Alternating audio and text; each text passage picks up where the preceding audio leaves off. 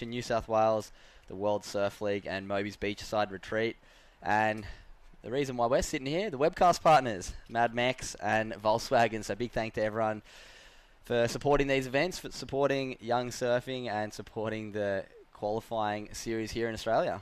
Yeah, it's a big part of obviously leading through to that Challenger Series and the qualification of events at the end of the year. And, well, how can we not be excited about surfing? We've seen some pretty crazy stuff to kick off the year over in Hawaii. All those events have been running down. We saw the GOAT obviously get a win at Pipe, and, well, Sunset was just an absolute jumbled mixed bag of rookies that just came through and just took down some of the big names, which was really good to see. And yeah, well, Brees has taken out that event, and obviously some of the Aussies like Ethan Ewing going absolutely mad, and it was a great event to see. And obviously leading through these Challenger Series events, so these Qualifier Series events into the Challenger Series, it's going to be exciting at the end of the year.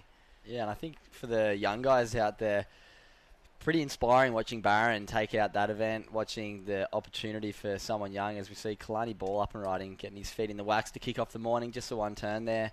He'll be back out there looking for something a bit better. But yeah, I think all the young surfers out there who would have watched that event at Sunset, it really would have opened everyone's eyes to the to what's possible if you really put your head down. And Barron's such a phenomenal guy, but yeah, a lot of young surfers in this event I think would have been very inspired by his performance over there at Sunset. And obviously every single person out there in the world would have been inspired by the GOAT's performance at Pipe, because that was something that I doubt we're ever going to see anything like again. I think he's maybe one of the most incredible athletes, if not the most incredible athletes to walk this planet.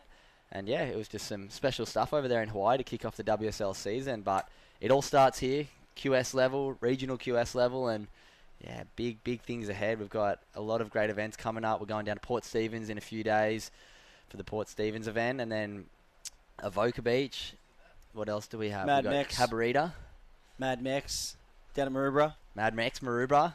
Yep, so Plenty of action to come. It's plenty of action, and then obviously rolling through into the 3,000 at Avoca. We've got the 5,000 up at Tweed, and then it's just going to keep rolling from there. And, you know, this is a really good stepping stone for all the surfers, like you said, to dust off the cobwebs, you know, get back in the jersey, get feeling things. You know, obviously the guys that have done the Challenger Series coming out of Hawaii, that's a lot different to these New South Wales beach breaks. So to really get your grovel on, and hopefully we get dished up some swell. Last year we saw plenty of swell throughout most of the series.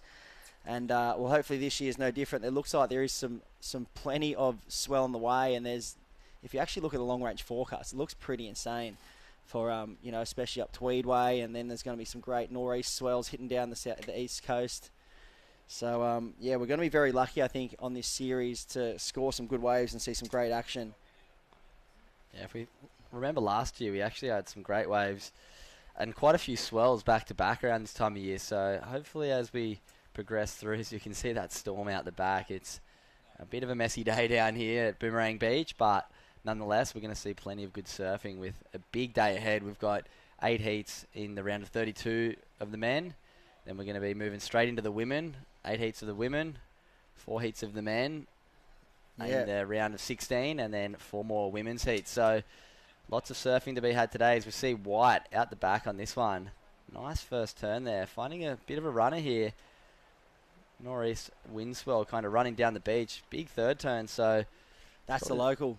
The local, best wave so far of the morning, using his local knowledge, finding a really long running left here. I actually went out there for a few waves this morning and didn't see a single wave as good as that, so great. Oh, and the finish, that was a beautiful backside whip there, so nice wave there for the surfer in white. He's going to be straight out to the lead, as we're going to be coming up with some scores on the screen, I think, by the next heat. Just working out a few minor glitches as the morning is bucketing down here. It's been quite difficult for all the event staff to get all the tents down the beach, get everything set up, but we love it. And yeah, as you can see out the back, it is dark right now. Yeah, it is. It's the rain's bucketing down, and, well, the work is being put to work. All the WSL staff and the local sponsors, everyone getting behind this event is being put to the test today to kick these heats off. And, well, that was a great wave by Cale Enfield there, the local, 17 years old, been doing some damage through this event so far, and he's going to be looking to really keep this run going, because he's onto a special something here. And we'll wait and see if some scores come through from that. We do have some issues with the scores. First heat of the morning, obviously A lot of rain falling. There's a few technical issues going on, but we're going to get those to you as soon as we can. But we're going to keep rolling on through and enjoying the action as we see it. But today, I think the forecast is looking pretty similar throughout the day. Maybe a slight increase in swell, Coops? Yeah, it feels like it's going to build. Yesterday was a bit smaller than this. It's been howling all night. I'm staying right here on the beach, and you could just hear that wind absolutely whistling all night. So increase in swell this morning, and as the day goes on, it should build with this little storm that we've got off the coast. So hopefully as we see the increase in swell, we're going to see the event progress. We're going to see quarterfinals, semi-finals, and finals tomorrow, which should be extremely exciting with so many great names surfed in this event. And like we've been touching on, everyone just dusting the cobwebs off, kicking the year off with these 1000s, trying to find the feet in the wax and get that competitive mojo back, because, yeah, we all love getting to watch live surfing, and it's great to be back here on the mic and getting to call some awesome heats. That's right. And well, we'll see in the next heat. Or this is another ride here. It looks like wide up and riding again. So that's blue. Jolly Vaughan. That's Jolly Vaughan right there. Coming off a huge win down at the ABB, where he was kind of the man that steered the ship home for, well, North Shelley board riders. And that was a monkey off the back for them. And, you know, they'd be loving life. And Joel Vaughan, he's been a superstar for them. And obviously their power surfer running through that event. If you got to watch that, it was very exciting. And well, they definitely peaked at the right time. Hard for us to swallow, Coop, but it's good to see North Shelley. They get the monkey off the back, and I think that club definitely deserved that win, and definitely big thanks to Jolly Vaughan for getting them over the line. So he'll be fired up, and he's in good form. So I watched him that whole event, and he couldn't put a foot wrong, and he looked really sharp. And I think he's been doing a lot of training in the off-season, especially with his brothers. They got a stacked family of surfing talent. You know, we see his younger brother Huey, and he's an absolute charger and a madman, and I'm sure he'd be pushing his older brother and watching him, and it's just a great vibe you get from that family, isn't it? Yeah, I'm excited to watch Joel this year. I think he's gone through that development stage. I was lucky enough to do the Challenger last year, and over in France, the Quicksilver team came over and spent a bit of time there, and they had their little Young Guns crew, and Vaughan, he was over there, and he was going mad. He was doing some of the biggest punts, really getting to develop his surfing, and I think it's cool when the brands get behind people and take them around to the events that have all the best surfers in the world at them. And yeah, Joel's been around some really good surfing the last 6 months, and I think it's really starting to show with his surfing. Like you said, great start to the year for him, taking out that ABB, leading North Shelley to their maiden victory, which was, like you said, really nice to see a bunch of amazing people down there at North Shelley. Russ Maloney, Shane Holmes, Macy, what a stellar team they have, and I think it was well overdue, but we'll give them one. We'll give them that one. Yeah, exactly. But, yeah, great to see the North Shelley guys, and yeah, shout out to the Vaughan family out there. Huey, I'm sure he's out there watching, maybe at school today. But nah, they're big bright future for the Vaughan family, and yeah, I'm looking forward to watching it because Joel's a phenomenal talent. But let's see what he can do in this heat, because he's got a bit of work to do. Yeah, he does. Well, currently got a couple of scores through now to kick off the morning, and well, it is Kalani Ball, the man in red, out in the lead, 7-point total. That's courtesy of a 3.5 and a 3.5. Jolly Vaughan, he has a 5.60, highest score of the heat, so he'll be loving to he's stoked to lock that one in, and he's got 2 more scores to drop, so we'll get you those scores once they come through. Noah Stocker in the green, he's got a 5-point ride, and well, we saw Kale's first ride, that was a 3.5, and he's got another ride to drop, so we'll stand by for those scores and keep you updated with the situation as it unfolds. And we'll keep those scores coming through to you, as we don't have scores on the screen just yet, but that will be coming. So great little heat, bit slow to start the morning off, and you can expect that sometimes in the first heat of the day. Everyone's trying to figure out the lineup. It's early morning, it's raining, it's kind of hard to see out there, but here's a nice looking ride. This looks like Jolly Vaughan. Nice 2 quick whip, 2-turn combo there. I think he'll be throwing that one out, looking for something a bit better, but like we said, the forecast is looking pretty decent in the long-range forecast. We've got some nice running lefts, and obviously these wedgy rights back into the corner here, and that's Noah Stocker, the Electric Sunshine Coast surfer. 2 good whips there, and he'll be looking to finish this one, and there's a nice little dagger. Drops the wallet to finish there, so that's Noah Stocker. I reckon that could be his best wave to kick off the morning. And well, Coop, you've been up here for a couple of days now. You've got to feel out the lineup. You've got to see the talent. You've got to see everyone in the rhythm. Who's kind of been your standout so far, if you kind of had to put a X marks a spot on a few of the surfers? It's tough to say. The conditions have been really tricky. I got to come down and watch Banting back competing, which was nice. He's been one of my biggest competitors my whole life, and getting to see him back in the water is really special. I know he's been dealing with some injuries, and it's nice to see him back competing, doing what he loves. And yeah, he had a bit of a slow heat yesterday. I think he got taken down by... Who did he get taken down by? Let me find this heat. Xavier Hux. He looked really good. So Xav, he's had a really good start to the year. Nice showing up at the Usher Cup a few weeks back. Some great surfing. But yeah, it's nice to see Banting back in the water. Kalani Ball, as we see, up and riding here. Huge turn. Straight back up for a second one. That was another name that I was going to say. Highest heat score total yesterday, Kalani. And showing exactly why with that huge first turn. So a bit of Haleiwa practice showing the goods right now. That is absolutely Kalani Ball to a T. And well, here's the local, Port Macquarie local, Cale Enfield. Not too much on offer just there, but that first turn of Kalani Balls was absolute dynamite. And you're exactly right. That was the type of surfing that took him all the way through to, I think it was a 5th place finish or a semi-finals, semis finish. Yeah, over in Haleiwa, where he really just cemented his spot and kind of showed everyone what he could do. It was just, he was very unlucky not to go all the way, I thought. I thought he was looking form surf the event, and well, hard to go past John, though. Oh, very hard to go past John, yeah. I actually got waxed by Kalani, and I think the second round he sent me packing and got me on the plane back home, but at least it was an Aussie. Wouldn't have it any other way, so yeah. Great to see him have a good run, because he had an interesting little run over in the Challenger Series. He was surfing really well in California at Huntington and then also in Portugal, but he just kind of didn't get... He had a few 13-point heat totals that he got knocked with, which... You get those runs in events sometimes, but he persevered. He just scraped into getting into Haleiwa, and then he really threw down the gauntlet and showed why he deserves to be there. So good run at Haleiwa, good confidence builder coming into this year. So we're going to wait for that score to come through, but dare I say it's going to be the biggest one of the heat. Yeah, so we saw last score of Noah Stocker, and well, that was a 6.5. So if that's a 6.5 for Noah, I'm going to be really interested to see where the judges go with Kalani Ball's score there, because that first turn was huge, and then obviously backed it up with that nice little float of the boat to finish. And currently in the lead. This is while we're waiting for the last score of Kalani to drop. It is Noah Stocker, 11.5 total, courtesy of a 5 and a 6.5. Jolie Vaughan in second with a 5.6 and a 2.5. Here is the local, Cale Enfield, up and riding in white. Those little rights, they look like if you get the right one, there's a lot of bowl to them. I think they're going to be the pick of the day, because the left's running down the beach. I reckon there'll be the odd gem, but a lot of them kind of tapering out. Those wedgy kind of sections that come back at you kind of reminds me a bit of the alley rights. Yeah, it definitely has a little bit of narrowbeam feel. I'm lucky enough to be staying here with Nathan the Hog Hedge, and we've been saying there's some narrowbeam similarities out there. Those running lefts, bit of a northeast wind swell, couple pockety rights, and you see Jolie Vaughan up and riding here. Nice little first turn, squaring up on that second one.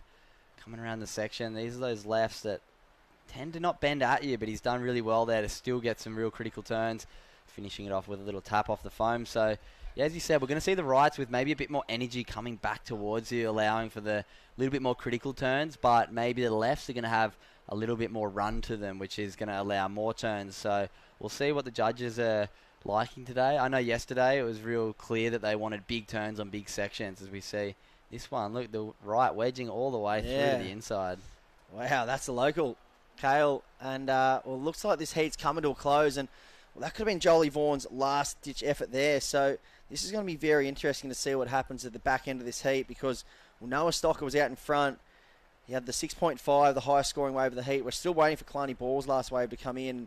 I dare say that's going to be up in the excellent range, because that first turn was one of the turns of the event so far. We'll try and get these scores to reload and get them to you as soon as we can. And well, you saw Kalani Ball, we saw, Jolie Vaughan in that last one, running down the beach, and that's what we were talking about, those lefts that tend to run out to sea a bit. A little bit less energy, maybe a little bit less kind of substance to them, but you'll get more turns. So what are the judges looking for? Are they looking for multiple turns? Are they looking for critical turns, Coop? What do you reckon? I think we're going to see a lot of big scores on rights for one or two big turns, because I think, like you said, there's a lot more opportunity on the right for the aggressive manoeuvres. There will be the odd left that runs down the beach that continues to give pockets, but from my experience out there this morning, the few that I caught were rights, and they had a bit of juice to them. It's built a little bit from yesterday. Yesterday was a bit smaller. as we see the day go on, the tide's going to start coming in, and it will change quite a lot. So while we're out the back, low tide right now. I think we have a low tide in about an hour's time. So yeah, the conditions will drop out a little bit more. We're going to see some fun right ramps maybe out the back. Wind northeast blowing into the right, so watch for some guys to huck some airs as well today. Yeah, well, I think I just Marzi, saw that. wow, that was a big two-turn combo, Marlon Harrison. Yeah, so this next heat, that heat number 2 is kicked off, and well, I'm looking at scores coming through for Kalani Ball's fourth wave, that one that we saw. It came in at 6.1, so a little bit under Noah Stocker's good wave. So obviously judges really liking the combination of turns. We saw Kalani's big first turn, bit of a softer floater. So, you know, I think they're really looking for combinations of big turns. That's obviously evident right there. So we're waiting to see for Jolie Vaughan's last one, but no, Noah Stocker could be taking out this heat. And well, we look at the fan picks on WSL, and well, Noah Stocker, 7% of people, 65% were going Kalani Ball, and 26 Jolie Vaughan, and well, Noah Stocker, I think he's thrown them out the window there. And a bit of an upset. Like maybe a bit of an upset there from the fans, but great surfing from Noah Stocker, and he was a force to be reckoned with last year on the Challenger Series, so on the qualifying series events. As we saw that good first wave there for Marlon Harrison, as we were touching on before, he was one of the standout guys on day one. He got a few really nice lefts, dropped, I think, a score up into the 15-point range with an 8 and a 7. So he's been bringing a bit of form. It's been a really good start to the year of waves up on the Gold Coast. I'm lucky enough to live up there right now. And, yeah, a lot of surfing done by every single surfer on the coast up there. So bringing a bit of form into these events. Little Marlon Harrison starting to step up into these to these qualifying series events. It's nice to see that progression and the young guys starting to throw their hat in the ring. And I think that's a great thing about this New South Wales Vizsla. The white and, well, Matt Banting in the green. So we've got 2 CT ex-surfers. And, well, that was a huge turn from Billy Stammen.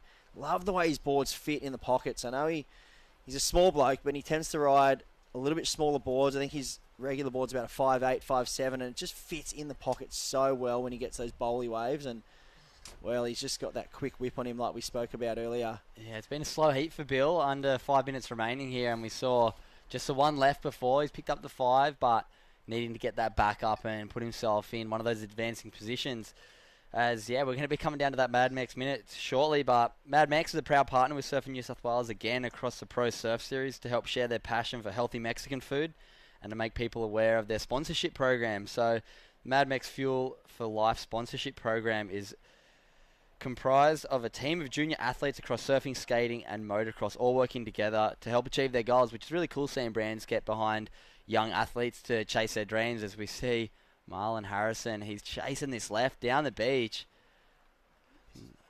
This is an important wave here for Marzi. Yeah, and that's been one of those waves we spoke about. It was a few nice sections, but a lot of downtime in between. So it's a tricky one for the judges to score because it's got those moments of brilliance, but then it's got a lot of waiting around as he's trying to link those sections together. And he probably covered about 100 metres on that wave. It was a long, long left, and, well, you compare it to his right, which had 3 big bangers, and he probably only covered about 40 metres. So different style of waves, but how the judges kind of interpret it, that's kind of what we're going to kind of sit in here and wait for. So in the back end of this heat, it still is. Oh, we look at some scores coming in, and Billy Stammen's last wave has rocketed him up into the lead. Just wait for get this reloaded on my screen, and I'll get these scores here. Yeah, there's not long to go in this one. Once we have, hopefully over the next heat or two, we're going to have scores up on the screen for you guys at home, and we're going to have a timer as well. But as we can see out the back, it is absolutely torrential rain right here. And yeah, all the Surfing New South Wales team are down, getting tense up, trying to protect those judges down there on the beach because it is torrential out there right now. But waves are still coming on through. Everyone's doing their job, and the surfers are out there. Probably not the driest, but probably in the best position out of everyone, not getting wet on the beach. That's right.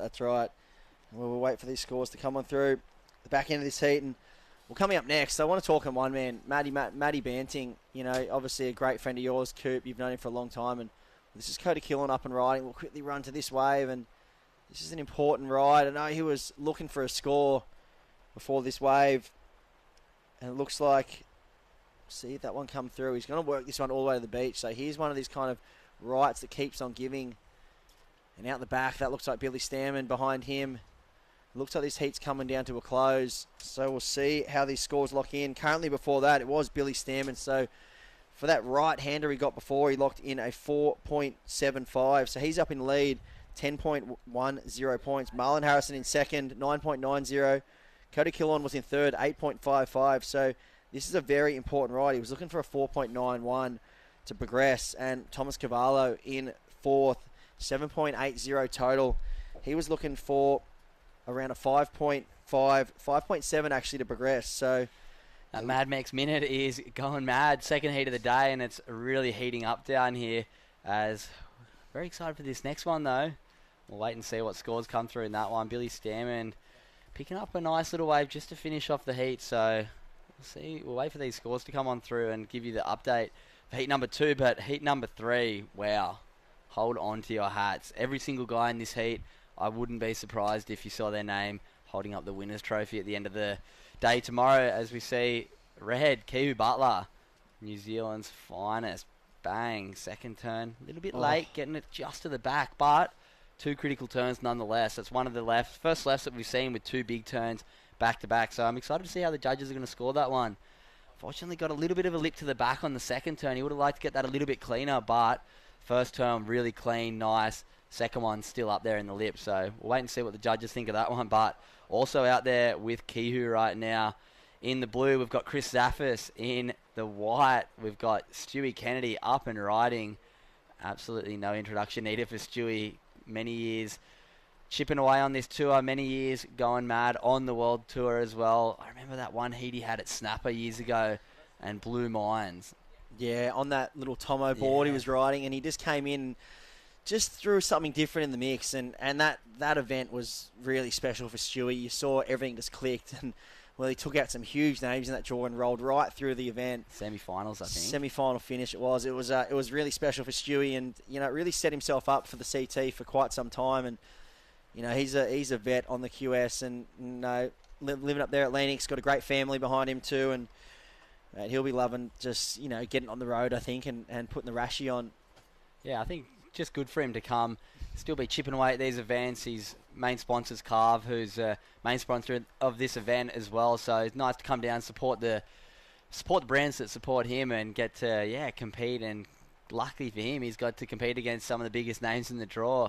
As we see Chris Zaffers up and riding in the blue here. Found a nice looking left. First turn, nice and tight. Once again, these lefts are bending away a little bit, but getting a nice little slash on the second and a third. So great little wave to start there for Chrissy Zaffis. Yeah, and so we see Kihu Butler's first ride come in. We saw that first nice big turn, and then second turn maybe a touch late, 5-point ride locked in. So, you're right, Coops.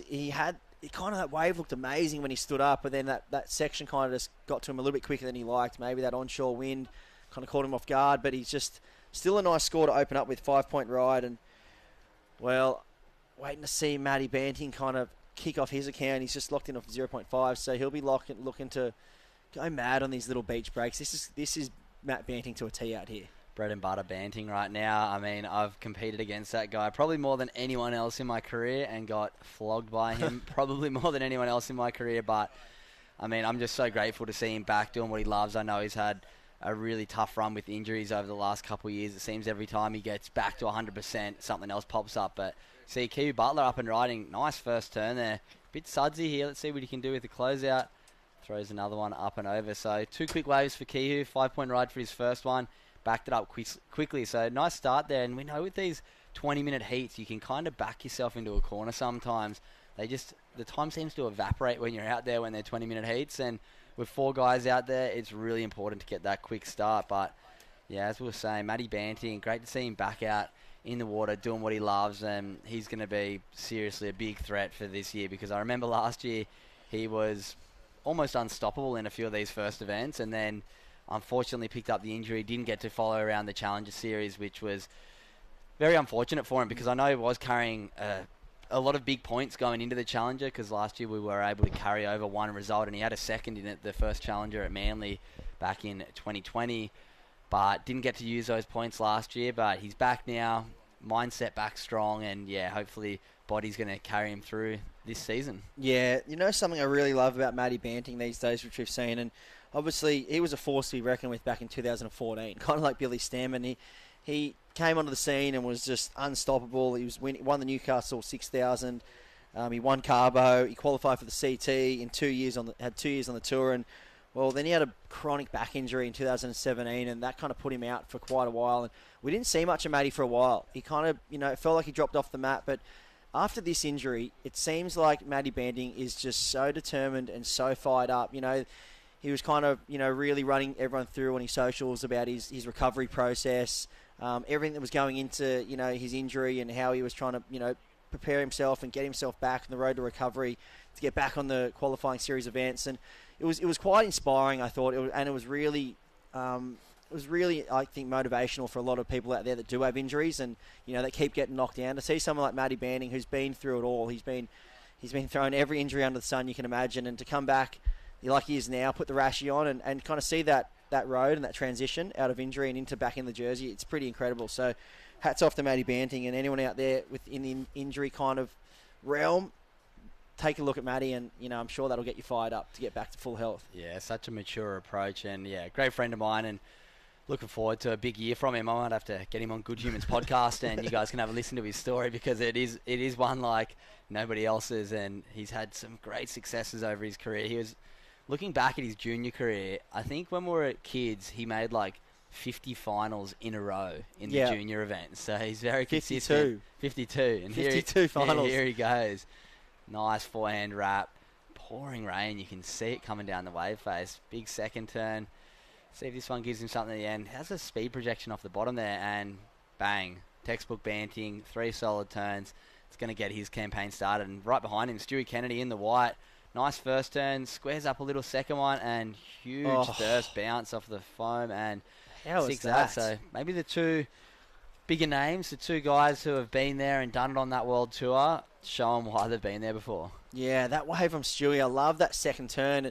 First turn, really nice carve, and then, well, he had the option to kind of go wider and probably into another cuddy, but he chose to just square it up off the bottom and get really tight. And it allowed him to come out of that turn and be right in the power source and just bank that last turn perfectly. And I guess if he picked any other turn there, he probably would have missed that end section. So great read there from Stewie for those 3 turns, and we'll see how the judges go. And well, this is the Angari local. Is he still living at Angari, Chris Zaffers? No, he's up at Surfers Paradise now, working on his Sparkies. Yep. Fully qualified. And, geez, look at that. This heat, as we said, fireworks. Yep. Unbelievable surfing by all 3 of the guys there. So we'll wait and see what those scores come in. But, yeah, Chrissy Zaffers just got married to his beautiful wife. And, yeah, someone else is getting married soon, eh?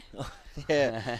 Yeah, the knee fell out, and the chicken will be putting a ring on it soon, which will be exciting. Shout out to Karina, the fiance out there. So everyone back home, everyone watching out there in Webland, everyone that's enjoying the action here from sunny Boomerang Beach. And we look at the fan pics of this heat. I reckon, it might be another upset on the cards here after seeing that last one from Chris Zaffis. So 38% picked Matty Banting, but the favourite, Kiwi Butler, I think a few of the Kiwis have tuned in and jumped on the Kiwi Butler train. So Chris Zaffis is 6%, but doesn't matter what the fan thinks. It matters what goes out in the ocean out there, and Stewie Kennedy 11%. So good little breakdown of how everyone's feeling and how everyone's watching these heats unfold. So jump on World Surf League, join in the fun, pick your picks for the next upcoming heats, and watch all the action unfold here at Boomerang Beach for stop number 2 of the Australia Oceania qualifying series. This is stop number 1 for the Vissla Pro Surf Series 2022, and it is the Carve Great Lakes Pro Men's and Women's QS1000. Well, the series naming rights partner Vissla and the naming rights partner Carve getting behind everyone and supporting professional surfing at its finest coming through Australia. And we can't say it enough thanks to all the Barrington Coast, Destination New South Wales, World Surf League, Moby's Beachside Retreat, bit of a tongue twister there, and the Mid-Coast Council, and then obviously Mad Max and Volkswagen. Thank you everyone for putting on these events, getting live surfing to our screens, and letting us all enjoy the action. Yeah, there is plenty of action right now in the water. This is heat number 3 of the round of 32 men's action down here at the beautiful Boomerang Beach. Might not look just that beautiful right now. If you look out to sea, it is a huge storm off the coast, and it is teeming down right here on the beach too. So Surfers having to deal with some difficult conditions right now, but the action is coming in very hot. We saw some amazing surfing on those last 3 waves from Stewie Kennedy, Matt Banting, and Chris Saffers throwing down a massive air reverse. So we'll wait and see some of these scores coming in very shortly, and we'll give you an update as soon as they come to our screens. But yeah, as we said, heat number 3, my pick for the round, for heat of the round, and it is not disappointing out there right now. Conditions quite tricky, but there's definitely a few opportunities for the boys to go mad. Yeah, that is right, Coops. That is right. And out in the water right now, we're waiting to see these scores come through. I'm interested to see where Chris Zaffis' score will sit. First air we've seen in the morning. So you did touch on that earlier. You said, those little right-handers, those punchy rights, are going to offer those air sections, obviously with the wind as well. So for everyone out there as well that's kind of watching that doesn't understand how, those air sections work, you're probably one to best describe it for us, Coops. You spend more time in the air than almost anyone. So talk us through how those rights benefit the surface today with the wind. Yeah, I'll give you a bit of a breakdown. So because we're trying to move generally between a 5'10" to 6'2" surfboard through the air, big bit of glass, you need the wind to be pushing the board to stick it to your feet, unlike skateboarding or even snowboarding and wakeboarding where the boards are strapped to your feet. We have to try and keep control of that big bit of glass, whereas skateboarding is a lot smaller, a lot easier to control. So the wind is a big factor for us. If the wind is blowing towards us, when we throw our board into the wind, it sticks it to our feet, which allows us to keep control as we go through it. So today we've got a northeast wind blowing into the rights. So while we're going right, it might slow you down a little bit with the wind coming towards you, but it does give that opportunity to huck that board into the wind, keep the board stuck to your feet so you can complete the maneuver. Whereas you'll see if somebody tried to do an air on a left today, you'd see their board get blown away by the wind. So the wind plays a massive factor when it comes to aerial surfing. And as well, the northeast wind swell, as we said, the rights are quite punchy today. So give some bowl on the waves. So anyone out there who's watching who wants to learn how to do airs, days like this where you normally look at the conditions and go, maybe not that good, don't want to go out, are actually a really good opportunity to keep that open mindset and go, you know what, this is a good opportunity to go out and try and learn something new. So when the wind's blowing towards you and it might be a little bit slower going into the wind, it's a good opportunity to try and find little punchy waves and huck some airs into that wind because, the board will stick to your feet and make it a lot easier to keep control. Yeah, well, great breakdown there, Coops. And, well, not the only person that loves airs is you because the judges love them too. So Chris Zaffis, 7.25, best score of the morning. So there it is. So I think a lot of competitors will take note of that because pretty much every competitor out there does have the airs in their repertoire these days. It's something you've almost got to have, locked away to be able to, compete in these type of conditions. So I think a lot of the competitors out there will be taking note. They'll be looking at Chris Zaffis' last wave. And, well, that was the first nice carve into a big punt into the flats. And, well, it was a very critical air. He did land in the flats. Nice grab. And here we go. Here's Keogh Butler taken off. This is a wedgie looking right. So I know he's got the air game really strong. So there it is, just like we said. So he's taken note. Kind of that early grab air there, but unfortunately catching the nose as he came around. So I think a lot of the surfers have taken note that Chris Zaffis' last air did score really well. It's put him in the lead. Currently in the lead is Chris Zaffis in the blue. 11.75 total on the back of a 7.25 and a backup of a 4.5. Keogh Butler, the Kiwi, is in second. 10.50 on the back of a 5.5 and a 5. And, well, up and riding, here's the man in third, Stewie Kennedy. Nice tail whip to kick this off. And a second one, and here's the bonus section. And there it is, a nice little punt. So easy as you like, Stewie Kennedy. Oh, that's vintage Kennedy right there. That was 3 nice turns. Picked off probably the better wave that's come through this whole heat. He's trying to back up as we see Banting.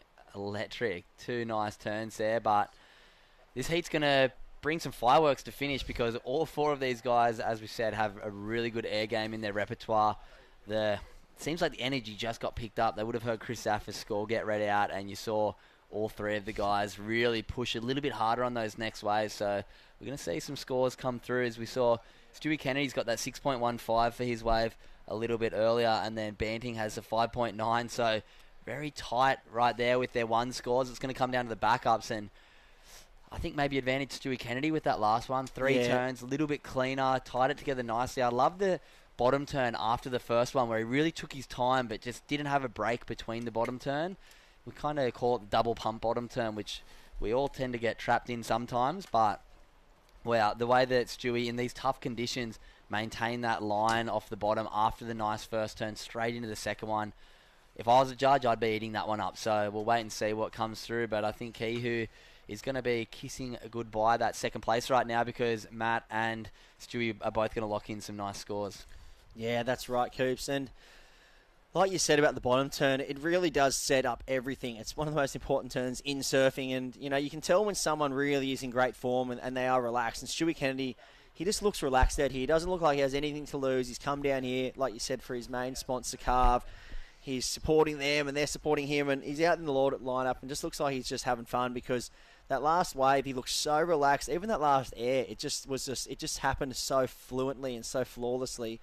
It didn't even look like he was trying, and he's just ended up punting a nice big straight air at the end of that wave. And we'll see these scores rolling through, and I would dare say, just wouldn't be surprised to see Stewie Kennedy take the lead with that last wave on the back of his 6.15 he already has. And it'll be interesting as well. Banting's one had that really nice first turn, got it up there for a second one, so pretty good combination. If we think back to the start of the heat, to Kihu's one good turn, a little bit late, second one, I almost want to say Bantings is going to have a bit of a jump up on that. The first one was really clean, aggressive, and the second one was still up there and nice, so he doesn't actually need that much to jump up over Chris Zaffers. So Zaffers not safe up there with the 7.25, but as we said, this heat was always bound to be a firecracker one, because four of maybe the biggest name competitors in this heat, that's the way the seeding works sometimes. A couple interesting matchups with Stewie not doing a whole lot of the events last year. Kihu, as we see some friends out there, the nice grey jackets. There he goes. Yeah, the friendly ones. The friendly ones, as we see. Red, Kihu Butler, trying to fight his way back into this heat. He would have heard the scores. 2 big turns. Wow. Absolute yoga boy. But that's the back bend on that thing. Yeah, was that? He almost turned himself inside out. But something that's been turned inside out is this heat. And, well, it's been flipped on its head like an egg timer. And, well, we'll wait and see these scores come through. But I did just see a quick update, and it looked like Stewie Kennedy had taken the lead and Matt Banting into second. So, well, Chris Zaffis and Kihu Butler probably scratching their head wondering what just happened, because they were sitting nice and pretty in first and second. Now they're in third and fourth. I'll get those exact scores to you once they come. But it's like you said, Coop, this heat is really going to be one that goes down to the wire. And especially with the fireworks that these guys are showing now. And, you know, they've really stepped it up a gear. And it went from a bit of a turn fest this morning into almost an air show now. So Chris Zaffis has really kind of opened the floodgates to the airs. And everyone in this heat's really kind of, you know, putting the foot to the metal. And we'll see how this back-end heat plays out. I'm just waiting for those scores to lock in. Well, you wait for them. I'll give the boys in the next heat the men in the next heat a bit of a talk up, because another firecracker coming up in heat number 4. We've got Oscar Berry in the red, Max Kearney in the blue, Kobe Clements in the white, and Xavier Huxtable in the green. This top half of the draw, I tell you what, I'm glad I'm not in the top half of the draw, because all these heats look stacked right now.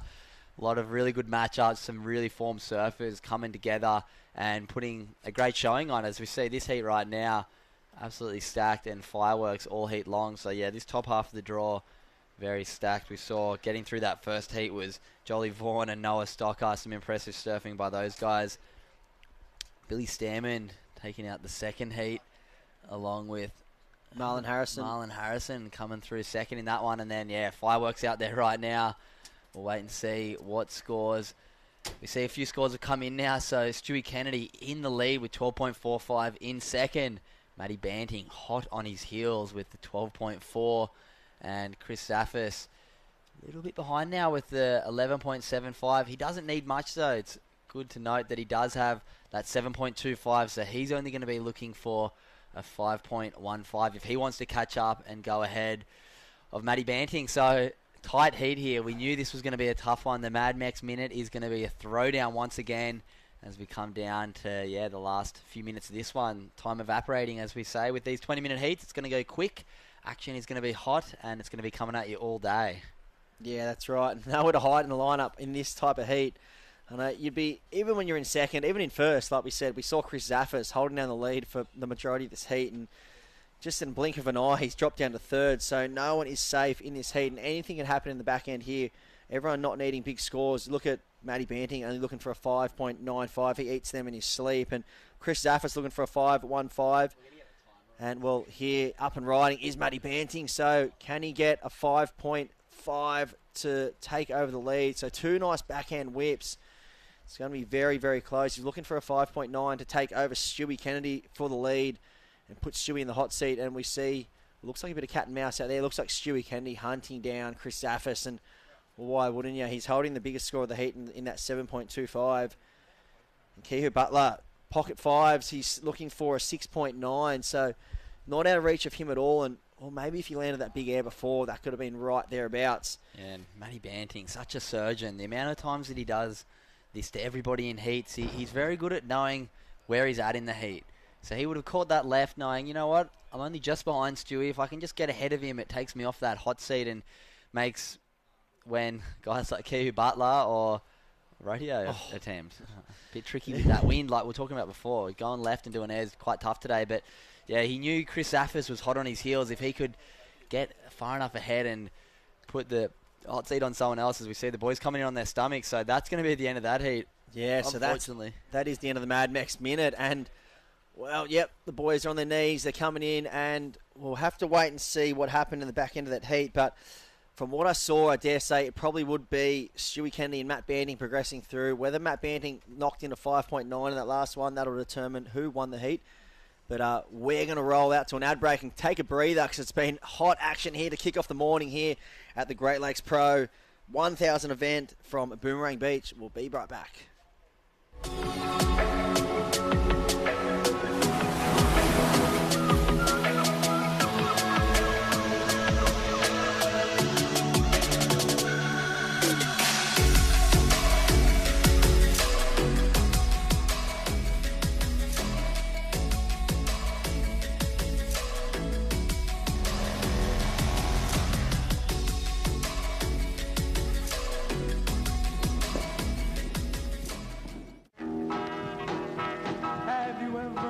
Miss Lindy, she's a gal with the bright red hair. Now she stands high from all the rest. You know her anywhere. Where she's mine, yeah, she's mine.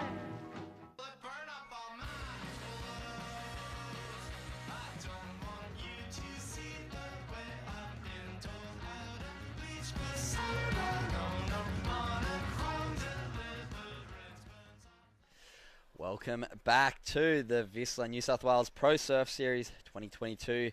We are down here at the beautiful Boomerang Beach for the Carve Great Lakes Pro men's and women's WSL QS1000. Big thanks to Whistler and Carve for supporting this event. We are down here, heat number 4, men's round of 32 out there right now in the water. In the red we have Oscar Berry, in the blue we have Max Kearney, in the white Kobe Clements, and in the green Xavier Huxtable. My name is Cooper Chapman. I'm joined in the booth with the lovely Britt Nicol. And yeah, how's your morning been, Britt? Yeah, not too bad, thanks Cooper. How's yours been? Very good. I've been sitting nice and dry in here at the Fresh Air broadcast booth with good old Chris Enevar calling the first couple heats. And as we see, up and riding in the blue, Max Kearney looking for a bit of a tube. Are you kidding? He's in and out of that one, but first tube of the event. It's been interesting first couple days, couple smaller days of waves, but right now the waves have picked up a bit as we see Xavier Huxtable out there in the green, a few nice backhand turns and finishing that one off nicely. So wait and see how the first scores come in. I did see a really nice wave before we went to ad break from Oscar Berry in the red, so we'll get some scores up for you shortly. And yeah, action-packed morning. How's it been down on the beach, Britt? Very wet, a little bit windy, but yeah, the conditions are good. Like the swell's picked up overnight a little bit more than what it has been the last couple of days. So although it is wet and windy, it is still plenty of action to be had here at North Boomerang Beach. For the first stop on the Whistler New South Wales Pro Surf Series for 2022, this is of course the Carve Great Lakes Pro WSL QS1000. It's nice hearing your voice, Britt. It's soothing. After an hour of me and Chris just going at it, bunch of tongue-tied wars and, yeah, kicking off the webcasters. Been good fun, but yeah, it's nice to have your soothing voice in here, a bit slower, and it'll bring my heart rate down a little bit. I do have a heat coming up in heat number 7, so this will be my last heat in the booth for an hour and give the listeners out there a bit of a break from my yappy voice. But yeah, it's great to be back down here, live surfing, back on our screens. Big thanks to Mad Mex and Volkswagen for putting on this webcast because, yeah, I love watching live surfing and I love talking about it. So here we go, Max Kearney up and riding in the blue here. Nice first turn, drifting through the back of that one and squaring up a second turn. So solid little 2-turn combination there. He'll be stoked with that one to kick off this heat. Do you believe he's in Snapper Rocks Board Riders, Cooper?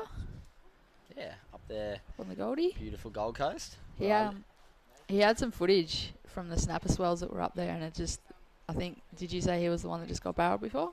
He got barreled on the left though. No stranger to go barreling, but yeah, he's normally on his backhand at Snapper, obviously. Yeah, we've got a good showing from all the Snapper guys. Mitchy Parko, big standout yesterday. Couple nice scores. So he'll be coming up very shortly in heat number 6. As we see, heat number 5, this is a cracker. We'll be moving into the back half of the draw after this one. Heat number 5, we're going to see Reef Hazelwood, Mikey Madonna, Jagger Bartholomew, and Archer Curtis. So very stacked heat draw here at this QS1000 event. Everyone fighting for those spots in the Challenger Series. I think what's really got everyone really excited this year, first event of the Challenger Series, Snapper Rocks in May. Everybody wants a spot in that Snapper Rocks event. As you said, we've got a few Snapper Rocks locals, one in this heat, one coming up in the next one, and Mitchy Parker coming up in the one after that. So yeah, a lot of the Snapper guys want that spot in the event because it's a big opportunity. It's really nice to see the WSL has given us this opportunity to kick the event off. Snapper Rocks is obviously renowned for that World Tour event that we've had there for the last 20 years. But it's taken a step back. Well, not even a step back. It's just taken a step to the side and giving us guys on the qualifying series, on the Challenger Series, an opportunity to throw down at one of the best waves in the world. So yeah, big thanks to WSL for getting that event over to the Challenger Series, and it's going to be exciting to kick off the year. But got to get through this the qualifying series first, and here we are. First stop of the Whistler New South Wales Pro Surf Series here. Second stop of the Australia Oceania region qualifying series. We had the first stop down at Phillip Island just last week. We saw that taken out in the men's division by Jacob Wilcox, second place, Jolie Vaughan. And then we saw Sophie McCullough take out the women's and Freya Prum in second place. So a few big names, a few guys guys and girls, or men and women who we will not be surprised if we see them at Snapper Rocks coming up in that Challenger Series first event of the year. We'll wait and see if we can get some scores for you coming through shortly. We're just trying to get some technical issues. As you can see, it has not stopped. Absolutely teeming rain right now. Britt, you've been down on the beach for the morning. See a bit of wet hair out there. I mean, my hair's wet because I had a quick little surf to warm up for my heat coming up. Your hair is wet for different reasons. Hair's wet, clothes are wet, everything is. So, yeah, I actually sat in the car for a little bit just to try and keep dry. But, yeah, it's good to get down there and be amongst the action and be on the beach. It's a completely different ball game too, sitting on the beach. The view is completely different to what we see on the screens here. So when we're down on the beach, we're obviously a lot lower to the ground and watching it live. What we see on the screens normally makes it look a little bit better than what we see. Yeah, I'm going to have to go and take a look outside, I think, shortly, get in the rain and get ready for my heat coming up in heat number 7. So double duties here for me today, but it's nice. I can sit in this dry commentary booth and watch the action. It's been fireworks to start the day. That last heat was an absolute cracker, and we saw maybe the two veteran guys out of the 4 sneaking on through with Stewie Kennedy and Matt Banting. Unfortunately, losing Chris Zaffis and Kihu Butler in that one, but amazing performances by all of the boys. A bit unfortunate that we had to have them all match up so early in the event, but moving on through the round of 16, Stewie Kennedy and Matt Banting, who will not be surprised if we see one of them in the final later on tomorrow. Here we have the surfer in white up on his forehand. Drives hard off the bottom. He's looking for this next section, Cooper. Still plenty of scoring opportunity out there this morning. Good to see that it's picked up a bit. Yeah, little building swell, a little Kobe Clements throwing down a couple turns there from down at Longreef. It's really nice to see. He's kind of bringing Longreef back on the map. We saw them have a nice showing down at the Board Riders Battle a few weeks back down at the gorgeous Newcastle Beach, and Kobe was kind of carrying the team, a few big scores, and he's really grown into his surfing, I think, Kobe. It's been awesome to watch his progression. I've actually coached him quite a few times as a young fella down at Manly Surf School. Shout out to Matty Granger. He's been bringing up, and Nick James. They've been bringing up some of those Northern Beaches young surfers. There's such a depth of talent on the Northern Beaches, and it's really cool to see. Kobe Clements is one of the young ones leading the charge, so he's stepping up into these QS events now and really putting a mark on these events. He looks like he charges too. I did a bit of social media stalking before I walked into the booth here. And mid last year there was a swell at South Narrabeen there, and it looked as though he was just absolutely charging for someone who's so young. He's got no fear, just goes. I'm sure you've seen that, Cooper, down on the Northern Beaches down there. Yeah, many a times, and it's due to note the support that he's had by Matty Bemrose and Volcom taking him over there, and some of the footage you see of him at Pipe from a few years back is phenomenal for such a little fella. He's been, throwing down some big waves, but also due to note, crazy air game. I remember that weird corked side flip. It's very rare that you see a maneuver that nobody's done before, but Kobe's one of those guys that's done that in the recent years, and Matt Miola comes to mind. Who else have we got that just those guys that really are pushing the boundaries and think outside the square, and Kobe Clements is one of them. So maybe some of these wedgie rights, these are actually pretty similar to the conditions that we saw that corked out side, I don't even know what you want to call it, Kobe flip from a couple of years back. So maybe we'll see some airs thrown down into this nor'east wind that we have here at Boomerang Beach today. As we see, Max Kearney up and riding in the blue, steaming down the line, squaring up for that first turn. Very nice. Nice vertical second one, and fitting 3 in. So maybe best wave of the heat there for the surfer in blue, Max Kearney. So he's going to throw down maybe his best score. We'll wait and try and get some scores in for you guys out there watching in Webland. Unfortunately, we haven't got the scores on our screens yet, but if you to download the WSL app on your phone, you can actually watch the live scoring. So far I can see on my phone here, Oscar Berry's locked in a 6.25 and a 4.25, so he's currently in the lead. Max Kearney's in second with a 3 and a 2. Xavier Huxtable has a 4.75, and Kobe Clements has a 2.75 and a 2.6. Last of Max Kearney. That wave we just watched on our screens was a 5.0, so Max has actually been shot up into second place. So the current situation for the Heat 4, we have Oscar Berry in the lead, Max Kearney in second, Kobe Clements in third, and Xavier Huxtable in fourth. Yeah, so a little bit of a slow start by Cobes and Zave. Due to note, Zave does have that 4.75. We saw a little 3-turn left to kick off his account, so we like to say he's got his back up. Now he just needs one more big score, because right now 4.75 isn't an easy score to come by out there, as we see. Nice little first turn. This one losing a bit of energy, but maybe one last big turn. Drifting the fins, showing he's in complete control out there. And that's going to give him a little backup. Maybe ship him up into second place right now. But yeah, we saw Oscar Berry kick this heat off with a nice big 2-turn right-hander. Earned him a 6.25 to kick this one off while we were in ad break. But yeah, Oscar Berry out in front, 6.25, 4.25. Max Kearney, we'll wait and see what that last one for those 3 backside turns comes in at. But yeah, action-packed heat right now as we see Kobe. A little bit of a sleepy start, hasn't quite found the opportunity just yet, but we know what he's capable of, as we were talking about just before. Not a stranger to some big waves, but also not a stranger to the aerial game. So we saw a few airs go down in that last heat. This high score of the day today was in that last heat by Chris Zaffers for 1. Nice little forehand carve straight into a big forehand air reverse. So 7.25 in that last heat. Biggest score of the day so far was for an aerial maneuver. So I'm sure all the guys in this heat heard that and are aware that the judges are looking for some airs into these right-hand bowly nor'east wind chops that we have. Kobe actually finished 5th in the Phillip Island Pro just over a week ago now, so good start to his 2022 campaign so far. Give him a little bit of confidence coming into this contest.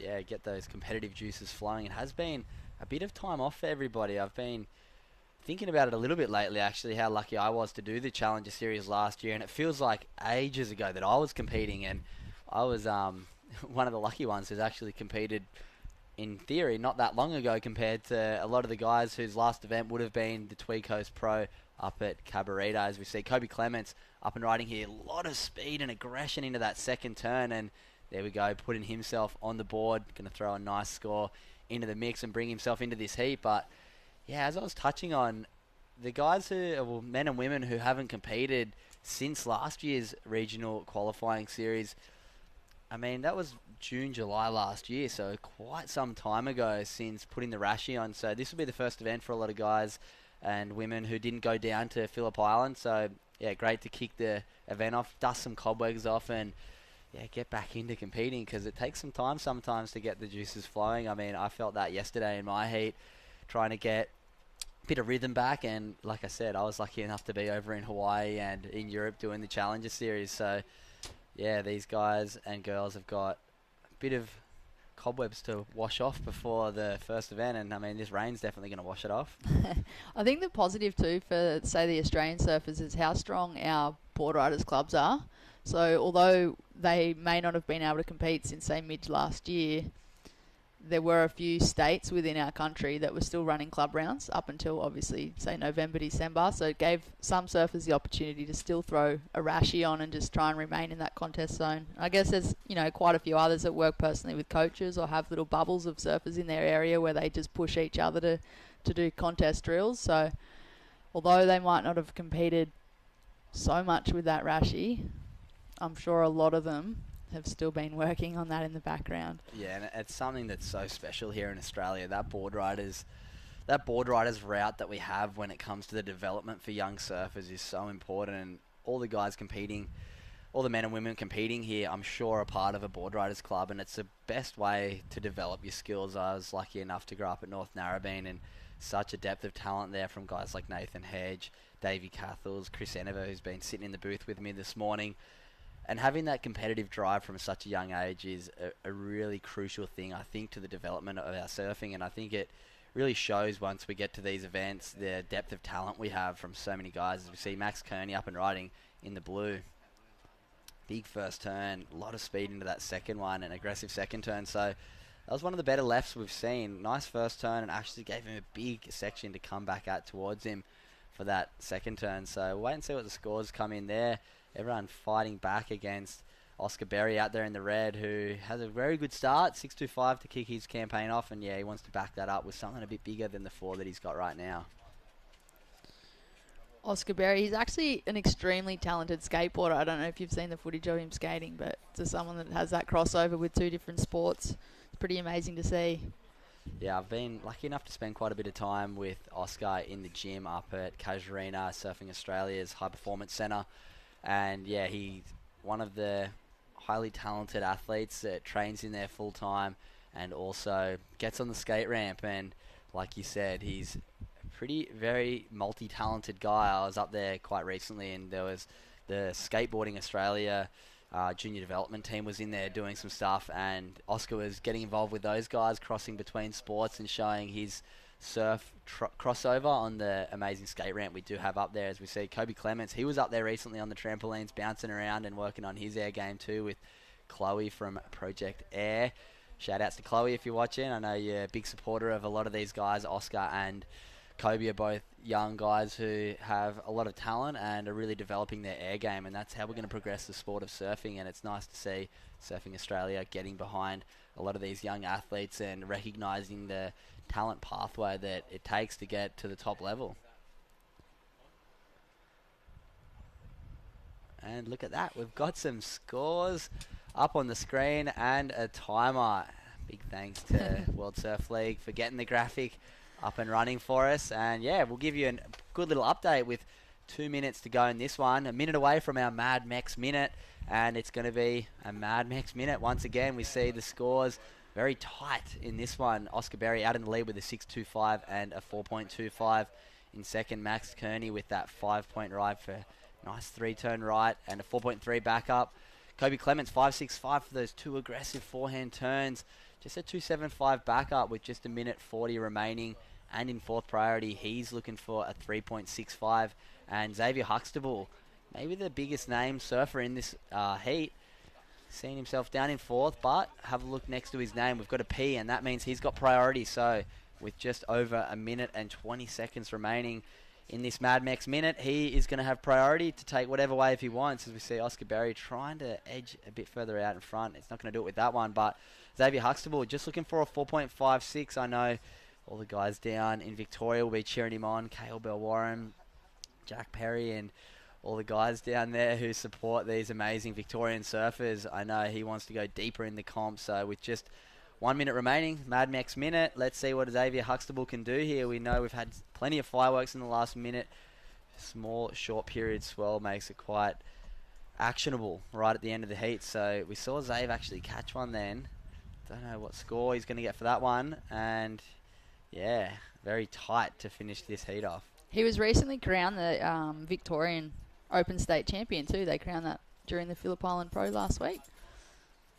Massive turn there by Max Kearney. So, wow, good on him, Xav. He's a big, bright talent and, yeah, big future ahead. I know he's been putting in a lot of work, working on some boards. He's been up, training up at Surfing Australia. I've seen him around training with none other than all of the great coaches up there on the north coast of New South Wales. And here he's going to maybe have a little fight back wave. He's not going to quite get it. Kobe Clements, though, only looking for a 3.65, getting that first little turn. Bangs out the fin ditch on the second, holds on. Wow. That's why we call it the Mad Max minute, because it is mad every single time. And we'll wait and see. Kobe not looking for much on that last wave. Little first turn. Ditching the fins on that second turn. And look at that. 4.15. Turns the heat right in the last minute. Oscar Berry taking that one out in the red. And it looks like Kobe Clements fighting back. 15 seconds to go, and that's all it takes sometimes. It is not over until it's over, Cooper. Yeah, so that is the end of heat number 4. We'll be right back after this short ad break. You are watching the Whistler New South Wales Pro Surf Series. This is a Carve Great Lakes Pro Men and Women WSL QS1000. I'm Cooper Chapman. This is Britt Nickel, and I'm going to be getting out of the booth.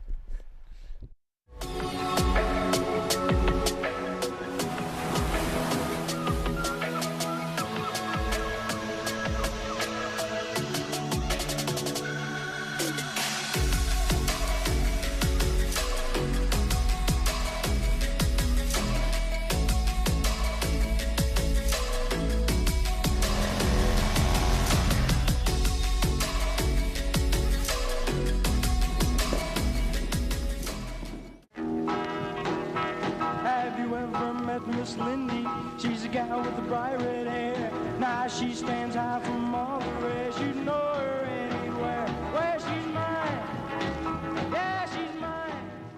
Burn up all my clothes.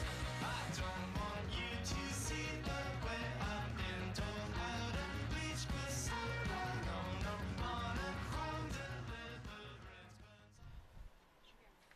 All right, welcome back. This is day number 3 of the Great Lakes Pro QS1000. Stop number 1 of the Whistler New South Wales Pro Surf Series for 2022. And well, this is a men's and women's QS1000 WSL event. And well, naming rights partner Whistler and Carve, great sponsors of this event. And obviously our supporting partners, Barrington Coast, Destination New South Wales, World Surf League, Mobies Beach, Side Retreat, Mid-North Coast Council, and, well, our webcast partners, Mad Max and Volkswagen. Myself, Chris Senever, in the booth here with Britt Nickel. Well, it's been an action-packed morning to kick things off at a raining Boomerang Beach. It has been, but we've also had some swell pick up overnight, so we'll take that as the positive. We are into the men's round of 32, heat number 5. Reed Hazelwood in the red, Mikey Madonna in the blue, Jagger Bartholomew in the white, and Archer Curtis in the green. So another exciting matchup. Yeah, this is going to be a crazy one. And, well, Mikey Madonna, big talent out of the north coast of New South Wales from Lennox Head. And, well, man in red doesn't need much of an introduction. Reef Hazelwood, he was an absolute standout last year on the QS series. And, well, made a run into the Challenger series and unfortunately came up a bit short. But I know he'll be looking for redemption because he's one of those surfers that we've seen him put his foot in the ring a few times on the CT, and you know he didn't disappoint at all. And he looks like he fits in on the CT. He's got the air game. He's really strong in big surf. We saw him last year, you know, in a few of these QS events when the waves were pretty big. And Man, he's really powerful, and he's got the whole package. So, you know, this is going to be a firecracker heat, and, you know, any air section that presents itself, watch out. Reef actually got the invitation to the Rip Curl Narrabeen Classic last year too, and as you'd know, Chris, you were there. But yeah, finished 9th in that event, which is an amazing result for someone who's just got the call up. Definitely more than capable. Yeah, it was great to see him down there, and obviously him and Dylan Moffat and a few other crew getting the wildcards into that event. But yeah, some of those airs he was throwing down on the left, because it was a weird North Narrabeen that event. There was really heavy end sections, and some of those airs the guys were throwing down into the flats were crazy, like just knee breakers. I don't know how there's not more injuries, to be honest. All that, I guess, the strength training and the prep leading into what they do. Yeah, and then also we've got a bit of a man-child, Jagger Bartholomew. He's been in red-hot form, and he's out of the Gold Coast. Snapper Rocks local. Saw him down there at the ABB competing for Snapper. And he had a good showing up at the Usher Cup as well, making the final. I think he finished third. Yeah, he did. Finished third, and we saw Sheldon win that one. Hogg got second, and then Jagger third. So that was a great showing from him up there. And we'll see this heat. Bit of a slow start to this heat, but yeah, it's going to be a great day of showing here. And here is, man, we were just talking about Jagger Bartholomew up and riding. Nice big first powerful carve. Nice low bottom turn tags that second one. And this is one of those running rights that we've had, Britain. I know you've been up here for a few days. You also got to throw the Rashi on. See him work this one through. How is the bank out there? How have you been enjoying the surf as we watch Jagger finish this one off? This seems like a right that keeps on giving. So he's looked like he's going to finish one off on the sand. A nice little layback to finish. So just when we thought it was all over, it kept giving. It is really interesting, Chris, as you mentioned. I've been here for a couple of days, but the last couple of days it's more been predominantly lefts as we watch Archer Curtis up on his forehand in the green. He is from the Gold Coast, young 18-year-old. But yeah, as I was saying, it has been predominantly lefts the last couple of days, but now there's been a bit more swell. Yeah, I guess there's a fair few more rights on offer this morning, which is nice. Competitors are probably looking at it with fresh eyes. Yeah, definitely. And we saw some scores lock in. First of Jagger Bartholomew, a 4.5. So we'll see if that was his first wave. We've definitely seen the judges really taking a liking to, you know, the combination of moves. We saw some big turns earlier. We saw Chris Zaffis with the one big turn, nice carve into that big air, 7.5. I think that's the highest score we've seen in the morning. Matt Banning with some great backside turns, as well as Billy Stearman. You know, we've seen one big turn not get scored as high as I thought sometimes in some of these heats. So I think it's really going to be about those combinations, and these rights are definitely offering that. They've got a little bit steeper. You can see they kind of bend back in towards you, so you can really kind of tag off. There's Mikey Bidonitis. Looks like he had a rocket ship on the back of his board there. Just speed for days, and I think that Darren Hanley's looking really spicy under his feet. So he'll be looking for a big result here, Mikey. No stranger to a good right-hander coming from Lennox Head. Beautiful part of the world. I'm sure the boys from Libar would be watching, tuning in. And Mikey McDonough's just shot up into second place. 13 minutes on the clock. It's interesting though, Chris, the way the bank is, it's kind of more tapered off on the takeoff on some of them, and then it builds up on that inside section and really gets a lot steeper. Noticed that over the last couple of days as well. And yeah, with the judging, they're obviously rewarding more critical turns, more steeper pocket. Opening up with a carve and then a couple of turns probably isn't necessarily the way to go. It hasn't been the last couple of days anyway. But yeah, if you can get a nice vertical and critical turn on that first section and then lead into those combos like you're talking about. And here we go. That's Reef Hazelwood. Two nice daggers, and well, yeah, he's holding on. And we've got an intruder into the booth. So that was Reef Hazelwood. Two nice bangers. Nice late last turn. And, well, this guy brings the X factor every single time he hits the lineup. We see a first score locked in for him. It's a 6-point ride. And everyone out there might have seen Jagger's first wave. Lots of nice turns. It kind of had a bit of downtime. Probably about six manoeuvres on that wave. But like Britt was saying, that it's really about those, critical manoeuvres and those big turns. So, there we see Reef Hazelwood locking in a 6-point ride for that last ride. That was 2 nice banger forehand turns on that left. Nice late last turn. So 2 turns, 6-point ride compared to Jagger's, probably 5 or 6 turns of 4.5. It's pretty evident to see where the judges are kind of leaning towards and what they're kind of telling the surfers they want to see today. And that last heat, I think, was a real turning point of the day. I think a lot of surfers and a lot of competitors throughout the day are going to take note of that last heat and see kind of what the judges were really scoring, and in such a high quality heat, where the kind of scores laid. There was absolutely no downtime between those 2 turns of Reefs too. He went in nice and strong, fast, and as soon as he finished that second one, he was looking. As soon as he finished the first one, he was looking straight into that second one. Got Jagger on a smaller wave, and just unfortunately unable to stick that turn. So, if you're Jagger, you'd probably be wanting to sit out there and be a little bit more patient now. Yeah, definitely. He looked like he was in a bit of 2 minds there between, that first nice turn. He kind of cut it short, and then, it kind of felt like it put him off for that last section a bit. I really would have loved to see him commit to that first turn, and then I think it would have set him up nicely for a nice big end section bang. But, well, this heat's been a little bit slow to start, but Jagger Bartholomew, he's in the lead. 6.3 total, and then Reef Hazelwood in second. He is holding onto a 6-point ride. Mikey Madonna in third, 3.75. And the Gold Coast surfer, Mr. Curtis, he's in fourth, looking for kind of restart his heat, I guess, right here. 10 minutes on the clock. You're holding a 2.5. I think you just got to go, I'm going to reset. Maybe try to create a bit of space from the other competitors. He has got priority now, so he's got pick of the litter out there. And, I think he'll be really looking to lock in a good score on a priority and then back it up quickly and just really bring himself back into this heat because it is wide open. It definitely is wide open. Other than Reef 6, there hasn't really been much of substance caught and locked in on the scoreline. We've got Mikey up on his forehand, straight into a first turn, looking for that second one. Bit of a frothy section, but rides out of it and finishing off. So he's only looking for a small score to move into second, maybe even first, with 9.5 minutes on the clock. Still plenty of time remaining, but as you said, Chris, Archer Curtis sitting in 4th place, just waiting for a good wave. He does have priority, so anything that comes through, he can take off on. There we have it. Mikey Madonna shot straight into first. I don't have the single wave score, so I'm not exactly sure what that last wave came through as. But I'm sure Mikey would be happy to be sitting in first place now.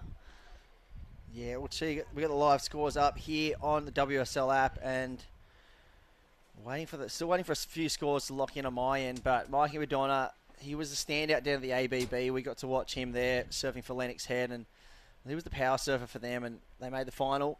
Unfortunately, came up a bit short. North Shelley took that one out, but Mikey Madonna was on an absolute tear that event, and you can see why Lieber put him in the hands of his power surfer, put him in their hands as the power surfer, because he's just so solid on his board. He just doesn't look like he's going to fall off, and if a swell picks up, he's one to really look out for. And, well, speaking of someone to look out for, that's Reef Hazelwood. Single highest score of the heat so far with a 6. And, well, there's Mikey Madonna. A 4.65 and a 3.75 two-wave total. 8.40 out in front. And, well, here's Archer Curtis. He's been waiting for this one. This is a very important ride. With priority, 8 minutes to go. Tags it through the lip. He's going to let this one run down the beach. Can he get a finishing closeout turn? He's going to look for something solid here, and well, just ditches the fins, drops the wallet, and will he hold on? We'll have to wait and see what the judges think about that. And here's the big man. Jagger in the white. He's been doing a fair bit of work with Vert Duffner, one of the coaches. I've seen him floating around the contest site at the moment with a handful of the surfers, actually. And I ran into Jagger and that crew only maybe like a week or so ago. They were training out at Cabarita, which is home for me. Young Dane Henry was out there, Freya Prum. There's a handful of them. This is the Kiwi Warriors. They're all there.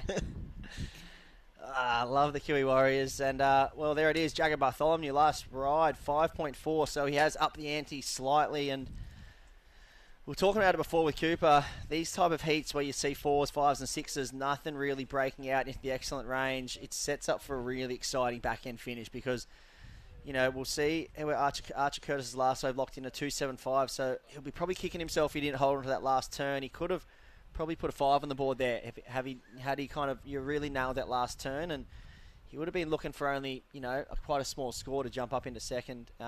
Still only looking for a 5.65, but if that gets topped by Mikey Madonna's 3.75, it's going to be a lot harder for Archer to make that second position. And Reef Hazelwood looking for a 2.4. Uncharacteristically took that wave and got hung up the top. Lost priority, and he's back out there. But yeah, he's back in the second priority now and only looking for a minimal score to move through. Yeah, so everyone out there, we do have priority in these heats, which means, obviously, you get your pick of the litter. First priority. Second priority can take off on any wave they want if the man with priority is not taken off on that wave. You can actually take off on the same wave and split the peak if you want. And third priority, fourth priority, kind of hunting around, trying to find whatever they can underneath those two guys. And this will be interesting in the back end of this heat. This is going to be very, very important for Mikey Madonna here, how he uses his priority. And, well, here's Reef Hazelwood on a nice-looking left. He's taken off. Will he get around this section? He's not, so that could be a bit of a mistake there. Jagger Bartholomew sitting in the lead, 9.9 total. Mikey Madonna in second with a very important use of priority coming up right now. 8.4 total. He'll be looking to lock in a 5.26 to go to the lead, and that will be his number, Britt, to kind of try and find and take himself out of that hot seat. Definitely achievable with just over 5 minutes on the clock. Still plenty of opportunity out there, Chris. Jagger Bartholomew sitting in that box seat. Will he stay there?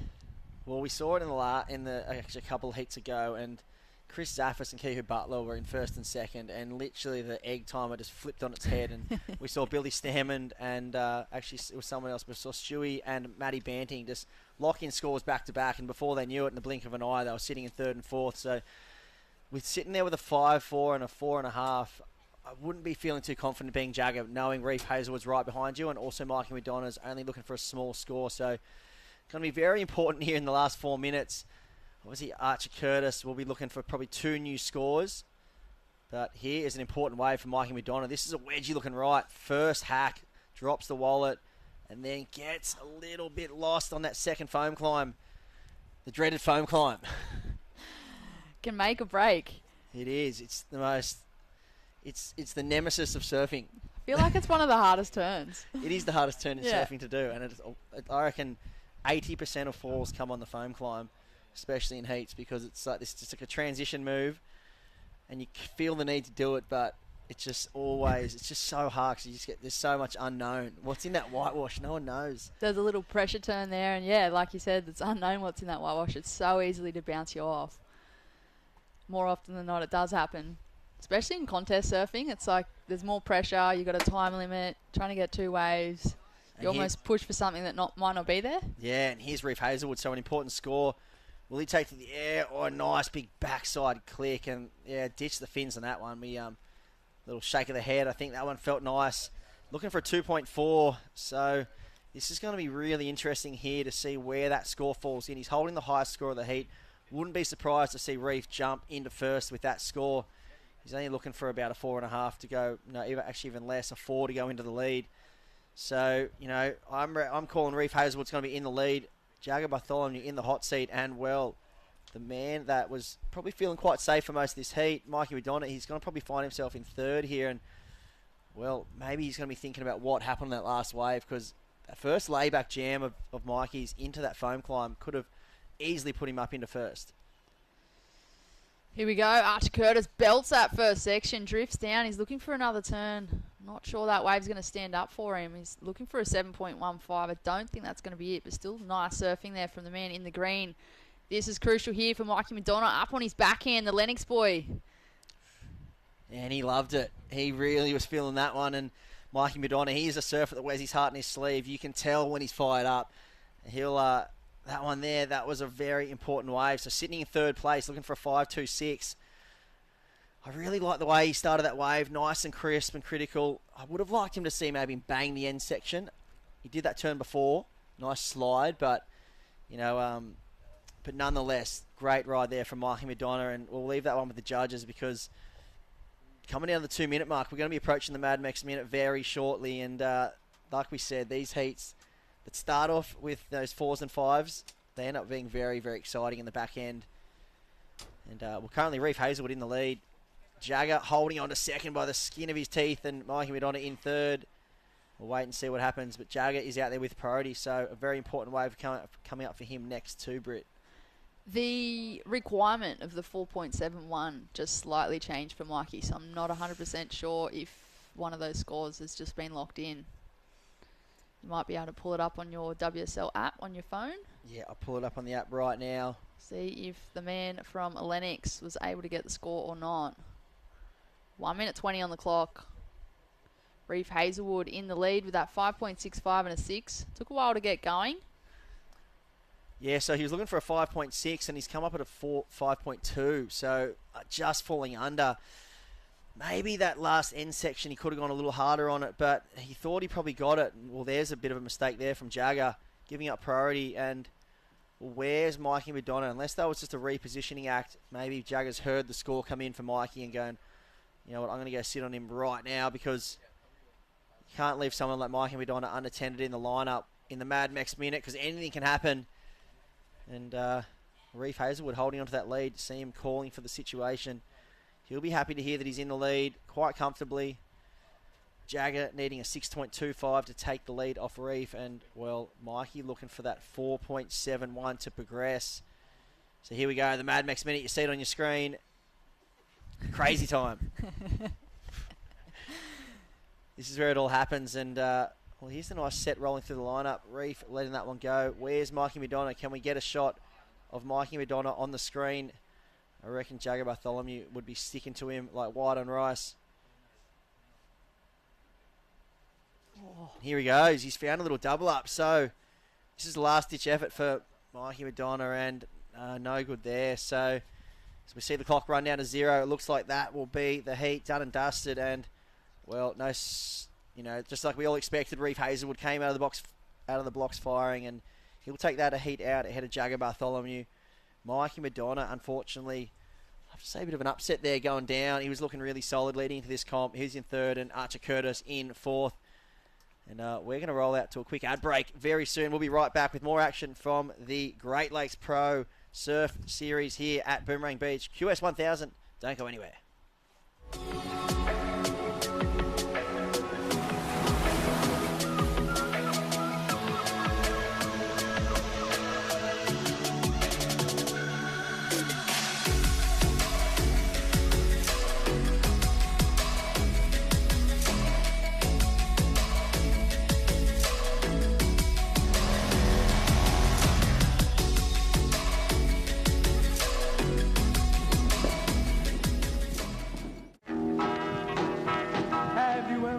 Miss Lindy, she's a gal with the bright red hair. Now she stands high from all the rest. You know her anywhere. Where she's mine, yeah, she's mine.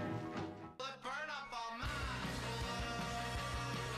I don't want you to see the way I've been told how to bleach with someone on a chrome delivered. We are back to live action here for the first stop on the Vissla New South Wales Pro CF Series for 2022. This is, of course, the Carve Great Lakes Pro WSL QS1000. My name is Britt Nicol. I am joined in the booth with Nathan. How's your morning been? Yeah, good, thanks, Britt. It's been an epic one. We've been a bit wet down on the beach. We're doing a bit of the beach comm stuff, and it's definitely pretty wet and woolly down there, but nice to be up here in the booth, a bit warmer up here. Get to take the jacket off, and yeah, we've got a really good heat on our hands here. We sure do. We have Mitch Parkinson in the white, Taj Stokes in the red, Caius King in the green, and Alistair Reginato in the blue. Had some early scores locked in, just a 3.5 for Mitch Parkinson and 1.75 for Taj Stokes.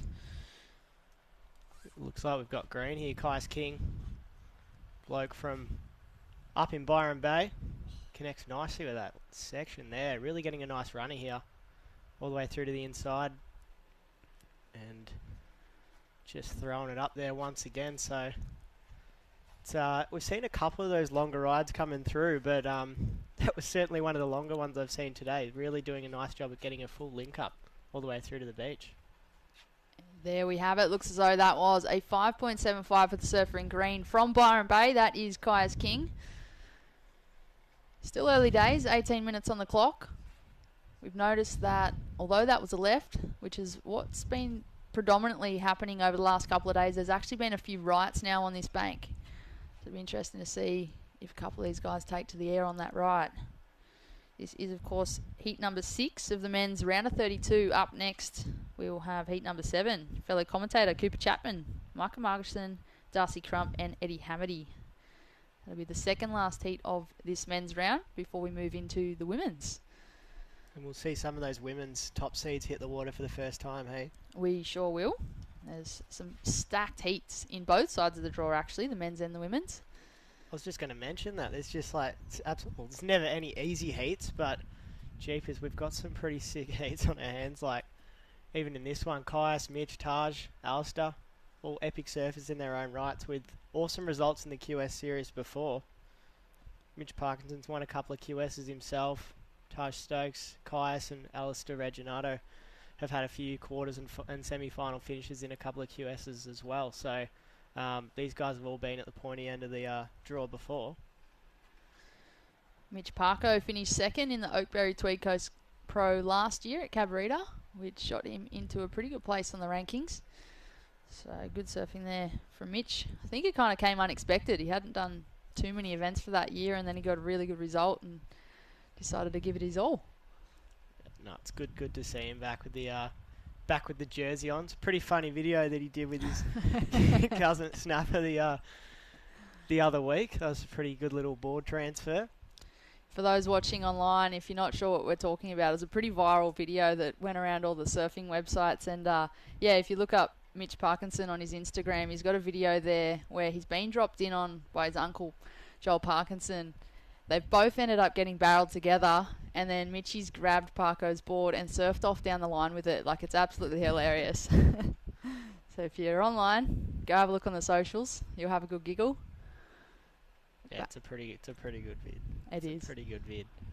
So you can see Caius with the best score of the heat thus far. Mitch Parko currently in second, Taj Stokes in third. Alistair Reginato yet to open his account in this one, but has priority, just waiting for that right opportunity to strike. While we're waiting for that opportunity, I'll take this moment to thank our partners for this event. This is, of course, the first stop on the Vissla New South Wales Pro Surf Series for 2022. This is the Carve Great Lakes Pro WSL QS1000. We also have supporting sponsors for this event: Barrington Coast Tourism, Destination New South Wales, World Surf League, Moby's Beachside Retreat, Mid Coast Council, Mad Mex, and Volkswagen. Yeah, these sort of events don't happen without all the amazing partners, so big shout out to all those guys out there. It can't happen without them. It certainly cannot. Bit of a quiet, sleepy heat this one so far. 5.5 minutes almost gone through this heat. Alistair Reginato sitting out there with first priority, waiting for a set, wanting to lock in a score. Positive thing in this situation is the fact that there hasn't really been many waves of substance caught so far. Kai's King's locked in that 5.75, but other than that, there hasn't really been much. Still plenty of opportunity in this heat. Yeah, absolutely. We haven't had too many waves come through so far. It's been pretty sleepy. The last few heats there was definitely plenty of action. Remember that heat I was watching down the beach before with Stu Kennedy and Chris Saffis and Matty Banting as well? There was just so many waves coming through. The boys were just going non-stop, and you're just reading out scores left, right and centre. So, the North Boomerang lineup just a bit sleepy, but fingers crossed we'll get a couple of sets coming through shortly. We are in a beautiful part of the world. We're in New South Wales, North Boomerang Beach, so just to the southern side of Foster, if you're looking at it on a map. Been here for a couple of days now. This is day 3 of the Carve Great Lakes Pro. It is a 4-day event, so we'll be wrapping up tomorrow for finals day action. I'm sure there will be plenty of exciting heats being thrown down. It looks as though there's a little bit of urgency from the surfer in white. He's looking for a wave, staying busy in the lineup. Mitch Parkinson on screen there. Conditions have slightly picked up overnight, Nathan. Yeah, definitely, Britt. It's little bit bigger than the last couple of days. It was probably a bit cleaner our first 2 days of the event, Tuesday, Wednesday, but yeah, definitely there's been an increase in the swell, and Blue here using priority. This is Alistair Reginato, hits that section with ease and comes around, ditches the fins, but just coming unstuck, and White behind him just getting a quick one there. That was Mitch Parkinson. I feel as though Alistair was on his way to a really nice score just then. Beautiful first turn. He disappeared for that bottom turn with the wave that was in front of him. Drove hard off the bottom and, yeah, just unfortunately coming unstuck on that last turn. He'll get back out there. Still plenty of time, 12.5 minutes. He waited patiently for that wave too. Wave selection was good, just unfortunately falling off on that last turn. So it looks as though it was a 4.5 for the surfer in blue, shot up into second place. On the screen now we have Mitch Parkinson, just one turn and a quick up and out of there. Yeah, so it's looking like, yeah, that first score for Blues coming at a 4.5. You're exactly right, Brett. It was looking like it was going to be an epic score. Really connected nicely with those first 2 sections, and then just coming unstuck on that blowtail, which was a bit of a shame. But we've got just under 12 minutes, so Caius King is currently in the lead. Mitch Parkinson in second with a 3.5 and a 2.85. Mitch is needing a 3.26 to go into the lead. Alistair Reginato only needing a 1.85, and Taj needing a 4.6 to go into second. So definitely doable. Still plenty of time to go, and all pretty small requirements to shuffle the rankings. And we have seen that a couple of times this morning with a last minute shuffle, people scraping through in those last dying stages in that Mad Max minute. You were watching on the beach earlier, Nathan, and as you mentioned, just heats have been flipped completely upside down. Yeah, absolutely, and really close heats as well. Like only 1 point, 1.5 points, even half a point separating the heats. Like it's all pretty much going right down to the wire, which is exactly really what you want to see. It makes it an entertaining spectacle on the beach, and yeah, it's awesome. It's always good to watch when there's plenty of waves being caught. It makes it hard for the judges too. It makes it hard for the commentators that are on the beach commentating, because you're constantly just waiting for scores to drop and then you're trying to read them out. So one of the differences is I've been on the beach comms for the last 2 days and you've been out there this morning. It's a bit different to what we do here in the webcast. So when we're on beach commentary, for those viewers that are listening, our main priority is the surfers in the water. So you're really clear, really concise. You're giving time updates, you're giving score updates, priority updates, and yeah, the priority is the surfers in the water. Whereas when we're in the webcast, we're not necessarily giving as much of those updates, and we're more so here to speak to you viewers at home and talk you through the live action. So it looks like White maybe having a look here. This is Mitch Parkinson. He's opted not to go that one. Was looking like it was going to get a bit white water soupy on the inside, but yeah, we have seen if you pick the right one off, the big scores are definitely out there. Is fizzling out a little bit on the inside, but yeah, there's still ample opportunity out the back when you can attack those critical sections, which we've seen some of the guys do already in the round of 32. Up next we have heat number 7 for the men's round of 32. 9.5 minutes. Stay tuned, because they'll be up next. Cooper Chapman, our fellow commentator, will be surfing against Micah Margison, Darcy Crump and Eddie Hamady. And to round out this round of 32 for the men's, heat number 8, we'll see Matty Job, Cooper Davies, George Pitter and Mike Clayton Brown. Back to the live action in the water. Mitch Parkinson up on his forehand. He's stalling and opting out of that one because the surfer on blue was coming the opposite direction. And on the screen a moment ago, there was the numbers on the left of their names. That is the priority. So surfer in blue had priority over the surfer in white, which meant that the surfer in white had to give way to the surfer in blue. Red just dropping the hammer on that one. That was Taj Stokes. So that score's just come through for blue as well. But a 6-point ride for Alistair Reginato. So it's shot him straight into first place. Was patient at the start of the heat, but obviously it's working well for him so far with a 6 and a 4.5. So he's in the lead and looking pretty comfy. Smart game from Alistair too. He's only caught those 2 waves. There's just over 8 minutes on the clock. So as you mentioned, he's been patient. And now that he's got the 4.5 and the 6, he's got the opportunity now to just sit there and build on those scores rather than kind of scramble and take off on anything. It'll be interesting to see what he does here. Considering he's in the lead, however, Kaius King in the green, he's only looking to replace a very small score, that 1.5, sitting in first priority as well. Michi Parko in third, only looking for a 3.26 to advance, and Taj Stokes in the red, a 2.21. Still anyone's game out there. Yeah, it is still super tight between pretty much all four of the competitors. More so second, third and fourth, with only 0.45 separating second and fourth, so it's super close. So we've got just a shade under 7.5 minutes to go, so we're getting towards the twilight of this heat. Mitch Parkinson scratching into this one. Takes to the air and just unfortunately not able to land it. We also have a surfer in green, Kaius King, currently in second position, looking to solidify that spot. Up on his backhand, the guy from Byron Bay. Pretty safe to say that he will drop that 1.5 from his scoreline and improve on his situation, making it harder for the surfer in white and also the surfer in red. Kaius finished in this round in the event last year, in the round of 32, so he'll be looking to scrape through here and get his best result here at Boomerang. And Alistair as well finished up in the round of 64 last year, so this is already his best result in this event. So those two guys currently sitting in first and second. Last score of Kaius, 3.35, so has gone into his top two. And you can see the P on the surfer in red, so Taj Stokes with priority, so priority of the lineup. Gets first dibs at whatever wave he wants, it comes through. So if we've got any of the other surfers paddling and red's going, right away is to red.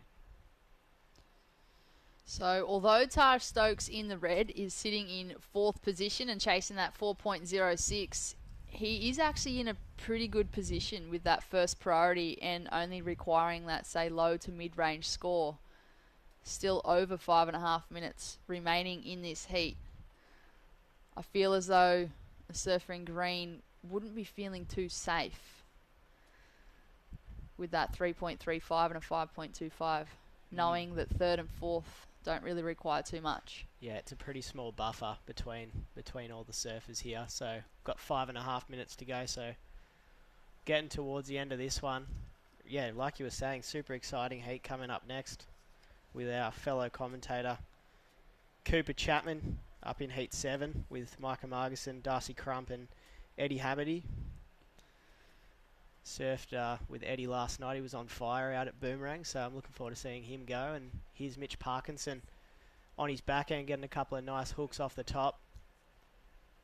And you can just see some of those left just as they get in towards the shore, just fizzling out a little bit. So it's important that, and the best rides are generally going where surfers can link them all the way through to the beach and kind of get that bonus section on the inside, which some of the waves aren't providing.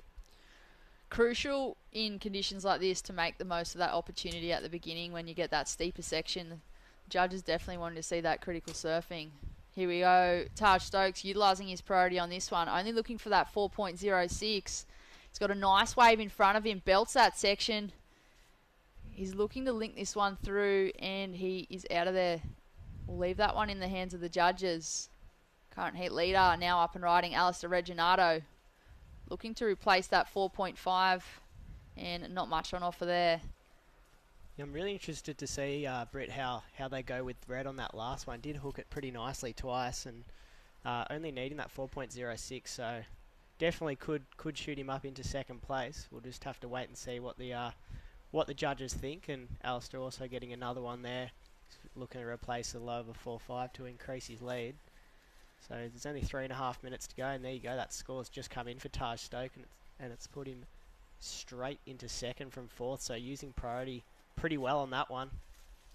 There we have it. That's exactly what we were just talking about. Taj Stokes, the surfer in red, was sitting in fourth place, only requiring a 4.06. However, he did have first priority. He took the wave he needed, got that 5.2, and is now in second place. So just over 3 minutes on the clock. It is now the Byron Bay surfer in the green, chasing that 4.5 to advance, and Mitch Parkinson in the white from Snapper Rocks. He's been pushed into 4th, chasing a 4.76. Yeah, so just under 3 minutes. So Caius with priority. So he's only needing a 4.5. So with the dying moments of this heat, you'd be feeling a little bit nervous, hoping you get another opportunity. We did see earlier in the heat that it was there was a bit of downtime. There wasn't too many waves coming through. So Caius would be hoping that he can find one. Maybe try and distance. I guess he's got priority, so I was going to say he could distance himself from the competitors, but that'd be probably something that Mitch Parkinson might be looking to do to try and find a score. It's only needing a 4.76 as well. Could be a very similar situation here for Caius King. Although he's in 3rd position, he's only looking for that 4.5, and he does hold down priority. So whatever waves do come through the lineup, he has right of way. Surfer in blue on the screen, that is Alistair Reginato. Linking his way through that frothy section. He's had a strong heat so far. Very patient. Only caught 2 or 3 waves. But at the end of the day, you only need 2 good scores to progress. On the screen now, Nathan, talk us through it. So Caius King needing a 4.5 to advance. So second turn here, winding it back. Gets a good section to get up there. So cracks that one vertically. And needing a 4.5, so it's going to be an interesting one once again with only a minute and a half left, so we're getting towards the Mad Max minute. It's going to be a close one, I reckon, once again. This one's just gone right down to the wire. I'm no judge, but I feel as though he may have just got the score. That middle turn, he was just drove so hard off the bottom straight up into that section. Yeah, that was wait for that money. Score to be locked in. That was definitely the money turn. He's only looking for a 4.5. And there we have it, a 6.75 for the surfer in green. Caius King, the man from Byron Bay, has moved himself into an advancing position. We are down to the Mad Max minute. Will Taj Stokes or Mitch Parkinson find another wave? The requirement has just increased. Red looking for a 6.8. White chasing a 7. Yeah, so Taj and Mitch both would have to get the best wave of the heat here to get into the advancing position. So it's going to be tough to do in the last 30 seconds unless there's a good set wave that comes through. But all these surfers very capable of generating big scores and throwing to the air.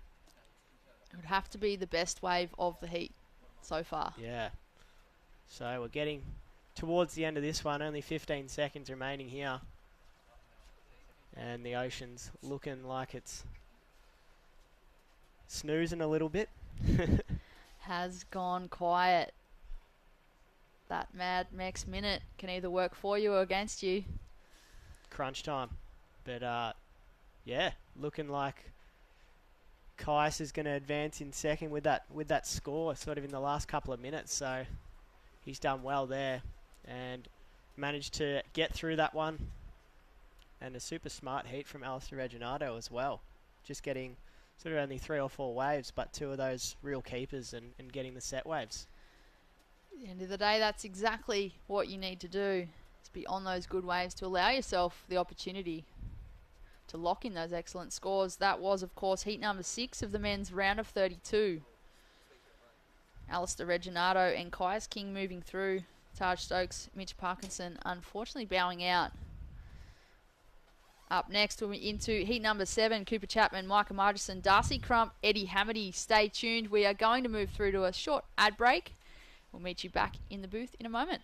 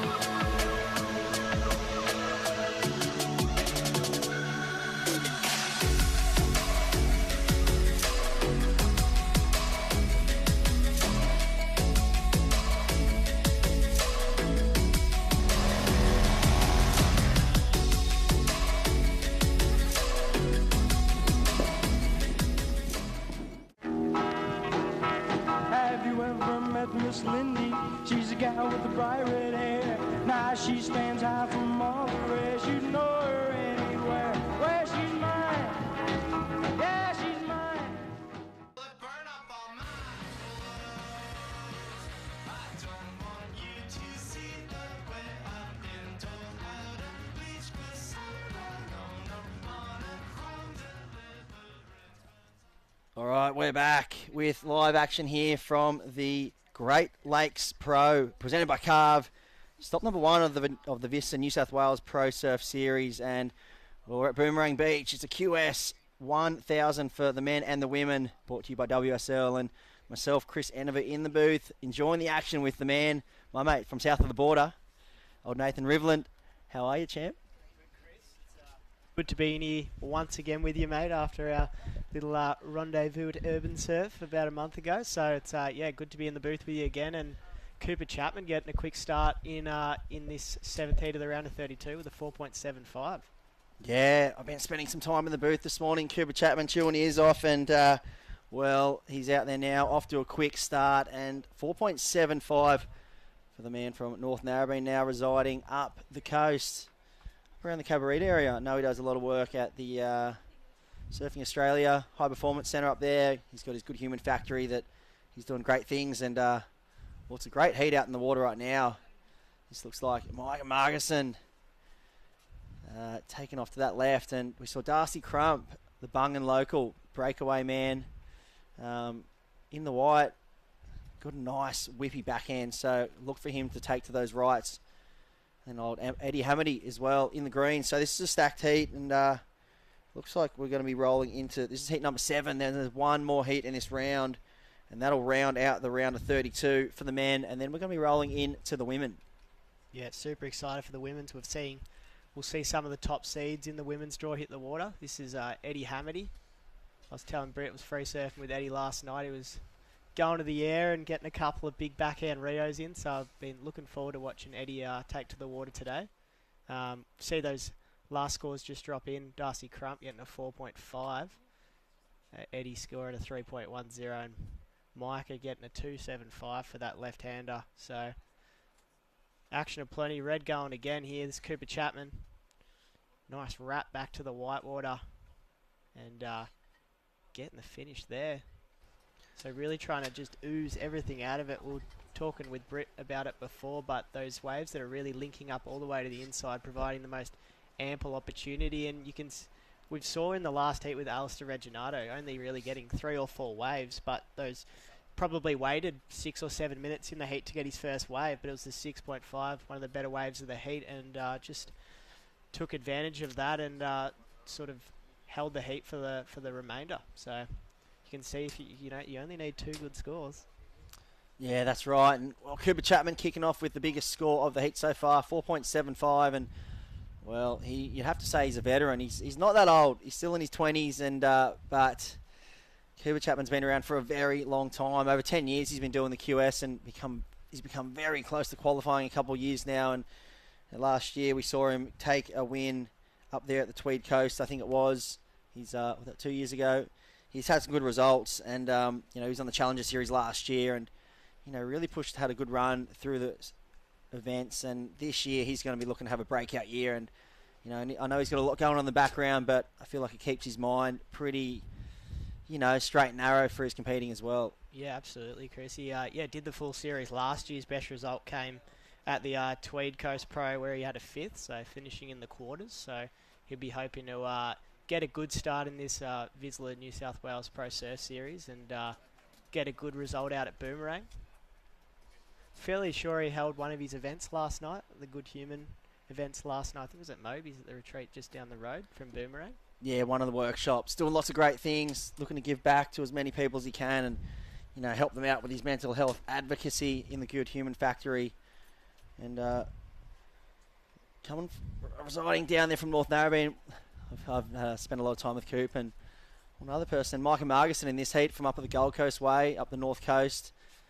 He's a partner, True Starling, so they're a bit of a power couple in the surf arena right now. And here's Darcy Crump. There's that quick whipping backside that we're talking about. And, yeah, absolutely. I really liked watching Darcy's forehand too. Just that big forehand carve. He's pretty tall bloke, so when he gets a real steep section, he definitely knows how to crack it on his forehand and his backhand, as we saw on that last one. And he's shot into second place with that last score, 4.5. So he's currently in second. Cooper Chapman's leading this one with 4.75 and a 4.60. But the all pretty mid-range scores to shuffle the magnets, with Darcy Crump needing a 4.85 to go to first, and Micah and Eddie only needing mid-range fives to move into that second place, which will advance you through to the round of 16. Yeah, that's right, Nathan. It's been a bit of a tale of the morning. Every single heat, we've seen those 4.5, 5. It's the old breakout 6-point rides. There hasn't been too many excellent scores this morning. Challenges. That it does say that the conditions are challenging out there for the surfers, but every single end of this heat is kind of given fireworks. Everyone's pretty much been in the mix. To lock in one good score and have a shot at the end of that heat. And I feel that's going to continue throughout the day. So keep an eye out for the Mad Mex minutes, because they're going to be fireworks in the back end of this heat. So I know we don't get to see those big scores we'd be looking for. The conditions are trying out there, and but the positive is we do get to see those crazy back end finishes. Everyone needing small scores and having a shot to progress. Yeah, absolutely. It's good to see there's a bit more swell today as well. The first couple of days of the event, we've had pretty small, but really clean waves, but pretty small. So it's good to see a bit of an increase. It makes it a bit more entertaining, and we've seen with this sort of windy sort of bowly conditions, a couple of the surfers throwing it to the air, which is always exciting, Chris. Yeah, we saw Chris first, I think, open the floodgates there with things and start throwing it to the air, and I really think it's going to keep pushing the boundaries throughout this event. If we keep seeing this swell increase, those rights should start getting bigger, bowlier.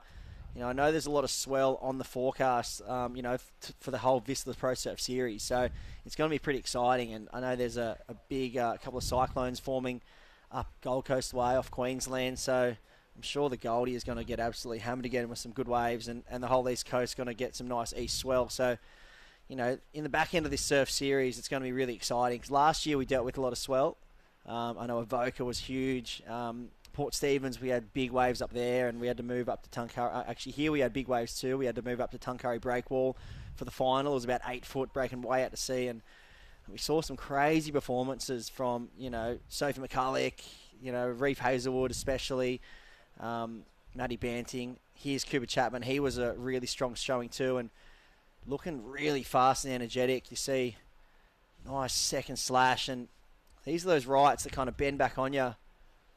Eddie Hamady on the backhand attack, just coming unstuck. But yeah, Coop was looking super fast on his board. Do you know what boards he's riding? Yeah, he's riding the MGs. Actually, they're out of Manly Way down in Northern Beaches. He's built a great relationship with MG surfboards. You see the yellow rails kind of representing the Good Human Factory. So Awesome. I know he's been doing, that's his good model, I'm pretty sure. So that's he's developed a model with MG and developed a great relationship there. And it's been a good change up. He used to ride Simon Anderson's before that, and now he's moved on to MGs, and it's been he's been looking real spicy since that change. And I think just you can see there's a newfound energy in Coop. Obviously he's doing a lot of stuff in the background, but he's surfing. It's really kind of starting to come alive, especially the back end of last year and the start of this year. He's looking real solid. That last score for Cooper Chapman looking pretty spicy with a 6-point ride, so he's extended his lead. This is Blue using priority. Micah Margison, boy from up on the Goldie, just trying to generate his own speed on that one as it just fizzles out a little bit on the inside.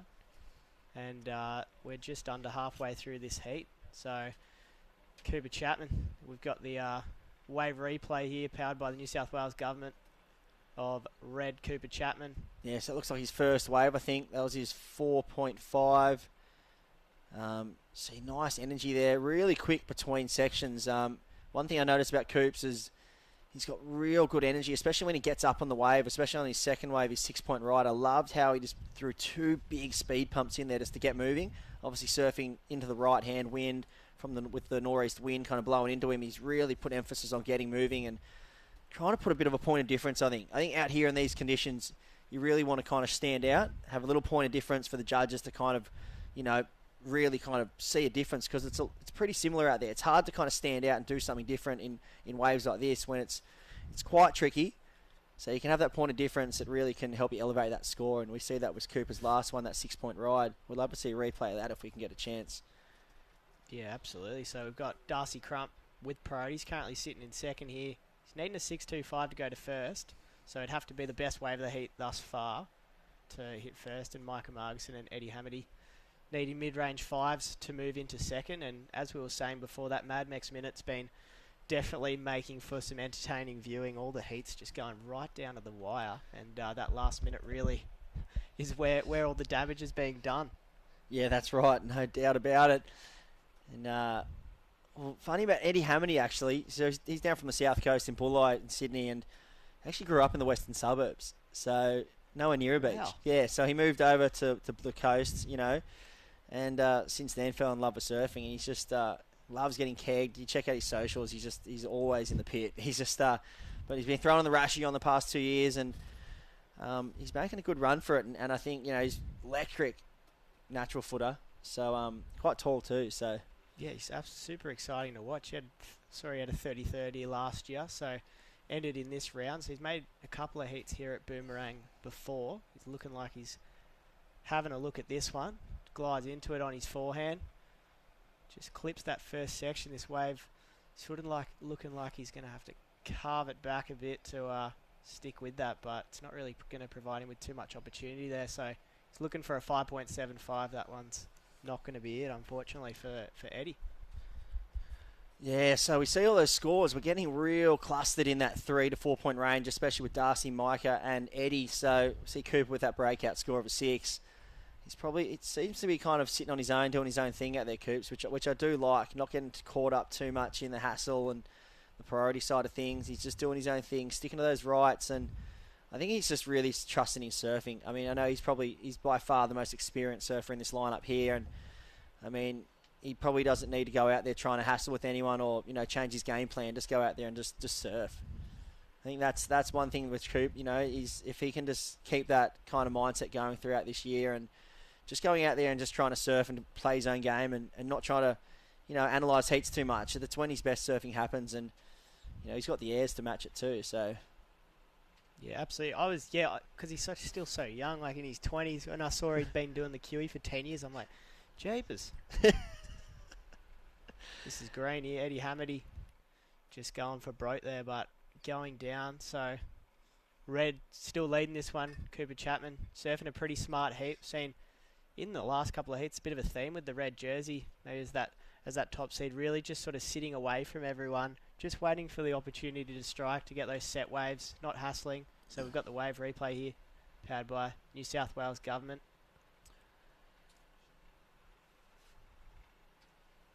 And there it is. Got red on the inside here.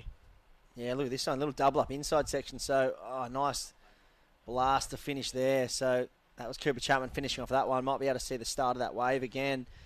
But nice little bonus section on the inside. And we mentioned the New South Wales Government, but events like this just don't happen without all our amazing supporting partners. So obviously the series is sponsored by Vizsla, this event, the Carve Great Lakes Pro. And we've also got the amazing support of the Barrington Coast Destination New South Wales, the WSL Mobies Beachside Retreat Mid-Coast Council, and then we see our webcast partners, the Mad Max Minute and Volkswagen. So events like this and any across the world don't happen with the amazing support of all our sponsors. So big shout out to all those guys out there. Yeah, and of course the WSL putting in the hard yards along with Surfing Australia, Surfing New South Wales. Here's that wave of Cooper. Nice second slash. This was his 6 point ride. So here we go. See him get to the inside. Now we're on a low tide right now here at Boomerang Beach, and here's that inside bonus section. One thing I do notice when I've come up here a lot at Boomerang Beach is you do get, when it's that low tide, it breaks out a lot further. It gets a little bit dribbly. But here's those wedgy kind of rights. As this tide comes up, I'm really looking forward to seeing that kind of, it's shifting on the bank a bit more and maybe have a bit more substance to the wave. And, like we saw Cooper's last wave with that double up inside section, we might see a lot more of those as it kind of shifts in on the bank a bit more and kind of stands up, probably has a bit more substance in the wave. And, well, Cooper Chapman going bonkers out there.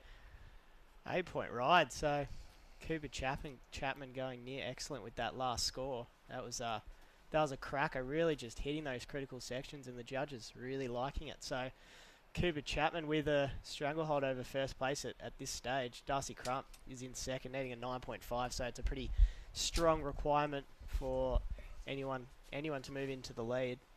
But Michael Margson in third and Eddie Hamady in fourth place. Still needing a mid-range 5 to move into second. Yeah, so it looks like it's going to be a battle of the seconds. Here's Darcy Crump up and riding. Loves a left-hander. I know I spend a lot of time with him at North Narrabeen, and 2 nice whips in the pocket there, but nothing on the end section. So we have seen it be a tale of, Cooper Chapman just maybe the time in the booth this morning really dissecting these first few heats. It has helped him out, and Eddie Hamady up and riding in this one. Here's a nice end section. Can he take advantage? Just caught underneath that one a bit. Yeah, a bit sticky there. Just couldn't really get to that section. We see Cooper has just looked real electric on his and had a lot bigger sections to deal with. Darcy's last wave, there it is. It's locked into 5.65 for those 2 forehand whips. So 2.5 minutes to go, and it is Cooper Chapman well out in front. 8-point ride and a 6. Darcy Crump with a 5.65 and a 4.5. Looking for an 8.35 to take first. And, well, the North Coast local, Micah Margison, is in third, looking for a 6.30 to progress into second. And Eddie Hamady is looking for a 6.95 to progress too. So just coming down the 2-minute mark, it looks like it's really going to be a battle for second here. That last score of Darcy Crump, really making it a bit harder for Micah and Eddie to go into second. It'd have to be second best score of the heat to move into second. So we'll have to wait for Micah's got priority, so still going to be an opportunity for him for sure. Eddie will be most likely in last priority when he gets back out the back, but can see sometimes you can pick up a wave under everyone on the inside. Yeah, that's right. So we're seeing a replay here. This is Darcy Crump's wave. That is his second whipping turn that we saw at the end of that wave. So that was a 5.65. Is put him in second position. And we'll see as we approach the Mad Max minute. We'll see what it has to offer. It's been mayhem in the first few heats of the day, and I dare say it'll be the same. We look at heat number 8 coming up after this, and, well, it's a great heat to round out the round. And Matty Job, Burleigh Heads local, he'll be in red. Cooper Davies, the man from the sunny coast, will be in the white. Speaking of Coopers, Cooper Chapman going down on the inside on that one. He's looking to replace a low of a 6, so it's most likely not going to do it with that last one. So we're just on 40 seconds remaining, so inside the Mad Max minute. Micah Margson using priority on this one. Good looking section approaching for him. Cracks it vertically off the top. And wow, gets another nice wrap. This one giving him a bit of a run off on the inside. And finishing that one off. Yeah, he looks liked like he it. enjoyed it too. He did. 20 seconds to go. Looking for a 6.3. So this is going to be really close. We saw this situation like this happen earlier with Mikey Madonna. He was looking for a high 5, and, well, we saw that first nice turn, same as Mikey's, but it did kind of taper off. So I know the judges are looking for combination of turns, and without that big end section turn, will be interesting to see whether they give him the score. But we have hit the 0 on the clock, and very important score coming through from Micah Margison. But we're going to roll into the next heat pretty soon. It'll be Matty Job, Cooper Davies, George Pitter, and Mikey Clayton Brown. We'll be right back with more action from the Great Lakes Pro QS1000 right after this. Don't go anywhere. We got some scores to drop.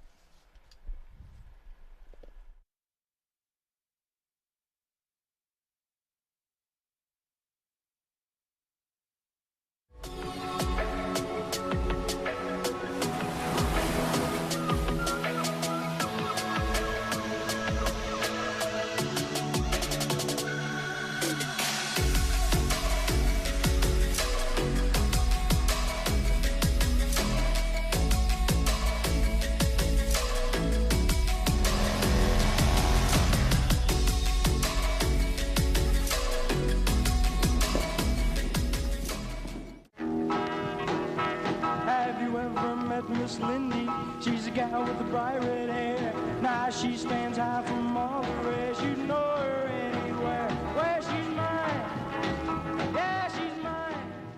Burn up all my clothes.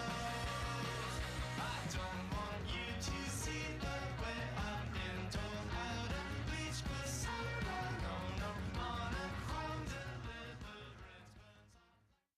All right, here we're back at the Carve Great Lakes Pro men's and women's QS1000 stop number 1 of the Vissla New South Wales Pro Surf Series 2022. And well, big thanks to Vissla and Carve and all the supporting partners, Barrington Coast, Destination New South Wales, the World Surf League, Moby's Beachside Retreat, the Mid Coast Council, and well, of course, our webcast partners. We wouldn't be doing it without them, and that's Mad Mex and Volkswagen. And we are rolling into heat number 8. It's a cracker. Last heat of the men's. And we do see out in the water, Matty Job in red. The man from Burleigh Heads. Cooper Davies from the sunny coast in the blue. George Pitter from the Northern Beaches, New South Wales, in the white. And in the green, Mikey Clayton Brown, one of the Newcastle locals. It's had a big part to do with the Merriweather Board Riders Club over the years. And this is a cracker heat to round out the round of 32 for the men. Myself, Chris Hanover, in the booth here with none other than Huey Warrior, Britt Nickel. And great commentator. Great to have you in the booth. Good to be back, Chris. Nice to be back in the booth. It's been a while. Yeah, it has. A few heats. Had one heat off and back in here. Back at it. And we had a exciting end to that last heat there. We're waiting for scores to lock in. We're going to bring you those results of that last heat. We did see it was Micah Margerson at the very end of that heat trying to lock in a score to move into second. Darcy Crump was currently holding in second place. We're still waiting for the official results to come on through, so judges taking their time to have a think about that one. Plenty of action still. A bit of a quiet start to this heat. Just outside a moment ago. It is still raining. We are, of course, at North Boomerang Beach in New South Wales. It's just on the southern side of Foster, if you're looking at a map. Beautiful part of the world. If you ever get the chance to come and visit this area, make sure it's on your list of places to go. We have a replay powered by the New South Wales government. Surfer in green up on his backhand, really standing up for that steep section. That looks like it might be Mike Clayton Brown. That was Mr. MCB himself. And geez, how was that second turn? That was amazing. That was one of the best backside turns we've seen the whole day so far. And I'd love to see where the judges go with that one. I really love how he just looked like he had a bit of X factor to him there, like a bit of extra speed. And I was saying to Nathan in the last heat, going out there and trying to kind of separate yourself from the rest of the competitors. How do you do that? How do you, if you're going out there in a heat, how do you kind of best want to separate yourself and, give yourself a bit of an edge out in this lineup? Yeah, it's having that point of difference. You get to this level and this stage of the competition where everybody surfs good. Like, there's no easy heats. It really comes down to making sure that you're on those waves, Chris. Like, if you don't give yourself the opportunity to be on those good waves, how are you going to get good scores? So at the end of the day, it's making sure that you positioning, you're using priority right, and when you do get the wave, it's doing what Mikey just did. And as soon as that wave started to steepen up, he really capitalised on that section. Yeah, definitely. And I mean, as we saw Cooper Chapman do it in the last heat, I really think that speed, that initial speed takeoff, the speed from the takeoff is really important. And I know, I've know certain coaches like Martin Dunn and other people, they really emphasise it. Taking off and getting that first big pump in and making sure you're getting a lot of speed from the takeoff. It just gives that little extra oomph in your turns. And we saw Mikey Clayton Brown do it there. He had a lot of speed from the takeoff and it put so much more power into that second turn. And Cooper Chapman in the last heat you really could see him putting heaps of emphasis on that first big pump off the bottom. And well, that's a good looking wave there for the surfer in blue. That is Cooper Davies from the sunny coast. Had a noose of heads, I'm pretty sure. Looks as though he had maybe a knee brace on, from what I could just pick up from that was on the screen. So surfer in green, just a quick up and out on that one. Wasn't probably going to be much for Mike Clayton Brown. If you are wondering what the scores are, we don't have them on the screen at the moment. Just a little technical glitch, but if you can download the WSL app on your phone, if you haven't already, you can tune into the live scoring system on that while also watching the live webcast. So although we don't have it on the screen, you definitely can access that via the WSL app on your phone. Yeah, that's right. And I think, from what we've seen so far, you'd have to be putting Mikey Clayton Brown out in the lead. And he's been a force to be reckoned with, for the Merewether Border Riders over the years. I know he helped lead them to a big victory down there at the ABB, and he's been really at the forefront of that junior kind of program leading into the QS now. And he's probably one of the more experienced surfers coming out of the Merewether Border Riders now, and he'll be really looking to cement himself in the Port Stephens comp too, being a local from down there. So great family actually. Got a sister too. Ellie. Yep, they're a force to be reckoned with on the QE right now, and obviously just want to say a big thanks to WSL and all the the crew that put on these events, because without them we wouldn't be watching these amazing athletes battle it out in the comps. And this is obviously stop number 1. Watch this replay first. This is Surfer in Blue. Cooper Davies racing down the line on this one. Nice end section left, and he bangs that one for a finish. So good 3-turn combo there.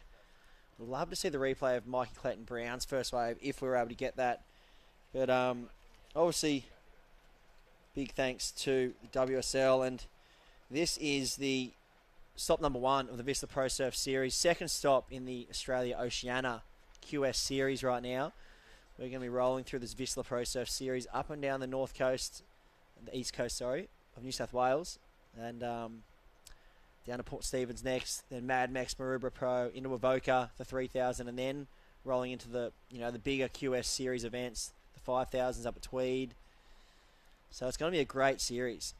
It is a perfect opportunity for the Australian surfers to really lock those scores in, particularly with these 1000 events.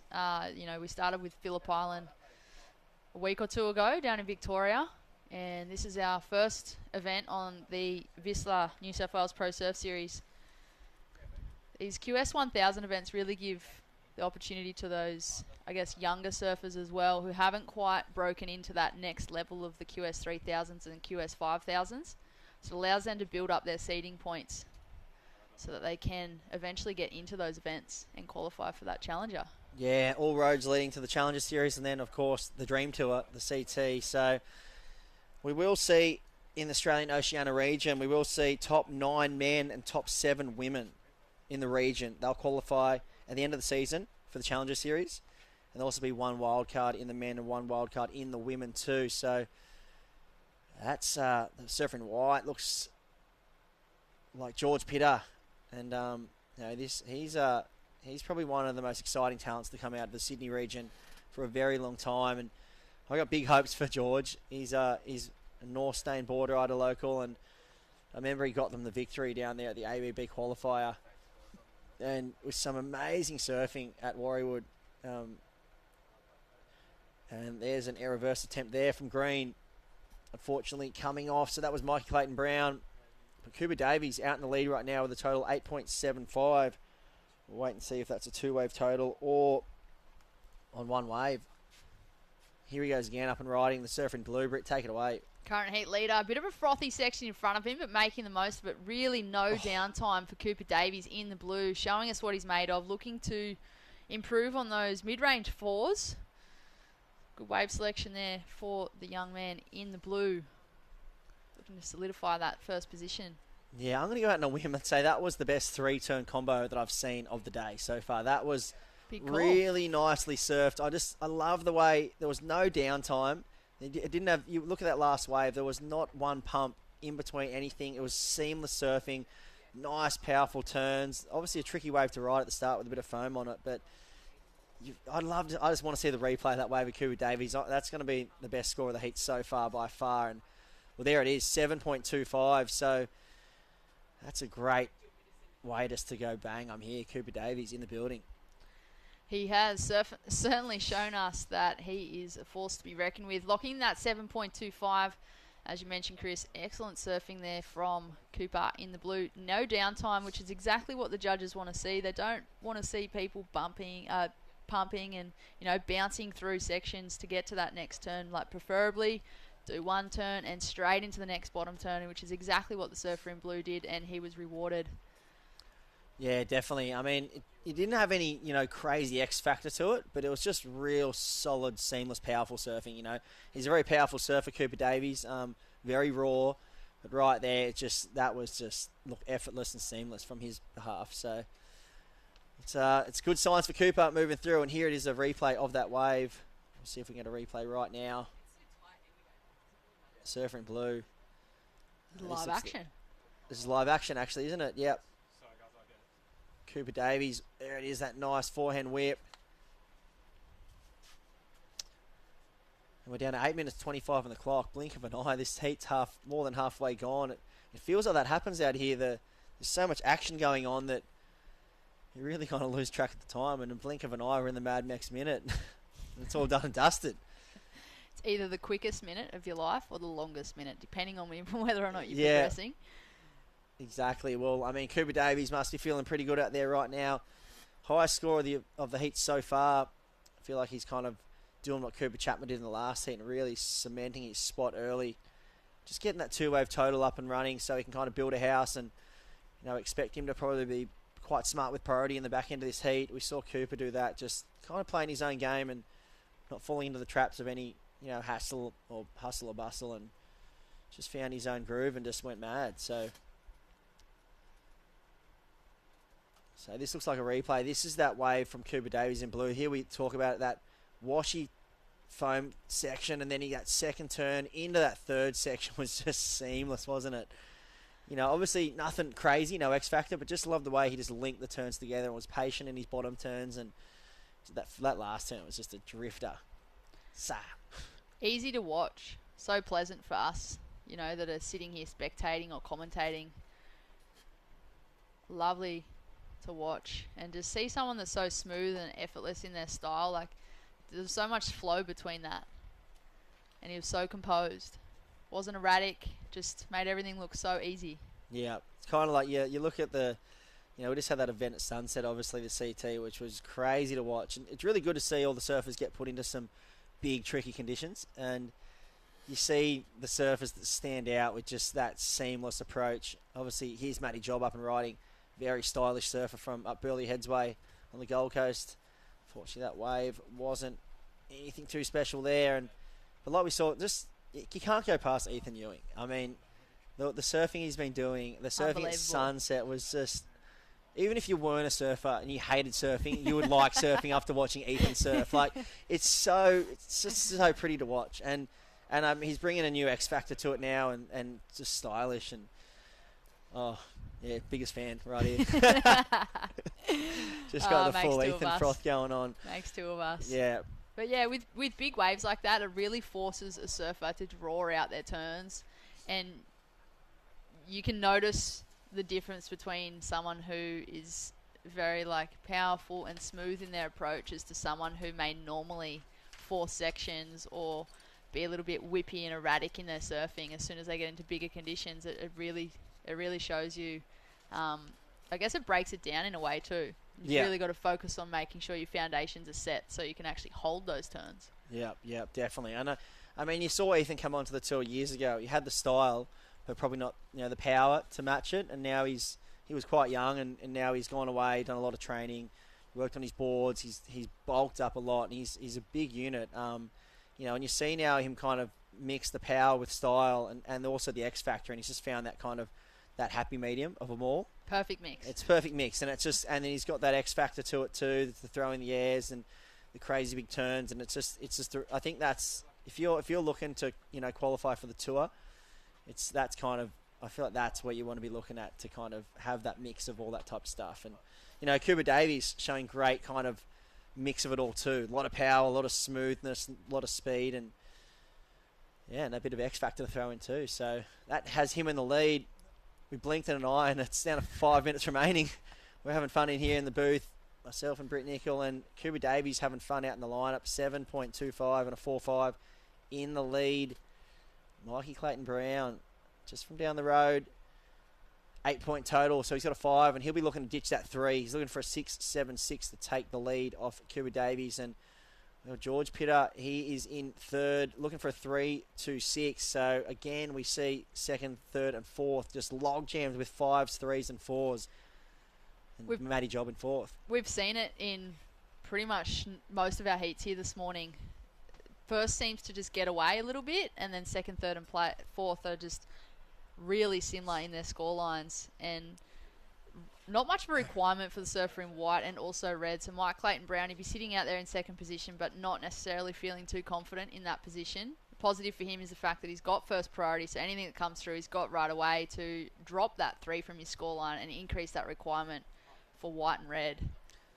Yeah, that's right. I mean, every surfer that has been dropping those big numbers, I mean, apart from, who was it in one of the earlier heats? Chris Zaffis. He dropped one of the biggest scores in the morning and then obviously couldn't back it up. So, I mean, Cooper Davies right now is in second priority. He would really be looking just to drop that 4.5 and just extend his lead and just kind of put a nail in the coffin here, because we did see Chris Zaffis with that early kind of 7-point ride, up and riding. This is George Pitter, the exciting natural footer from North Stain, and, well, it's just not happening this heat for George.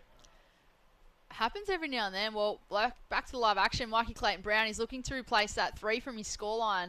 Frothy section and manages to ride out of it. We had George Pitter on the screen not long before that in the white. It just overdid it on that last turn, and considering he only needs a 3.26, could have been a crucial error, Chris. Yeah, definitely. And we're coming down to 2.5 minutes remaining. This is going to be crunch time here, and I mean, Mikey Clayton Brown, he'd be biting his fingernails too, because I don't know if he's going to improve on that 3 with that. Maybe just. So, I mean, Cooper Davies is probably licking his lips seeing those waves go down. So he's out in front, holding priority now too. So in the driver's seat, the man in blue from Noosa Heads. And, yeah, he'll be looking to lock in something better than a 4.5 and seal the deal in the last 2 minutes. And, well, we're going to be coming up next is the women. So we're going to be rolling into the round of 32 of the women. Here's an important ride for Matty Job, and that was not what he wanted to there. So next heat will be in the red, Macy Callahan, and in the blue, Layla Salt, in the white, Nixie Ryan, and Jasmine Sampson in the green. So a great heat to kick off the round of 32 for the women.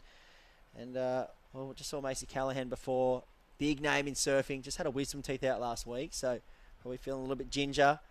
But down here with her partner Sheldon, and looked very focused and fired up to get out there and I think dial into some of those lefts. This is, of course, day number 3 of the Carve Great Lakes Pro. The top seeds from the women hitting the water today. They haven't surfed yet, Chris. No, they haven't. So first dip into the water for Macy Callahan. Here's George Pitter. This is a good-looking wave. Can he convert? First good section and a second, and wow, that is very uncharacteristic of George. I've seen him at North Narrabeen on the left, similar to these, and he is absolutely flawless. So, I mean, that's a really big mistake there from George, because just looking for a 4.16, and I mean that wave had 4.16 written all over it. Just had to finish it. Definitely had the potential. It happens quite often, like that little bit of extra pressure, the timer, we're down to that Mad Max minute. There's the burrito timer on the screen. Just that little bit of pressure. Yeah, it's such an annoying score to get to, a 4. You'd rather it be an 8 or a 2, you know, because at least a 2, you know, you got to get up and do one turn and don't have to go too mad. But a 4, you feel like you kind of have to give it a bit. And you saw him there. It looked like he was surfing for an 8, but he looked like he did that second turn and just, I don't know, overcooked it a bit and then kind of hesitated and, yeah, nosedive there. So, I mean, this could be a big moment here for George. And, well, Mikey Clayton Brown maybe dodged a bullet there. So that looks like it's going to be the end of heat number 8 in the round of 32. That's going to round out the men's division here, and we're going to be rolling into the women's. And we'll come right back with some scores. We'll see what happened at the end of that heat, but we'll be right back with the women's division here at the Great Lakes Pro QS1000 from Boomerang Beach. Don't go anywhere.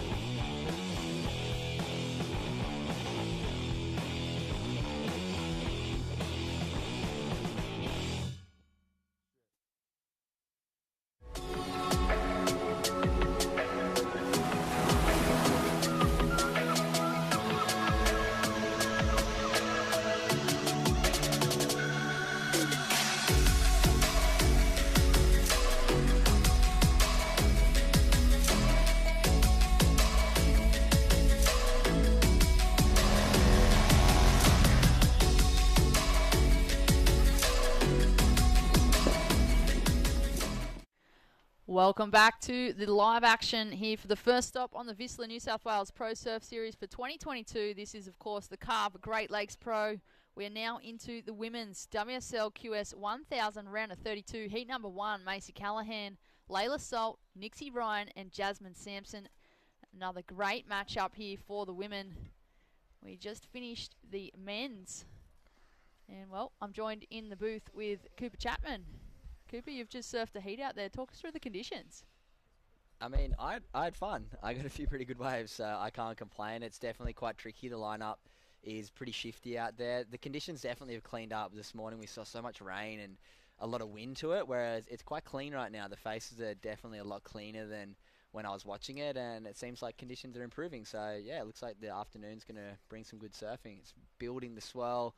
As you can see now on screen, the faces are a lot cleaner than we saw this morning. It's not quite raining as much as this morning either, so a bit nicer on the eyes. And, yeah, looking forward to the afternoon. You can see those swell lines starting to clean up a little bit too. Not quite as much of a wind swell as this morning. It's starting to fill in a little bit more.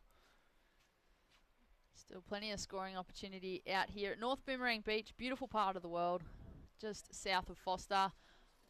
Looks as though we had a score for the surfer in red. Macy Callahan's just locked in a 2.75 and Layla Salt in the blue just a 0.4. So early days here in round of 32, heat number 1 for the women. This is the first time that our top seeds have hit the water. This is, of course, day number 3 of the Carve Great Lakes Pro. Yeah, it's good to see the women's action out there. Like you said, first heat for the top seeds of the women, which is very nice that we get them straight on the webcast. Good to see the top seeds. Macy Callahan down here. I'm sure she'll be itching to get back on that world tour. Bit of a change on the world tour for the women at the moment. Pipeline a few weeks back, Sunset Beach, a few new stops and really testing themselves. What do you make of those first few events, Britt? Massive mix-up, Cooper. We'll get back to that because we've got Nixie Ryan, the Lennox head surfer, up on the screen. Managed to get in a couple of turns and finishing off strong. Yeah, great combination there to kick this heat off for Nixie Ryan. I think it's good, Cooper, to see such a fresh mix of new faces on tour. It was bound to happen at some point, and I think the new structures probably force that a little bit as well. You're not seeing the same names constantly there. Like we've had, 5 or 6 new rookies on tour for the women's side, and I think the added stops of, say, places like Sunset and Pipe and things like that, like it really mixes, I guess, the women up in the fact that they haven't had stops like that for so long, and you've got the younger rookies that come through and they might not be used to surfing waves like that. Like they've been grinding it on the QS, which is the complete opposite to what they've then surfed on tour. It's great to see those women stepping up, sorry. Yeah, I think it really showed that a lot of the women who have been on tour for quite some time maybe have some gaps in their surfing bed. And places like Pipeline are so hard on the best of days for men to get a wave because it's the most gnarly lineup on the planet. So it's cool to see the girls get that opportunity to go out there and test themselves and push themselves. And there was some amazing performances, but I think as the years progress, we're going to see the girls really step up and the women get to push themselves, and it's going to see the sport progress. We mightn't have seen as much action as we did in the men's, but you got to look at it like the men have been doing it out there for 40, 50 years at that high level, whereas the women, I think the level of surfing out there was phenomenal for the amount of time maybe spent in the water by a lot of those women. You're exactly right, Cooper. I think a lot of those women were learning on the fly. Like they've probably gone for free surfs and not even caught a wave. Yeah. So to go out there in a heat and have the whole lineup to yourself, you're not only working on positioning, but then your takeoffs and the way that you actually have to surf that wave. Like it's make or break with that break. Yeah, and with, as we say, up and riding, Jasmine Sampson in the green right now. Nice little first wrap backside. Finding a bit of a bowl here on the second one. Nice turn there on her backhand. And she's going to get a little bonusy on the inside. Third turn drifts the fins a little bit. And can she hold on? Unfortunately not, but a bit of damage done at the start of that one.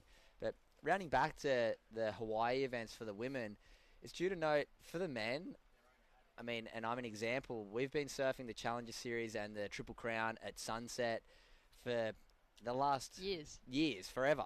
And we have that experience, and something that I noted that was really interesting that I hadn't really thought of was Tyler Wright was talking about changing boards, and something that's so unique about Sunset Beach is you literally ride boards that you never ride anywhere else on the planet. As we see Macy Callahan up and riding, a little bit of a slip off there. But yeah, so at Sunset, there's not a wave on the planet where I've ever surfed a board over 6'2" as a high performance board. As we see a little replay here for the surfer in green, Jasmine Sampson. Nice first turn.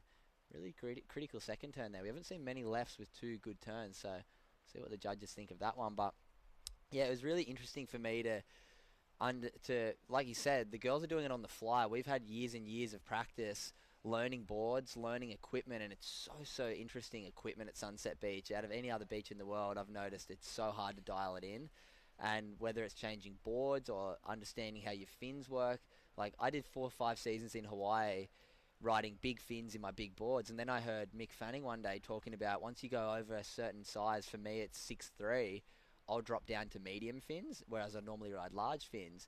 And that's because your board's got a lot longer rail, and you use the rail to do your turns, because I used to find it really hard to do turns out Sunset because my board almost wanted to go in a straight line because of the large fins. So once I dropped down to medium fins in my big board, it allowed me to surf a lot more critical, and that changed my whole concept. And like I said, that took me years to understand, and the girls are learning on the fly. So it's it's really cool to see them get to change some mindset around obviously equipment, but also riding some waves with different power. And yeah, I'm really excited to see where it goes the next few years. I'm excited too, Cooper. Back to the live action in the water. Macy Callahan, she's locked in a 4.55 along with that 2.75 that she opened up with. Nixie Ryan in second with a 5.5. Jasmine Sampson with a 4.75, and Layla Salt just a 0.4 so far. Women's surfing is definitely in safe hands. I'm excited to see what happens over the next few years, even this year just in particular with all those fresh faces and those Hawaii events, as you mentioned, you know, like completely different board setups, different fin setups. A lot of those women wouldn't have had the opportunity to even ride the boards before they went for a surf out there, let alone experiment with fins. Yeah, so I think we're going to see a lot of progression there, and yeah, the bell curve of how quick they're going to progress is going to be very fast, I think, because there is so many great mentors over there. We saw Brisa Hennessy take it out, being mentored and coached by Punch O'Sullivan, who's doesn't need much of an introduction for the Hawaiian lineup. And yeah, it's really cool to see the men jumping in and really mentoring the women to progress that skill and really speed up that learning curve. But a few of these girls hopefully are going to be on that world tour. It's great to see a strong women's contingent. It's really cool to see Molly Picklum get the call up, got that last little spot, as we saw Katie Simmers choosing not to take her spot on tour. Bit young, and I think it's quite a mature decision to make because it is a big step up. And like we saw, the changing environment on the tour this year with Pipeline, Sunset Beach, Portugal coming up next, and then we have Bells Beach and Margaret River, all heavy water waves. So it's going to be a bit of a mix-up for the women, and I'm excited for it. But as we sit down here now watching the Australia Oceania Regional Qualifying Series, this is a Whistler New South Wales Pro Surf Series, Great Lakes Carve Pro QS Women's and Men's 1000. So these girls and boys, I've been told I can't call girls and boys, I'm sorry, women and men women and men are all competing for a spot in that Challenger Series that's going to be coming up in May, kicking off at Snapper Rocks, which is super exciting for all of us to get the opportunity to surf Snapper in a Rash Fest. This is, of course, a stepping stone onto that World Tour stage. With the regional qualifiers, we've got the QS1000s, then we've got a QS3000 at Central Coast, QS5000s for Tweed Coast and also Newcastle, and then those Challenger Series events, which is kind of that in between the QS and the World Tour. So surfers like here, it's a good building and stepping block as to working your way into that, whether it's, say, a younger surfer coming through and trying to build up seed points, or whether it's, say, someone like Macy who's just probably using this event more of just a bit of a warm-up. Definitely. Well, it's due to note, every single surfer that's on the World Tour got that number on their back, and superstars of the sport all started at this level. Every single one of them has surfed QS events, and every single one of them has had to go through this level. So you're seeing it firsthand, the surfers who will be on that World Tour at some stage. I can guarantee there's a handful, well, there already is a handful of surfers in this event who have been there and who are itching to get back there. So yeah, looking forward to the next couple of days of competition. We're going to have plenty of hot action coming. I mean, what surfers do we have? Macy Callahan, she's been on the tour. Who else in the men's side? We've had Matt Banting on the World Tour. Stewie Kennedy's been on the World Tour. We've got Dimity Stoyle. Dimity Stoyle's been on the World Tour. So yeah, we've got plenty of hot talent here in this Australia Oceania region. Very well known for our success on the World Tour level. And yeah, it's been great to see a lot of the young men who have come through this stepping stone. Like you said, Jacko Baker, Callum Robson, Liam O'Brien, Geordie There's Lawler. Geordie Lawler. There's so many amazing talents who are getting up to that next level through the Challenger last year, the tail end of last year. A lot of great success by the young Aussies, and it all starts with this grassroots board riders straight into the QS1000s, onto the Challenger, and then onto that World Tour where we all want to find ourselves. This event, of course, wouldn't be possible without our sponsors. This is, of course, stop number 1 on the Vissla New South Wales Pro Surf Series for 2022. This is the Carve Great Lakes Pro WSL QS1000. We have our supporting partners, Barrington Coast Tourism, Destination New South Wales, World Surf League, Moby's Beachside Retreat, Mid Coast Council, and also our webcast partners. We wouldn't be sitting here today without Mad Mex or Volkswagen. So thanks to all our partners involved for making this event possible, and the rest of the ones also on the series. Yeah, and it's great to see all those sponsors are the ones who are really supporting grassroots surfing in Australia, giving big opportunities to surfers like that woman out there in the blue who is Layla Salt. Local wild card, I can imagine, if she's in blue against top seed Macy Callahan. So yeah, it's great to see these sponsors getting around young Australian surfing, because as we've seen, there's so many successful Aussies coming through at the moment, and we couldn't do it without these sponsors. So big thanks for getting around it, supporting young Australian surfing and supporting us reaching our dreams. Literally building the future of surfers. Quite literally. So 7 minutes on the clock. This is, of course, the women's round of 32 heat number 1. Macy Callahan currently in the lead. Only got a few small scores. Nixie Ryan in the white in seconds, locked in a 5.5, chasing a 1.8 for the lead. Jasmine Sampson in the green, she's locked in a 4.75, only looking for a 0.76 at this stage, but keeping in mind that the surfer in white, Nixie Ryan, is yet to lock in a second scoring ride. And young Layla Salt in the blue, currently in 4th, chasing a 4.51. Cooper Chapman, we've got some women running along the beach. Who have we got in that next heat? In the next heat, we've got in the red coming up Piper Harrison from up on the Gold Coast, Holly Williams in the blue, Arabella Wilson in the white, and Concha Balsameo in the green. So another action-packed heat coming your way. Round of 32, heat number 2 for the women's. It is all happening at North Boomerang Beach. We have a set approaching. Watching on our screens. Cooper, you were out there earlier, as I mentioned, in your heat. What's the difference between looking at it on the screen and being out there in the water? Oh, I see a big foam climb in the Hepa, Mace Callahan. Oh, I mean, it definitely changed. From calling the first couple heats, it was a lot windier and looked a lot different. And then once I got down there and on the beach, it's a lot wider playing field. Yeah, right now, watching on the screen, as we see Nixie Ryan up and riding in the white, trying to back up that 5.5. From the screen, it looks like quite a small playing field, but once you're out there, there's a lot of ocean to be dealing with. A few different peaks to play with. I was lucky enough to get one wave up to the north end, which I think I got a 6 on, and then my kind of lineup, for anyone out there listening in my next heat, block your ears, but my second lineup was to sit a bit further south. I found that a bit further south, over to the right of your screen, right of your screen. No, I was still looking for rights, but I felt like the rights from deep, you could come back at the section and they'd give you a bit more juice, and that's where I found my best wave and got an 8. So kind of going out there with a bit of an adaptable mindset, realising that there's not one spot that's real good out there. We do have a really broken up northeast wind swell here at the beautiful Boomerang Beach. So, yeah, my mindset was just be adaptable, be willing to change as the conditions change. And, yeah, it did change while I was out there. Like I said, the conditions have cleaned up a lot. I was thinking it was going to be a bit more windy and a bit more reactive, whereas the waves that I caught were quite nice. I kind of got a bit of time to open up and do some of the surfing that I love to do. But yeah, the girls are starting to find their feet out there right now. A little bit of a slow start maybe for this first heat for the women. Been watching the men all morning.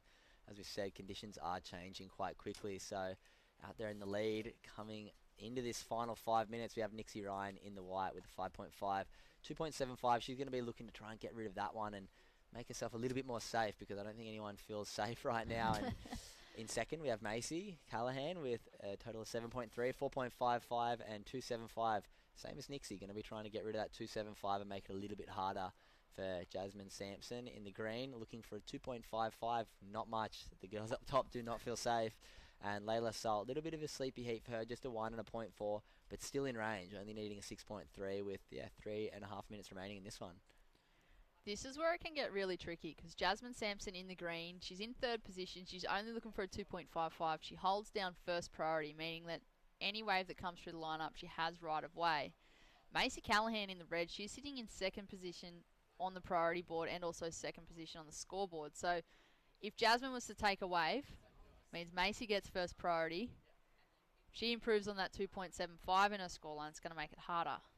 So I feel as though the next 3 minutes could be interesting. Yeah, I'm excited for the Mad Max minute in this one because it's going to be full of fireworks, I think. A lot can change in a short amount of time, and with bumpy and lumpy conditions like this, opportunities pop up out of nowhere, and with all the ladies not needing too much of a score, it's going to be action-packed Mad Max minute. So 2 minutes 45, we're going to watch this one very closely. As you said, Macy Callahan, top seed of this event, and on the chopping block right now with Jasmine only needing a 2.55.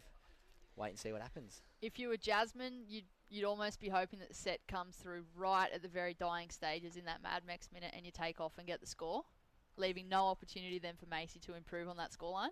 Yeah, if I'm Jasmine right now, I'm like, all right, I need a 3.5 or 3.6, and then I go to first. It takes me off that hot seat position.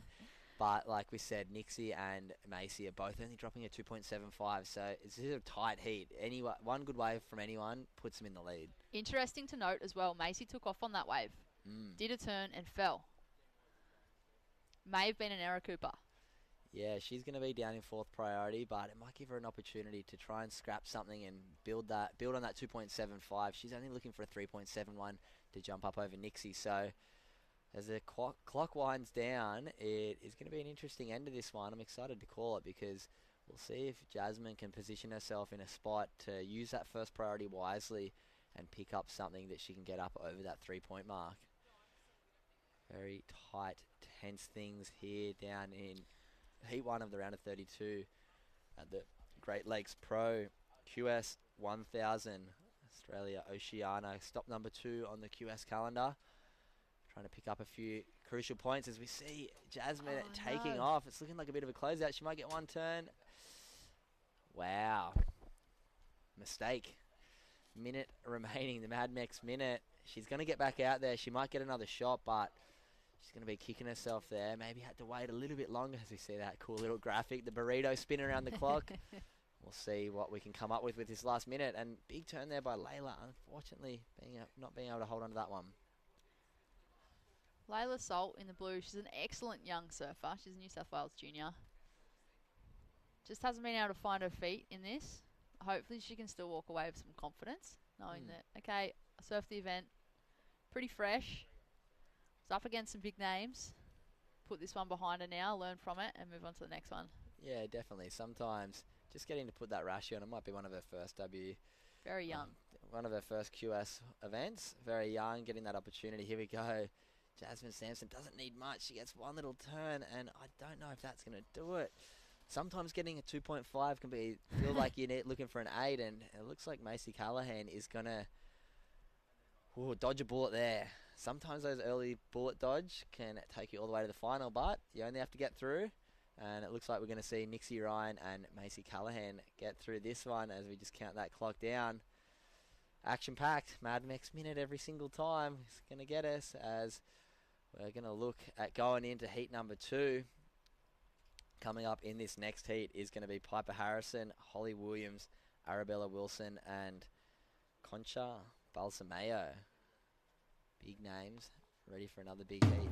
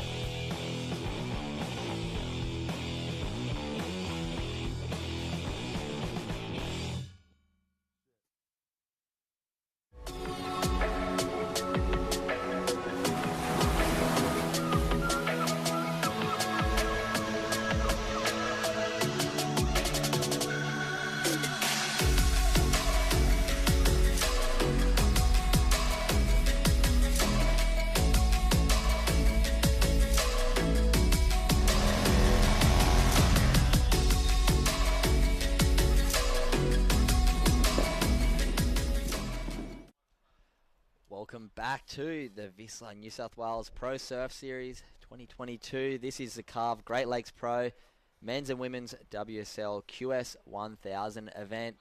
My name's Cooper Chapman. I'm joined in the booth with Britt Nichols. Here to call round of 32, heat number 2. As we see out in the water, Holly Williams, Arabella Wilson, Piper Harrison and Concho Balsameo. Travelling all the way over here. I'm not sure if she's living over here or whether she's just made it across to do this leg. Do a bit of research maybe after this one and have a bit of a chat to Concha. Yeah, she's an excellent surfer. Looks as though we've had some early scores locked in for this women's heat. Round of 32, heat number 2, Piper Harrison locked in a 4. Holly Williams a 3.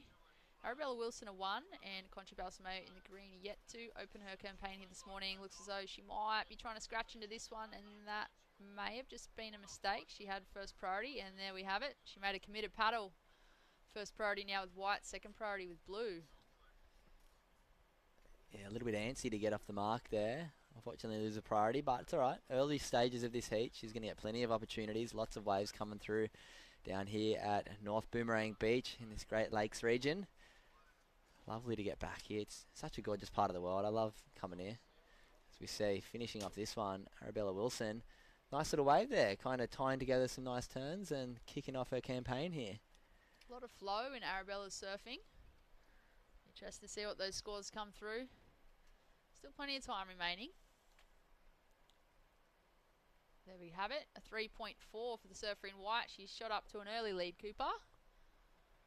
Yeah, it's a nice little start for her. Getting the feet in the wax, kick the day off. A lot of surfing to be had further into today. Everybody who makes this first heat today, both men's earlier this morning and women's right now in both of our round of 32s. The top 2 progressing are going to surf again this afternoon, so trying to get the feet in the wax early today, build a bit of flow into the rest of the day is super important. Conditions are going to continue to change. We had a low tide around 9 o'clock this morning, and that tide's going to come in quick, and it's going to change as we see. It looks like another storm maybe coming in outside there. We've been on and off rain. It's been a bit of Armageddon this morning, but it's been pretty clean for the last hour or two. Was starting to clean up there for a while. We're sitting in a webcast truck, nice and warm. I think there's actually aircon in on here. It's a little bit cold. It's a little bit fresh in here. But as we step outside, there is a bit of rain. There's a bit of a front coming through. We've had some nice sunny days over the last couple of days, but first day we got taken out by a front for about an hour or two. I am actually going to step out of the booth for a moment and welcome you to Mr. Carve himself, Matt White. And I'm going to take over and call this heat with Matty White. So exciting times ahead. We'll get some headphones on and he'll be chatting to us very shortly. As we see a replay of Arabella Wilson, that last wave for her was a 3.4 that we just picked up that replay of. Or was that a live one? No, that was a replay. So that was a 3.4. Edging herself out into an early lead right now in this heat. And as we see, a wave coming in for Holly Williams in the blue, squaring up backside. Nice first turn in the pocket, wrapping that one around. And that's going to be all she wrote. Maybe another little hit. But Matty White, Mr. Carve himself, how you going, mate? Thanks for jumping in the booth with me. Pleasure. Thank you, Cooper. Mate, great to be here, and it was really good to watch your heat this morning. Oh. Congratulations to yourself. Oh, thanks so much. Taking that one out. I was standing there with Hedgie and a few nervous moments, but no, he said you're nice and relaxed and here for a good time, and it looks like that in your surfing. No, I appreciate that. I mean, I feel like there wasn't that many nervy moments. I had a pretty lucky heat. I had a few quick start 4s and then built on that, and yeah, I think I had the highest heat score of the round, so it was one of those heats where I was like, oh, that was a nice one. I didn't have too much pressure, but another one this afternoon. We'll see if it's a different story. Yeah, no, definitely your surfing didn't show nerves. It was more Hedgie standing there. I know what it's like if you're coaching someone, or especially being a father to a son now who inspires to be a pro surfer, and Corbin's up here with us, and he's only 15, but yeah, watching him through heats. Yeah. Doesn't matter. They seem to be more relaxed than the person on the beach. It's funny. I always say that. My dad, I'm sure he's watching. He loves listening to me commentate and watching my heats. Yeah, it's funny. I feel like you get to a point in your career where you can kind of shake off the nerves and try and be real present and real mindful in the moment. But the person on the beach, and I feel the same when I'm watching my friends. Yeah. I remember last year on the Challenger Series, you get so nervous watching your mates, but when you're actually doing it, you have control, so it's a bit Totally. better. You know, as the owner of Carve and sponsoring a lot of athletes, and here actually staying with Stu Kendi, which is a lot of fun, and it's like being a dad to all of them. Yeah. You know, watching them all surf, and it's nervous times, but it's exciting and good fun. Yeah, it is. As we see a little replay of Holly Williams there in the blue. We'll see what scores come in for that one, but one nice turn at the start of that wave, so she's locked in a 4.1, puts her out in the lead. How special is it for you getting to bring your young fella up here, watch the top guys in Australia competing and throwing down, trying to get their spot on the Challenger Series? What's it mean for you, for your son, to get to bring him experience it? I guess a lot of people... I started a great relationship with Surfing New South Wales about 10 years ago. And Luke Madden, CEO of Surfing New South Wales, and myself, we're always talking about trying to create an easier and a better pathway for Australian surfers to, you know, fulfill their dream as a pro surfer, and instead of having to travel around the world and chase these QS events that are just hugely expensive, to come up with this, which is now the Whistler Series, and we get to have naming rights to one of the events, is something that we've worked extremely hard for. And, you know, as a surfer yourself, Cooper, you know, there's 6 events now, pretty much all back to back, that can put you guys in a really good position, one for the Challenger Series and a chance to chase that CT dream. Yeah, definitely. It's been a really nice change up, the whole regional series. I think it does give a lot of younger guys and a lot of guys who might not have the financial backing. As we know, the surf industry has had some serious shake-up the last couple of years, and it is very difficult to find sponsorship money, but now having the regional tour, it does allow us to, if you're not on the Challenger, spend 6 months maybe building the bank account up so you can take some time off work and chase these regional events. And it also gives the younger guys a great opportunity to dip their toe in the water and not have to break the bank account and fly to Europe just for a small event. Yeah, 100%. You know, I'm 53 and frothing surfer, and get out there and surf the comp bank with you guys of a morning before the comp starts, and it's been really nice. Like, I've had a lot of people come up to me in the surf and thank me for putting on the event and being a sponsor, and you know, that means the world to me, because at the end of the day, that's the reason I did it, was to help surfers and have a better pathway to achieve their goals. So yeah, I enjoyed it just as much as you guys, been out in the water and surfing with you all. And I know that's why I brought Corbin up, because it's just inspiration for him to surf with, you know, some of the best in Australia and see where they're at and where he's at. Because hopefully in another year or two, I'll be putting him in this event. Yeah. Yeah. Oh, he's keen to go anyway. Yeah, give him a go. Yeah. We actually sponsors Wildcard. Totally. Yeah, we actually had him down as a reserve for this event. We didn't want to take up a space that, you know, was for someone that was well worthy, but he was, I think, number 2 on the reserve list, just in case someone wasn't able to make it or there was an injury. But it was good. The draw was full and no one was needed.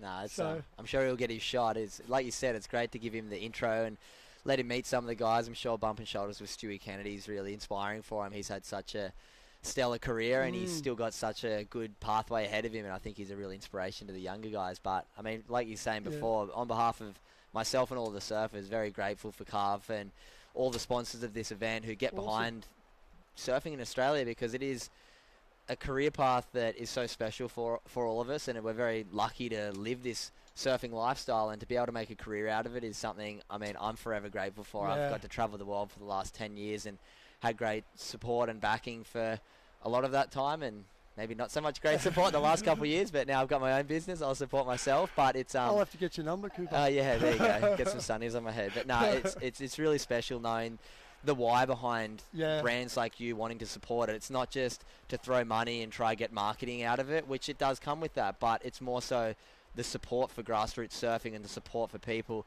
like these amazing women we have out there right now, as we see Arabella Wilson, big first turn on her backside, and that one fizzling out. So yeah, women out here right now ripping. It's great. The women are ripping.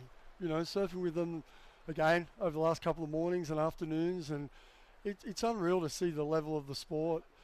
You know, you only have to see, I guess, the first CT event this year, Pipe, and mate, some of the girls weren't holding back. So yeah, Britt and I had a really cool discussion about that. It's really I think it's great, and it's about time now that we've got equal prize money for women in surfing with WSL, which is a massive step forward. Big congratulations to them for really stepping up to the plate and doing that for the women.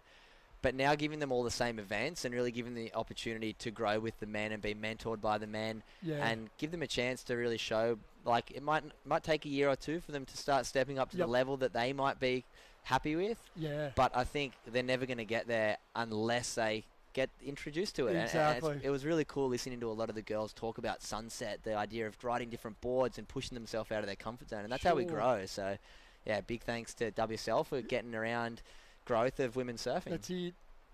It's being there and having that experience that you're going to grow from, and like you said, they can only improve from there. And it's the opportunities. If you don't have the opportunities, well, you can't showcase what you can do, whether it's in small waves or slabbing waves. Definitely. And I think this year on the tour is going to be really exciting to see as they head to, especially Choups and then G-Land. G-Land. Yeah, it's going to be great. So, but we're in a beautiful part of the world up here, Cooper, and Boomerang Beach is a favourite spot of mine. I still compete in the New South Wales State Masters surfing titles, which is just basically competing against a bunch of mates, and it's a bit of a reunion each year. Not that I was ever a competitive surfer or pro surfer. I actually grew up in a small country town called Mossvale in the Southern Highlands, so interesting. it was more farm life for me till I really got my licence, and then I used to make the drive down Ulladulla pretty much every weekend, and that's become second home down there. So g'day to all the crew down Ulladulla that's listening in, Ulladulla board riders. I know there was quite a few of them up here, which I was supporting, and I think Ulladulla board riders got about 6 guys now doing the QS, Epic. which is really cool, and they were all up here. And Adrian Hellman, who was up here managing them. So, yeah, good mate of mine. So that's how I sort of got into it, and then just like we all do, fall in love with it. Oh, as we do. I think we can all attest for the joy that surfing brings us all, that feeling of getting in the ocean, being present, and just experience. There's something special about the salt water. Anyone out there who's watching, even if it's not surfing, just trying to get down to the ocean, diving in for a swim, safely in the flags if you're not an experienced ocean dweller. But yeah, I just think there's something special about the salt water. I'm hopeless. I couldn't sleep in to save my life. I'm one of those kids that wake up and I have to know what the ocean's doing. Love that. So my son and I are pretty much down there first light every morning, and got that sort of routine going. We've got to get out 7:30 to get everyone to school and off to work, but no, it's good fun. It's really good. All right, I love surfing. We all love surfing. I'm sure everyone watching this loves surfing. Exactly. As we'll do a little bit of an update as we're coming down to the 5-minute mark in this heat. We're going to pick up one last wave replay here of the surfer in white. That is Arabella Wilson. One big turn on the backside. As you can see, that storm is hammering down. We're sitting in the little commentary booth right now, and I can hear it on the roof. I bet you're stoked that you're not out there. I know you're watching down on the beach all morning. You've got the little dry spot right now. That's it. We got out of the water at 7:30 as it was starting. We stayed in our spring suits for the first heat and a half because it wasn't worth getting changed. And then found a little tent that we could hang in, and it was good. We got to watch Stewie in his third round. Wasn't that a cracker of a heat? Third heat of the day, and actually I had my phone to my ear. You were doing the commentary, which was so good to listen to you guys, because especially something I picked up on, and Stu and I talk a lot about it, is good repetition and variety in surfing. And you picked up on it. Stewie had a couple of great waves in his heat, and the variety is amazing. And anyway, got through that heat, which is great. Yeah, he's a veteran. He knows what he's doing, Stewie. But we'll give a bit of love to the girls out in the water right now. Out in the lead, we have Arabella Wilson with priority. She's sitting on a 5.25 and a 3.4, out in the lead with 8.65 points.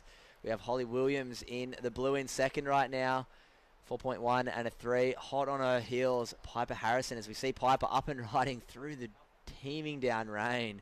Gets one turn up there, carves around for the second one, tries to get one up for the third one, but unfortunately unable to complete that one. So she wasn't looking for much. She's sitting on a 4 and a 2.6, so she needs a 3.11 if she wants to jump up into second. And Concha in the green, Concha Balsamea from Portugal. She's got a 3.25 and a 3.2. Looking for something up around that 4-point range if she wants to move up into progressing position. So not big scores needed. Quite a low-scoring heat. The conditions are changing so quickly. This storm has just come through like an absolute train, and I think the girls are finding it quite difficult right now. I'm sure the judges are having an absolute ball in the rain down there on the beach too. But yeah, it's going to be an interesting Mad Max minute. The last minute of this heat is going to be fireworks as always. It's definitely not easy when you got that rain just hitting your eyes and trying to focus on what's going on, and it's definitely challenging. But at least we've got swell. Yep. You know, everyone seems really stoked with the waves. It's been a good little bank actually. It's really fun. Different times of the day on the tides, whether it's the rights and the lefts, but yeah, it's been fairly consistent, which is good. Every heat's had plenty of waves. Yeah, it's been really nice. Done a lot of watching over the last couple of days. Yeah, the judges are definitely earning their money down there in the rain today. But oh yeah, what's the year looking like for Carve? What do you got? What do you guys got coming up? Anything exciting you can share with the listeners? Yes, yeah, mate. It's always exciting. Yeah, but it is. in December we just launched, which is really cool actually to be here in the booth with you while the women's is on, because in December we just launched our new women's range of eyewear, which has gone extremely well. So we've just stepped out with a higher fashion look and some really cool bright colours, and everything's very on trend. So yeah, that we've already had a lot of styles sell out. Nice. Which was great. So yes, I'm on the phone to the manufacturers every second day at the moment, trying to get stock quick as possible. But that's a big thing for us. You know, over the last couple of years, I've been sort of rebranding Carve, and a lot of people probably noticed the font that we're using now. Just opened it up, cleaned it up, gone. You know, everything's become so unisex in this modern world of ours, and that's been good. You know, we changed our team stickers to a premium, going black and white, and that's been really well received. And yeah, it's just reinventing it all the time, Cooper. So that's one of the things that we're really pushing. We've got 3 big drops of the women's eyewear coming out this year, all new styles every time. And the other cool thing that we're doing is all this sustainability. So we've working with a company in America called Oceanbound Plastics, where we're going around the world and picking up plastic from the shoreline 50 kilometres inland and recycling them into eyewear frames. Good on ya. So that's really cool, and that feels good. And you I'm just get back to give the girls a little bit of love for a second. We're in that Mad Max minute, and it is heating up. We saw Concha in the green throwing down a nice backside couple turns. She's not looking for much. We did see Piper Harrison jump up into second place, but we might see that change as we wait for the score for Concha. But all the girls picking up some waves in this Mad Max minute and making it really exciting. But back to Carve, it's really cool to see you guys rebranding, shifting some focus. One thing I've always loved about Carve is there we go, Holly Williams has just dropped a 6, so she's moved up into the lead. We're going to wait for some scores to come in. Concha dropped to 4.6. She would have got the score if Holly didn't get the score. So close. Look at that shake-up in that Mad Max minute. All changing as we're going to see Holly Williams and Arabella Wilson moving through that one. But one thing I love that I wanted to quickly touch on before we go to break is that Carve is affordable but still high quality, and it's accessible to people, because so often sunglasses are 150, 200 bucks, and people can't afford that. Well, I'm glad you brought it up, Cooper, because I was itching to bring it up. But yeah, that was the whole business plan. You know, I actually, it's a good little story, but well, we'll have to get you back in for another heat soon, but we're going to go to a commercial break real quickly. We will be back right after this with the Carve Great Lakes Pro QS1000. Matty White from Carve in the booth with me. We'll have him back in later today. Awesome, Cooper. Thank you very much, mate. Cheers, mate.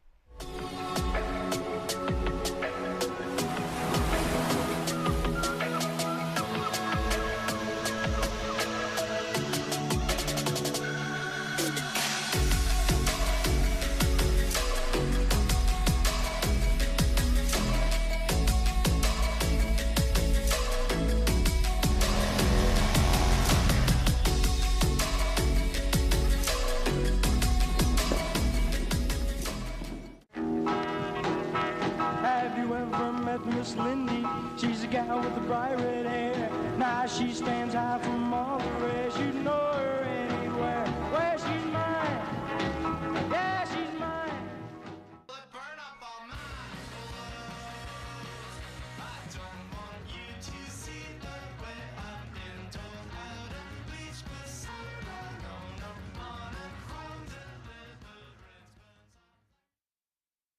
All right, so we are back. Great Lakes Carve Pro, the Vissla New South Wales Pro Surf Series 2022 men's and women's QS1000. We've actually just been informed we're going on a quick hold.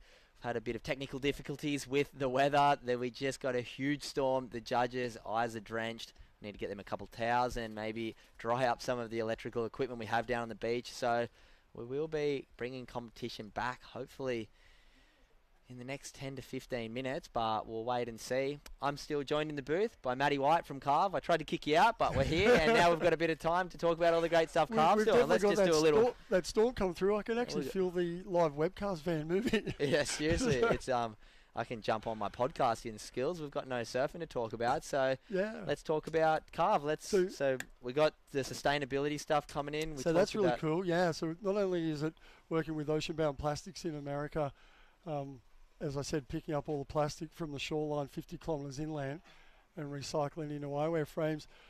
We've found a manufacturer that actually can sew recycled plastic bottles with organic cotton into T-shirts. So, yeah, really working on all the sustainability push. I think that's really important as surfers and something that I'm really proud of, to clean up planet Earth where we can and all do our bit and make a better life for everyone. I love that. Obviously, I'm not sure if you know, I've got a business called The Good Human Factory, which is all around mental health, but it's just all around being a good human. And one of my key takeaways from the workshops I run is around being kind to the environment. Yeah. Kindness comes in so many different ways, being kind to your mind, being kind to others, and I always really like to include in my workshops with students being kind to the environment. And it's so great to see brands and businesses like Carve stepping up to the plate and understanding how important it is to bring sustainability into our products, because we've only got this one planet and it's important we take care of it. Yeah, that's it. No, it is a really important thing. And I like what you're saying there, the mental health, I'm a big advocate to help out where we can on mental health. We've done a lot of good events around mental health, and it's been sad in my family. I've lost some people close to me, cousins and friends.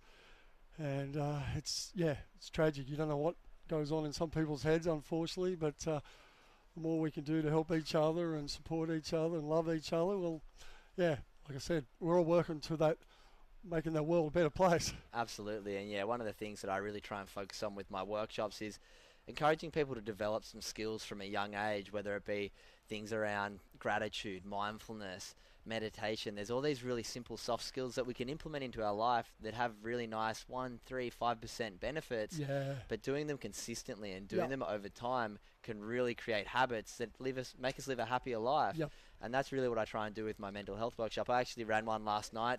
Got a partnership with Surfing New South Wales, doing some Ride the Wave workshops, sharing my different soft skills that have a positive impact in our life. So I did one last night at Moby's, nice. Doing another one on Monday night down at the Port Stephens event. So anyone who's around Port Stephens, make sure you get down there. Come check that out, because I think we give mental health this little pigeonhole of mental illness, but mental health is a whole range of things. Mental health is something we all have, and the more that we can understand that it's not just mental illness. Every single person has mental health, and we all have a responsibility to do things on a daily basis so we don't end up on that poor end of the spectrum. So that's where I come in. That's where my workshop comes in. So often there's so many great organizations talking about anxiety, depression, all these key words, which is important, but I really try and make it a bit softer and make it a bit more wholesome. And if we're practicing kindness, if we're practicing gratitude, mindfulness, empathy, there's all these skills that we can implement into our life that bring a really positive effect, and the byproduct of those is good mental health. Rather than focusing on the negative mental illness side, we need to start changing the language and changing the way we talk about it, and that's what I'm trying to do. Really cool that we've got guys like yourself in our sport so focused on that area, because I know a mate of mine, Matty Griggs, who was doing high performance coaching down at Cronulla, and my son Corbin has been getting coached from Matty for a couple of years, and Matty really focuses on their headspace and their mental mindset.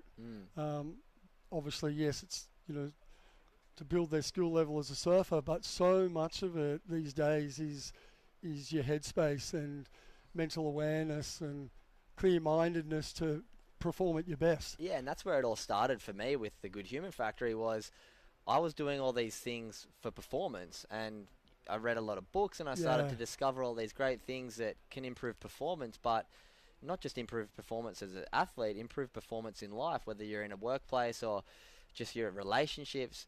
By getting your head in place and understanding the way your mind works and being healthy and having a good relationship with those thoughts, 100%. then everything in our life gets better. And the more that we can be self-aware around that, the more we can start moving forward and Totally. taking sort of that step forward. But good news is, We're comp's back back on. on. We're Hey. back on. So round of 32, heat number 3. That means you don't have Right. to listen to us the whole heat. Oh, you still got to listen to us the whole heat, but I don't think anyone's complaining. We're talking about some great stuff. It's Yeah, nice to have exactly.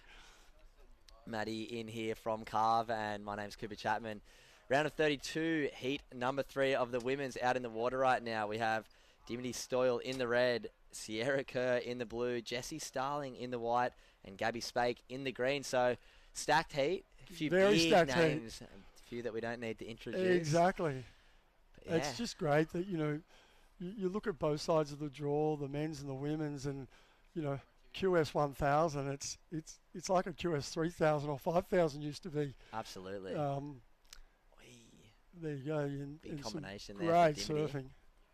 Yeah, I'm excited to call this one. I've been watching Sierra grow up the last couple of years. Obviously, Josh Kerr's lovely daughter, and far out, she's going to make some girls on tour a little bit nervous once she progresses through this regional Australia Oceania QS regional tour up to the Challenger Series Definitely. and then onto that World Tour. I think she's very destined for that. But she's going to have to get through some big names like Jessie Starling, Dimity Stoyle, and Gabby Spake in this heat if she wants to be moving on through, picking up some points, and getting into that first Challenger Series event at Snapper Rocks coming up in May. Yeah, and it's really good to have, Josh at the event as well. We saw we were getting out of the surf yesterday afternoon, and he just arrived, and it's just that good aura, and my Queensland team manager Jay Phillips came down yesterday to support Mitchie Parko and a few of the Queensland team, and it's great. I've had some good chats with Hedgie over the last couple of days, and yeah, everyone's stoked. Obviously last 2 years been pretty tough with COVID and a lot of events being cancelled, and hopefully we're on for a complete year this year. Yeah, it's looking pretty good. So we'll keep our fingers crossed and keep everyone healthy. But yeah, it's nice to have competitive surfing back. Nice to have this Whistler New South Wales Pro Surf Series presented this event by you guys, Carve Exactly. Eyewear. It's great to have local Australian companies getting behind Australian surfing and really understanding the importance of giving back to the sport. And as we spoke about briefly in the last heat, this isn't just an opportunity for marketing for you guys. This is an opportunity to really give back to young surfing. And how Totally. important is that for you as a brand and you as a person? Yeah, look, a lot of people ask me, like, how did you get into this? Why did you even do it? And, I come from a very blue-collar family, hard worker, never been given anything really, like any money to go and do anything myself. Just great family love and everything like that. When I left school at end of year 11 and did a carpentry apprenticeship, and back then, which was over 30 years ago now, it was either service station eyewear at $20 or sunglasses at $200, and there was nothing in between. And as a young tradesman, carpenter, getting paid, I think it was $95 a week, and we were breaking sunglasses every couple of weeks. And I was like, hang on a second, this doesn't add up. And I used to say to everyone on site, my mates, hey, we've got to start an eyewear brand. And we were obviously all just joking to start with. And then as the years went on, I got more serious about it, and to the point where I was like, I've got to stop talking about this. I've got to somehow work it out. Execute. And that's where I actually saw an opportunity in the market to bring in premium products and make them affordable to everyone. Because I really understood that, being around a lot of blue-collar workers, it's not easy to just be paying $200 for a pair of sunglasses. And, there are, it comes down to brands marketing and everything like that. And it's sunglasses, we're not building rocket ships. A lot of it, polycarbonate frames, stainless steel hinges, injected lenses or laminated lenses. It's all premium product. It's So achievable. we just go on more the grassroots side of the branding, and let word of mouth build the brand, which is why it's taken a lot longer. We've been going 23 years now, Wow. and it's really only the last sort of 10 years that it's really kicked for us. Yeah. And we're now in 30 countries. I've got my own company and office warehouse in the US, Good on which you. is going great guns, and Australia just keeps growing all the time. So, no, it's really exciting Love to that. sort of come from that background and then to be doing this. No, it's really exciting. I love a good entrepreneur story. As we see, up and riding, Gabby Spake, huge first turn. That was aggressive and straight up into a second. So Gabby Spake backing up that 4.25 she opened up with. She's going to be shooting herself way out into the lead. As we see, Sierra Kerr dropped a 3.5 for that little carve to little layback turn. Just sort of getting the heat started. A few quite low scoring heats for the women to start off this round. So the girls are just trying to find some moments to build those scores, trying to find the sweet spot out there. We've had a big storm just cross through, so the lineup is changing very rapidly right now, but the women are doing a pretty good job to pull it together. Really as good. we saw. You can't help just sitting here thinking, is Sierra going to go to the air? We'll cross our fingers and toes because it would be great to see it. I'm sure it's going to happen. Oh, hopefully. We've seen obviously a lot of the great stuff coming out on social media. Yeah. Sierra Kerr, such a rising talent here in Australia. I think Australian women's surfing is in great hands with the likes of women like Gabby Spake, Sierra Kerr, Jessie Starling. Dimity's obviously been around for a little while. She's been on tour. She's almost one of the veterans, and she's still not even that old. But Definitely. yeah, Dimity's a force to be reckoned with. And I know she would want nothing more than to get a spot in the Challenger Series, getting to surf in that event up at Snapper Rocks for the first stop. Well, it means so much to all of them, everyone who's here. To get on that Challenger Series. Yeah. It's the next step. It's the next step on the way there, and it's I think last year we kind of sorted it out. There wasn't too many events. I was lucky enough to get over there and spend a bit of time at Huntington, Iracira in Portugal, Hossegor, France, which was amazing. I haven't got to compete at Hossegor before, so that was a pretty special experience. Getting to watch Connor O'Leary take that event out. He was my travel buddy with Wade Good old Carmichael. Cronulla boy and the Lure board riders. Yeah, shout out to Connor. Good luck over on the events. I know he's probably tuning in. He loves watching these Aussie surfers, and I know he's the face of Mad Max Surfing as well. He's a mentor for the young program they have going, which I might read something out. I was reading something pretty cool about that. So Mad Max Fuel for Fresh Life program supports some of Australia's best up-and-coming athletes, both across surfing, skateboarding and motocross, and the junior team is supported by mentors in each of these sports who act as a sounding board for the juniors, which is such a great concept. So Connor O'Leary is the program surfing mentor, providing advice for 4 up-and-coming stars, Jake Ferrer, Ruby True, Huey Vaughan and Willow Hardy. So Mad Max is stoked to be able to support the next generation of surfing talent. They're also a proud partner of Surfing New South Wales and the Pro Surf Series. So good on Mad Max. That's great. Good on you, Mad Max. And I just love the vision and the why behind their support. It's not just marketing, which I keep touching on, and owning a small business myself. I know there's a lot of brands that are quite one-dimensional, and it's really cool to see the support of brands like Carve and Mad Max getting behind this. I keep saying grassroots surfing. We're on the QS here. We're on the QS here. This isn't grassroots, but this is that stepping stone up to the challenge. And that's why I enjoy it so much. I actually love the work side of it, the business side of it. It's giving back, and supporting something that I love so much, and that's given me so much joy. And speaking of Connor, I know Connor really well. We're part of the Lure board rider family, and his mum and dad, Finbar and Arkme, and little Rick Boss, who my son Corbin goes to school with. They're in the same year there at Cronulla High. So it's a great surfing community down there. And even though Connor has moved north, so have I. Been sucked into the Gold Coast Point Break. Totally. But no, it was really exciting to see him have that breakthrough again last year and back on the CT. And he was looking so good at pipe. And I thought, wow, this could be his event. But as we know as surfers, heats don't always turn out the way it's planned. As we turn our attention back to this one. So we saw Gabby bake that big first turn before, locking in a 6-point ride. So she's shot herself way out in front, both of the top scoring waves in this heat. She's sitting out there in third priority right now. Do a little bit of an update. We've got Dimity in second with a 3.1 and 2.5. She's looking for a massive 7.15 if she wants to catch up to Gabby right now.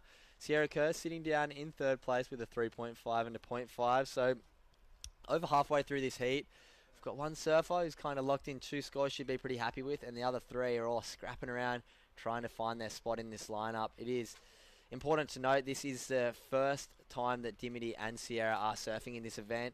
The women's have been seeded into the round of 32, the couple of top seeds. So as we go through these 8 heats coming up for the women, red and blue, first time they're surfing, whereas the other 2 women competitors have surfed through the earlier rounds yesterday and the day before here at Boomerang Beach. And that's what we touched on earlier, Cooper. This whole pathway that,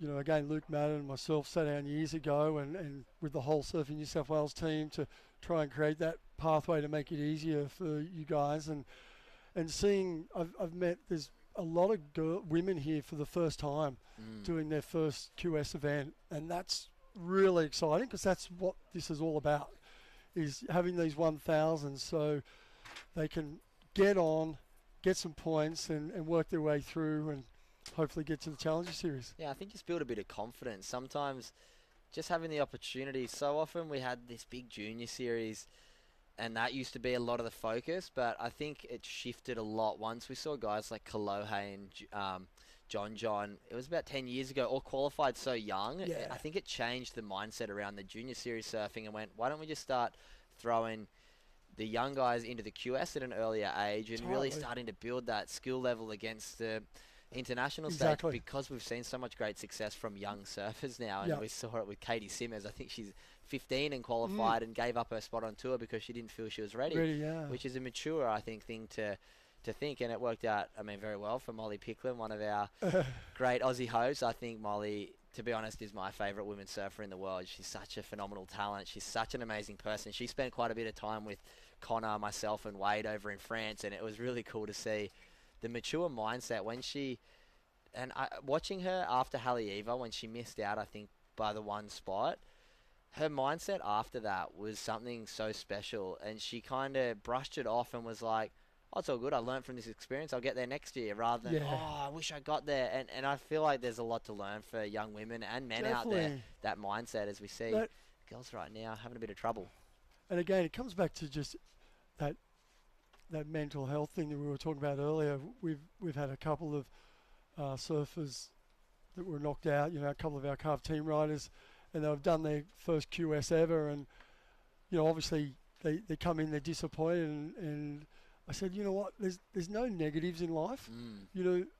That result is a positive because you're going to grow from that and learn, and get a journal, write things down, and just take that experience away, and next time you'll be that little bit more prepared. Yeah, it's only a loss if you don't learn from it, and so often people come in so devastated and try and put blame on other things and try and be like, oh, I rode the wrong board, I sat in the wrong spot. If you can actually learn from the experience, whether it be a surf comp, whether it be anything in life, that's when we can really start taking over our life and really moving forward in our life.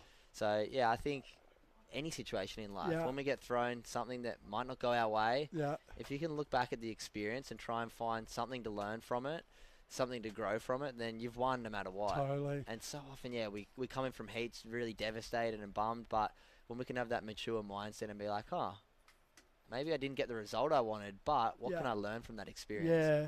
Staying calm in the moment. You guys must go through so many heats where it's like a couple of minutes to go and you need that one score, and it's just ocean. Yeah. And where you can put yourself and hopefully get that wave that's going to allow you to get that score, and staying calm under pressure. Yeah, a lot of it comes down to the last minute sometimes. Yeah, definitely. And we're coming down to the dying minutes of this one, just gone under that 5-minute mark. Down on the beach, we would see the yellow flag go up. For anyone who's a surfer, we all know the yellow flag means less than 5 minutes. As we see, Sierra Kerr in the blues, looking like a nice wave here. Good left. She needs a score. Nice first turn, under the lip second, and she holds on just like her dad would be proud on the beach, clapping away. So we'll wait for the score to come in. She was only looking for a 4.21. I'm allowed to say that because the judges can't hear me. What do you think? What do you reckon? It's going to be close, Cooper. Yeah, it's a bit of a sleepy heat, this one, so not looking for a big score. It looked like when she took off, that wave was really going to stand up and run down the bank. I know as the tide comes in, there's been that left that's a little further down Watched quite a few of the men's heats yesterday as we had team riders in each one, and yeah, the left was definitely probably the Pick of the pack. the pick of the pack. There were the occasional rights, and then it sort of went into that deeper water. But that looked like it was going to run, and then sort of just got a little bit soft through the middle. Yeah, I like how she really committed and put it all into that last turn. You could see her head almost come underwater. We're going to pick up a replay here. It did come in at a 5.25, so go. Sierra Kerr turns the heat. She moves up into second place. So setting up the first turn, bit sudsy, but I like how she committed, Nice. really brought herself over a board, rode out of that clean, and yeah, she's moved up into second place. So she's on the chopping block though, with Dimity Stoyle and Jessie Starling hot on her heels. But right now we have out in the lead in the green, Gabby Spake. She's got a 6-point ride and a 4.25. We've lost our graphic, but It was good on that last turn from Sierra that she just didn't rush it. You could see that she waited, and then went. yeah, And got the score she needed. So yeah, did the job she needed for right now. She's still on the chopping block. We've got Dimity Stoyle down in third right now with that 4.6 and 3.1. She's only looking for a 4.16, so I don't think Sierra will be feeling too safe right now. As you see, paddle here from Jessie Starling, losing first priority, so a bit of a mistake there for Jessie. A bit of pressure is going to flip onto her. She's looking for a 5.95, so a little bit of a sleepy heat there for Jessie. She grew up down in North Narrabeen, true Starling's sister, and a good talent herself. So she's up on the north coast now, just like myself. Made the move up north, bit warmer water, a few more longer point breaks, but lots of rain. Oh, we'll always call Narrabeen home. North Narrabeen's our home forever. That's it, exactly. As we see Dimity, she's looking for something. She doesn't want to be down in that Mad Max minute needing a score. But with just over 2 minutes remaining right now, we're going to be hot on the edge of our seat to call the end of this one. As we see Sierra Kerr, as we saw that last wave, 2-turn left, scratching her way up into second place. 5.25, 3.5 as we see Sierra trying to sell Dimity onto that one with just on 2 minutes remaining in this heat. She's calling it a day. Or maybe our timer's a little bit off here. I'd be going back out.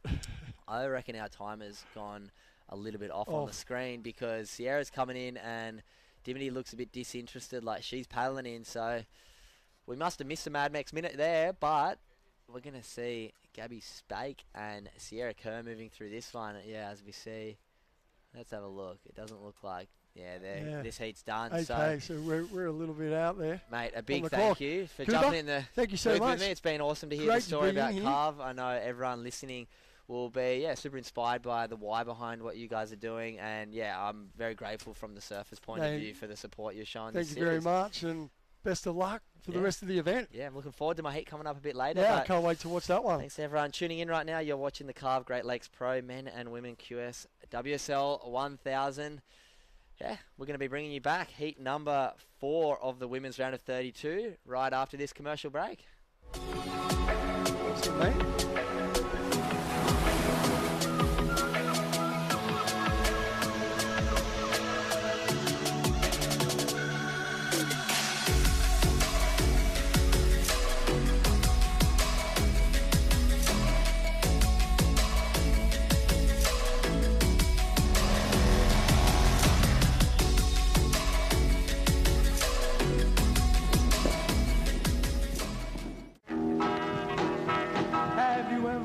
Miss Lindy, she's a gal with the bright red hair. Now she stands high from all the rest. You know her anywhere. Where she's mine, yeah, she's mine.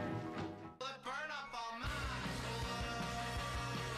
I don't want you to see the way I've been told how to bleach for summer. No, on a chrome deliverance.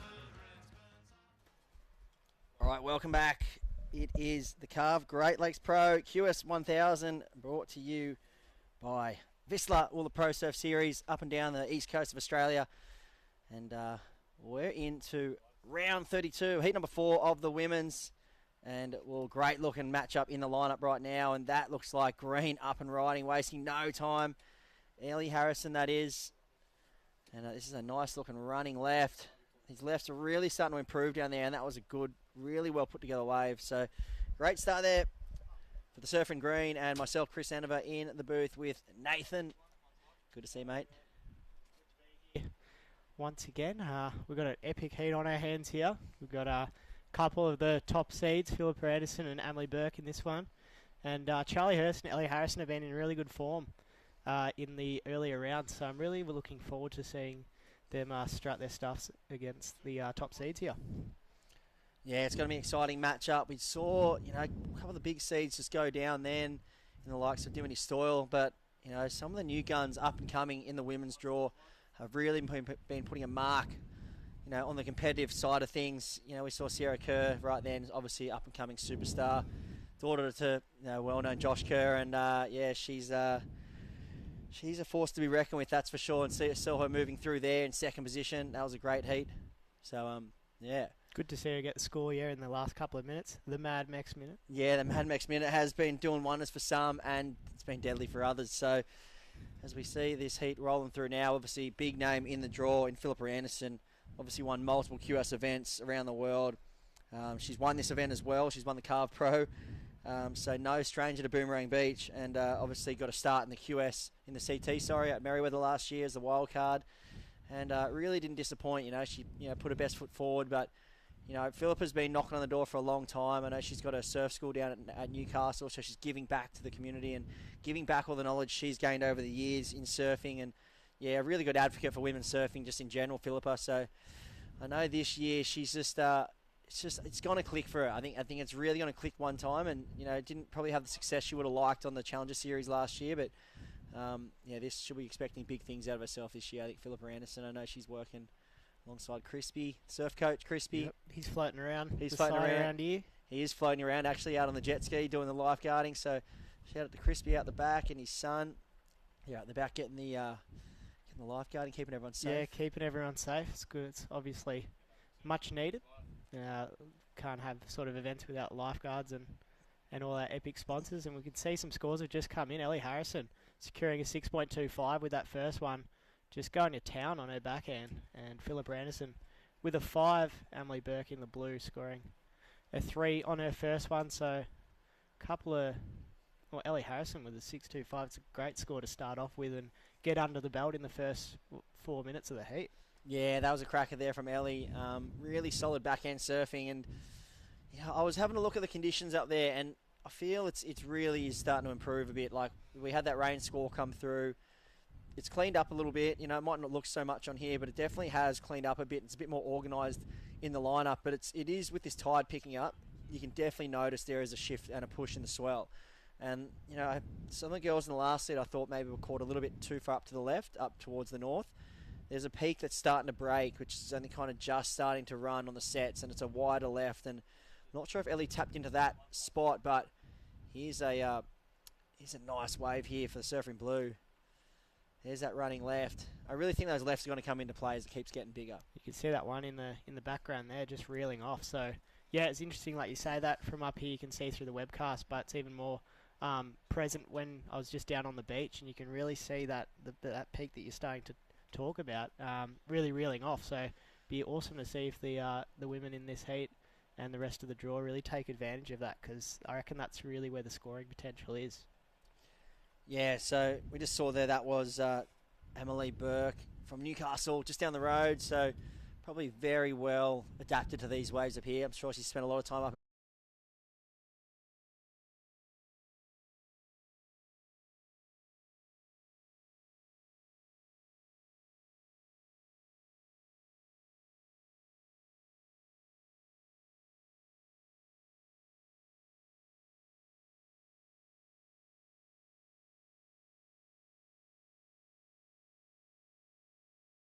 Bit unlucky in a couple of her heats, just missed a couple of opportunities, had a few falls, but yeah, she's a really awesome surfer, powerful goofy footer, and sure she's keen to make a dent in this open women's draw. Yeah, definitely. And then obviously we can't go past the surfing white Charlie Hurst. She's out there with priority now, looking to kickstart her campaign in the round of 32. Well, Charlie Hurst from down there at Port Kembla, she's exciting young junior coming out of New South Wales. She's an ex-New South Wales state champ. She's won a few pro juniors, I know.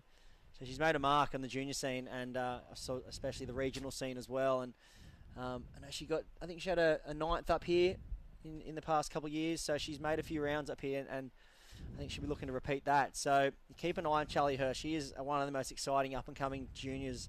Well, not so much a junior now into the challenge, into the qualifying series events, but obviously wanting to push towards that Challenger Series run.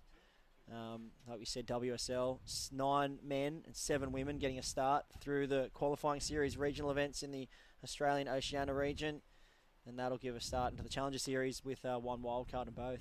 Pretty small number. Those spots are going to be pretty hard to come by, and it's going to get pretty tight, I reckon. Yeah, I mean, you think about this. We're into the round of 32 now, and a lot of these surfers have already surfed 2 times.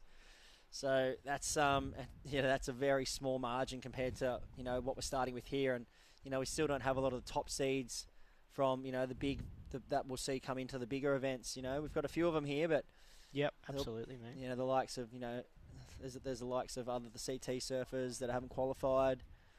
Bronte McCauley, people like that might be coming back to the Challenger Series events, the big 5,000 QS events, and yeah, it'll get exciting. It will get exciting, and we didn't really mention too much, but Ellie Harrison, she's I think 3 or 4-time Australian junior surfing champ, so it's awesome to see her up here in the QS1000 in the Vizsla New South Wales Surf Pro Series. I think she's having a chat to her yesterday on the beach, and she's going to be surfing in all the events here, and she's an amazing competitor in her own right from down in my neck of the woods down in Victoria in the colder water, and jeepers, it's awesome to be in the warm water up here, I must say. It's been pretty warm summer in Vico, but you can't really go past being in board shorts up here, which we generally don't really get too much of down south. And it's always cooking at Urban Surf, isn't it? Yeah, true. Well, that place gets down to like 7 degrees or 6 degrees in winter in the water. So it's I was having a chat to a couple of the New South Wales competitors yesterday that came down during that run last year where it got about that cold, and they were just like, I don't know how you do it.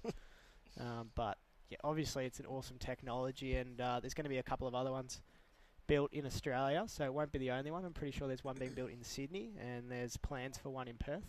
Here is the surfer in white using priority, Charlie Hurst, the stylish goofy footer, making her way towards this inside bowl and cracking it off the top. Oh, just coming out stark. That was a bit of the commentator's curse there.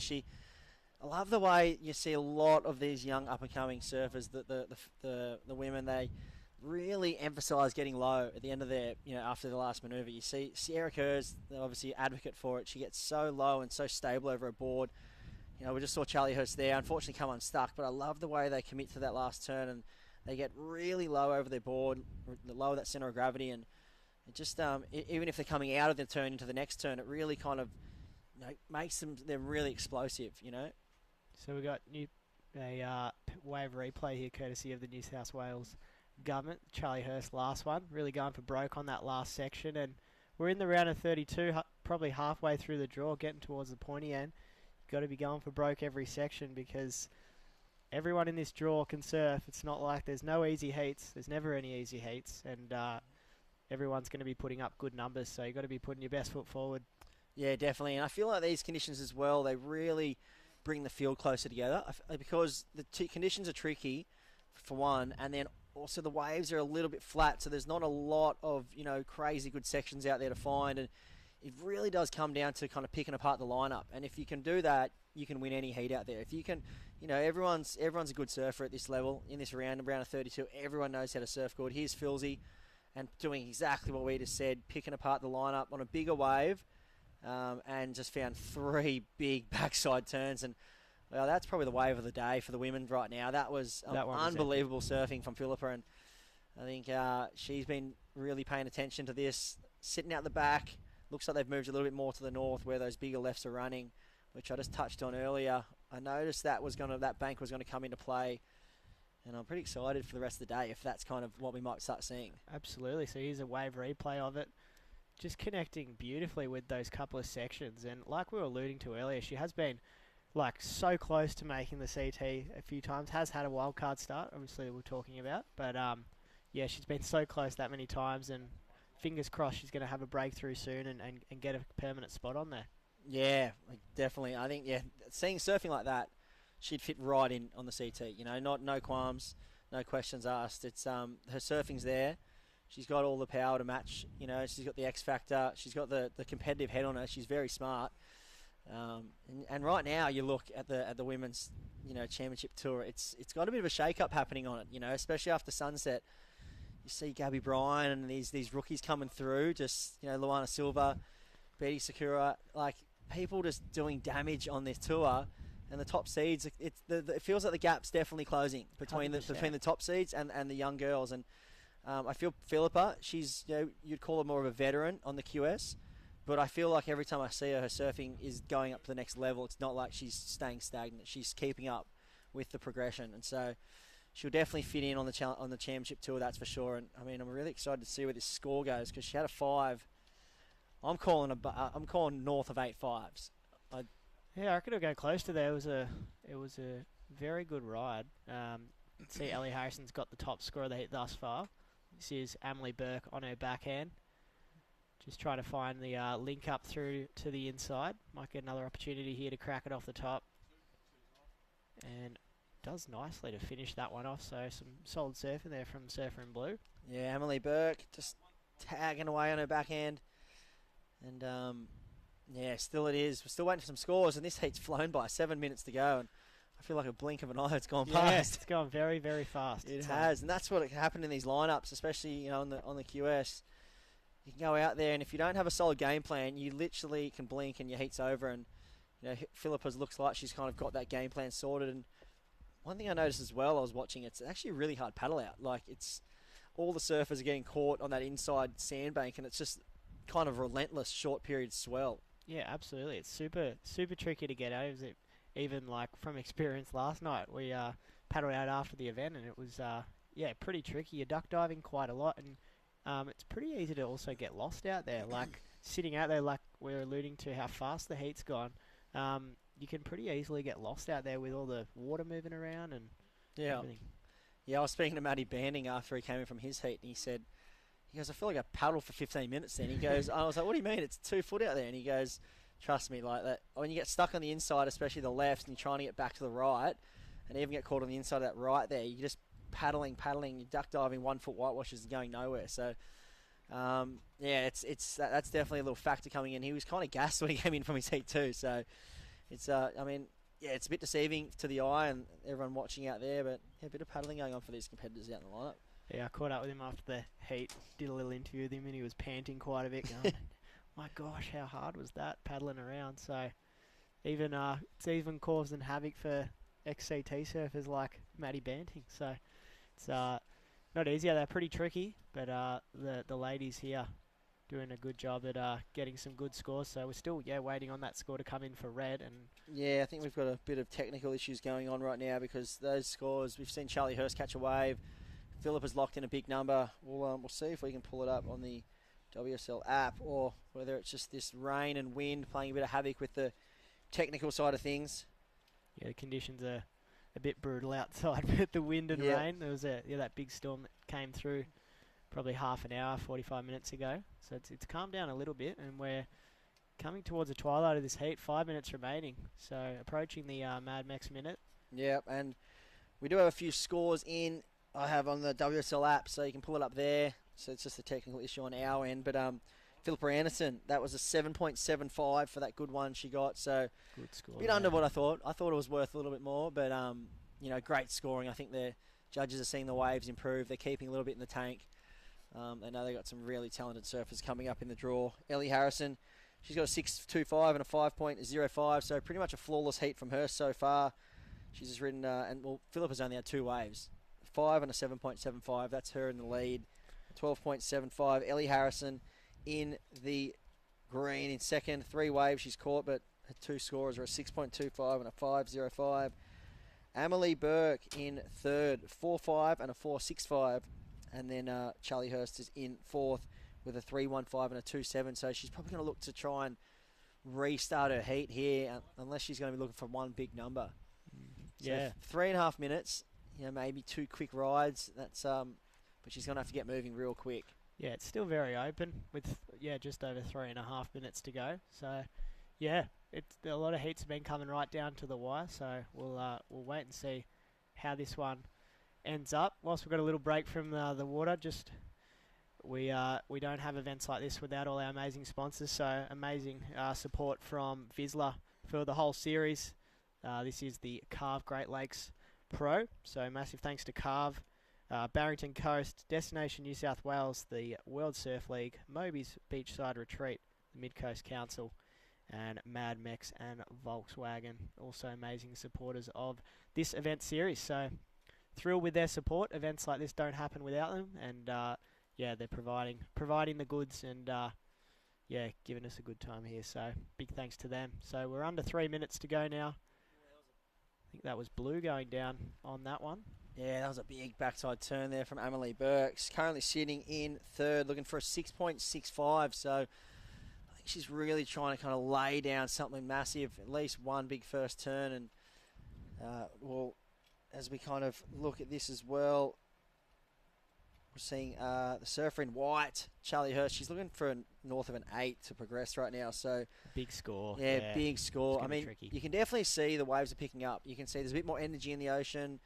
You know, those kind of lines are starting to march down the beach a bit more. You can see some activity out in the ocean out the back. So, I mean, when you're kind of under priority as well, you know, look at someone like Amelie Burke just had a fall. You know, I would be jetting off to the right as quick as I can and hopefully scoring, you know, a wide set left maybe that runs down the beach and links up. We saw a few of those earlier, and we saw Sierra Kerr get one of those. Just got through a heat before, took down Dimity Stoyle. So that was a big scalp there for Sierra.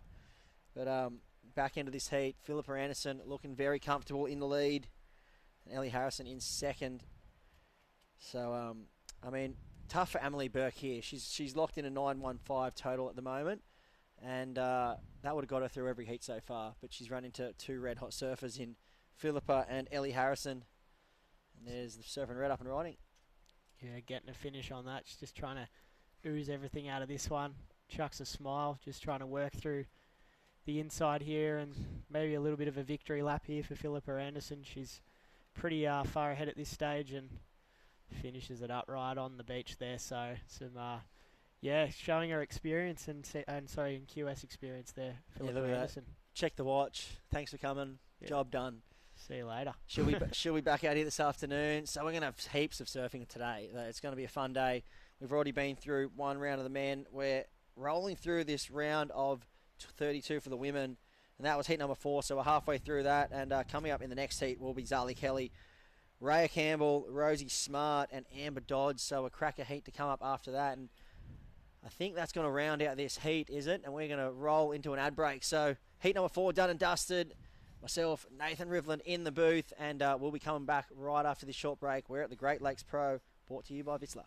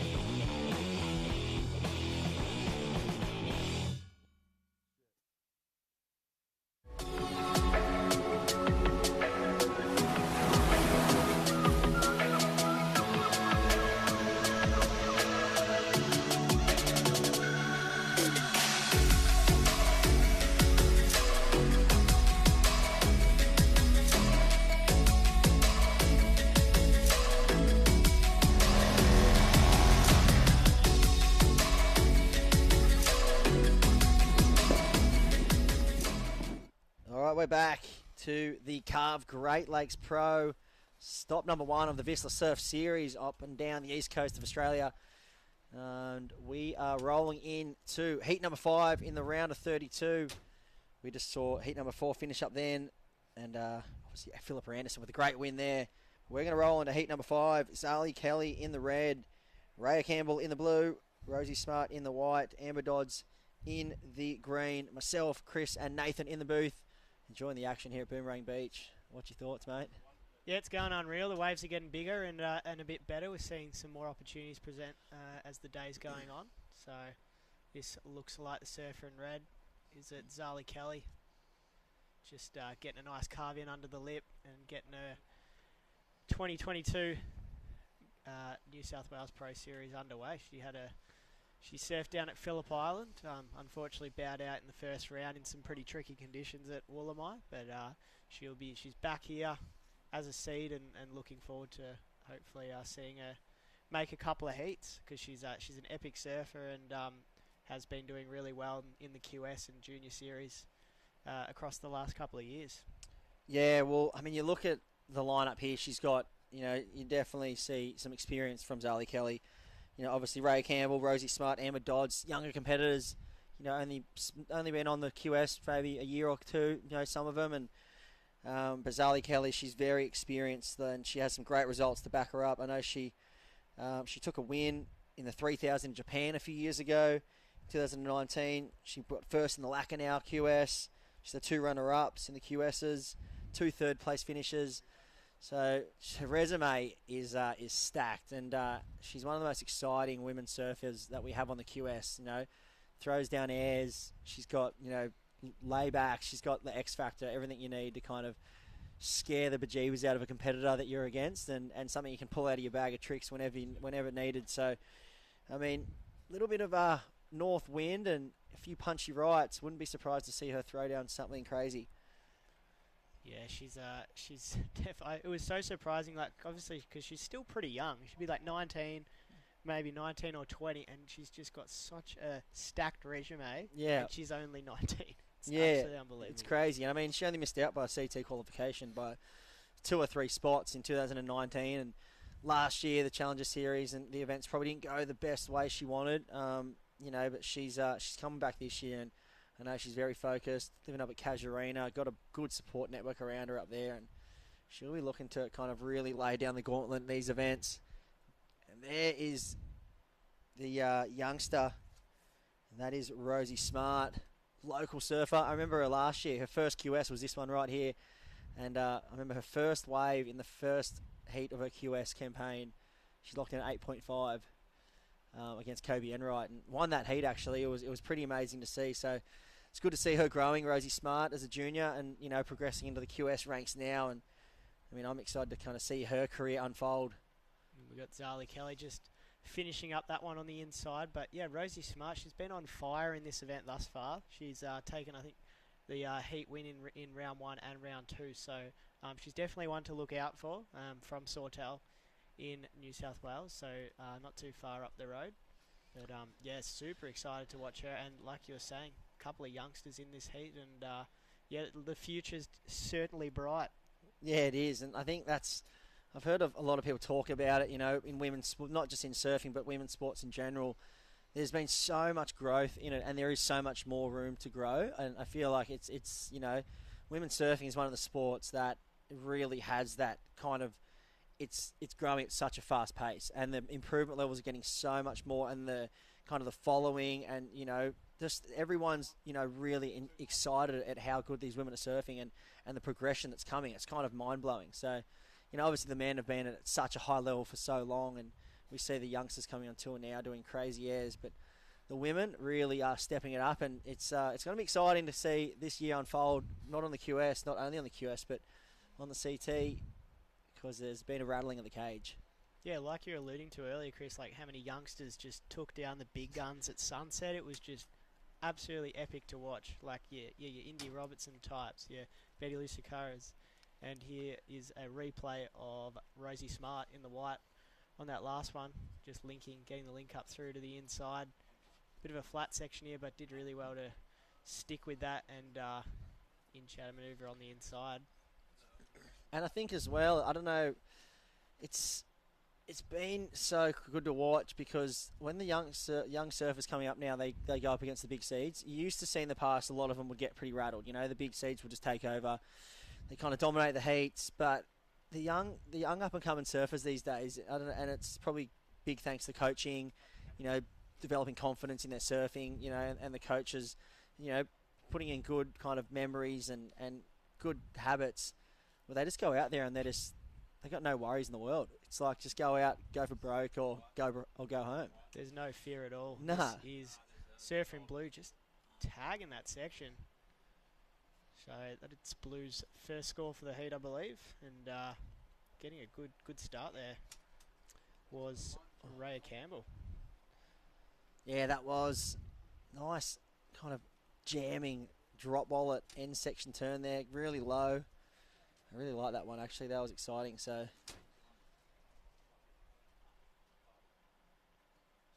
and we'll see where we'll get the updated scores on the screen very shortly. Obviously, a bit of a technical glitch there, but there's a bit of bad weather going through, hey? Yeah, so currently in the lineup, we do have Zali Kelly in the lead. She's got a 4 and a 5-point ride. So 9-point total there for Zali. In the lead, in red, second place, Ray Campbell. A 4 and a 3-1-5. Looking for a 5 to take the lead. Rosie Smart in third with a 4.75 for that wave we saw before. And here she is up and riding now. And a backup of a 1. So she'll be looking to drop that. She's looking for a 2.4 to take second. And then Amber Dodds, 3.25 and a 2. She's looking for a 3.91 to take second place. So it is the experienced Zali Kelly in control of this heat right now. And we're rolling through the draw, Nath. Yeah, already into heat 5. We've got 8 heats of the women's round of 32.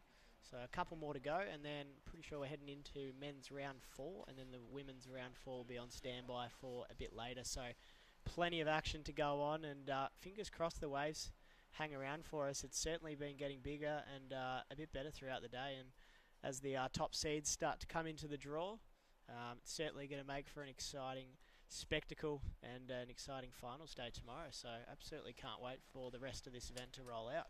Yeah, definitely. And I mean, next heat is a pretty stacked one. It's Sage Goldsberry in the red, Elise Cooper, the powerhouse goofy footer, in the blue, Safi Vetti in the white, and Aaliyah Smith in the green. So that's a great heat. Great to see Safi back from New Zealand over here, competing in the Australia Oceania regional qualifying series events. A few Kiwis really putting their stamp on the field at the moment. We saw Billy Stammen getting through earlier, fellow Kiwi. I'm sure he's down here helping out all of his fellow Kiwis. Yeah, there's a crew of them down, which is awesome. Kihu Butler, Billy Stammen, Safi Vetti. So it's good to see a couple of the Kiwis making a trip over to Boomerang, and I'm fairly sure I was having a chat to Kihu yesterday. They're going to surf in all the events in the series, which is super exciting because they're all epic surfers, and great that they've come across from New Zealand for this event. Yeah, definitely. And then we look through the draw, some great names coming up. Heat 7, Carly Shanahan, True Starling, Annie DeSantos, and Bodie Lee Jones. So, wow, that's a stacked heat. And Freya Prum, Sasha Baker, Coco Cans, and Gila Renton will round out the round of 32 for the women. Then we're rolling into the men's, and hopefully this swell keeps increasing and a bit of push of the tide, and you never know, less for days. Yeah, I'm really excited for the rest of the day. It's going to be absolutely epic. So we're sure how many more minutes we've got there. We're just still having a couple of technical difficulties with the scoring on our screen, so hopefully they can be fixed soon. We've had a bit of bad weather coming through Boomerang, bit of rain today. It was supposed to come quite a bit yesterday, but because we're in Boomerang, we're quite far, probably 30-40 minutes from any weather station. We just get your own little weather climate. It's pretty insane here, so you just never know what's going to be going on. Yeah, the whole East Coast is copying it right now. A friend of mine sent me some videos from up at Byron, and it was just torrential rain, just rapids everywhere. So we're definitely copping it. We're definitely getting the blessing of the skies, but I mean, it's not dampening the spirits. Not dampening the spirits at all. Yeah, not at all. We got everyone's frothing here. Everyone's in full steam ahead at Boomerang, and at least we got some waves. That's the main thing. So we're rolling through these heats, and a huge thanks to our supporting sponsors, series naming rights partner Vissla, sponsor of the Vissla New South Wales Pro Surf Series, and obviously Carve, the naming rights sponsor of this event here at Boomerang. And then we couldn't do it without our supporting partners, Barrington Coast, the destination New South Wales, bringing you all the great images up and down the coast. World Surf League, obviously Surfing New South Wales, Surfing Australia, all the supporting body corporates that run these events. Moby's Beachside Retreat. The boys are all staying there. Maybe a bit of tennis later if the weather clears up. Yes, we were having a bit of a chat about having a little tennis tournament, so Yep. could be on the cards. Yep, and then obviously we've got the Mid-Coast Council and our webcast partners, Mad Mex with the Mad Mex Minute and Volkswagen. So great event here. Everything's, living up to its hype. And I think today and tomorrow are going to be very exciting for a lot of the surfers in the draw. Yeah, absolutely. And yeah, all the surfing on the webcast being brought to you by Volkswagen. So great to have them on board, and of course Mad Mex with the Mad Mex Minute. So we've got a good little score refresh here, so you can see that Zali Kelly's currently in the lead. This is green. Amber Dodds on her backhand, just coming unstuck on the back of that one. She's currently looking at a 4.95 to go to second. Ray Campbell's in third, needing a 4.21, and Zali Kelly just using priority on that one, but unfortunately going down. So a bit of a mistake from the wouldn't call her a veteran, but she's definitely surfed in a lot of QSs. Yeah, definitely. And it's tricky. I'd really love to see her just kind of, she's got a 2 score. She's got a 4 and a 5. She doesn't really need to catch too many more waves. She just needs to really kind of, set her authority and her experience on this heat and just kind of wait at the back for a bigger wave. Kind of like we saw Philippa do. I'd really love to see Zali drop anchor a bit, wait out the back and just really try to kind of, beat both of those scores. That's her base, that right there, her foundation. Now she can just build a house on top of that. I think she surfed enough heats, and we'll hopefully see her do that at the back end of this heat. I love the analogy. Build a house. Build a That's house. what you got to do. Yeah, otherwise it'll sink if you don't build a foundation.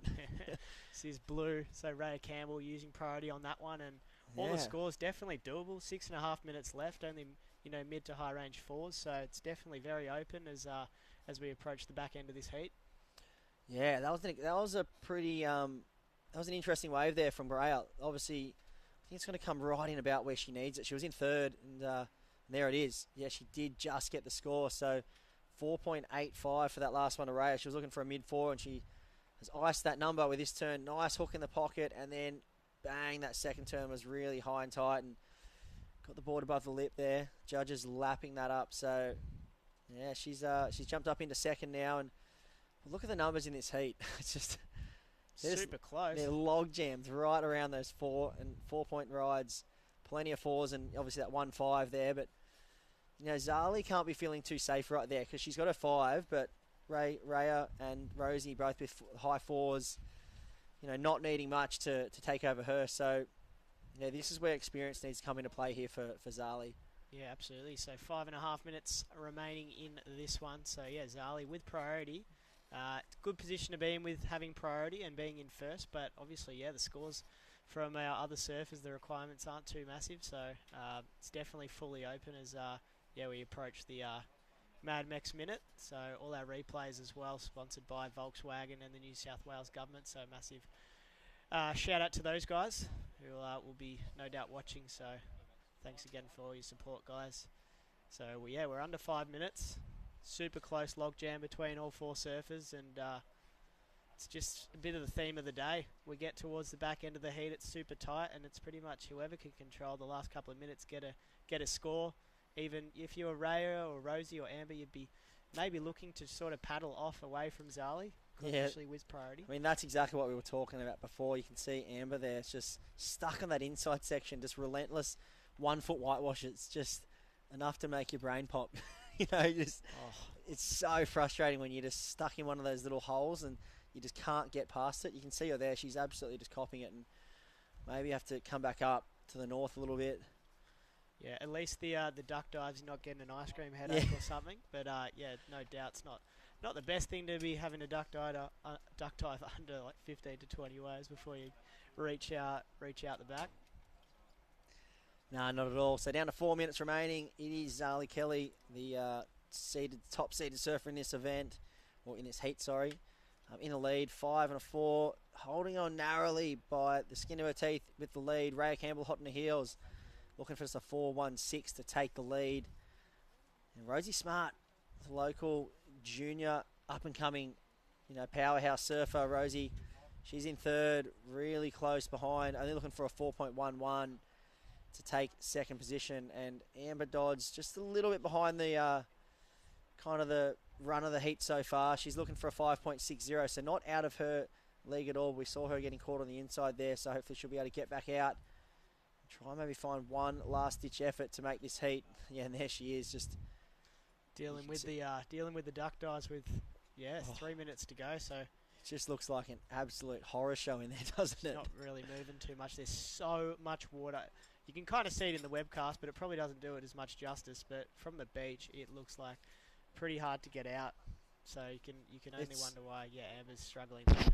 Yeah, it's just that relentless short period swell, just kind of hitting on the bank, and there's a bit of a gutter, then a shallow bank, and then obviously it dips away a bit out the back. And when you get caught on the shallow bank, it's just non-stop. You feel like you can't go anywhere. So coming out at the Mad Max minute, 2.5 minutes to go in the round of 32, heat number 5. Yeah, and heat 6, we'll see Sage Goldsbury will be in the red out of Phillip Island. Elise Cooper will be in the blue. Safi Vetti from New Zealand in the white. And Elias Smith will be in the green. So another cracking heat to follow this one. And, 2 or 3 more heats to go in the women's round of 32, and then we'll be in round of 16. So getting towards the pointy end, Chris. Yes, we are. And, this is going to be very interesting here. Here goes Zali Kelly. So look at this one, a wedgie right-hander. And, that was a bit of a hamstring tear of that one. Yeah. Unfortunately coming off. Looks like the back foot just slipped off the grip there. And, I'd have to say another bit of a mistake there from Zali, just leaving Rosie and Raya out the back. This could be very dangerous times for Zali, because it only takes one good wave from both these girls, and Zali could be finding herself in third position very easily. Yeah, absolutely. It's interesting that Zali using priority on that one. I was even experiencing the last couple of days. You're sitting out in the lineup, and it's very hard to pick one that you think's going to run off. It's sometimes the ones that don't look it. So you can see Zali going down there.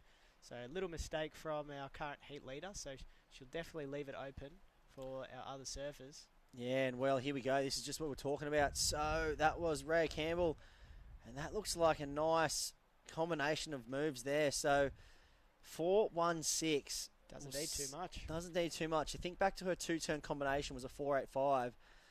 Would love to see that first turn again. We're into the Mad Max minute.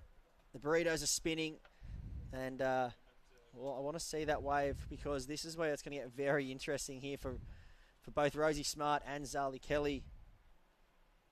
Yeah, White having a look here. So she's was using priority there, and that'll be loss of priority with that paddle. So that's an unfortunate mistake there for Rosie Smart. She might get lucky here and get back out and get a 2-for-1. 30 seconds on the clock, and I can't see Zali anywhere nearby. So it looks like she's still holding priority, maybe. Surely not. No, there's Zali. So Zali would have gone into first priority there. You can see her motoring up. So 10 seconds to go. So almost at the end of this one. White just getting a little one on the inside, Rosie Smart. So we'll see how that score's going to filter in. But it looks like Zali probably will take that one out. We'll wait on the official results. But yeah, I think it will be Zali Kelly and Raya Campbell moving on through. We'll see if Raya was able to get that score right in the end to take the lead. But nonetheless, I think Zali Kelly, Raya Campbell moving on through that heat. That'll wrap up heat number 5 of the round of 32. We're here at the Great Lakes Pro here at Boomerang Beach. Brought to you by Carve, and we'll be right back with heat number 6 right after this.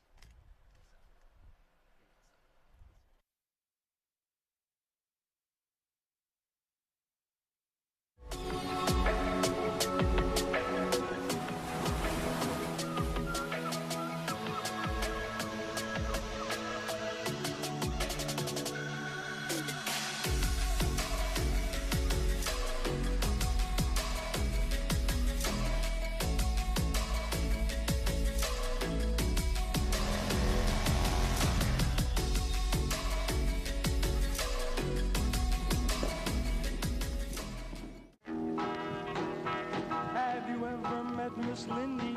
She's a gal with the bright red hair. Now she stands high from all the rest. You know her anywhere. Where she's mine. Yeah, she's mine.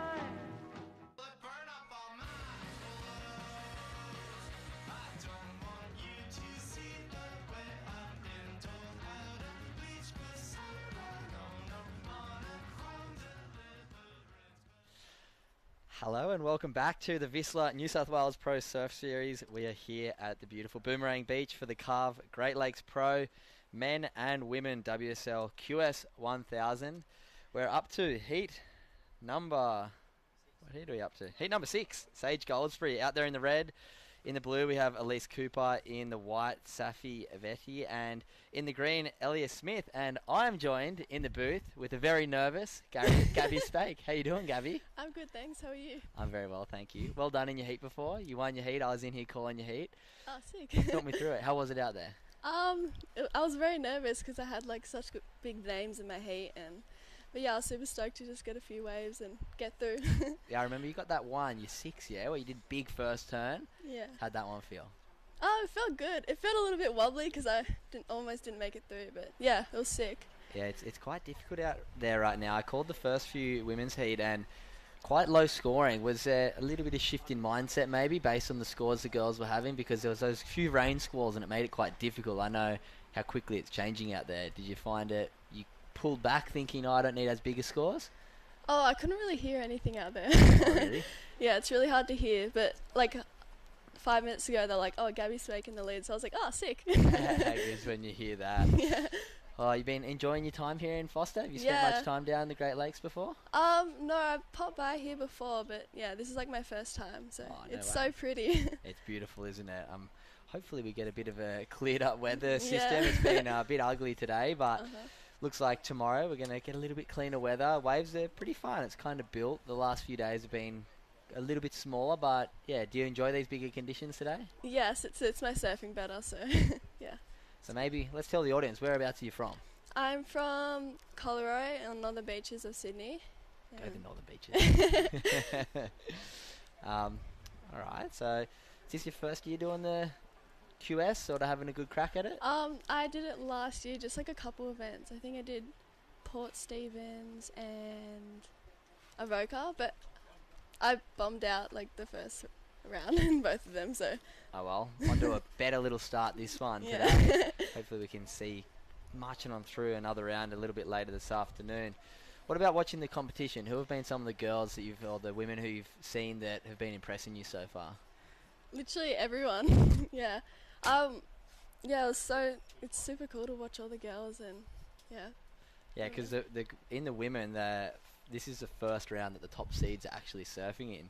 Who are some of the women that are in the draw? I've got the draw here. You can have a little bit of a look through. Who are some of the names who you're like, wow, I hope I get to verse them in a heat?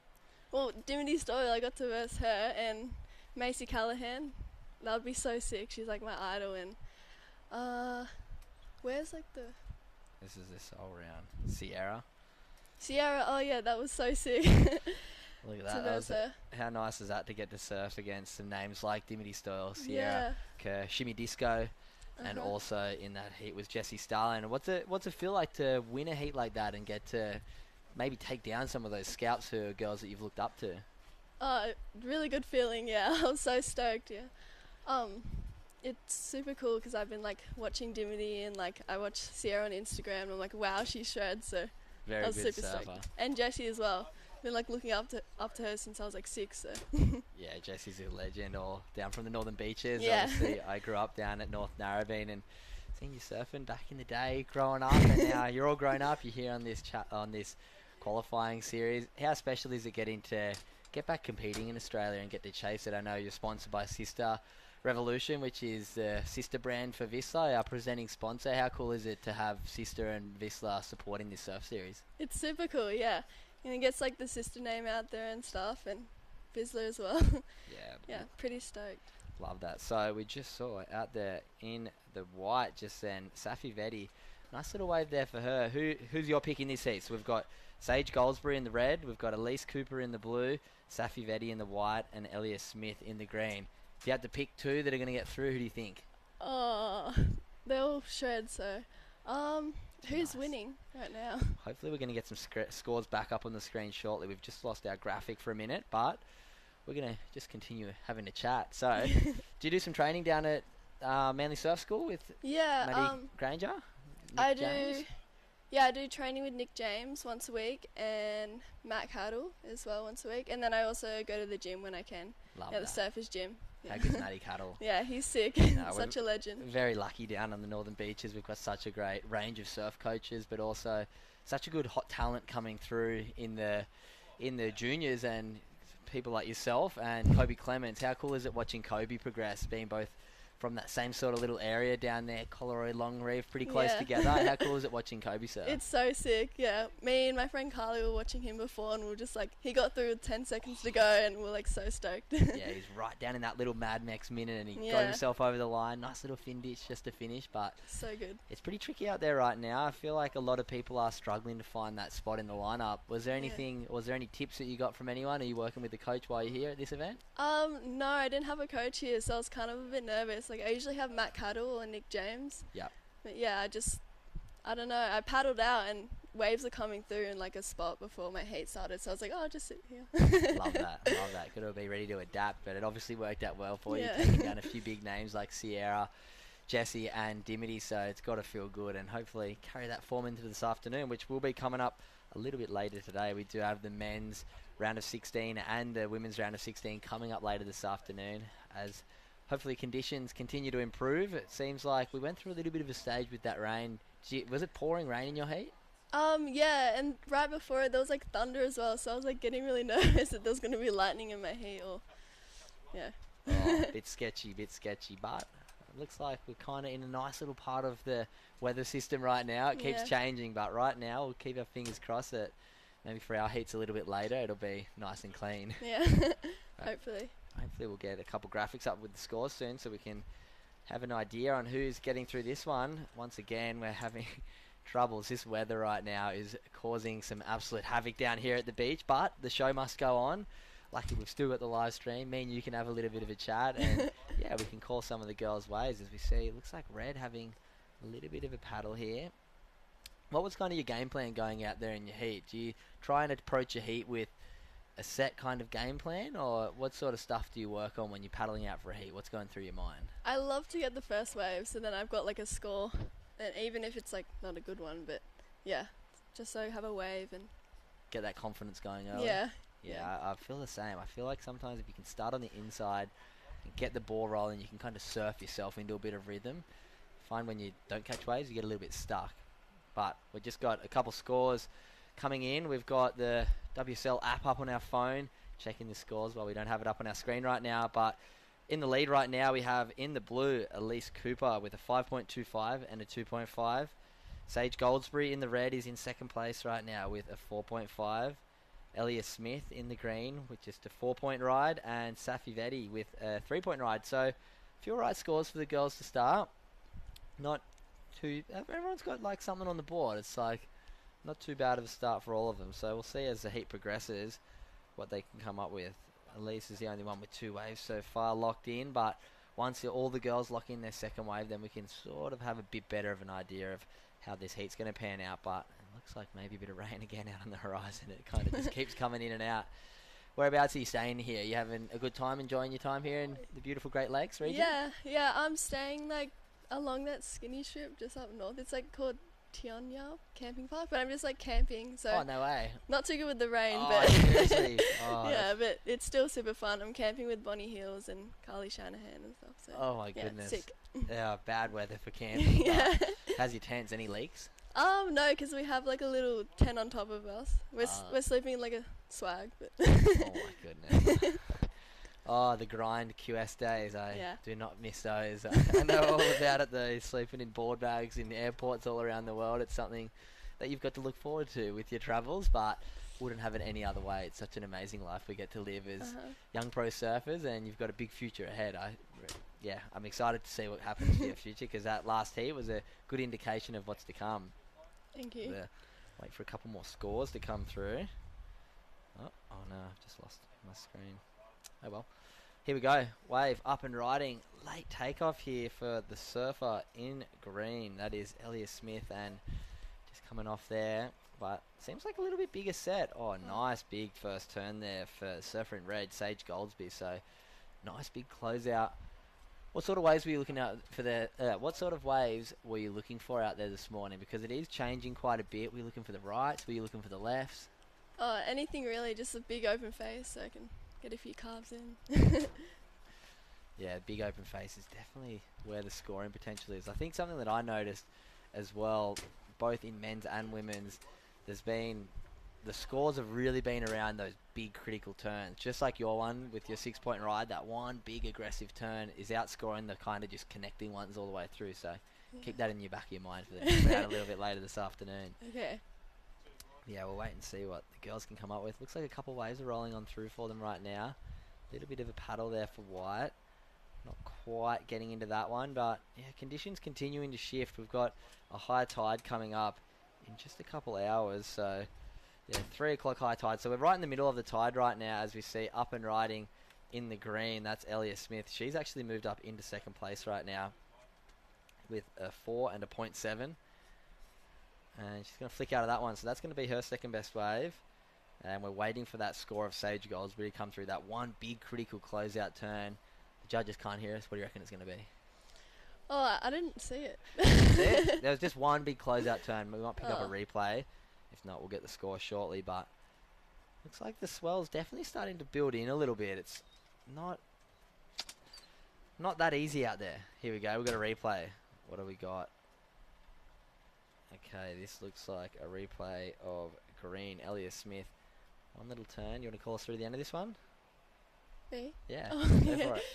Oh, sick little. Oh. Couple little backhand wraps. First time on the mic. Don't worry, it's hard for all of us. I just do this all the time. I just can talk to myself all day. Don't worry. I can't. You're doing very well. First time in the booth. It's obviously a very scary little thing, but it's great just to have you in here, getting to experience something different at the surf comp. It's pretty cool getting to see what goes on behind the scenes and understand the work and effort that goes in by the amazing broadcast team we have sitting over throwing a shuckers right now in our little green screen behind us, and it looks like we've got graphics behind us, but it's a green screen. So yeah, it's good fun to understand kind of what goes in behind the scenes and all the amazing team at Surfing New South Wales, what they do for us. Like, look behind us is a green wall, but on there see all the sponsors. Pretty cool, huh? Yeah. Oh, what? So this is Gabby Spake, everybody. My name's Cooper Chapman, and yeah, we've got heat number 6 of the women's round of 32 QS1000 down here at the Great Lakes Pro, presented by Carve, supported by so many great sponsors, and we wouldn't be here today without them. We've got sponsors such as the Barrington Coast, Destination New South Wales World Surf League, Moby's Beachside Retreat, Mid-Coast Council, and to put on this awesome webcast from the Fresh Air broadcast, we have 2 sponsors who we need to thank so much, because it's great to get to watch live surfing. It's great to be able to rewind back on YouTube and watch your heat back. I did it just before after my heat. And those 2 great sponsors are Volkswagen and Mad Mex. So big thank you to you guys for putting on the sponsorship for this event. It allows us young surfers like myself and Gabby to showcase what we love doing, and that's surfing. So big thank you to every single one of you guys who are supporting us. As we're going to be winding down, I reckon we're just about halfway through this heat. Girls are finding it a little bit tricky to find the lineup right now. I think as that tide comes in, we're going to see it shift further in onto the bank. Maybe find some more little double-up shories. Have you seen who you've got in your next heat yet? No, I haven't. You haven't no. had a look? So let's try to work it out. So you were in heat 3 and you came first. So you're going to go in to heat number 2 in the next round. Do you know you make money now? Yay! There you go. In the round of 16, 4th place, $200. Sick. 3rd place, $300. So we want to make some more than that, though. We want to make some more than that. But we've got some scores come in. So that one big turn of Sage Goldsberry that I was touching on just before, 5.25. So sick. judges rewarding that big aggressive manoeuvre. And then still in 2nd place, Elise Cooper with a 5.25 and a 2.5. Elia Smith locked in a 3.15 for that little left that she kind of weaved through. But like we said, without that critical turn, very hard for the judges to throw a big score. Yeah. But so you're going to be coming up in heat number 2 of the next round. It's going to be around 3 o'clock this afternoon. Have you surfed around that time yet in the last few days? No, I don't think I have. Yeah, I think it's usually like in the morning or around lunchtime. Can't remember. Nah, it seems like the afternoon kind of has been cleaning up a little bit. So hopefully as we progress through the day, conditions will continue to clean up and we'll have lots more opportunities, because it is good fun down here at North Boomerang. I'm lucky enough to spend a lot of time here, and Been good fun this week. Bit of rain. Yeah. I'm glad I'm not in swag like you and a few of the girls, but it's all smiles. So, coming up after this heat, we're going to see in heat number 7, Carly Shanahan, True Yeah, Starling, Annie DeSantos, and Bodie Lee Jones. That is a stacked heat. Yeah. That's a really big one. So you staying with Carly? Yeah. Oh, cheer squad for Carly. Be down the beach Cheer cheering squad. her on. So you see Blue, Elise Cooper up and riding. That was Nice. a nice turn. Yeah, great first wrap. You can call us through the end of this one. Oh. Nice cut back to the pocket. Another little turn. And I think that's just going to didn't be get. a good little backup for her. Yeah, She's got that one was a good good- score, and her backup was just a 2. So Oh, that was sick. nice little turn there for Elliot Smith in the green. Oh, a good little bank off the whiteboard. She did well there to Yeah. keep her speed. So as we're going to see the clock winding down this one, we can see that yellow flag up on the beach. So we know there's less than 5. I've just been informed we've got 3 minutes to go in this heat. So coming down close to the Mad Max minute. Great to have Gabby Spake in the booth with us. Sister Revolution team rider. Smashed her heat a little bit earlier this morning. You're going to see her coming up again later this afternoon in the round of 16, heat number 2. Men's action's going to be coming back to you after the women's round of 32.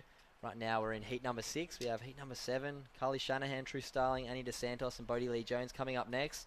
And to round out the women's heat, we're going to see Freya Prum, Sasha Baker, Coco Cairns and Gia Lawrenson to round out the round. A couple big names still to come. Yeah. Who are you excited to watch? Carly and Coco, because they're my good friends. Let's go Carly and Coco. Hopefully they get some waves. What sort of tips would you be giving Carly right now after surfing your heat? What sort of advice did you give her when you came in? I don't know. I guess just get on the big waves, try get an early start so then you're not like freaking out during your heat, and then see what happens and better your scores, and yeah. What sort of things do you think about when you're out in the water in the heat? If you've got a nice little start, what's the next thing that you try and start thinking about? Wait for a good wave instead of like getting a little small one. Yeah. Love that. All right, let's flip the switch. If you don't get a good start, what goes through your mind then? What changes in your game plan? That happened like my past, like in the first round and the second round. So I don't know. I was just like palling around everywhere trying to get a wave. But yeah, Trying to get the ball rolling can be quite yeah. difficult sometimes. getting like the smaller ones under priority. So I'm trying to get a score on them so that you're back in the game. All right, that sounds like in the background I've been told we're into the Mad Max minute. We're just picking up a replay of Elise Cooper's last wave. Dare I say she's going to be in a progressing position right now. Very tight heat here. Sorry to everyone out there tuning in. If you don't have the WSL app up on your phone looking at the scores, unfortunately we don't have it up on the screen. We're working on some technical difficulties, but in a wet and wild Boomerang Beach, we're doing our best, and it's been very fun getting to call this heat with Gabby Spake, amazing surfer from down at Collaroy Beach on the northern beaches of New South Wales, Yeah. right next to where I grew up, down at North Narrabeen. Beautiful part of the world, other end of the beach. But Yep, other end of the beach. Other end of the beach, but it's been an absolute pleasure having you in here for your first ever commentary heat. You've done very well. You should Thank be you. proud of yourself. It's a bit daunting sometimes, isn't it? Very scary. Oh, you don't need to be scared. It's been nice getting to have you in here, and good best of luck for the rest of the heat. We've Thank just you. found out that this heat has come to a close out there in the water. So, yeah, big thank you to Gabby Spake for jumping in the booth with me. I'm Cooper Chapman. You're watching the Great Lakes Carve Pro here at Boomerang Beach, and we'll be right back after this break.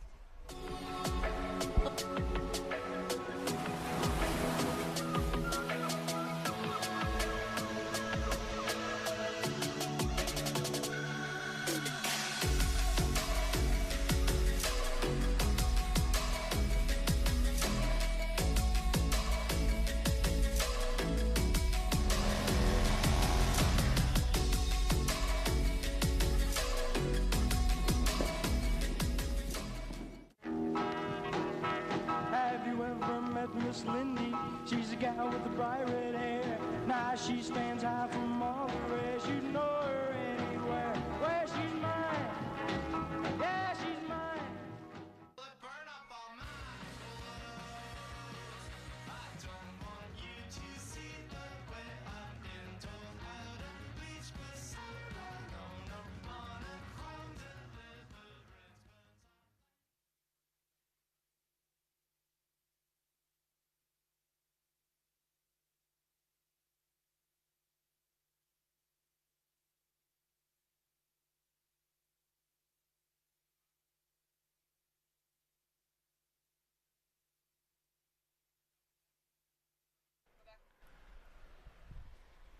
Welcome back to the live action. This is, of course, the Vissla New South Wales Pro Surf Series 2022. This is the first stop, Carve Great Lakes Pro WSL QS1000. My name is Britt Nicol. I'm joined in the booth with Cooper Chapman. How you going, Coop? I'm great. Beautiful to be dry in this booth. It's been a wild and woolly day outside there, but yeah, great to be calling some of the women's action. It's been heating up. The women have been finding it difficult to find some of the good ways. The conditions are really tricky out there right now, but there's been a few spectacular moments, as we're going to see a replay, I think, of Bodie Lee Jones. Oh, no. We've got a replay of surfer in white, Anita Santos. Nice first little wrap there. Bringing her around through the inside. Little sudsy one, but she's got a big closeout here and banks it off there. She had a big score yesterday, I remember reading, so looking to carry a bit of that form into today. She's had form throughout the entire event. Her first heat, she was just sitting in the spot, got 6s and 7s, and then yesterday she did the same thing, and hopefully she'll be hoping that she can do the same thing here in the women's round of 32. And Dos Santos is up against Bodie Lee Jones, Carly Shanahan, and True Starling, so another great matchup, Cooper. Yeah, this is a stacked heat, this one. I'm looking forward to calling this. It's going to be some stellar surfing. I remember recently we just saw Bodie Lee Jones do a pretty nice backside turn in the pocket, so we'll wait and see what scores come through for that one. But yeah, great to be down here. Sun is not shining, but the waves are still coming through, and yeah, it's been really fun. I'm looking forward to coming up in a heat again a little later this afternoon. But yeah, it's been great getting to watch the men's competitors blow up all morning. Women's are out there now doing an amazing job. And yeah, we'll be jumping straight back into men's action after the next women's heat, and then back into women's action to finish the day. Busy day for you, Cooper. How do you adjust, say, from surfing this morning, hopping in commentary now, and then you go back out, prepare for your heat, go surf again, and then back in comms? Like, how do you handle all of that? I don't know. I just enjoy it. I really don't mind talking.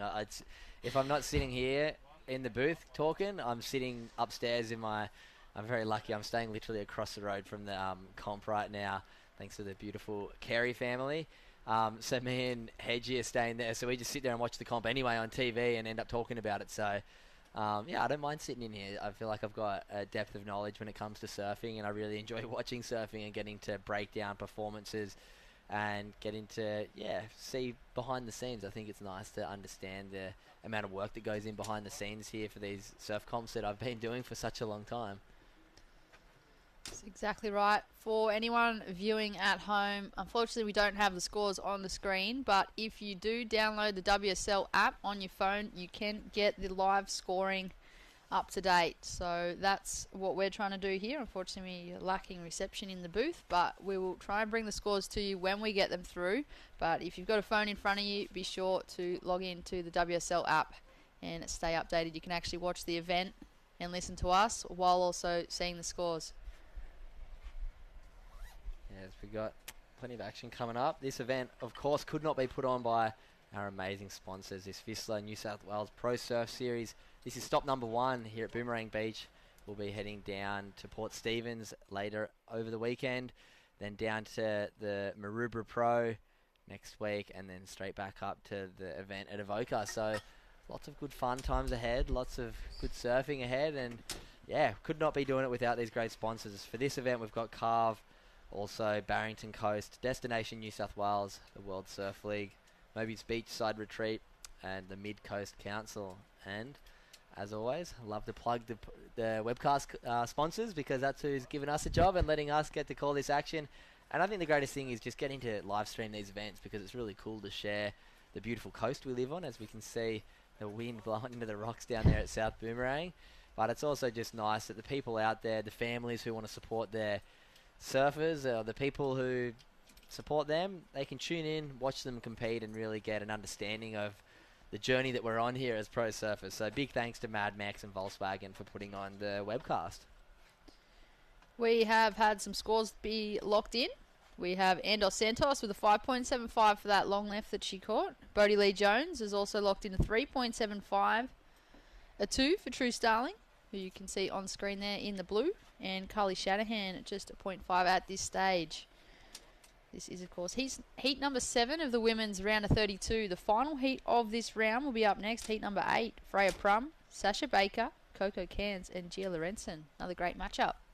Yeah, another cracker coming up after this one, as you saw Anita Santos carrying that form that she's had all week long into the first round, where the top seeds of the women have been introduced into the draw, which been a few upsets. It's been tricky conditions this morning for everybody to adjust to and to adapt to, but they're doing their absolute best out there. And as the afternoon progresses, hopefully the high tide might bring a few more opportunities, but nonetheless, some great surfing going down.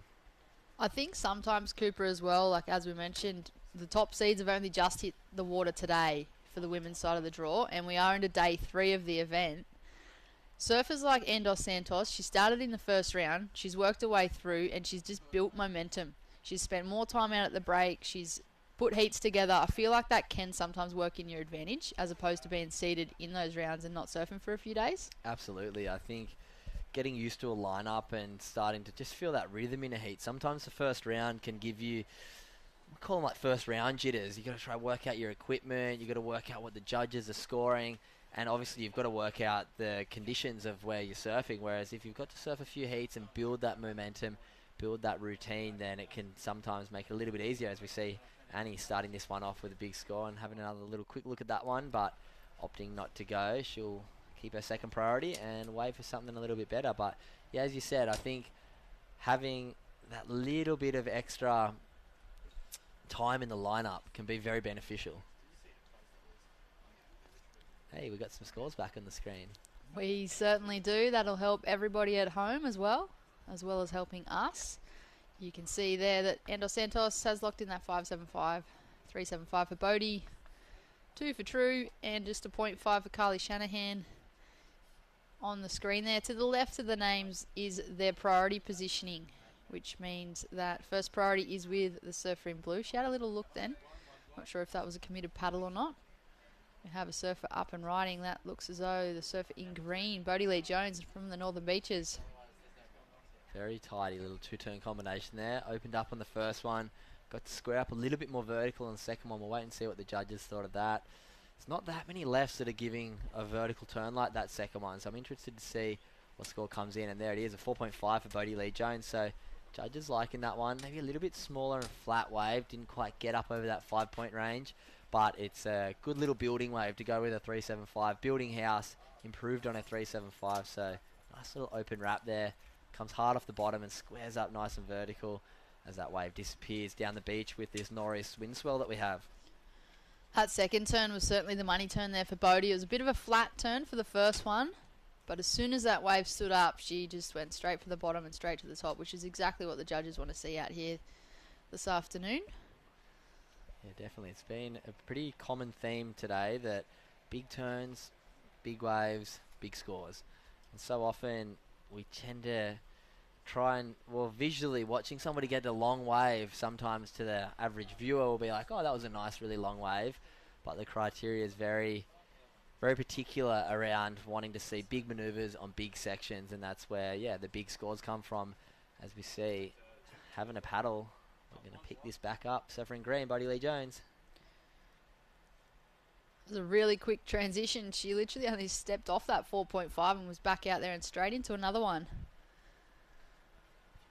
Looking to drop that 3.75 from her scoreline, Bodie Lee Jones. She would have had fourth priority, so she could kind of just sit in the lineup and just catch something on the inside while the other girls are sitting at the back waiting patiently for a good one. Yeah, it's been an interesting round for the women. There's been a lot of heats where scores... Here we go, Carly Shanahan coming from deep behind this one. Let's see if she can pick up a turn here.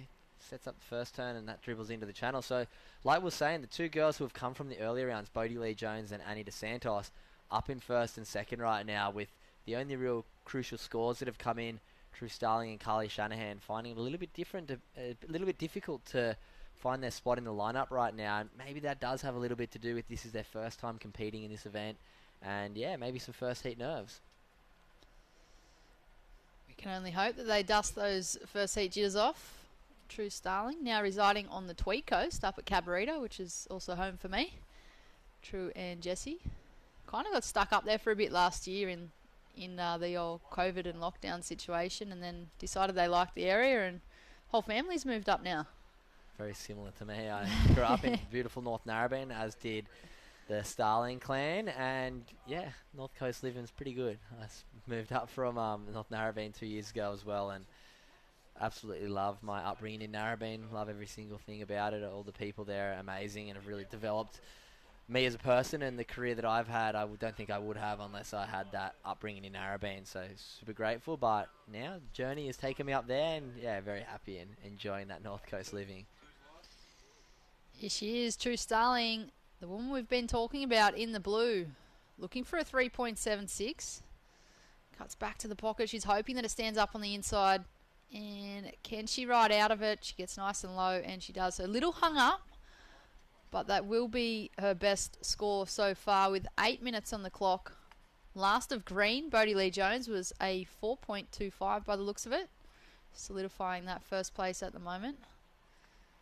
And Dos Santos sitting in second, just with the one wave of 5.75. Really patient for the surfer in white. True Starling's last wave of 3.55, so she's now only looking for a 2.21 to advance. And Carly Shanahan in the red, chasing a score. Here we have the wave replay powered by New South Wales Government and Volkswagen. Nice little first wrap there. This wave lacking a bit of energy, throws it up there. As you said before, a little bit caught there, and that's why that score stayed down in that 3-point range. But it's the best way for True. Gets the ball rolling, gives her a bit of a backup score. So now if she can put something up in that 5 or 6 range, she'll be in a good fighting chance for this heat. But just on 7 minutes remaining, it is quite quickly zapping away these scores. I mean, this time, as it always does. 20-minute heats here today at the Great Lakes Carve Pro QS1000.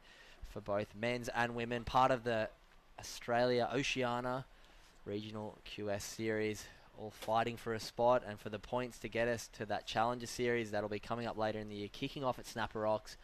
How exciting. So exciting. It's almost like an incentive in itself just to qualify for that Challenger Series, to surf Snapper Rocks with only 2 or 4 people out, depending on how far you get in the contest. You know, that is literally an incentive. Well, Carly Shanahan, a 4.85 for the surfer in red from that Coffs Harbour region. Now living up the coast, I do believe, up towards Brisbane. She's locked in a 4.85, now in second place. So Andor Santos bumped into third. Only a minimal score required. It's going to be a tight one. Mad Max Minute's going to be mad once again. A lot of these heats are just so tightly contested due to these short period swell, and kind of hard to split the pack right now. So we're going to be coming down to inside that 5 minutes in just about 45 seconds. With right now out in the lead, we've got Bodie Lee Jones holding on to a 4.5 and a 4.25. She wants a little bit more than that. We've got Carly Shanahan in second with a 4.85 and a 1.3. She's definitely going to be looking to get rid of that 1.3 as soon as possible. She doesn't want to be coming down to that Mad Max Minute with a 1.3 in her scoreline. And into Santos, just a one wave ridden, but the best wave of the heat. So she's not looking for much at all. If she stands up on a wave, she's going to move up. But due to note, if she could get a 3-point ride, she'll move up into the lead. So that's what she's looking for, something bigger than a 3. Down in fourth right now, True Starling, just with a 3.55 and a 2.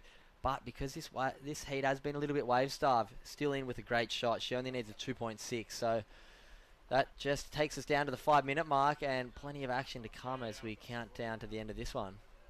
White having a look, and Dos Santos utilising her priority on this one. It's got a steep section in front of her, cracks that first section, and the one solid turn straight into a foam climb to finish. Going to make the most of this one, but the work was done out the back on that steeper section. Green also up. That is the current heat leader. Bodie Lee Jones looking to replace a 4.25 from her scoreline. Nice little drift on that last turn, but I think Annie DeSantos is going to be locking in a score that, dare I say, is going to maybe take her up into the lead. That was a really committed big turn. It's been difficult to find waves that actually cup out, and that one seemed to have a bit of a side wedge. Only the one turn, but I'll wait and see what the judges give it. But I really liked how she came hard off the bottom, really attacked the top side of that wave, and yeah, we'll give it a second, wait for this score to come in, but I don't think we'll be seeing her in third. Well, we definitely won't see her in third, but I would not be surprised if she goes up to the lead. We might be able to pick up a replay of Bodie Lee Jones, what happened at the start of that one, because I was impressed with that last little turn. She got that little fin ditch, and there you go, judges loved it. 6.05 for Annie DeSantos. One big committed turn, and as we were touching on before, that's what the judges are looking for. Big turns, big sections.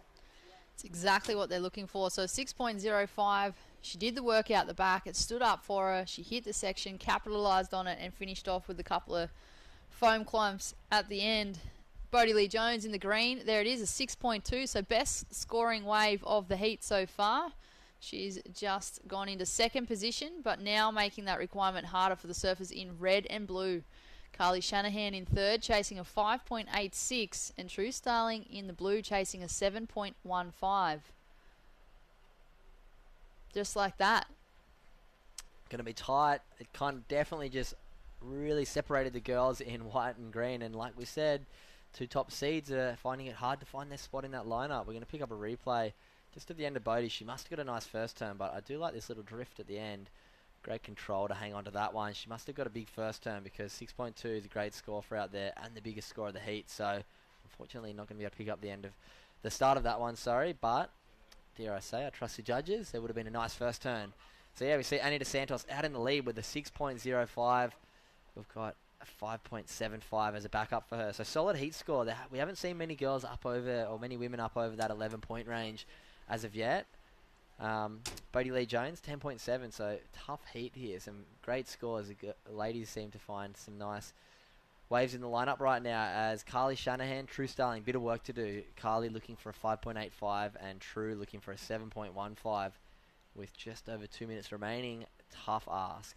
They're sitting right next to each other too. It looks as though Carly may have had a little look at that wave and she realised that True was sitting there as well, so she just held back. But here we go. True Starling in the blue. She's got a steep one on her forehand. Drops to the bottom. Bit of a free fall. Frothy section, but she's going to stick with it. Drives hard off the bottom. Cracks a lip.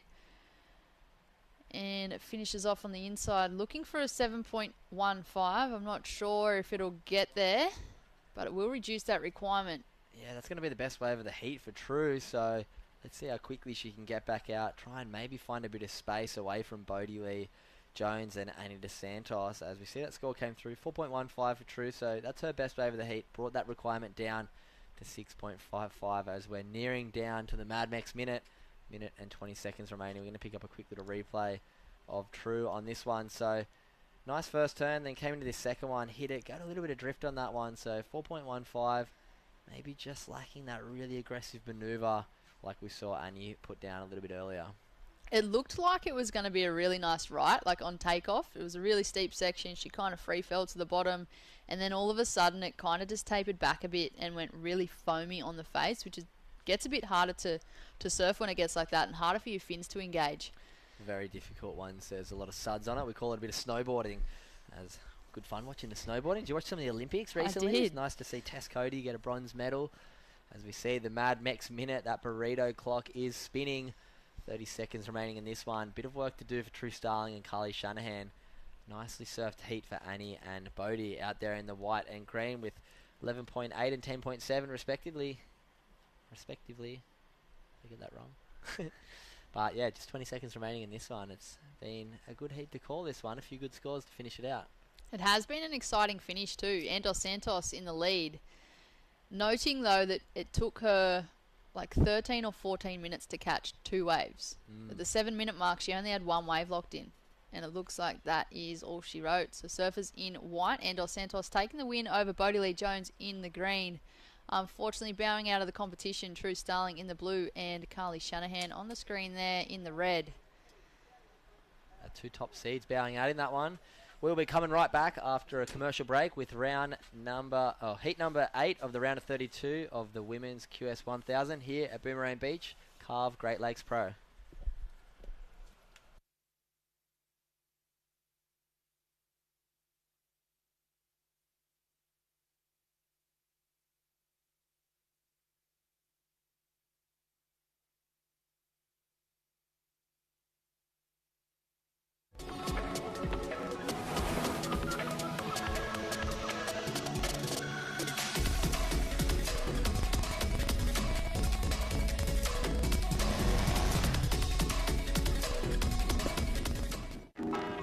Have you ever met Miss Lindy? She's a gal with the violet hair. Now she stands out from all the rest. You know her anywhere. Where she's mine.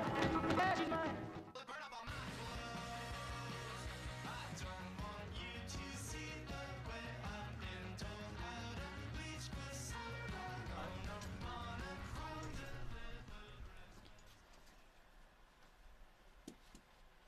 Welcome back to the live action. This is the first stop on the Vistla New South Wales Pro Surf Series for 2022. This is the Carve Great Lakes Pro. We have the women's WSL QS1000 in the water. Our final heat of the round of 32, heat number 8. Freya Prum in the red, Sasha Baker in the blue, Gia Lorenzen in the green, and Coco Cairns in the white. My name is Britt Nicol. I am joined in the booth with Chris Enevar. How you going, Chris? Fabulous, actually. It's the rain is falling, but the surfers have been on fire, and it's been great entertainment to watch. I mean, the swell's picking up too. I was just out there having a good look at it, and yeah, the lineup's definitely got a lot more energy in it than it did this morning. We can see that north swell starting to pulse through, and I feel it's a bit tricky out there. Obviously, it's shifting lineup. A lot of short period swell, so there's lots of kind of different peaks popping up. But if you can figure out the lineup, and you can figure out, how far out to sit in terms of those sets. I think I'd really like to see some of these guys, and the last heat of the women now. I'm really excited to see the men in the next heat as well, kind of how they can kind of navigate this lineup and maybe tap into some of those bigger lefts running down the beach, because it's starting to look like the boomerang beach that we all know, those running lefts, with that odd wedgie right, but, we all know it's lefts for days up here when it gets good, so... It has taken it a bit for the lefts to kick back in today, actually, because it has been predominantly lefts over the last couple of days for days 1 and 2 of the competition. Now into day 3, this morning it seemed to be more rights that were scoring, and progressively as each heat goes on, like Chris mentioned, that left is starting to turn on and hit the bank a lot better. We have some scores in. First of blue, Sasha Baker, a 5.25, so off to a great start, the young woman in the blue. Coco Cairns in the white, she's locked in a 1.9, and Freya Prum in the red, and Gia Lorenzen in the green, yet to open up their campaigns here this morning. This is the first time that the top seeds have hit the water. Day 3 of the Carve Great Lakes Pro. It hasn't been all rainbows and butterflies for the top seeds so far. It's there's been a few little rattlings. I think we saw Dimity Stall go down, unfortunately, and Elise Cooper just went down that last heat, so there's been some big names that have been falling, but the young guns have been out in force and they've been fired up. And right now, like you said, Coco Cairns in the lineup. Sasha Baker, one of the big names as well. She's been a force to be reckoned with over the past couple of years, and I'm expecting big things out of Sasha this year. I think this is the year she's really going to kind of put a pedal to the metal and try to really, to make a charge for that Challenger Series. In the back end of at the back end of this qualifying series run. So, wow, how was those power hacks from Gia Lorenzen? That was some great surfing there. Beautiful surfing to watch. Great stylish surfer. A lot of flow, a lot of energy, bit of flair. Be interesting to see what the scores drop for the surfer in green, Gia Lorenzen. Just under 16 minutes on the clock. Plenty of time remaining. There it is, a 6.0. So, great surfing there for Gia. Good way to start. Yeah, so that was a great wave there for the surfer in green. I love the power she was showing through those turns. Very India Robin-esque. We've seen, and that's the thing, a lot of the, I think that's one of the main reasons why there's been such a rattling of the cage in the women's side of the championship tour, because we'll wait, see this wave of Coco. Nice right-hander, wedgie one back into the point. Nice first wrap, and will she get a bonus section? She will. Maybe even a third one here. So, nice few tags there from Coco. Might come in a bit under Gia's, because Gia had those real two nice open face carves, and she finished it off quite strongly. So, maybe might fall in around the fours or something around there. But a good start, nonetheless, for Coco. Flurry of waves coming through for this heat number 8. Considering the last heat 7, was a little bit slow to begin with, and then towards the end of it, everything just changed all over again. There it is, a 4.5 for last of Coco Cairns in the white. She's jumped up into first position. Yeah, and so, like I was saying before, here we go. We might get the replay of Coco there. Oh, we're back to live action, so we'll get those replays to you in just a second. But what I was saying before about the rookie class that's come onto tour this year and on the championship tour. You look at Indy Robinson, you look at Gabby Bryan, and Luana Silva, just real power surfers.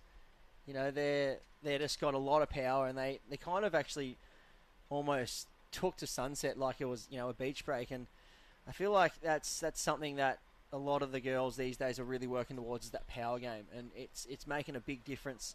You know, you see the girls get out there and really display that power, and the judges are lapping it up.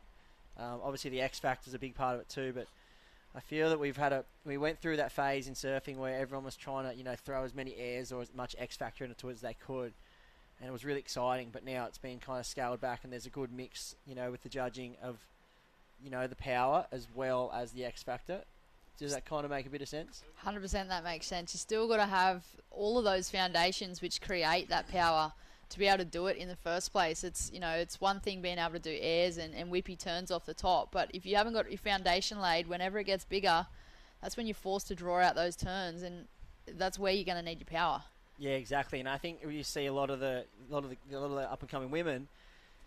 You know, we saw them, you know, going over to places like Indo and spending a lot of time in Hawaii and surfing like big waves in the Mentawais and places like that to get comfortable in the barrels, and also get really comfortable on rail when the waves are solid. And it's been something that I feel has been a big push with the younger generation, and it's really showing now. You know, you look at the sunset, was just completely flipped on its head with the rookies just dominating. So, you know, seeing surfers like Gia and, you know, Freya, obviously massive power surfer. I'm sure she's just going to drop anchor and wait for two bombs out there. That's kind of her game plan always. But, you know, also Sasha too. She's a real power surfer. So, you know, it's going to be a good interesting heat, this one, and see how it plays out in the back end. But, you know, Gia definitely with the upper hand here. So, exciting times in the last heat of the women's round of 32. Gia Lorenzen in the green, up on a backhand. Just unfortunately getting a little hung up. She's only looking for a 0.4 at this stage to go into the lead. I'm sure that will happen. There we go, 1.6. So it was enough for the surfer in green to go into first. White, Coco Cairns now chasing a 3.11. Sasha Baker in the blue looking for a 1.15. And Freya Prum looking for a 6.4. Surfer in red, Freya Prum, she's sitting out there with first priority. Extremely patient with 11.5 minutes on the clock. Yeah, and so we see Sasha Baker sitting patiently at the back, and she's you know, she's been no stranger to the qualifying series events, and also Australian competing. And here is Gia on that one. Unfortunately, coming off the back. Would have loved to have seen that one been ridden right through, but she'll you see that paddle back out. It gets you at the moment. I was watching a few of the surfers in the last heat when I was up there, and they were really struggling to get back out. It's very easy to get caught on that inside and just go nowhere. So maybe even the runaround might be seen if it keeps getting a little bit bigger. Here we go. Freya Prum up on her backhand. Bit of a two-stage cut back at the start. She's going to open up her campaign here for day number 3 of the Carve Great Lakes Pro. Freya Prum in the red. She is the top seed for this heat number 8. And you're right, Chris. I was down there on the beach commentary before, and I think it took two of the girls actually at least 3 to 4 minutes stuck on that inside section, just a constant paddle. It's so much harder than what it looks on the screen here. Like, we've got a pretty cropped version of what's actually happening down the beach. You go down the beach and it's a lot wider playing field. Yeah, so Freya Prum, just a 2.6 for that one, quick in and out. She'll be looking to kind of reset, I think, and restart her heat. So she's probably going to be surfing a 10-minute heat, you'd think, in the back end here. Wouldn't be surprised to see her kind of maybe shift off a bit to the right and try and pick off one of those wide lefts. She's in 4th, Sasha Baker in 3rd. She's holding priority.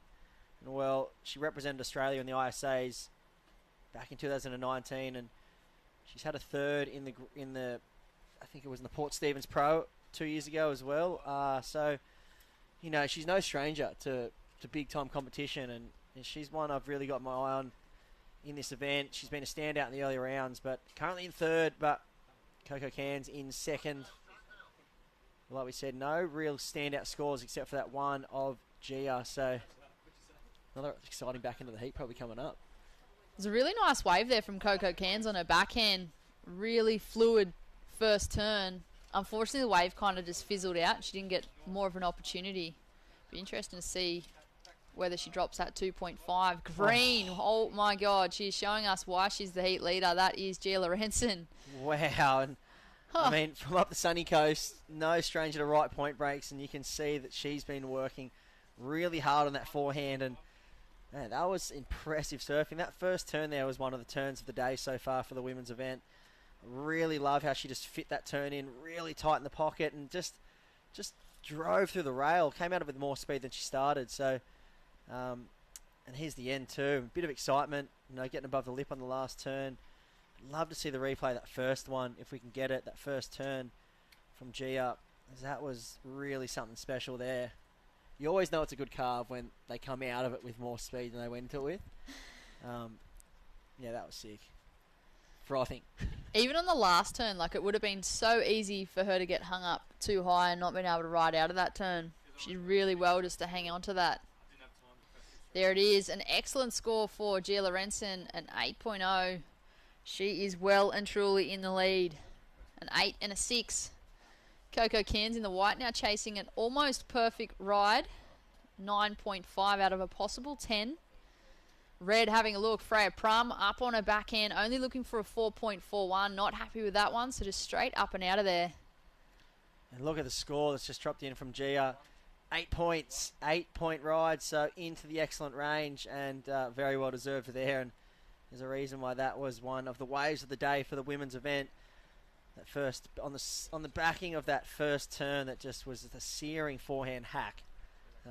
Big carving manoeuvre. I love to see that, and I'm sure she's fired up. So she's way out in the lead, and this is the top heat score so far for the women's event. So, well, the women's draw so far today, I would say, not the event, but definitely the best surfing we've seen today. Even on what we did see in that Destination New South Wales replay, the second turn that we witnessed, her bottom turn, you could see her outside fin showing, which really showed and proved that she was on rail throughout that bottom turn. So excellent surfing there for Gia Lorenzen, and she was rewarded with that excellent score. Into the men's next, Chris. Yes, we are rolling into the men's draw, and we'll get that heat to you very shortly. I saw Matty Banting walking down the beach just then, so he'll be out in the water. So that's smelling fireworks already. I'm almost falling off my chair. I'm that excited. But we don't seem to have a heat draw. We'll get a heat draw right to you in a second. But we've got 6.5 minutes, 6 minutes 20 on the clock here in the last heat of the women's round of 32. And there it is, next heat coming up. Noah Stocker, the sunny coast man with the best haircut in the game. It always looks so pretty, his hair. It's just gold. And then Matty Banting, the electric surfer, very experienced former CT surfer. Billy Stammond. Wow, and Kobe Clements. This heat could be a dead set final. It's crazy heat. And to think we're only another round of 16, so this is going to be a very, very exciting round coming up. Especially with these lefts turning on. You see all these surfers out there on their backhand. Kobe Clements and a few aerialists going to that right-hander as well. So it's going to be a very, I reckon, exciting matchup. And I'm kind of keen to see who takes control of the heat early and who just kind of goes bonkers. There we are. Us in the booth. We're going bonkers. We're having fun because the waves are picking up. We're up here at the Great Lakes Pro, up at beautiful Boomerang Beach. And thanks to all the sponsors, everyone getting behind the QS Series kicking off. First stop of the Vista Pro Surf Series. It's going to be running up and down the East Coast. Second stop in the Australia Oceania QS Series. We had Phillip Island last week. And, it's going to be good to see the competitors just kind of really get in the groove and get the Rashi back on and get fired up and make that charge toward the Challenger Series at the end of the year. It's a really good opportunity for the Australian surfers as well to have that regional leg. You've got the younger ones maybe working towards some seed points to get into those bigger events. And then, like you said, the Challenger Series is the incentive. If you're doing well in these QS1000s, your 3000, you've got two 5000 events. You've got women like, say, Macy Callahan. She might be here more of a warm-up. But really good opportunity for the younger surfers too to show the older ones that are maybe a little bit more experienced what they're made of. We've seen it recently on the World Tour with that Hawaii leg. The rookies just absolutely shaking it up. And Chris, you mentioned earlier that we have seen some top seeds already fall out of the draw on this women's side. Yeah, that's right. It has been a shake-up. And, here's Gia Lorenzen. So, not a seeded surfer coming into this heat. Neither of them are. We see Freya Prum and Sasha Baker, the two top seeds, currently battling to try stay in the event. We're on 3 minutes, 50 seconds remaining, so we're going to need something special. And, well, Freya, she's lucky that Coco hasn't really locked in a big second score, so it's keeping the door open there for her. But, I mean, Coco holding priority, you know, I'm sure she's sitting out there thinking, all right, I've got a 4.5. Freya's got nothing really too much to worry about. I'm just going to try lock in a score. She'd really want to be trying to get above Sasha Baker's 5.25 on her next roll of the dice, because Sasha's needing not much at all.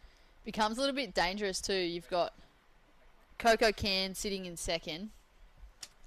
Sasha Baker in the blue. She's only looking for a 1.75. Freya's only looking for a 4.41.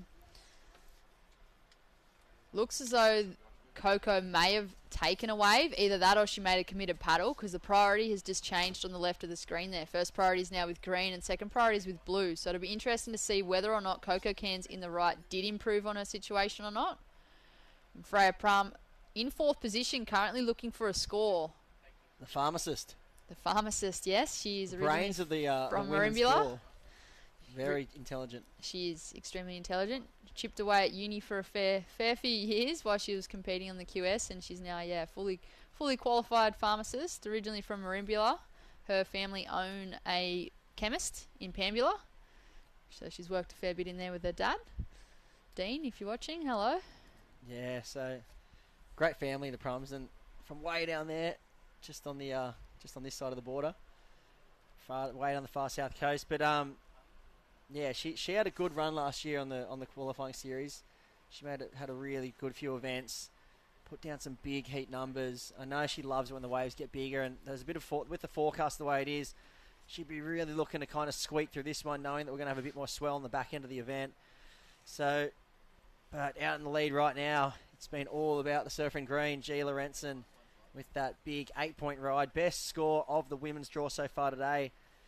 And big heat total of 14 points, and it's a battle for second behind her. She could probably come in and just dust off the board and get a bit of rest before the next round, I think, because in the back end of this heat, it's going to be pretty exciting to see who can kind of lock in a number and try to grab that second spot. All right, as we come down to the Mad Max minute, we'll see how things are going, see if we can get some scores to you. I think it's all about Sasha Baker. Where is the surfer in blue? Looking for just a 1.75. There she is. Holding priority out the back. Coco Cans in the white, just on the inside, paddling back out. So I'm not sure if she bettered her score. And here's the current heat leader. Nice forehand whip. Bit of a funky, bumpy right wave here. Bit of a victory lap, I think. She's going to rip this one through to the beach, and there she's going to call it a day. So great surfing there from the current heat leader in green, Gia Lorenzen. But we are counting this one down. 35 seconds. That it, the Mad Max minute. The burrito clock. Spinning, yes. Makes me feel like a burrito. Oh, I always feel like a burrito. Yeah, when's ever a bad time for a burrito, really? Yeah, what about last year if you won the event, you got a year's worth of Mad Max? I'd be gobbling it. So you'd be at this event. Imagine if it's your last day, you'd just be stuffing your face full of burritos in case you just didn't get the win again. Turn into a burrito. Yeah, you would. I would 100%. Already am part of the burrito, but need to get in the gym. And I think that's to count that one down. And I don't think Sasha Baker got an opportunity. We'll have to wait and see, but we didn't see anything on the screen. And where is she? I can't see her at the back. So, there she is right there. So, just too late. And she's going to be just thinking, what happened? Only needing a 1.7. I'm pretty sure that was after the buzzer. We'll have to wait and see. Leave that one to the judges, but I have a feeling this could be after the buzzer. She's going to rip this one through to the inside. And maybe the body language says just a little bit too late there. So maybe one that just got away. But anyway, it was the surfer in green, G. Lorenzen, taking that one out. We'll wait for the official results on second place. It was either Coco Cans or Sasha Baker, I'm calling. And we're going to roll into the men's heats. Round of 16, right after this quick ad break. Don't go anywhere. We'll be right back from the Great Lakes Pro here at Boomerang Beach.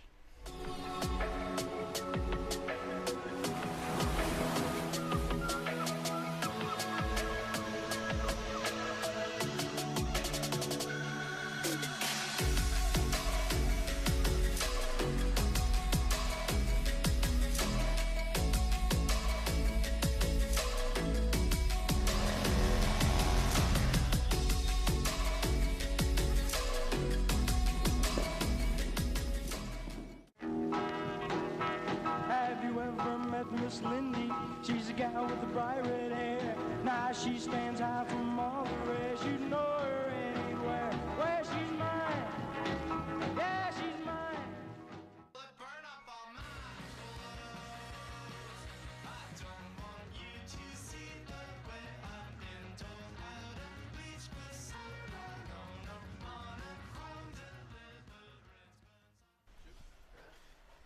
Hello and welcome back to the Whistler New South Wales Pro Surf Series 2022. First event of the Surf Series here at the Great Lakes Carve Pro Men's and Women's WSL QS1000 event. My name's Cooper Chapman and I'm joined by my very good friend, my roommate for this event, Nathan the Hog Hedge. How are you, buddy? Good, Coops. Really well, mate. Things are shaping up nicely here, aren't they? Waves have increased and going into the later rounds of the event. It's always good to see at the pointy end. Bang, good start. Look at that, kicking things off. Men's round of 16, heat number 1. Stacked heat right now. We'll wait and see for the graphic to come back up with who we've got in this heat. But yeah, it's great to be calling the heat with you. We're staying just across the road here at the beautiful North Boomerang Beach. And in the blue right now we have Matt Banting, in the white Billy Stammen from over in New Zealand, in the red Noah Stocker, and in the green from down at Longreef, Kobe Clements. Yeah, I mean, I've got a little soft spot for Kobe because I've seen him come through at home, and he's on the rise. I've seen how dedicated he is. But I think it's going to be hard to go past Matty Banting. He's sort of on the other side of coming back from injury, and he's going to want to get back on the board too. So here goes Kobe. Couple of nice little arcs. He's always got a lot of talk and a lot of good body language, and really accentuates and bookends all his turns. He never leaves anything sort of left hanging, does he? Yeah, he really puts overcommitment into every turn. He's throwing that last turn, throwing everything at it, ditching the fins. He's stoked to be in this round because last heat he got through with 10 seconds to go, right in that Mad Max minute. And yeah, doesn't want to leave it to the last minute in this one, so might pick up a replay here, coming hard off the bottom, whoever that was. We've got the Destination New South Wales wave replay. Didn't quite get the replay, but looks like first wave for Kobe Clements come in at a 5.5. First one for Noah Stocker, 4-point ride. I thought maybe a little bit high for Noah. Did a little air reverse, maybe not as clean as judges wanted to see. Yeah, I think just getting a decent score on the board the first 5 minutes, as you know, Cooper, just really settles the nerves, and you can start to, get into the heat. The priority's been established by this point, and you can start to sort of, play out the strategy that you've decided to implement in your heat. Yeah, so looks like we've had a 8.45 come in for Billy Stammen, so biggest score of the event in the men's side of the draw. Oh, I'm wrong. 5.35 and a 3, so not quite, but still, nonetheless, nice score for all of these guys to start this heat off. So Billy Stammen's opened up with that 5.35, 3.1 backup, 5.5 for Kobe, 4-point ride for Noah, and Banting just with the 3.75, but he's looking to milk this one all the way through so he gets the easy paddle out over in the northern corner of the beach here. But a couple nice turns there for Banting, so everyone's kicked off this heat nicely. Just 4 minutes and 20 seconds gone and everybody's opened their account. yeah, I think we're going to see scores reflect a healthy score there for Matty B. He had two really strong turns outside, and there was no downtime in between. It was a little bit like the two bangers that you got in your heat. It was just one rail onto the next and super critical, and in the steep part of the wave. So I think, I had a little talk to the judges yesterday just to identify what theme and what they're actually looking for, and a big part of what was relayed to me was steep, big sections and out the back. So anything you can do major, we're coming off the bottom and hitting, right in the steep part of the wave. There's a lot of flat corners, a lot of waves that fizzle out. Anything that's steep and it's critical, it's the judges are lighting up, because you've got to figure they're watching all day and they're seeing a lot of the same surfing. So any point of difference where the waves are steep, it's gonna get the juices flowing for those guys. Absolutely. I'm looking forward to my heat coming up. I've been heat number 4 of this round, so doing this heat with you, and then we'll go watch it together. It's nice staying with you, getting a bit of mentoring and getting to connect and appreciate some of your wisdom. It's been really nice getting to hang. We did a podcast yesterday. I'm allowed to plug it maybe. Good Humans podcast just came out with Nathan Hedge today. It's really nice to hear some great stories and the journey that you've been on. But one thing that I wanted to touch on while I got you here in the booth, because it's really special to have you back competing. We spoke about it earlier in the year when you did well in the little event up on the Gold Coast at Snapper Rocks, and then into the Board Riders battle, carrying a bit of form and opened your mind up to maybe I'll give it another crack. What's been the mindset around the whole giving it another crack this year?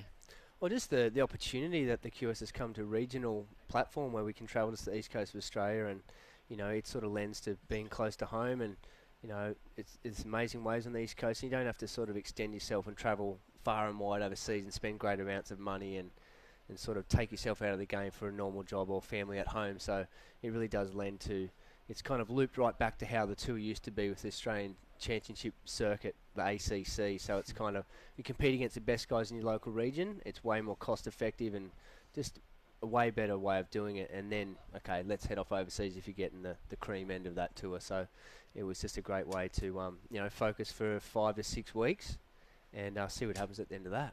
Yeah, I think it's a good little structure change. The whole regional tour, like you said, gives people maybe a bit more of a financial opportunity to give it a crack and not put themselves all around the world like we've had to over the last 10 years. But, I mean, I wouldn't change it for the world. I do think it is an amazing way to see the world and a great experience, getting to check out the different cultures, get to see all these great countries. So now it's just going to be the Challenger Series guys who get to do that. But, yeah, it's I mean, a great way to see the world, and you've definitely seen much of the world.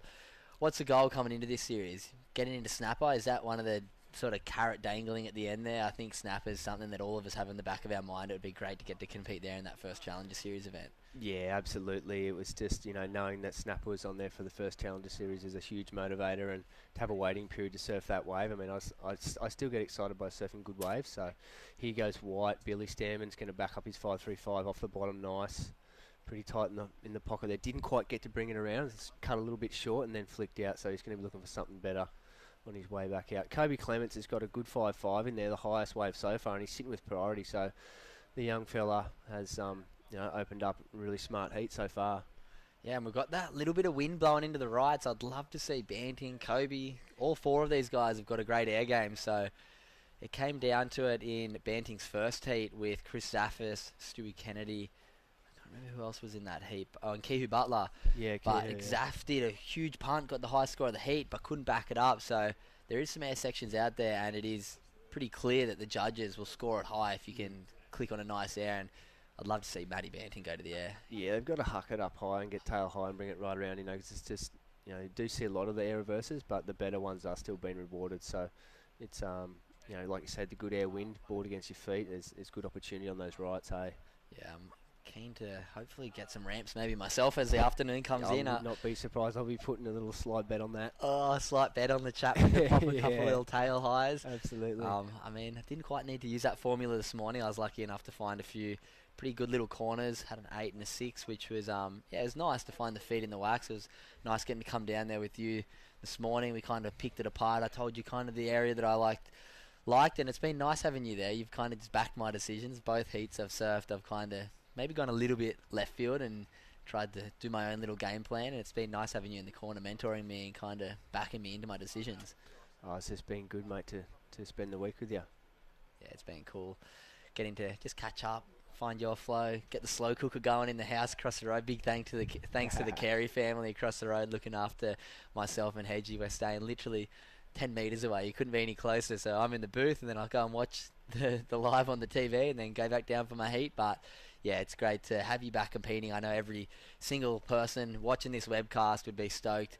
Bummer that you're not still going in the comp, but we're going to see you as the rest of the New South Wales Vissla Pro Surf Series carries on. And you fired up? You ready? Yeah, absolutely. No, it's going to be fun, eh? I'm just stoked to watch this heat, you know. I mean, Billy got close to the tour a couple of years there, you know, and Matty's been knocking on the door. Just a couple of injuries that have really sort of plagued him, you know, but he's been the best guy on the QS for quite some time. And then, you know, Noah Stocker's just emerging as a brilliant new talent as well. Powerhouse, eh? Yeah, full powerhouse. Love the way he surfs. And here goes Kobe, using priority. Good selection too, by the looks of this. Nice wrap. Yeah, another nice little snap there. Bit sudsy, but he's making the most of it. He's going to get a little bonus bit off the end here. Oos. Dang, it's pretty similar to his first wave. I think maybe not quite as critical. Coves has got such an aggressive style. When he gets a lip that actually allows him to fight back against it, as we see Matty Banting out the back. No stranger to a lip to fight against. Big turn and into that second one. Didn't quite get the little Banting click spray that he normally does there. Just a little bit under the lip. He's still going though. He's got the crazy technique. Count him out. Craziest technique, doesn't he? Oh, so sound. Just like phenomenal. Like poetic to watch. The way that he draws together heats is stunning. But yeah, I could watch Matt all day as we see Kobe, a little replay of his one. So, bit of a wrap that first turn. Wave went a little bit flat, and then this I was like a how nice... he's coming off the bottom. Hey, he's driving hard off the bottom. Kept his flow through that tough sudsy section too. Drew a good line there and ditched that fin. He's just little tail bust would have felt good. Little hoggy drift, That's nice. Yeah. I like it. So he's going to back up his 5.5, and there we go. 4.6 takes him straight up to the lead. Nicely positioned himself in the lead with just 8.5 minutes remaining. This is going to be a tight heat once again. 4s and 5s. We were talking about this with your heat the other day. When the conditions are quite junky and it ends up being a short period swell like we do have here, short northeast wind swell, you do get a lot of scores around that same area. Sometimes when it's clean, the set waves offer big scores. Today it's kind of broken up and there's little moments everywhere, and you really need to pick those gems. What would be your mindset going out there today? Well, I guess I'm just looking for something that has a bit more thickness and a bit of meat, so it's sort of once it hits the bank, it's going to stand up and give you another opportunity. A lot of the waves are sort of going into a corner and fizzling out, or it's too much shoulder, so there's a lot of monotonous kind of carve turns. I'm sure the judges want to see, really stamping authority and getting the bookend, or like a closeout turn, something really dramatic. So I'd be looking for something that's got, the wall almost like a closeout, but it backs off into a gutter, or kind of gives you those two steep ones. Go mid-face for your first one, then a big blast. Yeah, I love that. Trying to find those ones that have got the nice wall. Run down notes for my next heat. They're the ones. It's a tricky lineup though. Like I've heard in the webcasts throughout the day, we're sort of looking at a condensed focused view of the contest site, but there is a big playing field and there's a lot of different peaks coming in different angles. So what the good thing about it is that you can sort of play your own game and maybe head off to your own little peak if you don't have the number one priority, and pick up a gem wide or inside or to the left or the right of the bank, and kind of put the heat up the other competitors. Go, oh, how's Cooper got the one over there? He wasn't even sitting on the peak, and Kobe's sitting out wide and he's picked this one up over there, and it sort of gives you a bit of a rattle because you can't control it with the priority because someone can get something else elsewhere. Yeah, that's kind of exactly like what you're talking about there. It's what I've been saying to you this whole event. My last two heats, I've been really focusing on just staying busy, asking the question. Scratching, paddling. Second priority's going to commit. What's he got a little late to the party, but it does have some wall. Wow, what happened at the end of that one, mate? Decides to get out. Billy, big floater. They're going to love that. Is he going to get some more, though? He's going to get no stranger to a left. Raglan local. Absolutely. This thing's going to double up, Coops. You reckon? Into the gutter, yeah. He's got heaps to go in. here. Look at this. Little low road. Shorey. What's he got? Oh. Smash it, Billy. Boom. Bang. Nice. Two big turns. Big start, big finish. Bit disconnected in the middle, though. Yeah, great wave selection. I mean, he would have seen that, had it, the wall down the end. So I liked it. I just liked that it had a big, the wave grew off the end. There was a bit of downtime in the middle, but I liked that it grew into like a little 3-foot bowly bit off the end there, and he did get it good. Yeah. Big first major. Big last. Yeah. All right, he needs a 4.6. What's he going to get? We'll see. 6.5. 6.5? I'm going to go 6 flat. I don't think they're going to like the downtime. But still, I think it'll be the best wave of the heat. Just two big turns. We might be wrong. Oh, 6.4. Hedging wings. There you go. Almost in between us. Classic. It's always like good, we said, fun. they're looking for big turns on big waves, and that was one of the bigger lefts we've seen in a long time, and really critical, aggressive first turn, and got the little bonus shorey section. Yeah, they can't deny the sets. If you do some big majors on the big set waves, they have to reward it. They have to. Yeah, and look at this. 5 minutes remaining. Don't these It's 20-minute quick, heats just evaporate? How's it feel out there after spending 6 years on tour? Longer heats. What's it like jumping back into this with 20-minute heats? Is it different game plan comes into it? Well, it's changed now with the 4-man priority. It's a whole lot better. You can play your own game. It's not a full hassle fest, but it still flies by. If you don't get a good start in the first 5 minutes, it's a sort of bit in the middle. But really, if you're smart and you use priority well, if you break it down, 2 best waves, it's 10 minutes a wave. So however you want to look at that, it's there's no need to panic. You've got 10 minutes to catch a wave. There's only 2, so you have to make your best 2 waves. There's no room for error, and you've got to pick the right waves. But some heats you have a blinder, you have 2 good waves in the first 5 or 7 minutes, and other heats you're like scratching like Kobe in his last heat. He gets it in the last 30 seconds. So it just depends. Yes, Kobe's done well here. He's edged himself just ahead of Banting, but you do not want Banting needing a 5 with 4 minutes to go with priority against you. The amount of times this has happened to me. I think this event last year at Tuncurry, I had 13.5 points in a heat with Solly Bailey in this exact round, and with 3.5 minutes to go. Banting needed 13.5 points to catch me. Solly was on 14. Banting gets one, belts it, 8.6. Paddles out, 40 seconds to go. Somehow gets a wave under my priority. Don't ask me how. He just seems to do it to me. Gets the score by, I think, 0.1. And he does it time and time again, and that's why he's so successful in this QS. And he's been on the World Tour, and he's been one of the standouts on there. It's just injuries have plagued him, but it's good to see him back in full health. And, yeah, let's see if he can get a wave to finish this heat and throw his hat in the ring. Yeah, I reckon he will. He is a wizard in these beach breaks. You know, surfing around port, he gets lots of variety, and he's always working on his menu. He's got a, you know, a full bag of tricks. You know, he's got the power and the rail, and he's got, you know, obviously all the air game too. So he can pull from a pretty big menu of turns when he needs. You know, depending on what sort of wave he gets. That's why he's so dangerous. Yeah, he's got such great variety and literally every trick in the book. Backside, got that blowtail. Forehand, got every air in the book. Really nice carve. And I think one thing that stands out with Matt's surfing is his timing. The way that he just seems to click on his turns, throw that big fan of spray. And yeah, in these small beach break conditions, generally very hard to beat. But right now, we've got Billy Stamond out in the lead with a 6.4 and a 5.35. Holding down fourth priority though. Kobe Clements in second, just ahead of Matt Banting, 5.5 and a 4.6. Matty Banting, 5.1 and a 4.9. Noah Stocker, don't count him out. 4-point ride and 3.65. He's looking for 6.1 and Banting looking for that 5.01. So with 2 minutes and 20 seconds remaining. Yeah, I mean, if Noah gets a section or two, he can, you know, you get that 6-1 easy. So look how tight it is. 10.1 out of 10 points for Matt Banting. Yeah, let's see if Kobe can hang on here. First priority, Matty Banting. Second priority, Noah Stocker. Third priority, Billy Stamond. Fourth priority, Kobe Clements. So for all those listeners out there who don't understand priority, means you get first right of way, and it works its way down the line based on they have a different colour, red, blue, green and white board down the beach, and they move it from left to right to put you in the order of your priority so you know out in the water. And if you make it committed to paddle to a wave, then game over. If you don't catch it, you still lose priority. So it's not about catching the wave, it's about committed paddle to the wave. So it brings a bit of tactics into it. That's a tricky one too, hey Coops, because you can put the hard sell on the other competitors and make it look like you really want this wave, where you're sort of trying to, you know, the pressure's on, the clock's winding down, you need a score, you're sort of thinking to yourself, is this the wave I need? If I catch this one, I might not be able to get back out, so there's a lot of pressure as we're coming down to the Mad Max minute. The Mad Max minute, it's getting close. Up. Yeah, this is where the pressure's on. How fun as well is now, because of priority, the paddle battles. Nobody wants to get in a paddle with you on the way back out to get priority. I want to put the old buoy back out. That'd be fun. I reckon they should do that for a few comps. I reckon that'd be fun That's too. Good. Do you want to explain that, what they used to do? Oh, here we go. Look at White. Billy. Third priority, trying to build on that score. Throws the air reverse.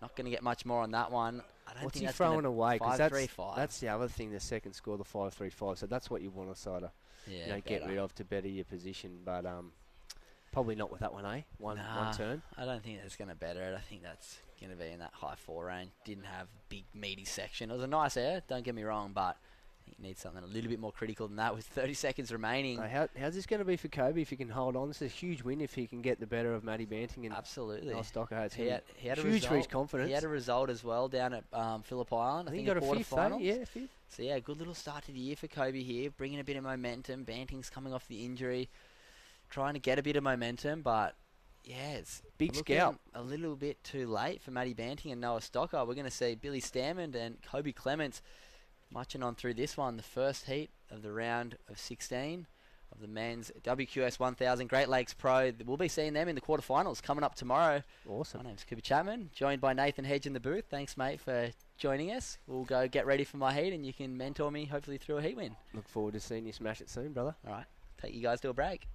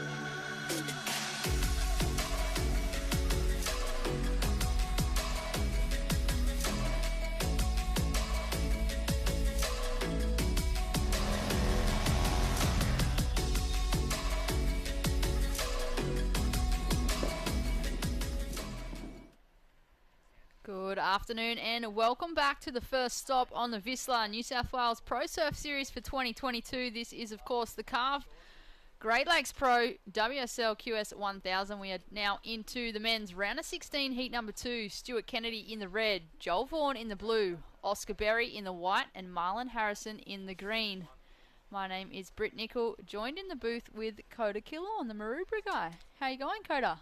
I'm good. Got to compete earlier today, which was fun. Conditions were really tricky, but I just came down to the beach to look at it before, and it looks like it's picked up a little bit and super clean.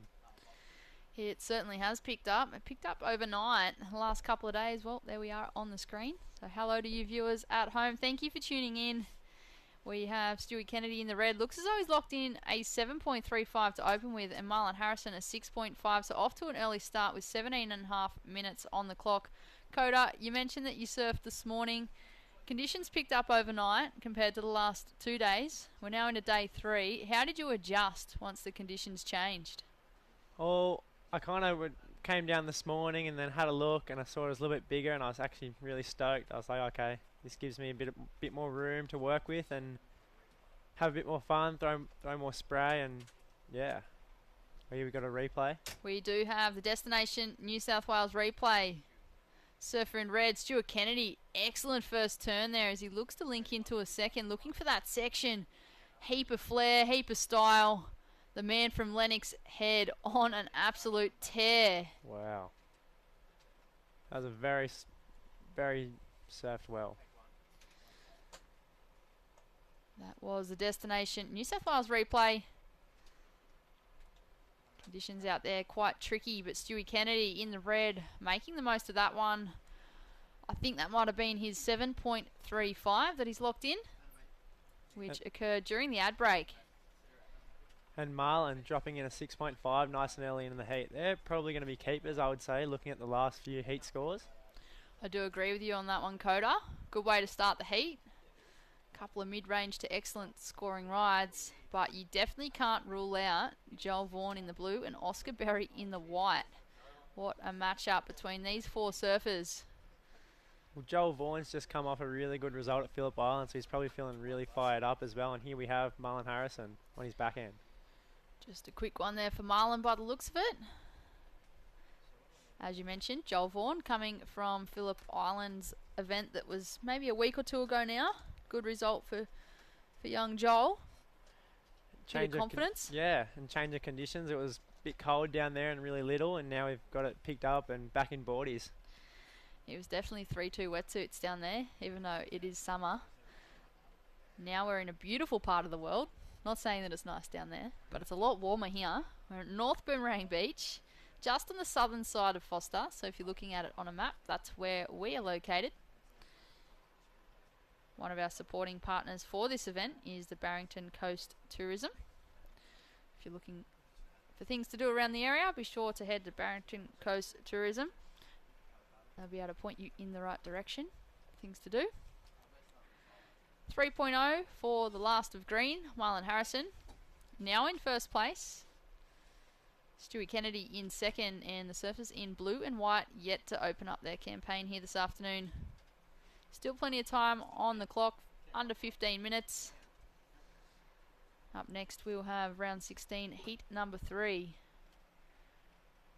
Don't have an updated heat draw in front of me yet, but I'm sure it's going to be another exciting heat. Yeah, the boys, Joel and Oscar, off to a little bit of a slow start.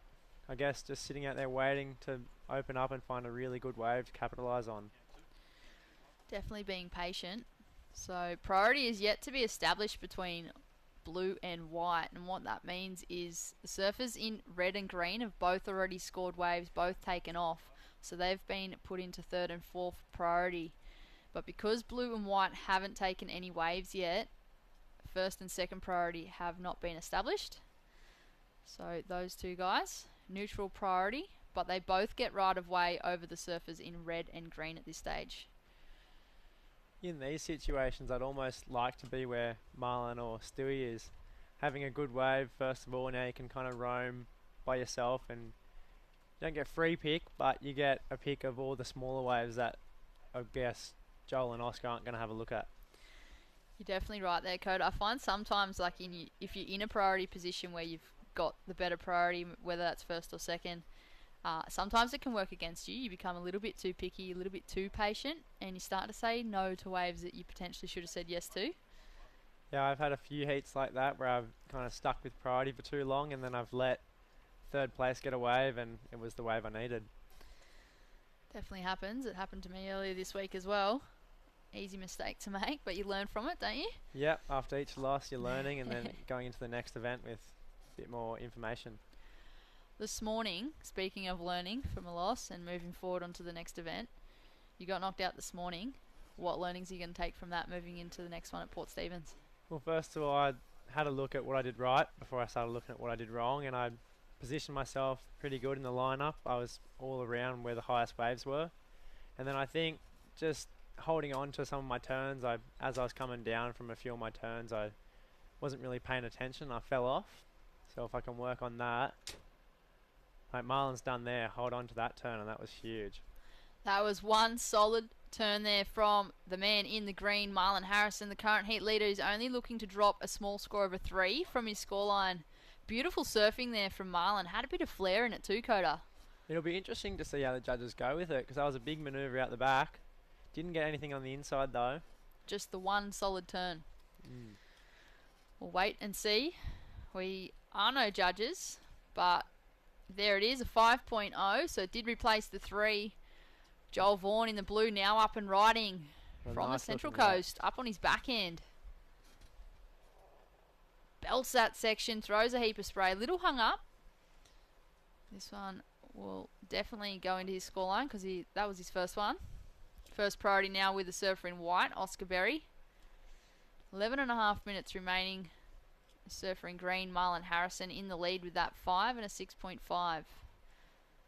There it is, Joel Vaughan just locked in a 4.5. Puts him in third at this position, but it's a good backup, I would say. I'd agree with that one, especially when you've got men like Marlon Harrison and Stewie Kennedy. Stewie Kennedy up and riding from Lennox. XCT surfer looking to re-qualify. Interesting wave choice. Got the first turn in and then it kind of just fizzled. It's hard to tell out there sometimes, Coda. As you know, like you think you're on a good one, you're hoping that it's going to steepen up, and then all of a sudden it just flattens out into nothing. Yeah, I noticed in my heat today, actually, the rights, which I was hoping to get some backside turns on, you could get a nice first turn, but it would just fizzle out, or you'd have an oncoming kind of sidewash hit you. So it was very tricky conditions, and it still looks tricky, but there is some opportunity, as we've seen in some of the numbers. Plenty of scoring opportunity for day number 3 of the Carve Great Lakes Pro Men and Women's WSL QS1000. This is, of course, the first stop on the Vistla New South Wales Pro Surf Series for 2022. You can see the lifeguard floating on out the back, keeping our lineup and competitors safe. That is one of the Crisp men. We have Michael Crisp and Jonah Crisp doing the lifeguarding from ALS. Great to have those guys on board. While I've got a break in the action, I'd also like to thank our supporting partners, Barrington Coast Tourism, Destination New South Wales, World Surf League, Moby's Beachside Retreat, and the Mid Coast Council. We also have webcast partners, Mad Mex and Volkswagen. We wouldn't be sitting here today bringing you the live action if it weren't for all of our sponsors. We have a Destination New South Wales replay powered by Volkswagen. That was a big tail waft we saw Marlon do a little bit earlier, locking in at that 5. Looked different from that angle. Completely different. Yeah, we saw it kind of looking into it from, I guess, the south angle, and then we got the front on. Just as good, though, both angles. Stuart Kennedy, a 3.75 for last of the surfer in red. Still in second position. He has made the requirement that little bit harder for the surfers in blue and white. Do have a heat draw now in front of me. Up next will be the men's round of 16 heat number 3. We'll see Reef Hazelwood in the red, Darcy Crump in the blue, Alistair Reginato in the white, and Mike Clayton Brown in the green. That'll be followed by heat number 4, Cooper Chapman, Jagger Bartholomew, Cooper Davies, and Caius King. These heats are stacked. They are certainly stacked. Any of those heats could be a final. We have the Destination New South Wales replay. Stu Kennedy just drifting the tail there. This is that mid-range 3 that he just knocked in. I really like that first turn he did. He could have wrapped it around in a carve, but instead he wanted to release the tail and get that drift, which was really cool. Give it that little bit of extra flair and extra energy. Stu Kennedy, no stranger to competitive surfing. He's been around for a long time from the Lennox Head region. I'm sure a few of the guys at home from Lee Bar Board Riders would be tuning in, so hello to everybody in Lennox watching. And Stewie's wife Ash and a couple of kids. Got just under 8 minutes. It is Marlon Harrison out in front with that 5 and a 6.5. He's also holding down first priority, so a good position for the surfer in green to be sitting in. Bit of a slow and quiet heat for both Joel Vaughan and Oscar Berry. Joel's in a good spot though with second priority. He knows that when the wave comes, he'll get it. But he's just going to wait and be patient with it. On screen there, Stewie Kennedy waving his arm, trying to get the beach commentators' attention. With the weather we have today, can be tricky hearing out in the water. We do have some great commentators down on the beach, rotating, bringing all the live scores, priority and updates to those surfers in the water. So Britt, would you rather commentate in here or commentate down the beach? I don't know. It's a bit different. I think in here it's a bit warmer at the moment. Just safe from the rain. Definitely a bit warmer. Yeah, they're completely different to each other. So beach commentary, you're sitting on the beach, you're reading off a screen once the judges are locked in the score, and we'll get back to that in a moment because we have live action in front of us. Joel Vaughan drives hard off the bottom for that first one, takes to the air, and can he stick it? Wow. He does. Joel Vaughan in the blue, showing us what he's made of. Stewie Kennedy answering straight back. This has just got very, very interesting, Coda. Very great exchange between both red and blue. Stewie Kennedy milking it for maybe that extra point and the easier paddle around. Stu Kennedy be hoping to improve on that scoreline and hopefully push himself up into first position, taking him out of that hot seat that's second spot, because Joel Vaughan, I feel like that's going excellent.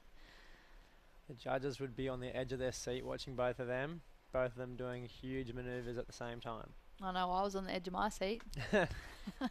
There it is. An excellent score for Joel Vaughan has put him into first place. Oh, but then Stewie Kennedy dropped in a 7.5. So at this moment, Stewie Kennedy's in first with a 7.5 and a 7.35.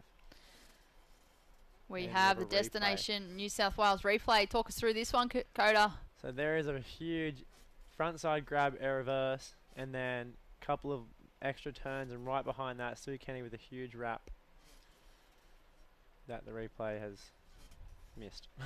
Excellent surfing there from both Joel Vaughan and Stewie Kennedy. Well, he's moving quick. Surfer in red, already up on another one. Or is that the same one as before, just on the inside? You're correct. We have been informed that is the case. Marlon Harrison now bumped into third spot with just under 5 minutes on the clock. Surfer in green in third with a 5 and a 6.5. He does hold down first priority though, which is the positive in this scenario, meaning that within the next 4.5 minutes he has the opportunity to take off on any wave that he wants to, as we are watching a couple of dolphins just float by out the back. Locals having a visit at the comp bank. They sure are. Here we go, another replay. This is the Destination New South Wales replay. Stewie Kennedy drives hard off the bottom, cracks off the lip, throws a heap of spray, wraps around right in front of the competitor in blue. Excellent surfing there from the man in the red. You see how much power he gets out of that bottom turn straight into the top turn, which means he's going to throw a lot of spray. A heap of spray, especially on a day like today. We've had a few rain squalls come through. Looks as though it's finally eased off a little bit, maybe. But yeah, back to the question you were asking me earlier about webcast and beach commentary. They're a completely different playing field.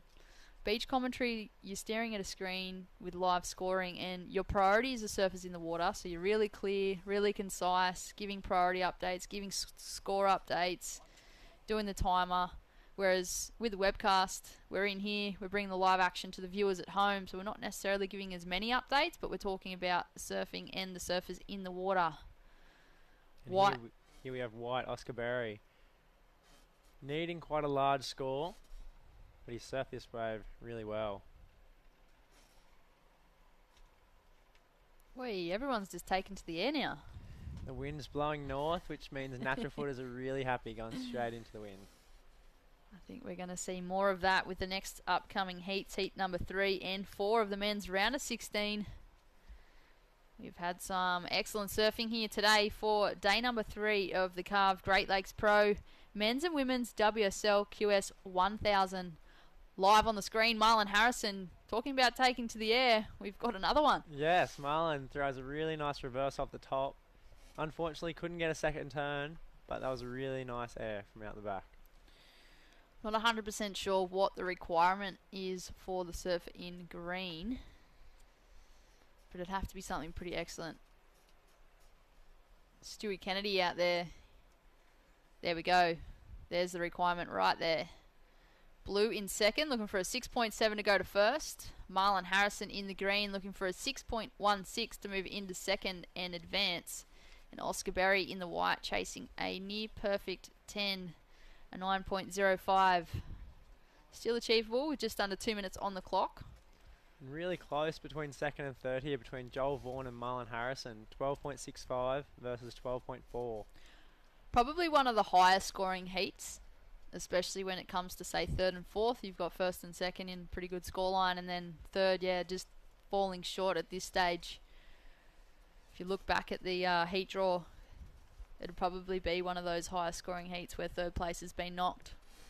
Well, yeah, and heats like this, anything can happen. Like we've watched, Joel was in fourth, get one wave, get an 8, and he went up to first for a little bit. So really, Oscar could do the same thing, so no one's out of it.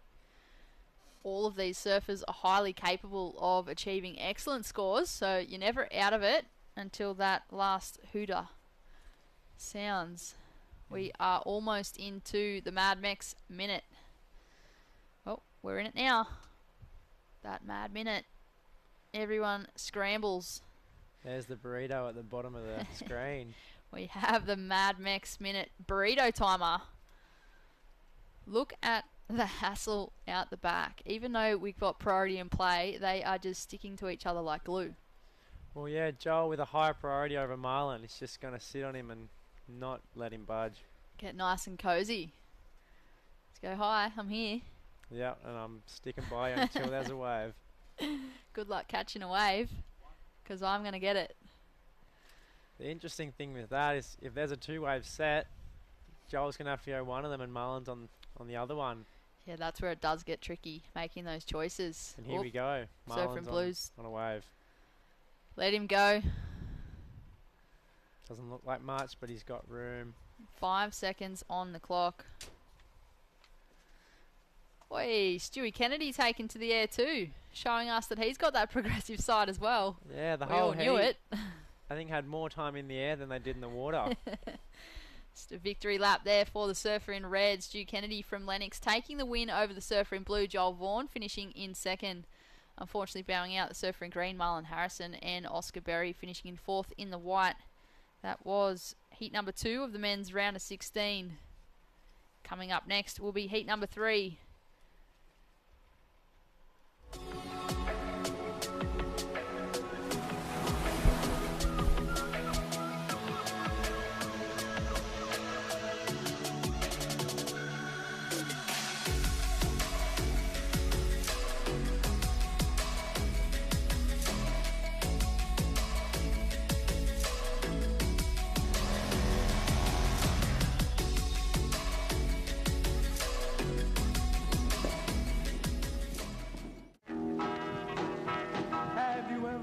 Miss Lindy, she's a gal with the bright red hair. Now she stands high from all the rest. You know her anywhere. Where she's mine, yeah, she's mine.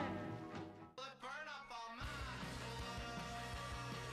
I don't want you.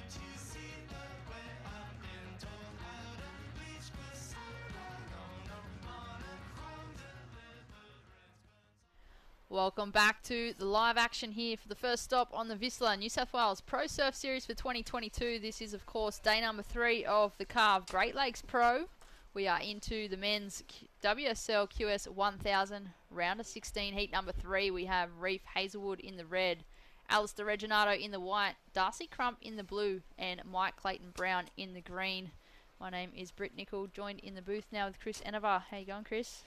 I'm great. I just had a good watch of that last heat. It's been absolute fireworks to kick off the round of 16 for the men. And, yeah, seeing the end of that last heat, that was crazy. I mean, Jolly Vaughan just hanging on for second spot. Marlon Harrison with a big last-ditch effort with that air. And there's been some pretty crazy airs going down there. Joel Vaughan with that big forehand rotor. And it's been exciting, to say the least. And obviously this heat's going to be no exception.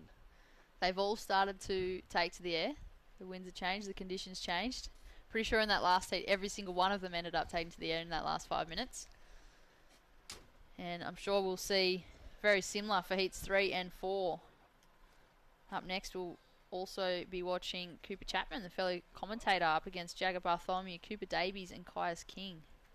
Yeah, that's going to be an exciting heat. I feel like 2 power surfers against maybe 2 of your kind of air guys. You know, you've got Cooper and Caius, obviously really powerful surfers as well, but they bring that X factor. Got Jagger and Cooper Davies, looking for them to go for that real power approach. Jagger has got the air game too, so it's going to be an interesting matchup. And right here we do see, obviously, one of the best air guys in the game, Mr. Airlines himself, Reef Hazelwood, in the red. So this is going to be a nice little heat. Mikey Clayton Brown from just down the road.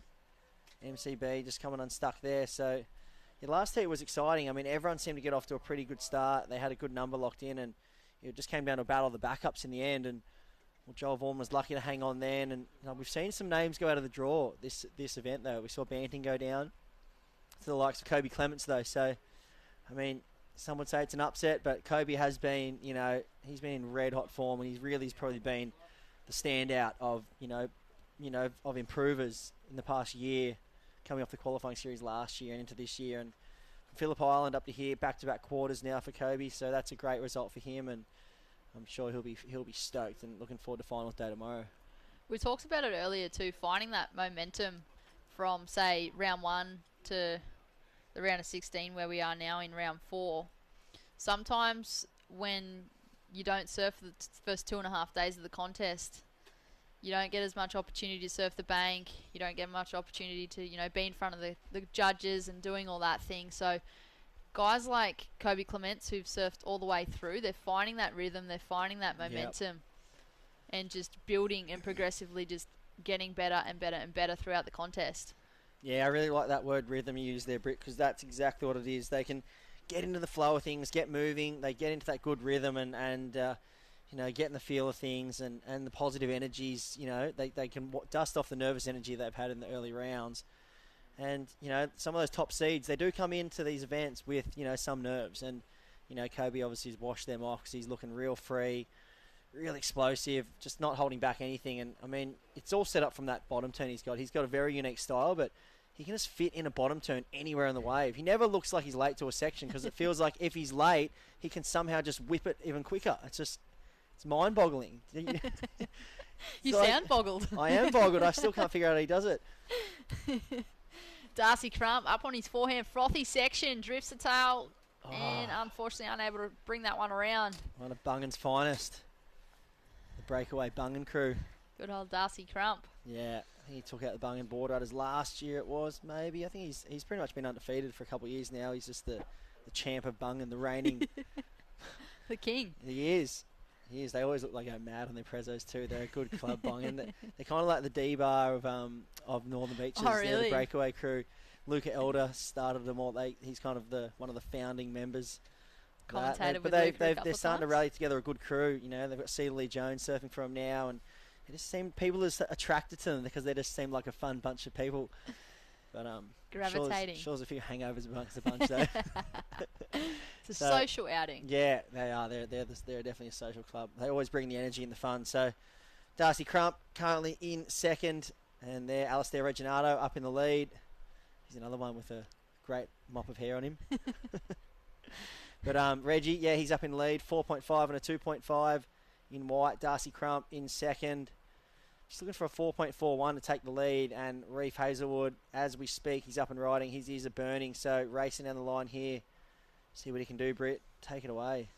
Getting a little hung up behind the section, but straight out onto the face, carves back to the pocket, and just out of there. So Reef Hazelwood in the red. He's locked in a 3.75. Doesn't need much at this stage. There's still plenty of time on the clock. Yeah, one thing you notice about Reef surfing, he puts an exclamation mark, even two, on every single turn, every single cut back. It's just everything's done with such precision and high energy. Like even that cut back where you wrapped around, it was a frothy nothing section, but he just really gave it to that whitewash. And it's just, you see there, tag through the lip, and then up and over the foam climb, the dreaded foam climb, and then even this one, just the wrap and how much effort he puts in. Like you can see how much he's literally putting every ounce of power on that rail, and he leaves nothing for chance. And so there it is. I think it was a 3.75 for the last of Reef. He's up in the lead now, and we're rounded down. It's coming to the end of the day. It feels like it's gone so quickly. I feel like this is the second heat. But there's been lots of action today, and everyone's been fired up, and it's good to get back in the booth and watch these guys just go mad and do their jobs. And I know they're all excited to be out in the water, and it's good to have some waves, and it's a good vibe up here. It is. We're in a beautiful part of the world. We've had a score for the last of green. Mike Clayton Brown, a 6. So he's shot into first place. Mike would be happy about that. Reef Hazelwood in the red now in second. White in third. Blue in fourth. We are certainly in a beautiful part of the country, New South Wales. We are at North Boomerang Beach. If you're looking at it on a map, it's just south of Foster. We do have a supporting sponsor, Barrington Coast Tourism. So if you're interested in looking into the area, be sure to check them out. Yeah, I like it. They've got the new name, Barrington Coast, for the Great Lakes region. So get up here, check it out. There's so many cool beaches up here and little hidden nooks and, cool caravan parks. And it's got the whole lot. It's one of my favourite places to travel to. It's got everything, these nice secluded beaches, big headlands, quite rural as well, and it's just a really nice, relaxing part of the world. And here's Darcy Crump, Bungan's finest, up and riding, hooks it in the pocket, and that was really explosive surfing, one of the better backhand Rios we've seen of the day. And so there's 3 nice quick whips from Darcy, and that board's looking real spicy under his feet. I was just thinking exactly the same thing. It just looks so quick and so energetic. Yeah, he's got that similar kind of, that back knee knocked in, kind of like a Wiggly Dante's type style, where they look real casual, but they whip it so fast and they just throw heaps of spray. It's just it's like a timing thing. His back arm stays pretty stationary too, like it doesn't move too much. Banting's quite similar, really relaxed off the bottom. They can whip it so quick, and it's he's really tight in transition. Darson's got a great style. Yeah, that was a great ride there. So we'll see for that one how that one comes through. I'm sure he would have loved to have got a second turn there. That would have gone well up towards the excellent range if he did. He had that much speed that his board almost looked like it bounced out of one of those turns at the end there. Yeah, it's like just wanted to keep going. Yeah. There it is, a 6.2 for last of Blue, Darcy Crump. He has gone into second position. Now looking for a 2.65 to take the lead from Mike Clayton Brown in the green. Reef Hazelwood from the sunny coast now in third, looking for a 4.36. He can pretty much do that in his sleep. And Alistair Reginato in the white, chasing a 4.31.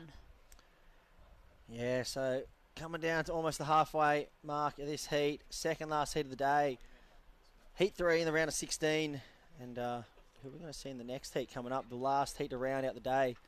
Heat number 4. Up next we have fellow commentator Cooper Chapman, Jagger Bartholomew, Cooper Davies, and Caius King. Yeah, that is the cracker heat. So don't go anywhere. And that's going to round out the day. So we'll have our quarterfinalists set after this round for the men and obviously in the women as well. Are we going to run into the women's today?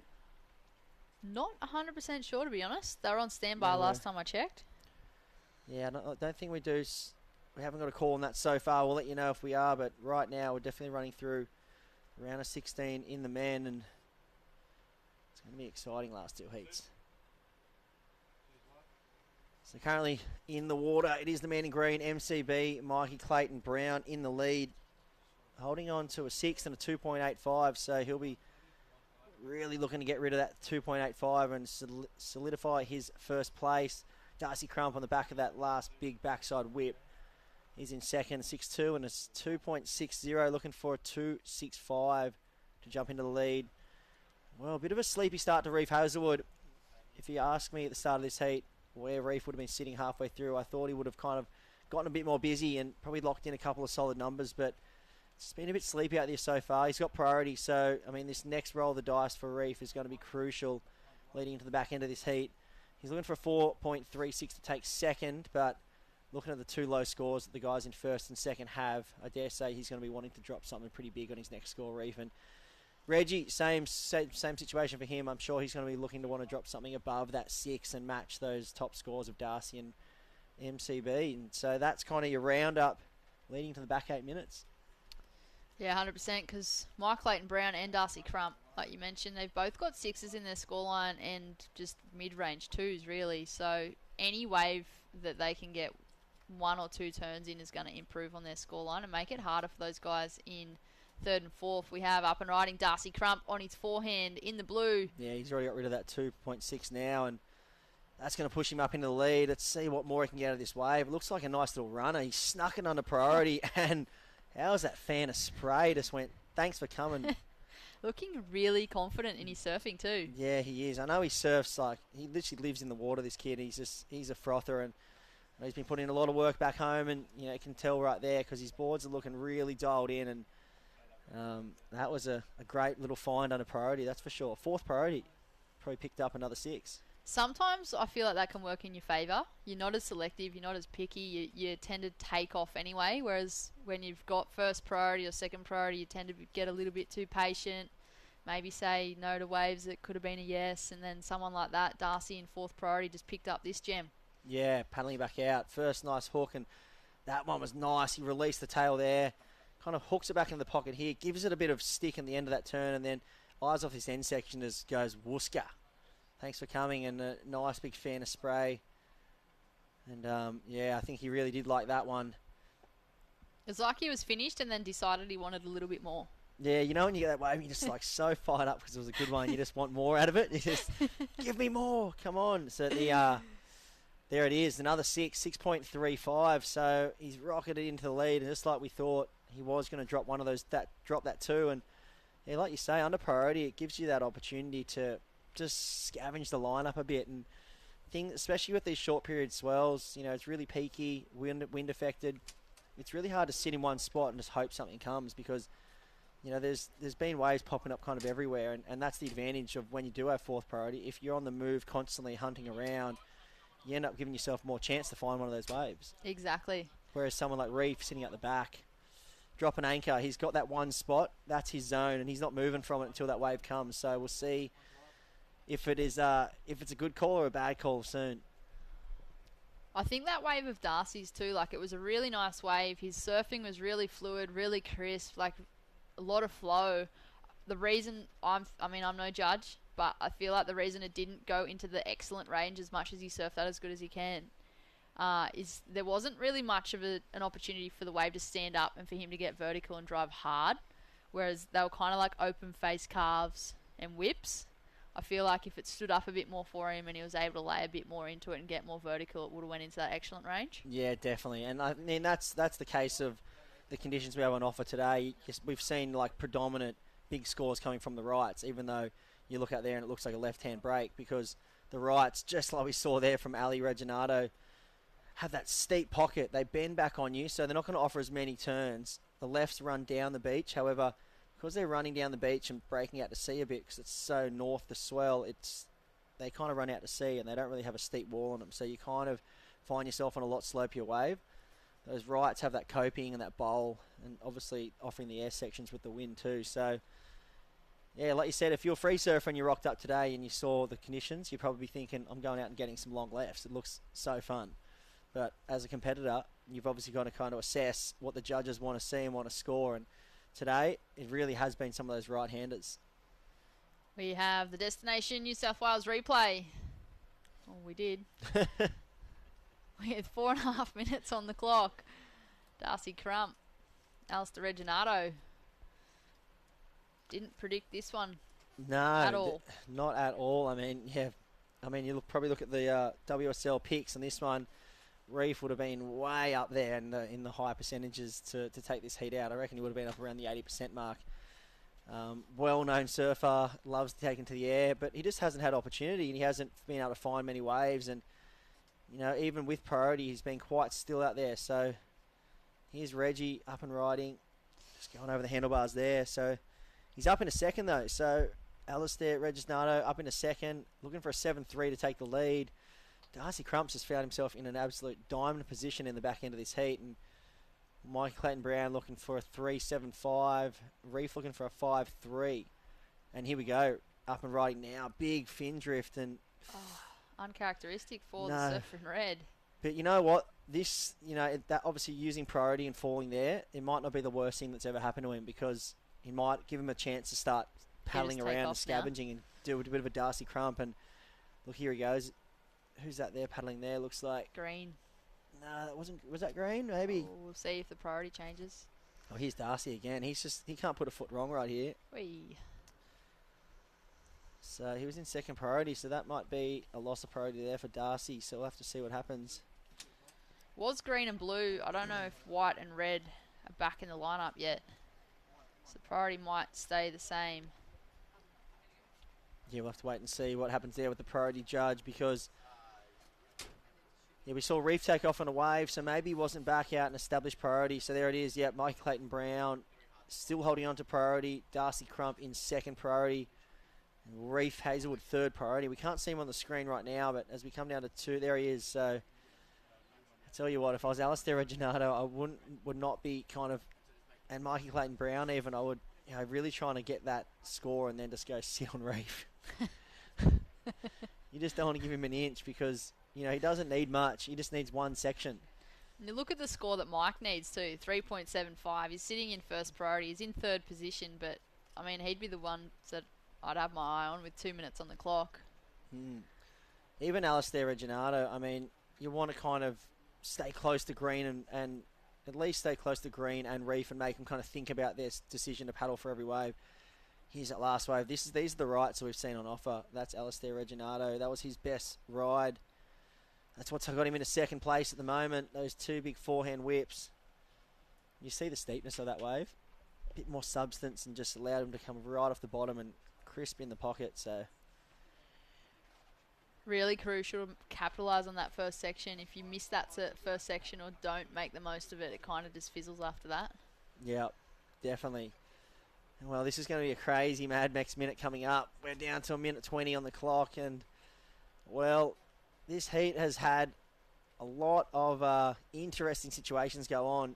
Reef Hazelwood has not been able to really get any rhythm going so far. Found himself in fourth spot.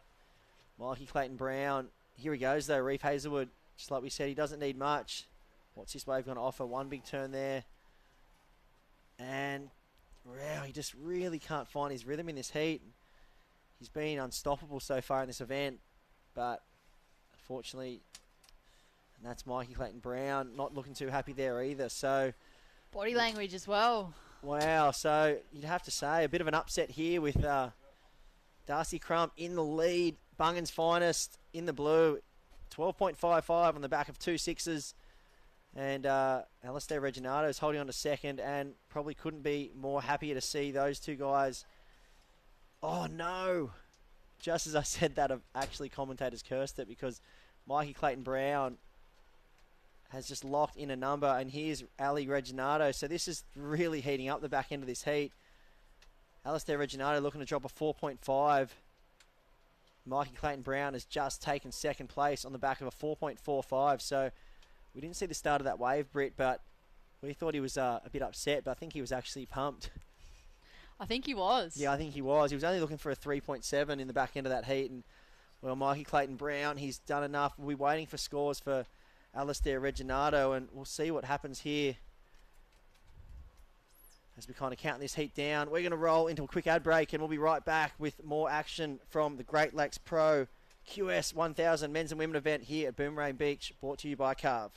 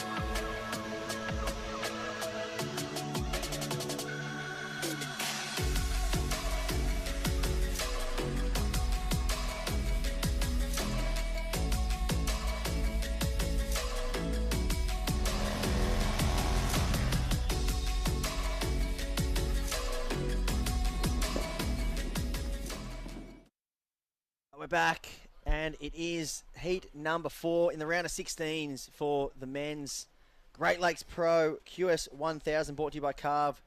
And this is the heat number 4, and I'm in the booth, Chris Endever, with good friend, Narrabeen buddy, Jesse Starling. Welcome to the booth, Jesse. Thanks for having me. I'm excited to be here. I know, we're excited to have you in the booth, and obviously get some insights from yourself into the event here. You had a standout run at the start of the event. One of the highest heat scorers in the earlier rounds for the women, and then obviously a bit unlucky today. We've seen the conditions play havoc for some of the competitors today, and even like you saw, we Reef Hazelwood there. Just you can either be in rhythm or you can't, and it's kind of the rhythm of today. It's been kind of like that, hey? Yeah, you know what? It's actually a lot harder out there than it looks. I feel like the ones you think you shouldn't go are the ones you should go, the closeout kind of looking ones, but it's fun. I always love boomerang, so it's just good to be here and always take away from competing and learn lots. But yeah, I'm excited to see the boys. They always do so good out here, so it should be good. Yeah, that's a great mentality to have. And I mean, the women have been standouts too out here at boomerang. And I mean, you would love this place too. And it does have a kind of a home feel. That's North Narrabeen. You get those long running lefts down the beach, those wedgie rights, almost like the alley rights, kind of, what you've grown up on your whole life back at home. And obviously now residing up north with your sister, True, and how's that been? How's that transition from moving up the coast? You know what? As this is Cooper Davies up and riding. This is a nice one. Nice second turn. Oh, and then didn't get to see the end of that one, but that might be a nice score for Cooper. But it's been really good, actually. It was really hard at the start because obviously the Narrabeen community is really close, as you know, and everyone's kind of like a family at Narrabeen, and so it was a bit nerve-wracking to make that big transition, but it's paid off and we love it. But definitely still Narrabeen girls. Yeah, love it. And so out in this heat right now, can you run us through who's out in the lineup? I know you got the heat draw in front of you. Yeah, of course. We have another fellow Narrabeen boy. We've got Cooper Chapman, and then we have Jagger Bartholomew, Cooper Davies, and Kais King from Byron. Yeah, lovely. I know, obviously, your sister True, obviously now in a relationship with one of the other. I feel like they're the Muttley crew, those guys on the QS. Yeah. There's a hell crew of them, Micah and Cooper and Noah. They travel in a really good crew of guys, and yeah, they do. I feel like they feed off each other and support each other, and it's really good to see that kind of support network around them all. And they're always cheering each other on, and they leave it all in the water, even when they're competing against each other. And 100%. Yeah. And I think it's really important to have friends who compete as well. Especially, I'm lucky to have True and Micah as really close, family and friends of mine, but it's important because when you lose, they know how it feels as well. And to travel with them and just experience it all with them is pretty cool. Yeah, that's great. And obviously, like I was saying, that support network is really important. And it's just good to see, the Australian kind of, that surfing raw Aussie kind of feeling vibe that we have. And you see it back in the day with the guys like Hogg and Richie Lovett and stuff, and they feel like they're the next kind of crew of them coming through the QS. I was about to say, it's great to have Hogg down here. Yeah, it is. He's so knowledgeable. Oh, it's so good to have him in your corner, and he just wants everyone to win. I think that's the best part about him, and he wants to win just as much himself. Yeah, I feel like he wants you to win more than himself sometimes when you're in your heat. He's just so pumped up. And I feel like every time I see him, he feels like he's getting younger. It's like, he doesn't age. Yeah, he doesn't. He's like Benjamin Buttons. He's going backwards. He'll probably start growing hair again soon. Yeah, probably. Yeah, seriously. But it's great to see Hogg. And I was actually picking his brains a bit, why he's doing this, and listening to how we was talking to Cooper early. And just the Australian Oceania series they've got going on now, and the regional qualifying series events. It's just, I feel like it's really good for a lot of the underground crew and people and up and coming young surfers like yourself to really get a chance to travel and do the whole QS series without having to break the bank and go overseas. Yeah, 100%. As we see Caius, who does know how to surf, it looks pretty hard out there. Like I said earlier, I feel like the ones you're supposed to go aren't the ones that look like you shouldn't go are the ones you should go. Yeah, that's how it felt when I was in the heat, and unfortunately I just didn't get the waves I needed. That happens. No, it's great. And I think Hogg, he's a good role model for all of us to see because he really creates that community vibe for everyone. So it's good. And hopefully everyone can take something from him and pass it on as well. But, I love the regional events. It's been really great. And I'm really excited for the next run of them. And the juniors too. I'm still a junior. Double dipping. Greedy. I love it. It's so good.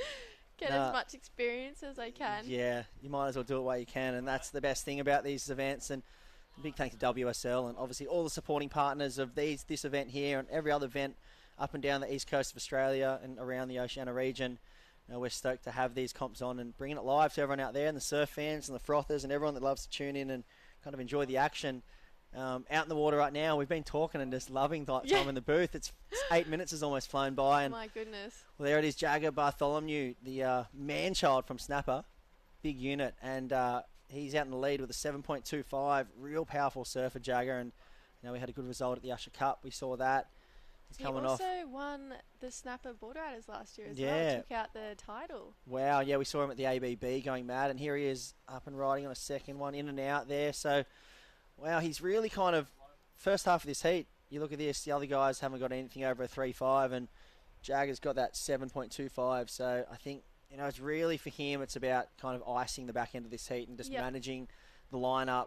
It's really getting a second wave, and he probably wouldn't have to do too much except kind of be on those best waves. Yeah, in Jagger's position, I mean, now he'll have one of the last priorities, but he could probably sit and wait for one of those better ones, and that 7.25 is a keeper every day of the week, especially going off what some of the other guys have at this point in the heat. So he could probably not take a load off, but just get a little bit more selective. Obviously, that last one didn't do what he wanted to do, but... Yeah, and I was just about to say, it almost could be a blessing in disguise here, and he's doing exactly what I was kind of thinking might happen. Taking off on a quick little inside one that doubles up under priority. And there it is, 2 big backside whips. So can he hold on to that one? He does. And yeah, wow. So that's going to be a nice little backup for Jagger. He's going to have well over a 10-point total now. And I think the back end of this heat now for him is for his to lose. Really. Yeah, he's ticked all the boxes so far. So now he can probably, as I said, get a bit more picky. But it looks like the other boys should be doing what he's doing and turning a couple more waves. Yeah, exactly. And we saw the likes of Darcy do it in the last heat. They found these little running lefts, this little double up here, and love how patient he was there and just jams that one. It wasn't an easy ride to navigate, and he's just 2 big nice backside whips and probably around a mid-4. Yeah, what are you calling? Yeah, mid-4? Look at that. Oh, bang on, hey? I'm in the wrong booth. I know, so yeah, it's good to come up here, but we get them wrong a lot. That's why the judges are the ones making the calls down on the beach, but it's always good to call a few scores up here. And in second place, Cooper Davies looking for a big 8.25 to take the lead. Macias King in third, the man from Byron Bay, really explosive electric surfer, and looking for a 3.46. And Cooper Chapman, very slow start for Coops. I know I was speaking to him just before his heat, and he actually said he wanted to get out there and get a quick start and get moving, but it hasn't been that way so far. There he is out in the screen. You see him right now. Maybe a little bit more up to the north than the other guys. I was going to say, it looks like he's a little bit further up the peak than what the other guys are, but he's definitely not one to ride off just yet. He always has a comeback in him. But he did really well in that last heat. I actually based some of my heat off what he did in his heat. I was like, oh, yeah, that worked. Yeah, so it does look like Cooper and all the 2 Coopers sitting a bit more up to the north. Here comes a little wedgy looking right. We'll see if Cooper Chapman can get a hold of this one. I think he will go it. This looks like maybe a bit of desperation here. Nice little wedgy right. Hooks that one in the pocket. Wouldn't be surprised if you see him go to the air here. Yeah. His wave has kind of gone a bit funky on him, and maybe no air section. So nice few sections there. A bit of a manufactured wave. It just looked funky from the start, didn't it? It just kind of bent away from him. I mean, he definitely made the most of not a lot that was there. Yeah, exactly. He did a lot on that wave where I think that just shows Cooper's talent. He's able to perform on any kind of wave and on any kind of level. So, as I said, don't write him off. He is very talented surfer, but don't write off the other Cooper and Caius as well. I mean, Caius got a left in the earlier heats today, and he got, I think, one of the highest scores of the day still so far. So. Yeah, I remember seeing Caius especially it just is imprinted in my brain that heat at Avoca, and he was just going upside down on his back end on that big day and those crazy sucky lefts. And here's Cooper Chapman. You saw that wave just had a weird bump in it, and then you thought maybe he was going to offer him a section. He carved down, and then it was just he was trying. The wave just wasn't there, but the surfing was. Yeah, exactly. If he could just do that on a bigger wave. Yeah. I think he probably turned a 2 into a 3.5 yeah, there, 100%. And he got a there 3.5. Bang on again. As we see Caius up and riding, it was really nice. Oh. How is that? It just No. breaks your heart when you see that because especially, he's been so solid through every heat so far. He hasn't put a foot wrong, And that was on the way to being the score too. yeah, that was a great looking wave there. I think that really could have been one of the one of those big scoring waves. That section coming at him had a lot on it. Looks like his foot kind of just came off the tail pad. Yeah, that wave had a lot of potential. Such a shame that he didn't ride out of that second turn. Oh well, we've all done it. Here it is, a nice first hook, and it was coming at him, and then he's just gone to jam the layback, and that's just heartbreaking there. When your foot comes off the back and you just can't do anything, and it just feels like the world's biggest bog. The worst Oh, feeling. I know. It's Paddling back out, just going no. yeah, I know. Just what happened? Oh my goodness! But time is really ticking away in this heat. Yeah, it is, and so we are going to be running into the women's next, back in the round of 16 for the to close out the day. 4 heats. It's going to be exciting. Last round offered up some really good performances from some of the girls, some of the women, should I say? And yeah, it's going to be an exciting round out to the day. Waves are looking better now too. It got a little bit junky throughout the middle of the day with the rain and the wind and everything, but once I walked back down just before and it looked a lot more manageable out there. So hopefully the girls can get a couple of good ones. It'll be good to see them compete again. Yeah, definitely. And I know as we see the tide come up, especially at Boomerang, I always notice it here.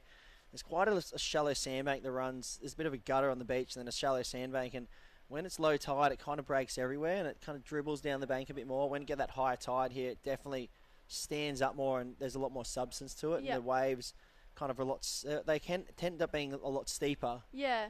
The less will get fun. Yeah, the less will get fun. They kind of run down the beach and they have an end section instead of kind of dribbling off. So we saw Sierra Kerr there walking down the beach. Chris, you got so much knowledge. You should put the Rashi on. No, I just lack in the surfing department. That's the only No problem. way. I like watching it. It's easy. I can't make mistakes in here.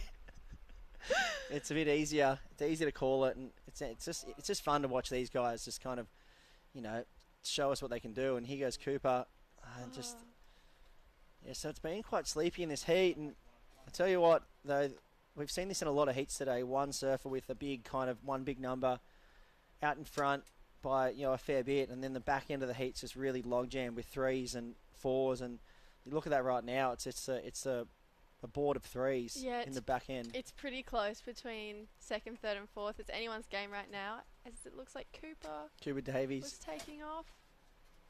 Oh wow, that was a big nice first turn. Yeah, that was sick. Yeah. Oh, this will better his score, I personally think. Yeah, definitely. I think you're on the money there. What are we thinking there, Jessie? Put your judge's hat on.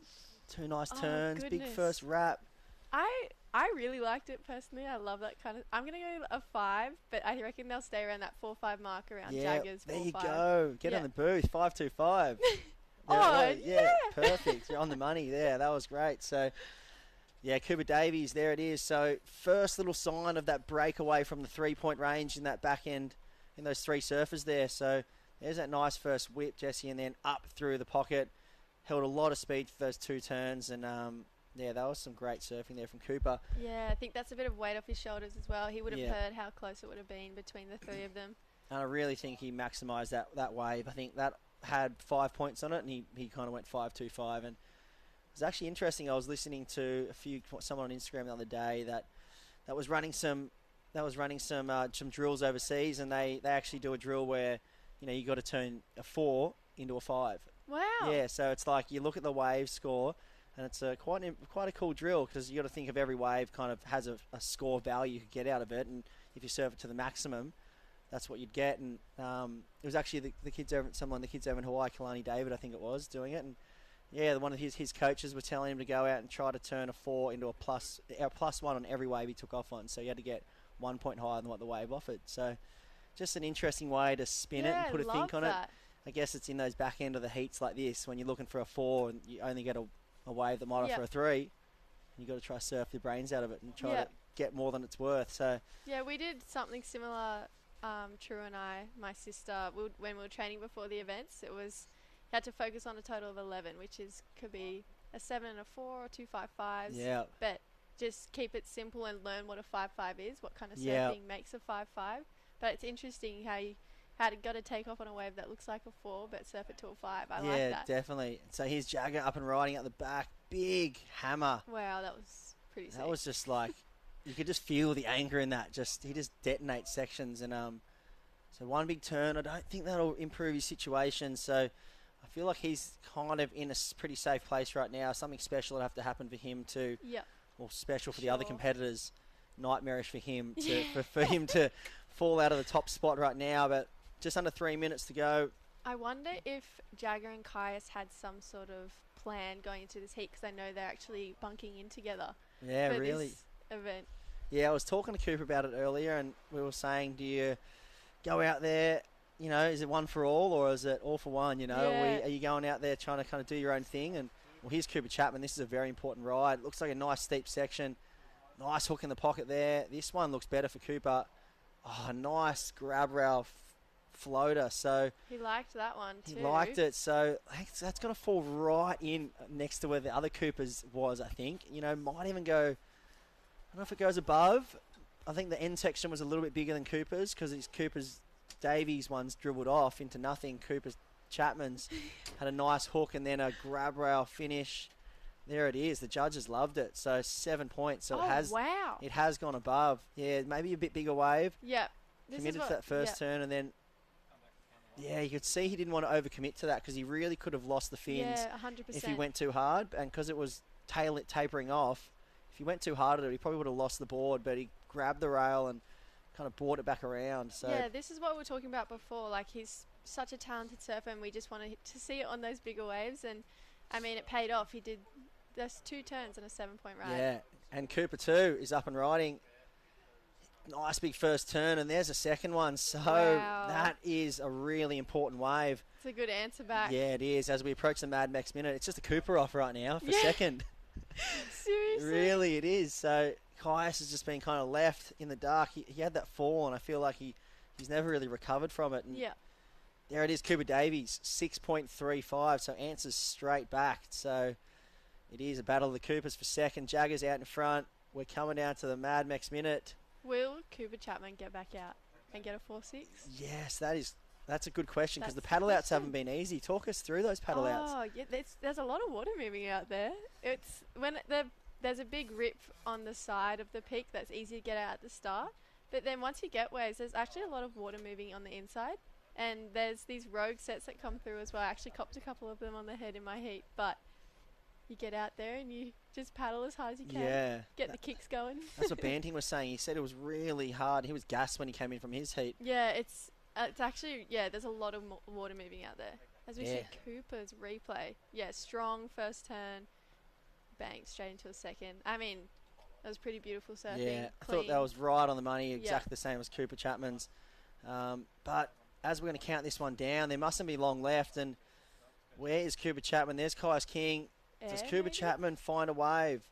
Wow, that was a big backhand turn there from Caius. We'll see what happens at the start of that wave. But can't see Cooper Chapman. He was looking for a 4.6, and we'll have to wait and see. Did he catch a wave when Caius King was on his? That's the money question, but we'll have to leave it with the judges, and it's been an absolute pleasure being in the booth with you, Jessie. Thanks keep doing what you're doing. You're ripping, and keep chipping away at those QSs and doing what you're doing. You're doing a great job, and you and your sister are lovely people, so it's great to have you in the booth. And we'll be right back with an ad break right after this. This is the Great Lakes Pro. We'll be rolling into the women's round of 16 right after this.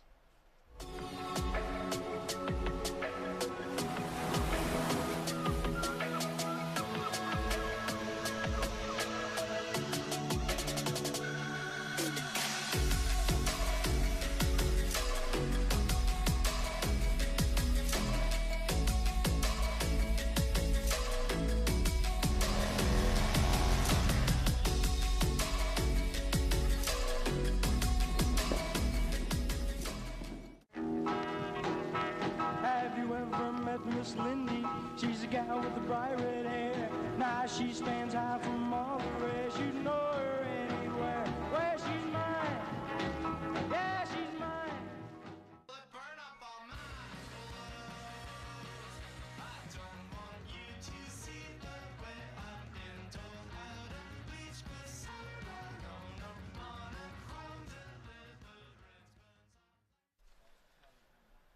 All right, welcome back. This is The Great Lakes Pro, brought to you by Carve. Stop number 1 in the Vista New South Wales Pro Surf Series for 2022. And, stop number 2 on the Australia Oceania QS Series that's kicked off down at Phillip Island last week. There's Cooper Davies coming in. He had a ding-dong battle with Cooper Chapman for second place there. We'll wait and see what happens. He's looking pretty happy, so it looks like Cooper Davies will be rolling on through. And a great performance there from Jagger Bartholomew taking that heat out, and unfortunately Kais King and Cooper Chapman back to the drawing board, and they'll be resetting and making an appearance down there at Port Stephens. And we are now rolling into the round of 16, heat number 1. Myself in the booth, Chris Hanover with Nathan Rivland from the Vico Coast, Urban Surf's finest. Urban Surf's finest, retired urban surf worker. I haven't been there for about a year, but definitely enjoyed my time there. It's an unreal place to go. Yeah, surf my brains out. It's a great place to be, and we've got another exciting heat here. The back end of that men's heat was awesome too, with the positions all changing around rapidly. But we've got the first heat of the round of 16 for the women's here. Ellie Harrison starting off with a 3 in the green. Nixie Ryan from up in Byron, Holly Williams in white, Sierra Kerr in blue. So stacked heat. We see all the younger crew as well. They're just really kind of shining through at the moment. It's great. And obviously superstar Sierra Kerr coming through the ranks, and down here with her old man. I think everyone knows his name, Joshua Kerr. He's a good coach to have in your corner. Absolutely. So it's just a quick one there for Nixie Ryan. She's had a couple of smaller scores, just a 2 and a 0.5. So she's keeping busy in the early stages of this heat. And I was just even having a look at the other heats in the round of 16, and I was like, oh my lord, like we've got some absolute cracking heats on our hands. Like I was even having a look at the next one, and Gabby Spake, Macy Callahan, Philippa Anderson, Bella Wilson, all in really good form. And yeah, we're starting to get towards the pointy end, and the quarterfinals and semis, and we'll crown our champions tomorrow. So it's just so exciting. Yeah, it is. And I feel like it's flown by. It's been, tricky conditions. It's been raining down here, but it feels like it's just been a froth fest. Like there's been lots of waves ridden. It's been really tight heats. The scores haven't been huge, but it's definitely made for exciting back into the heats. Every heat's had, its own kind of story to it that's been fun to watch, and there's definitely been a few standout competitors that are kind of shining through. Yeah, 100%. I was even listening when I was on the beach, like listening to Tezzy, who was saying it's probably one of the more stacked QS1000 draws he's seen, and been around the events for quite a while, and I tend to agree. There's so many good surfers in this draw, as there is always. But it's good to see some of our top seeds in the women's advancing through here. This is blue, Sierra Kerr, just lightning fast on the back end here, and just trying to find the link up. I've seen the conditions change a little bit. I was just down there on the beach, and it has changed a little bit. These lefts are a little bit harder to come by. There's still a couple of them. This one's linking up nicely for Sierra Kerr, though. Yeah, she's going to be at South Boomers after this one. Might have to get the bus back up to the other end. She's taking that wave all the way down the beach, and she's almost out of view of the camera. So, wonder if she'll get out and paddle back around, or what she's going to do. I think you go for the run almost. Yeah, I would. She's really far down the beach, and that paddler back out hasn't been easy. So she's almost beached that one. So, and as well, there it is, a 4. So that's the thing with those lefts too. They're a lot longer. But in terms of length of ride compared to the scoring potential, yeah, 10 degree. Yeah, you kind of sometimes lose a bit of the score, but you get a longer ride. So here's a bit of a wave replay. Yeah, you can see they're a bit flatter, but nice surfing nonetheless here for Sierra in blue. And working this one. Bit of downtime on that one through the middle of it, and I was just trying to generate something on the inside. She got a smaller whack on that last section, so a 4-point ride. And yeah, like you were saying, you can see some of those bigger lefts, the sets or the bigger rights, sort of coming through as a split peak. If you get 2 good whacks, like Cooper Chapman did in the last heat, getting that score was a 7.5, and then he ended up getting overtaken by Cooper Davies. But yeah, it was a Cooper 2-turn wax off. I think at the end of that heat, it was just they were going blow for blow. They got about 3 waves in the last 3 minutes between them, and they just turned the tides on each other twice, and ended up being Cooper Davies coming out on top. But, so we're down to 13 minutes, 55 seconds on the clock here, and yeah, there's Sierra Kerr out in front on a 4-point ride. Ellie Harrison, the very exciting surfer. She's been a force to be reckoned with in this event so far. Nixie Ryan, also really, really quality surfer. She's in third place. We'll see if we can get the scores for both the numbers of those surfers coming up soon. Once they lock in their second score. Good looking wave here for Nixie Ryan. Carves it back to the wash and getting another section here. She's got a really smooth style, Nixie Ryan. Absolutely love watching her surf. She's out of the Lennox Byron area, and good to see her in these QS events as well. Obviously, back in the times when I did a bit of competing, she was always at the top end of all the women's draws in the juniors, and it's really good that she's continuing her form through the QSs, and she'll be hoping to secure a good result here at Boomers in the first event of the Vizsla New South Wales Pro Surf Series. Yeah, so I know she got a ninth back in, I think it was in the Tweed Coast Pro. Yeah, correct. Last year or the year before it was. She had a good run in that event, and one more heat here. She's actually equaled that result here right now. So if she can make it through this heat, this would be a great result for her running into the back end of this draw. For sure, that score's just dropped in for Nixie's last one, a 6.75. So strong start here for Nixie. She's currently in first. Can see Sierra Kerr's locked in a 4 for her first one in the blue. Ellie Harrison with a 3, and Holly Williams utilising priority here. Take us through it, Chris. Yeah, so that's a nice backhand carve there for the surfer in white.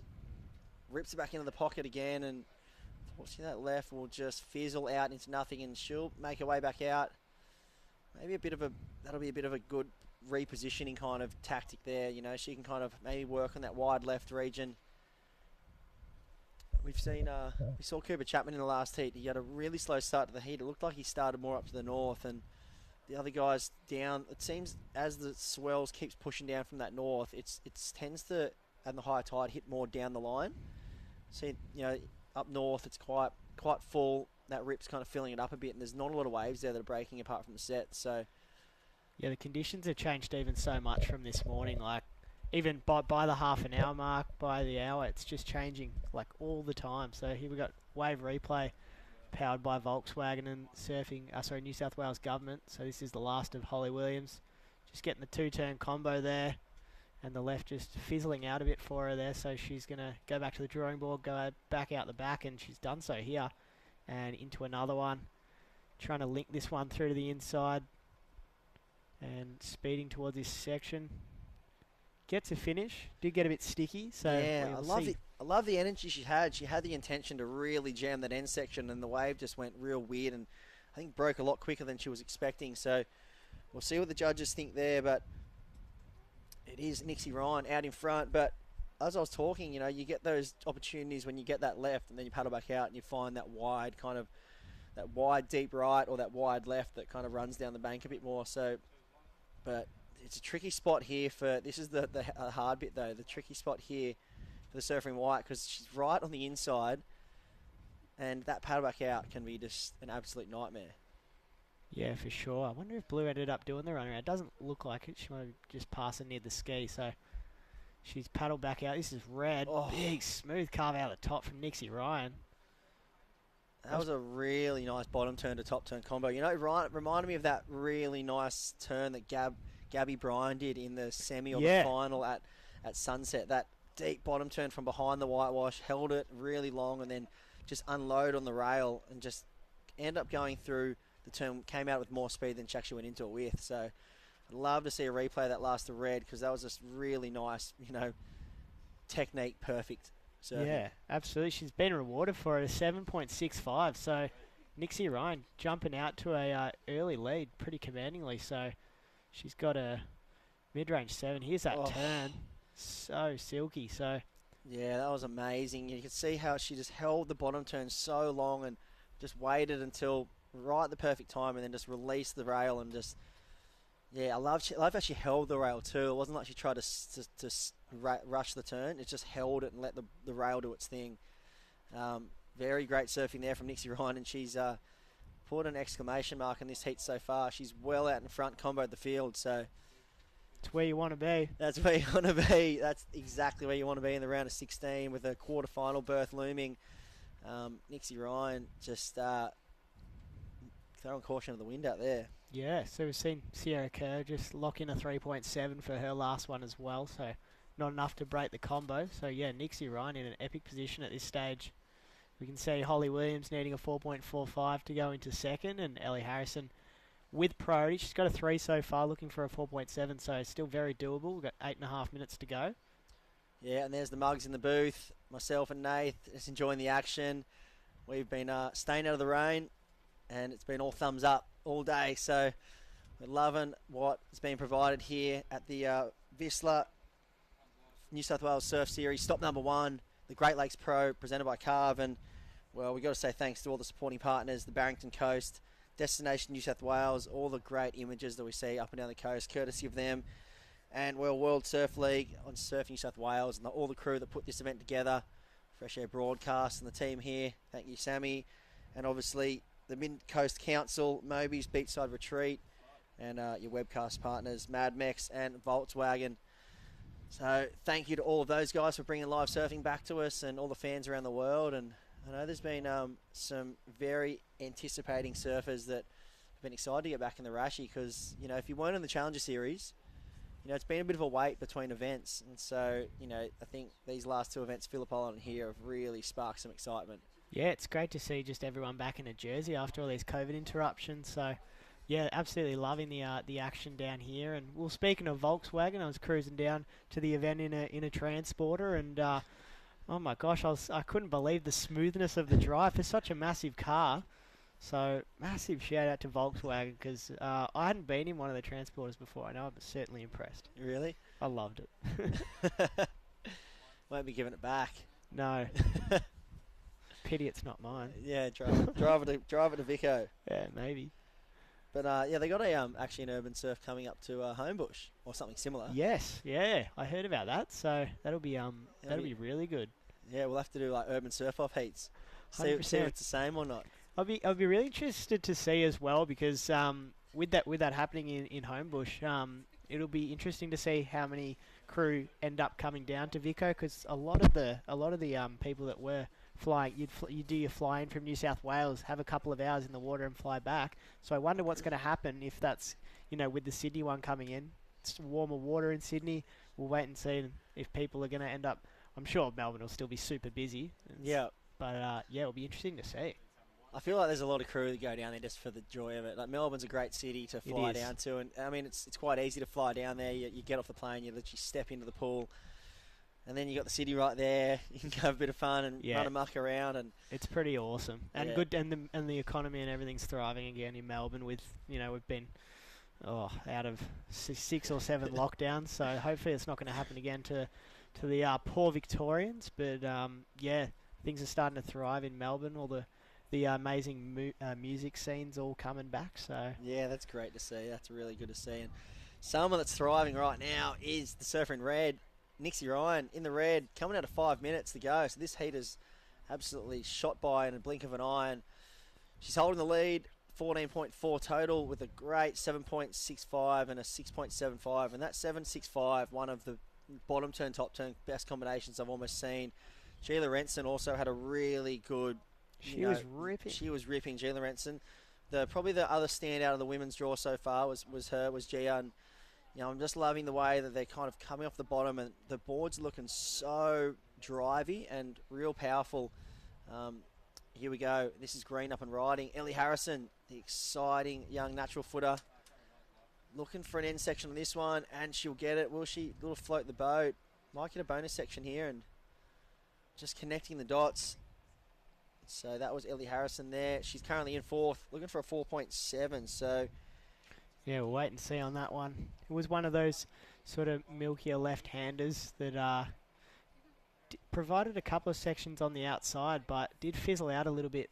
So we can see that score has just come in at a 3.4. So it wasn't enough to go put her into second. She's still looking at a 4.3 to advance. Holly Williams with priority needing a 4.45. So it's still anyone's game, and So we've got 4 minutes to go. You can see next heat in the water is going to be an absolute cracker, like we were alluding to earlier. Gabby Spake in in red. Macy Callahan will be in blue. Philippa Anderson in the white and Arabella Wilson in the green. Oh my word! Did you just see that turn from I Sierra was looking Kerr? at the heat draw. What just happened? That looked like her dad. It was just like, that was just a replica layback hack, and the way she came off the bottom and just had no hesitation at all for that section. I mean, I can't wait to see the score here, because she just laid into that turn like her dad kind of does on his twin fins, you know. Be sick if we get a replay of that one. Yeah, that was amazing. Just the commitment. It really brought back shades of Kersey there. So that'll, by the sounds of it, that might make the make her creep out of the combo.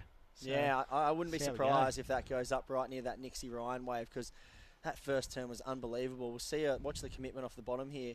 Nice section. She drives off the bottom here and then just rips that. Nice drop the wallet and drop Dad's wallet and just ripping it through to the inside.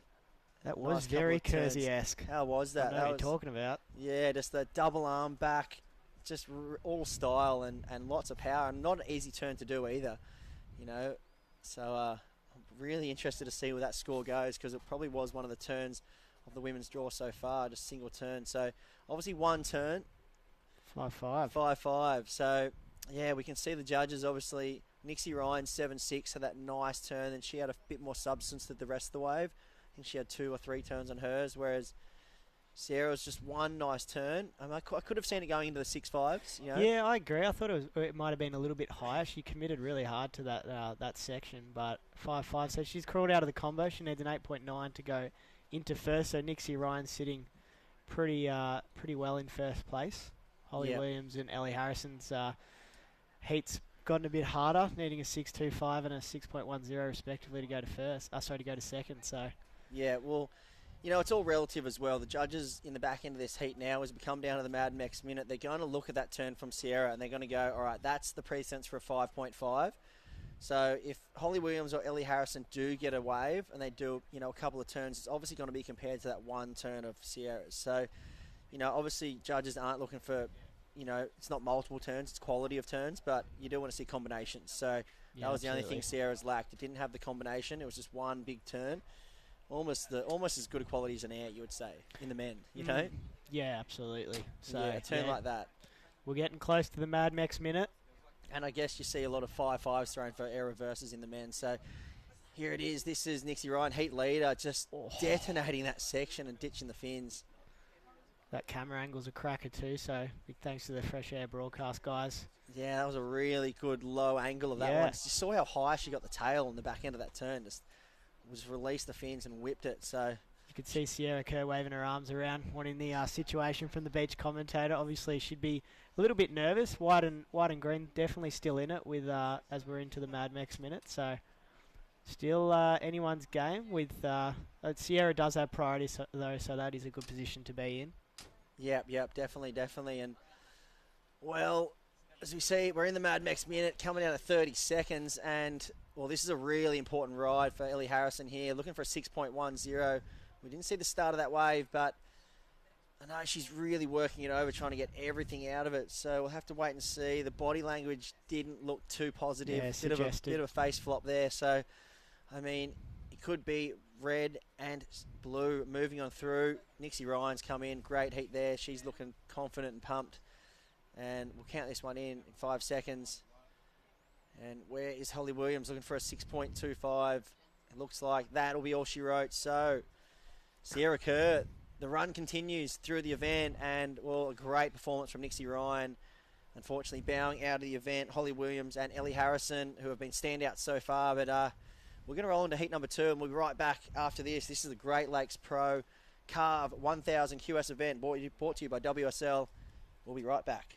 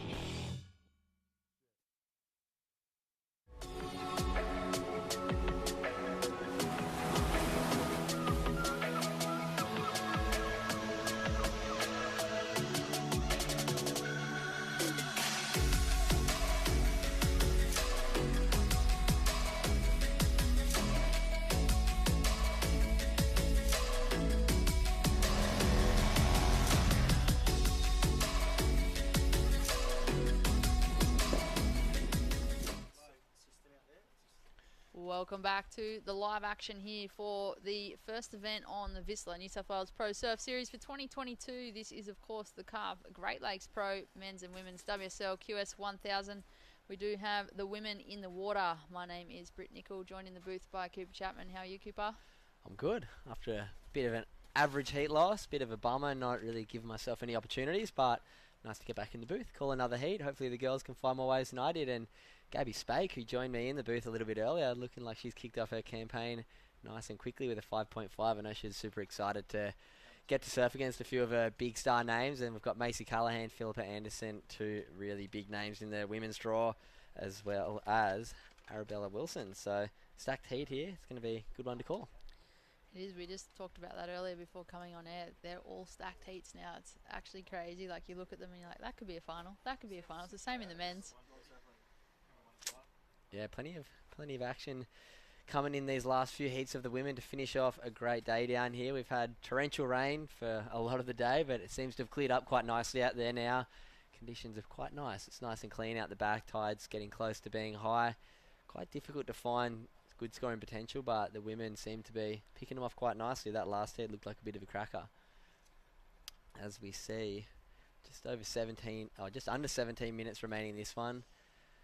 Still waiting for first waves to come through for Macy Callahan, and Macy looks like she might have caught a wave. If she's got no priority next to her name, she's probably taken off on one. As we see, up and riding white, Philippa Anderson, nice first wrap, tight in the pocket, coming around the section, and that one fizzling out. So she's got herself on the board, and nice first little turn.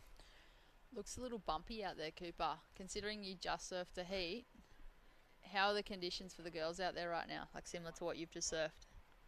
It's quite nice. I mean, the face is actually really smooth on the waves. There's a bit of wind blowing up the face of the rights, but I mean, when you pick a nice one, it's pretty clean and nice on the face. It's been a lot windier as the morning went on, but now it seems to have settled into itself a little bit. There's a bit of juice to the waves, which is nice.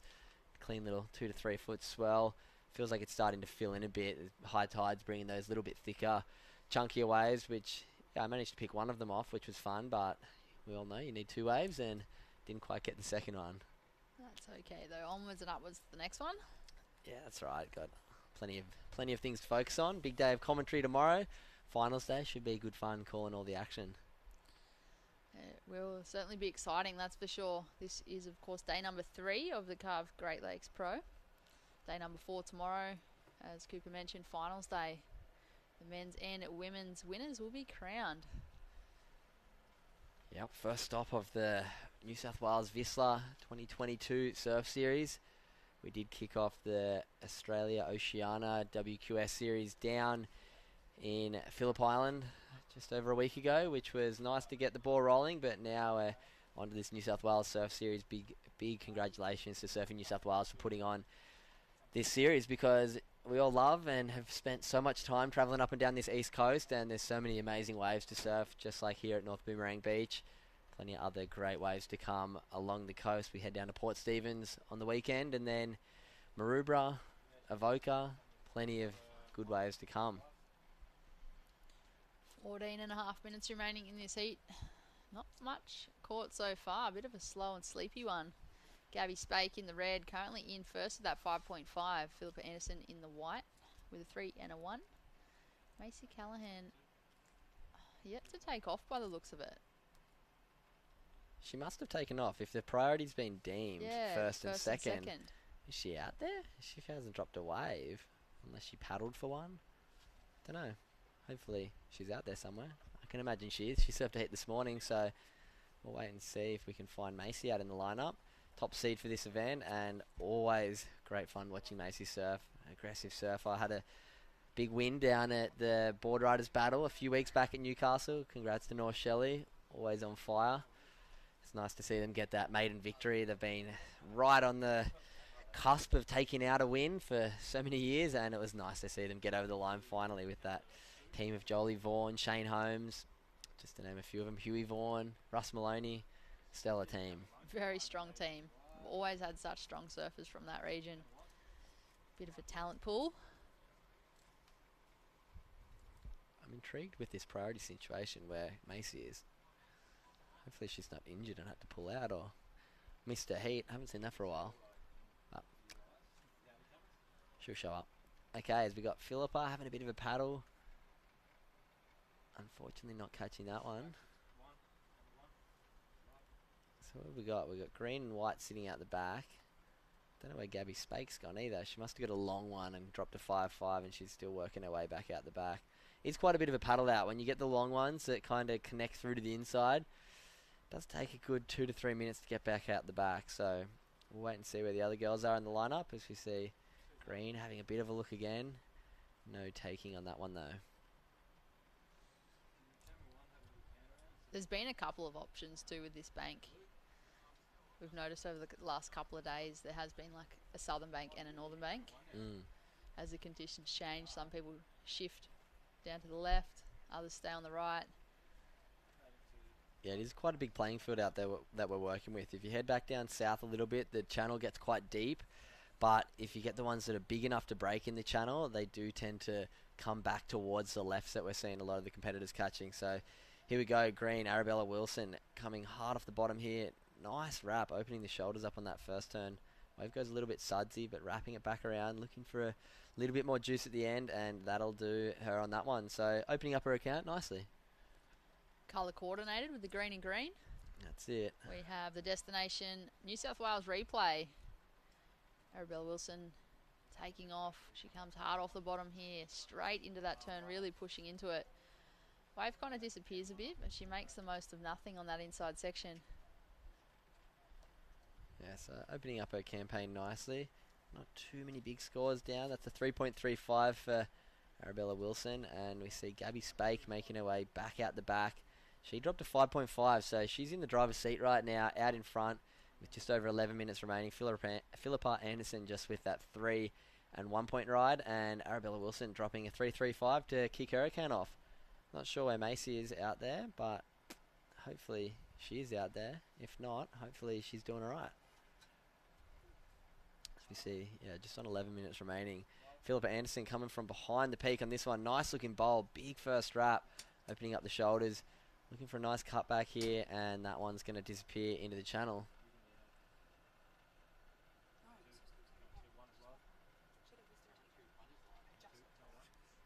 Alright, so we've just been told Macy had her wisdom teeth out recently and must have been in a bit of pain. So when boyfriend Sheldon lost this morning, must have packed the car and said, you know what? We're going home. I want to look after my health, and don't blame her. I can imagine getting your wisdom teeth out, I've heard from people, is pretty painful. So pulling out of the event, Macy, unfortunately.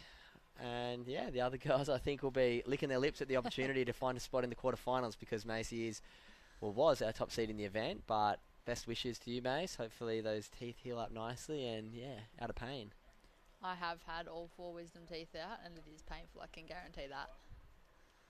So hopefully Macy's feeling a bit better soon. I'm sure she'll be heading home to recover and refocus on the bigger events that are coming up. Yeah, I'm sure we'll be seeing her down at Avoca, Newcastle, up at the Cabarita event.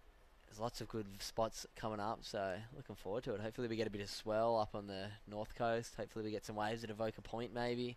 Merriweather's always a bit of fun. Maroubra has been a little bit lackluster the last few years, but we're due. Surely we're due. And far out Port Stephens was pumping last year. Do you remember that? Last year Port Stephens was surfing this little right-hand point break, and it was unbelievable. So that's coming up on Sunday. We'll be kicking off that event. Webcast will start Monday. Monday, Tuesday, we'll be bringing it to you live once again, thanks to Mad Max and Volkswagen. So lots of action still to go today. 2 more heats after this one. We've got coming up in the next heat of the women's, which will be round of 16, heat number 3. We've got Zali Kelly, Bodie Lee Jones, Sage Goldsbury, and Coco Cairns. So action is going to be heated up for the last 2 heats. As you see, Red, just quick in and out. Finding it a little bit tricky to find those ones that actually stand up and give you the critical sections. As we know, that's what the judges are looking for. It's been a very clear theme all day. Big turns, big waves, big scores. That's exactly right, Cooper. We've been watching it all day. There's been some amazing heats and amazing matchups. A couple of close ones too. It comes down to that last couple of minutes, particularly that Mad Max minute. Everybody is scrambling. Will this be another one? Ooh, dare I say, it will be. As we said, it's a big opportunity for the ladies out there right now. 3-man heat in your round of 16 doesn't come around very often, so they won't want to be that one person who misses out on their quarterfinal berth, because a lot of valuable points up for grabs. This is the first stop on the New South Wales Whistler Surf Series for 2022. Second stop on the Australia Oceania, dare I say, World Qualifying Series event. And right now we see out in the lead Gabby Spake in the red with a 5.5 and a 1.5. Second, Philippa Anderson, 3.2 and a 3. And Arabella Wilson in the green with just one wave, a 3.35. And with 7 minutes 40 to go, as we've been saying all day, these heats just disappear right in front of your eyes. Literally, it is still anybody's heat right now, surfing green. Only looking for a 2.85, and Philippa's only looking for a 3.81 to take the lead. As much as it's, good for these three surfers that Macy hasn't been able to show up, it's also like kind of unfortunate in a way, because you're like, oh, one of us misses out. And it's always nice to get to compete against those top seeds. Oh, and 100%. gives you a really good opportunity to push your surfing against one of, I'm sure, a few of these girls' heroes. As we see, Arabella Wilson. Not quite finding any linkage on that left, but she'll be back out there nice and quickly. Just a one-turn attempt. 1.1 locked in, so she's only looking for a 2.85, so not looking for much at all. This is a very tight heat right now. Just a few points in it. Gabby Spake sitting in the driver's seat though with that 5.5 early on in the heat. She'll be very excited if she could get a spot in the quarterfinals. She said last year she did a few of the events and lost in the first round, so this is her first qualifying series event where she has made a few heats, and a quarterfinal berth would be massive. Bit of a breakthrough event here for Gabby Spake. Absolutely. It's always nice to see someone who's, been grinding out for a while, might have that little monkey on their back, and all of a sudden they just break through and next minute they're on tour. Well, live action here. Arabella Wilson in the green, cracks off the lip, just jumping over the back. She's only looking for a 2.85 to advance at this stage with 6 minutes on the clock. Feel as though she might have just got it. Current heat leader just up and riding there, quick up and out. She's only looking to replace a 1.5, so if Gabby can do that, we'll make that requirement that little bit harder. Yeah, she'd love to push that 1.5. Even up to a 4 would make it very difficult for the girls. As we see, Arabella Wilson, they love that one turn, as we've been seeing all day. Aggressive turns on big sections are scoring well. So 4.25 there for Arabella Wilson. Moves her straight up into the lead. Gabby Spakes now looking for a 2.1 to get herself out of that hot spot position in second. We'll wait and see what she got for that one little forehand wrap. She's going to maybe get a 2. I think it's going to be tight, but still plenty of time remaining. Just over 5 minutes, enough time to get back out the back, try and put something on the board that can really consolidate her position right now. Not looking for much at all to move back up into the lead. And Philippa Anderson, hot on their heels, only looking for a 3.85, so a bit of a sleepy heat. Still everyone's sitting under that 10-point range, but lots of opportunity still to come with just on 5 minutes remaining. Philippa Anderson on screen there. First priority, sitting in third place. Philippa actually owns her own surf school now in Newcastle, which is good to see Philippa in the local community teaching people how to surf and, sharing that stoke for surfing that she's always had and teaching people to surf, which is nice. Yeah, good on it. It's always nice to be able to share that knowledge. We have such a depth of knowledge from such a long time of surfing, all of us people, all of us competitors here on the qualifying series, especially people like Philippa Anderson and myself who have been doing it for quite some time. It's really nice to be able to give back knowledge, whether it be out in a surf school or for me sitting in the booth and getting to commentate and share that knowledge with people. Likewise with yourself, Britt. It's been an awesome journey over the last 10-15 years of coming up and down these events, watching everybody grow and watching everybody on their journey. So it's nice to be able to share some stories, be able to call some heats and give a bit of inside knowledge to all you people out there listening and watching the Fresh Air broadcast. Looks as though the weather's trying to settle out there. Not raining as much. Conditions seem to be settling as well. You mentioned earlier, Cooper, the wave faces are pretty clean. Might be a little bit windy, but the actual face are quite surfable and quite clean, which is nice. Yeah, as the wind's kind of pretty northeast, it's kind of got like almost a little bit of west in it. Like they're quite clean on the faces, so the wind's blowing from behind the waves, so it's not quite capping over the edge of the wave and straight on shore. Like if we have an east wind, it makes it real difficult to surf and bumpy like we had yesterday. Whereas today, you can see the faces once the athletes stand up are quite manageable, and there's been some amazing surfing today. So see what we can come up with here. Gabby Spake having a bit of a look. Second priority. She doesn't need much at all. No taking though. She only needed 2.1 to move up. That probably wouldn't have done it for her. So good choice not to take that one. Philippa Anderson sitting with first priority, nervously waiting for that wave to pop up so she can try and find that 3.81. But Gabby Spake just trying to replace a 1.5. So with 2 minutes and 40 seconds remaining, here we go. Paddle, Philippa Anderson. Looks right, heads left. Nice off the bottom. Wave goes a little bit flat. All right, first turn. Draws that one all the way back around. She's going to look to finish this one. She's got a nice section here. Squares it up over the lip. Can she hold on through the foam? Unfortunately not. It's going to be tight. 2 turns, a little bit flat. Last turn was the money turn, but just couldn't hold on through the bucking Bronco whitewash. We'll leave that one up to the judges. It's going to be tight. I feel like that's going to be borderline. There we go. 3.6. So unfortunately, not enough for Philippa. Still looking for a 3.41. And here we go. Gabby Spake trying to back up that 5.5 she started the heat with. Nice one little turn on her backhand. She's coming around the section. Throws a little bit of a wrap in front of the foam. Maybe one good turn might get her up over that 2.1, which will jump her into the lead, which is right where she wants to be. We see that Sister Revolution sticker on the nose of her board. Big thanks to Whistler for supporting a lot of our young surfers and also supporting this New South Wales Whistler Surf Series. Crucial wave there for Philippa Anderson. And there we go. Gabby Spake, 2.9. So she puts herself up into the lead, and with a minute and a half remaining, potentially booking herself a spot in the quarterfinals that will be coming up tomorrow. Getting close to this Mad Max minute. Philippa Anderson, one of the most, we'll call it veteran competitors in the draw, on the hot seat right now. Only looking for a 4, but really getting close to that Mad Max minute. About 5 seconds away. Let's see if she can get out the back and find something wide. Arabella Wilson is also going to be looking to drop her 3.35 and make it a little bit more difficult for Philippa. But we'll wait and see what we'll get down to in this final minute.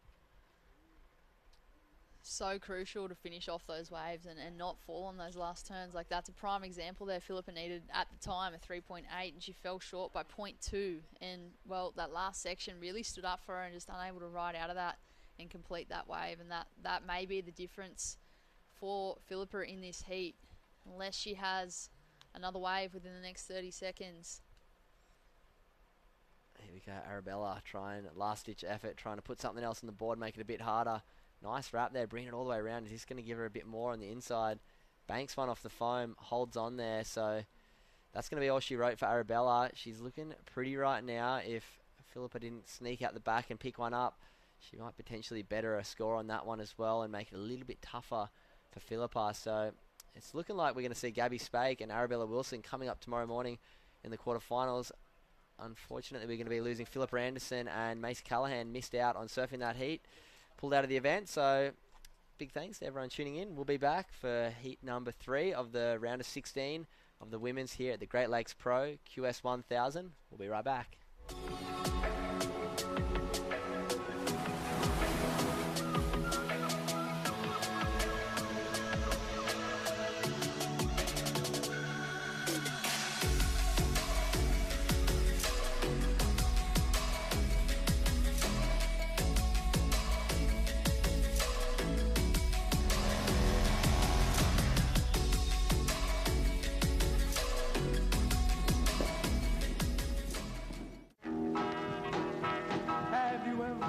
Miss Lindy, she's a gal with the bright red hair. Now she stands high from all the rest. You know her anywhere. Where she's mine, yeah, she's mine.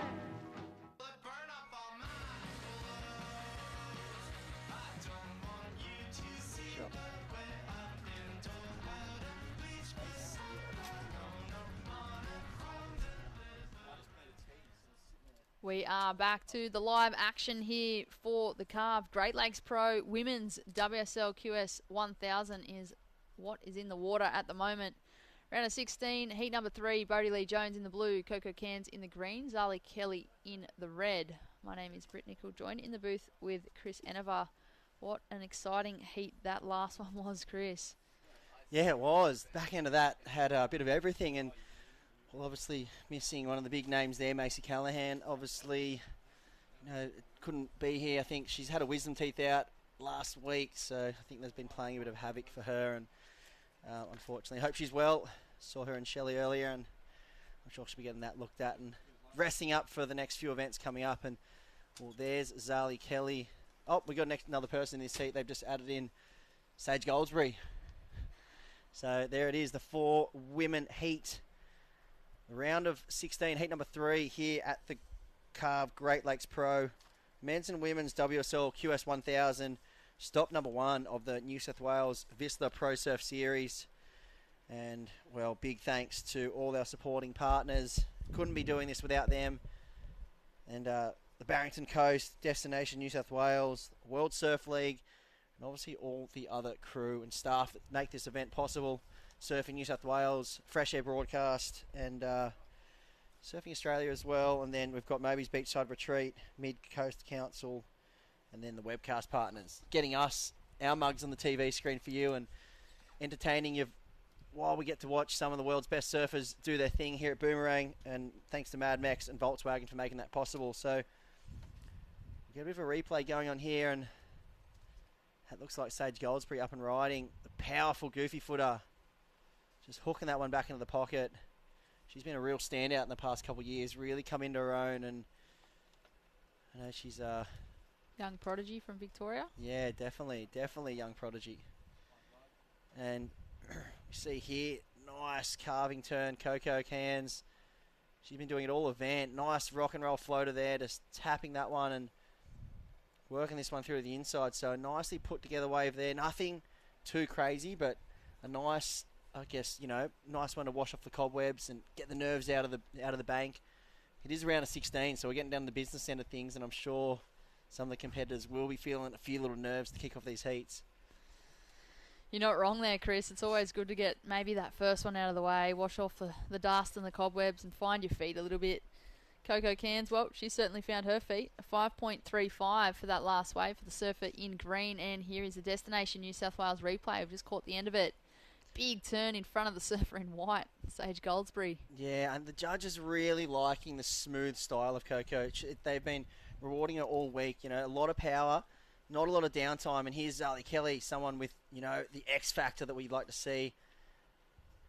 Just ripping this one down the beach. We see a bit of a flatter left, so, we've seen about 3 or 4 carves here, but she might get a bonus inside section.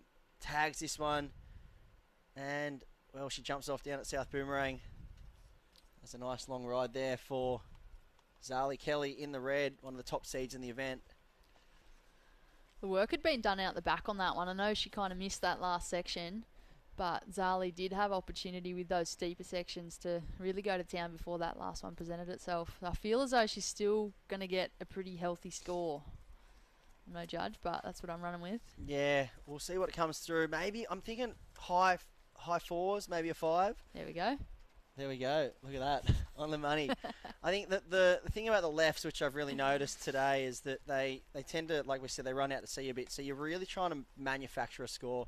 As we see here, Zali Kelly, she's looking for that steep pocket, staying close to the whitewash, start to present itself there, gets a nice click in the pocket. Unfortunately, the last section couldn't really get to it in time. But, as we see on the other hand with Coco's wave, she didn't really have to work at all to get the turns done. The wave had the turns there. It just had to be placed and put in the right spot. And, with the right, obviously with her nice style and nice power, she was able just to put the turns in the right spot and then, just link the dots. And the kind of the wave kind of did a lot of the work there. Whereas Zali's was just, she was really working the whole wave to try and make something happen. And that has certainly been the difference between the rights and the lefts. Yeah. The lefts don't seem to stand up as much, particularly at the beginning as well. Like, you might get one section and then it just flattens out a lot before coming through that inside. Have that bonus inside section, but it's hard for a judge to get excited when the wave's that long and you've got a lot of downtime. And then there's one little thing at the end and you're like, oh, that was cool, but there was a lot of... What happened at the start? Yeah, it was almost hit the snooze button in the middle waiting for something to happen, So it's like, you just got to... Yeah, so I think that's the right. So it's just non-stop action and it's a lot more explosive. The rights have kind of had no downtime between people's turns when they've been surfing. They've just been one turn straight into the next bottom turn, and that's what the judges really want to see, is that flow between Yeah, 100%. He is a great looking wave. Bodie Lee Jones, that's a huge forehand hack. It ditches the fins there. And a nice turn, but comes unstuck. So, wow, that was looking like a really good wave when she took off. I love that camera angle, getting real up close and tight to see, the power she put into that turn, pushing the fins and letting them kind of release in the back end of that turn. And that's kind of the way, that's kind of what we're talking about. You see this section come towards her where the left's kind of running away from her. This one, this big section is coming at her, and this last one here, it's so easy to get bumped off on that last little foam climb section. Like the word, whitewash was just coming straight towards her, and unfortunately, it bounced her to the point where her back arm went back, and then the weight went onto her heels, which unfortunately, just fell straight backwards. But they're a hard one to land. Look at that. The judges really loved it. So 5.6 for one turn, and even with a fall. So, they're really rewarding the bigger sections and really committing to the big sections. We saw Sierra Kerr get a 5.5 for that one big layback double arm thing she did, and that was a similar turn from Bodie, just throwing, leaving nothing for chance there, throwing everything at it. And 5.6 has her in the lead. So the surfer from Avalon out in front in the blue. Zali Kelly in second, looking for a 2.86.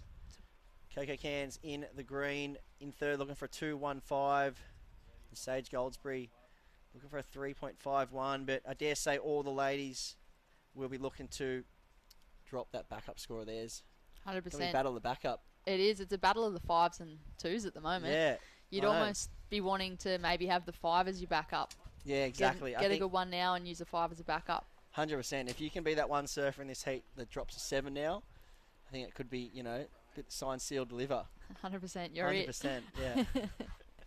It's a lot easy from Easy here to to say call, from isn't it? here. Yeah, it is. We're just going, just get a 7, no problem. Easy. Bang, bang, bang. Thanks for coming. But they're out there dealing with it. And, look, the lineup is tricky. And even Cooper Chapman was talking about that earlier, saying it's really hard to get caught in the wrong spot. And you see the that's a good angle there to see how much movement is in the ocean, how much water's moving. Really short period swell, a lot of wind affected kind of lumps through the lineup. And it just makes it hard to be in that right spot for that wave. There's no set peak to really sit on, so it is a kind of bit of pot luck out there. It is. It's one of those tricky ones too, where you're in priority, and you kind of like, do I go? Do I not go? Not having priority can almost work to your advantage because you can just kind of hunt the lineup, scavenge for something, and in conditions like this, it might actually turn into something. We've seen it a couple of times today already with people that, say Darcy Crump, that was the heat that came to mind. And Reef. He was, in 4th priority, and Darcy picked off a gem and got a score. Yeah, exactly. And then we saw the likes of Reef kind of sitting there in the spot he had in mind, but, just didn't move. So he never found that little wedgy wave. Here's Zali Kelly. This is a great looking wedge for her, and this is her bread and butter here. 2 big, vicious forehand hacks there, and that's a bit more like it from Zali. I haven't really seen her open up on one today, and I think that was the first sign of something, real explosive. I would have liked to seen that wave maybe like a foot bigger. Oh, yeah, she would. I reckon she would have really laid into that first turn, but obviously it is tricky out there. So surfers are staying somewhat conservative to try and put some scores on the board, and she's done that now. So she's locked in 2 5s, and this is where it gets exciting for us with someone like Zali in the lineup, and she's got 2 5s. The foundation's built. So how big does she want to build the house? It's just, it's kind of how long's a piece of rope, Just go ham and just go out there and just throw caution to the wind and just see what can eventuate, I guess. And you're right. Now she can kind of paddle back out with that confidence and go, okay, I've got 2 mid-range scores. I'm in the lead. Now it's an opportunity to actually sit here and just improve on that. And like you said, the foundations have been laid. Time to build that big house, hey? Yeah, exactly. Hopefully punt over the top of it. I'd love to see her take to the air. She's definitely more than capable. I've seen some clips of Zali over the years. Yeah, that progressive side. Definitely. And I saw her last year in a few of the events, saw her throw a couple of those attempted airs, and it was really close. She came, and so it's good to see Zali put together a few waves here, and obviously hot on her heels. Bodie Lee Jones, the surfer from Avalon, in the blue, holding that 5.6. So she's looking to lock in another 5, and she's on 3rd priority. So I kind of like what she's doing here, moving away from the pack. and kind of creating her own kind of options down wide. Maybe a big wide left might present itself, or a wedgie right back into the corner. I think that's a smart choice by Bodie to sit away from that pack. Just kind of do her own thing, focus on your game, not what they're doing. And then maybe once, they've gone out of priority, paddle back across to that main peak. But as you said, it's the type of conditions where something can actually pop up and unexpectedly turn into something. Yeah, exactly. I guess it's kind of like the more you move, do you give yourself more chance of finding something because you are on the move, whereas if you sit in the one spot, you're limiting to yourself to that one spot when the waves are quite messy like this. It's a tricky one to play, but I guess you might be kind of eliminating some of the luck factor by moving around. I feel like sometimes it works against you. Like sometimes you paddle away, you're like, okay, I'm going to go on the hunt. And then next minute you turn around and waves start coming right where you were and you're like, oh, I was just there. Oh, I was just there and she's on an 8. That's heavy. But 7 minutes 40 on the clock, and this is heat number 3 in the round of 16. So we've almost wrapped up the day. Coming into the last heat, that'll be heat number 4 in the round of 16. All these women looking for a quarterfinals berth, and who is in that quarterfinal? The round of 16, last round 4. In the last heat of the women's round of 16, we have Andos Santos, Rhea Campbell, Gia Lorenzen, and Elia Smith. Lovely, lovely. I'm really excited to see Gia get back in the lineup, and Bodie. That was a great turn there. Actually saw her down at North Narrabeen not long ago, and doing plenty of turns like that. You know, she does a lot of surfing up that way, and kind of dials into training a bit there too. So yeah, that was the shades of exactly what I see her doing out in the North Narrabeen lineup, and this has a very similar feel to it out here. Look at this one, a nice wally left running down the beach. Nice hook in the pocket there. So it's a shame it didn't offer more that wave, because she could have been really on her way to a big score, but we'll see what that one big hammer will give her. There it is, a 5. So they're being pretty consistent, the judges. One really big committed turn, you're falling in that 5-point range. And we've seen Zali 2-turn combo, 5.6, and Bodie she's done 2 turns and she's on 10 points.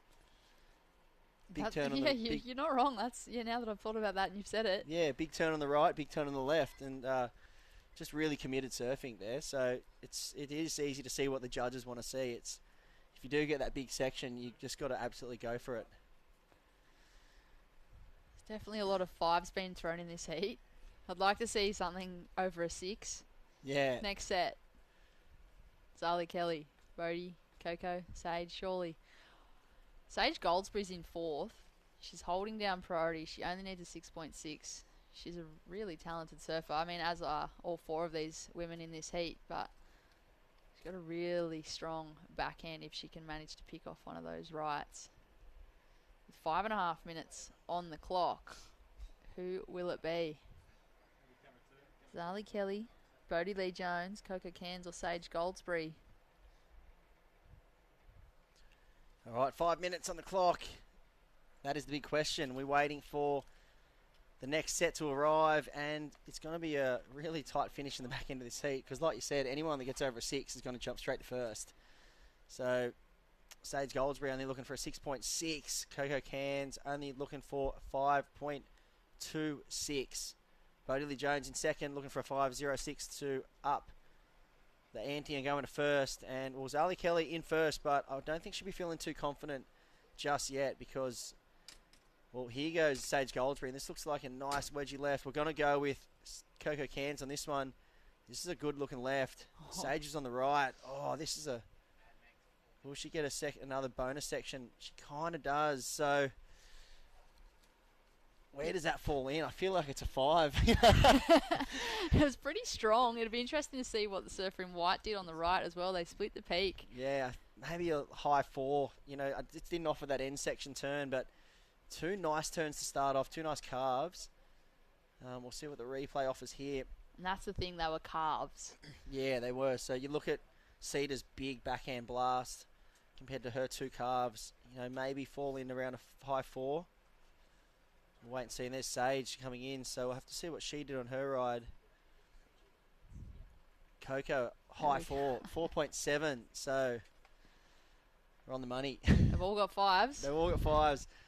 Coco's got a 4. But look at that, yeah, it's just so log jammed in this. Here's Ali Kelly up and riding. Time to get a 6. Nice turn, a nice whip in the pocket there, and yeah, I don't think that'll do it, that one. So 3.5 minutes to go. I think the situation will remain the same. Priority with Bodie Lee Jones at the back, and every chance to maybe break this heat wide open and take the lead on her next wave.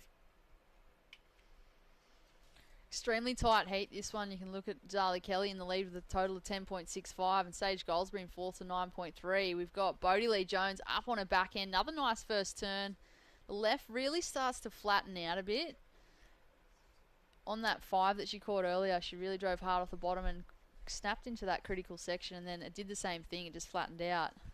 Unfortunately, those lefts just aren't quite running this afternoon. Yeah, she's looking really confident on that board. Whatever she's got under her feet, I know she spent a bit of time working at the onboard store. I think she used to live up Byron Bay way for a little bit. Now she's back down in Avalon.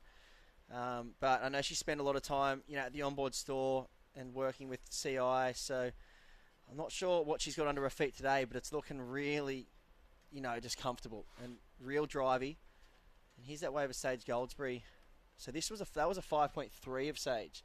So she's locked in a 5.2. So she's reduced her requirement. It's just 5s everywhere. Going mad looking at all these 5s. Where was the 6? It never came. 2 minutes. 2 minutes. So we're going to 2 minutes. We're approaching the Mad Mex minute, and this is going to be a Mad Mex minute for sure. We've had plenty of 5s this heat, and the surfing's been really incredible. Lots of really strong individual manoeuvres by the women. Zali Kelly just out in front. 10.65. Second, Bodie Lee Jones, 10.60. Coco Cairns in third, but she's holding priority, 10.05. Looking for a 5.26. And surfer in white, the up-and-coming superstar, Sage Goldsbury, 9.30. Looking for a 5.31. So, Mad Max minute. I can't breathe. The interesting thing here to note on the screen to the left of the names is Coco in the lineup just there is the only one that has a priority symbol next to her name. It makes me think that maybe Zali, Bodie and Sage have caught those waves and haven't made their way into the lineup yet. So with that 1 minute on the clock, I feel as though it's going to come down to whoever actually gets out there and gives themselves that opportunity. Yeah, look at her. She has the lineup all to herself. Crispy out the back on the ski, running the lifeguard duties. And well, there we see that's probably the surfer in the next heat. So it will come down to surfer in green. Is that Sage Goldsbury there? It very well could be. So yeah, she's back out the back too. 40 seconds on the clock. Will Boomerang Beach present some goods? The 2 that need scores are the 2 that are out there. Oh, 1 extra paddle. Surfing green, up and riding. Really fat looking left, unfortunately, for Coco Cairns. Just going to try and stick with it.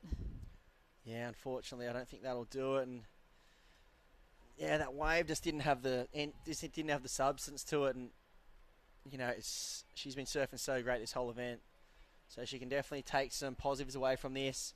Leading into Port Stephens. It's been a great run through the event, but it looks like it will be Zali Kelly and Bodie Lee Jones moving on through into the quarterfinals. Unfortunately, we say goodbye to Coco Cairns and Sage Goldsbury, and we'll be right back with heat number 4. We're going to take a breather, and we'll be right back. This is the Vissla New South Wales Pro Surf Series, Carve Great Lakes Pro QS1000.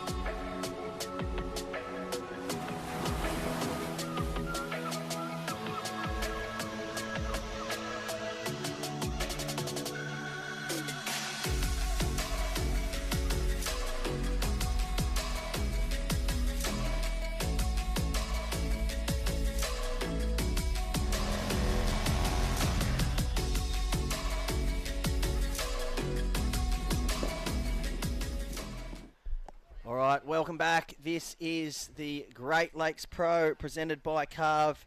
Stop number 1 in the Vissla New South Wales Pro Surf Series 2022. And, well, it's been an action-packed day down here at Boomerang Beach.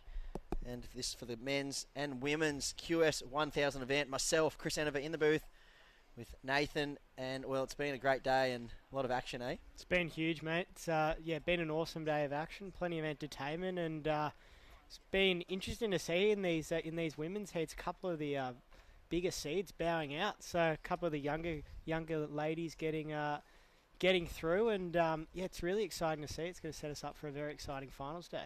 Yeah, we will. And we see right now a great heat to wrap up the day. Who have we got in this one? So looks like we've got Lois Smith in green. Andy Santos is in the red. Gia Lorenzen, who's been on fire throughout this event, in the white. And Ray Campbell is going to be in the blue. So cracking heat to end the day, Chris. And, it's been awesome.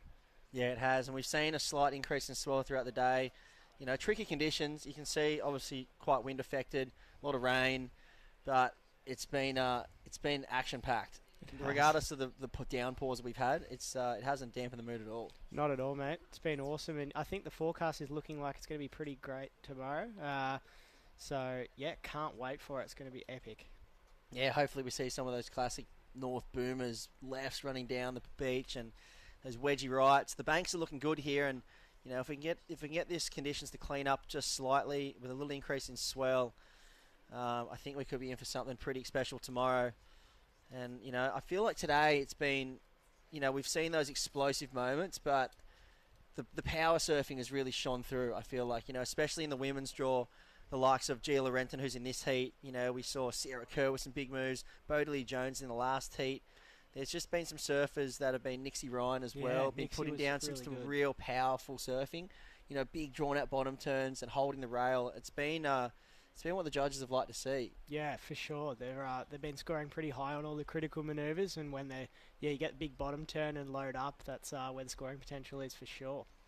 Yeah, that's right. And, well, look at Green out in the lead. 5 points for the first ride there.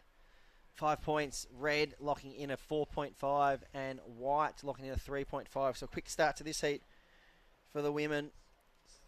Just over 15 minutes, 40 seconds on the clock. And yeah, this will be the last heat of the day, and we're going to roll into finals day tomorrow. All the quarterfinalists will be decided, and down to the business side of things. Yeah, it's super exciting. I was just going to get the quarterfinal draw up and have a look at what we're in store for tomorrow. And I'm sure it's going to be some epic heats. The weather conditions may be playing a bit of havoc. The internet's not working for me to get the heat draw up. Working for you? Kinda. It's a bit scattery. Yeah. Boomerang. We're a bit hitting away here at Boomerang. Yeah, lovely spot in the world, and you know, I guess that's why the Barrington Coast is so popular for so many people to come and visit, because it is tucked away. It is like a bit of slice of paradise hidden away on the north coast here, and you know, it's just you feel like you're just away from everything when you're here. You feel like you can relax and take a big deep breath and. It's nice, and lots of great waves, lots of great little beaches and nooks and crannies you can explore. So, I mean, thanks to Destination New South Wales and the Barrington Coast, and obviously Moby's Beachside Retreat and the Mid Coast Council, all the supporting partners, and obviously World Surf League, Surf New South Wales, and all the crew that have set up this event here at Boomerang in the rain. It's been a lot of wet T-shirts and wet socks, I think, over the last 2 days. Having a look around this morning at Surfing New South Wales staff, and everyone's just absolutely drenched, just dripping. Yes. I feel we've been a bit spoiled in here. Yeah, we have. Nice and out of the weather. But we've got 14 minutes to go in this heat, so Eli Smith in the green with priority. We saw Ray Campbell use her priority before for a 1.7, so she would have been hoping for a bit more opportunity to utilise her priorities, but we've got Green in first, and DeSantos in the red, who surfed through all the rounds, as has Gia Lorenzen. So, it's just epic to see a couple of these ladies that were sort of in the first round, lower seeds, really doing some damage and taking out some of the top seeds. Yeah, Andy DeSantos has been around for quite a while. Obviously, originally from Brazil, now residing. She actually lives in Narrabeen, surfs for DY board riders, and she's no stranger to North Narrabeen, so she spends a lot of time out there practicing.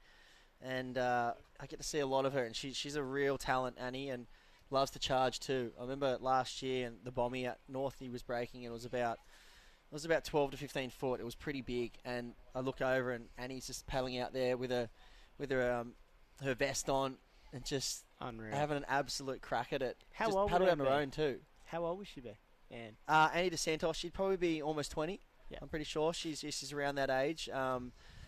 Don't quote me on that, but I think she's somewhere around there, up around around the 20-year mark, and yeah, just an exciting talent that's come through, and she just, I feel like she does a lot of the stuff on her own too. So she's always kind of, learning herself, trying boards herself. She's out there, like I said, in the Bommy on her own, just really having a crack. And yeah, she's up here at these QSs. She's been doing it for a few years now, and you can see the experience is starting to shine through. So yeah, I expect some pretty big things out of Annie DeSantos this year. Yeah, I just saw she's made the quarters. The semis here before, so she's no stranger to making a couple of heats at Boomerang. She obviously knows the lineup super well, and she's shown that in her first couple of heats.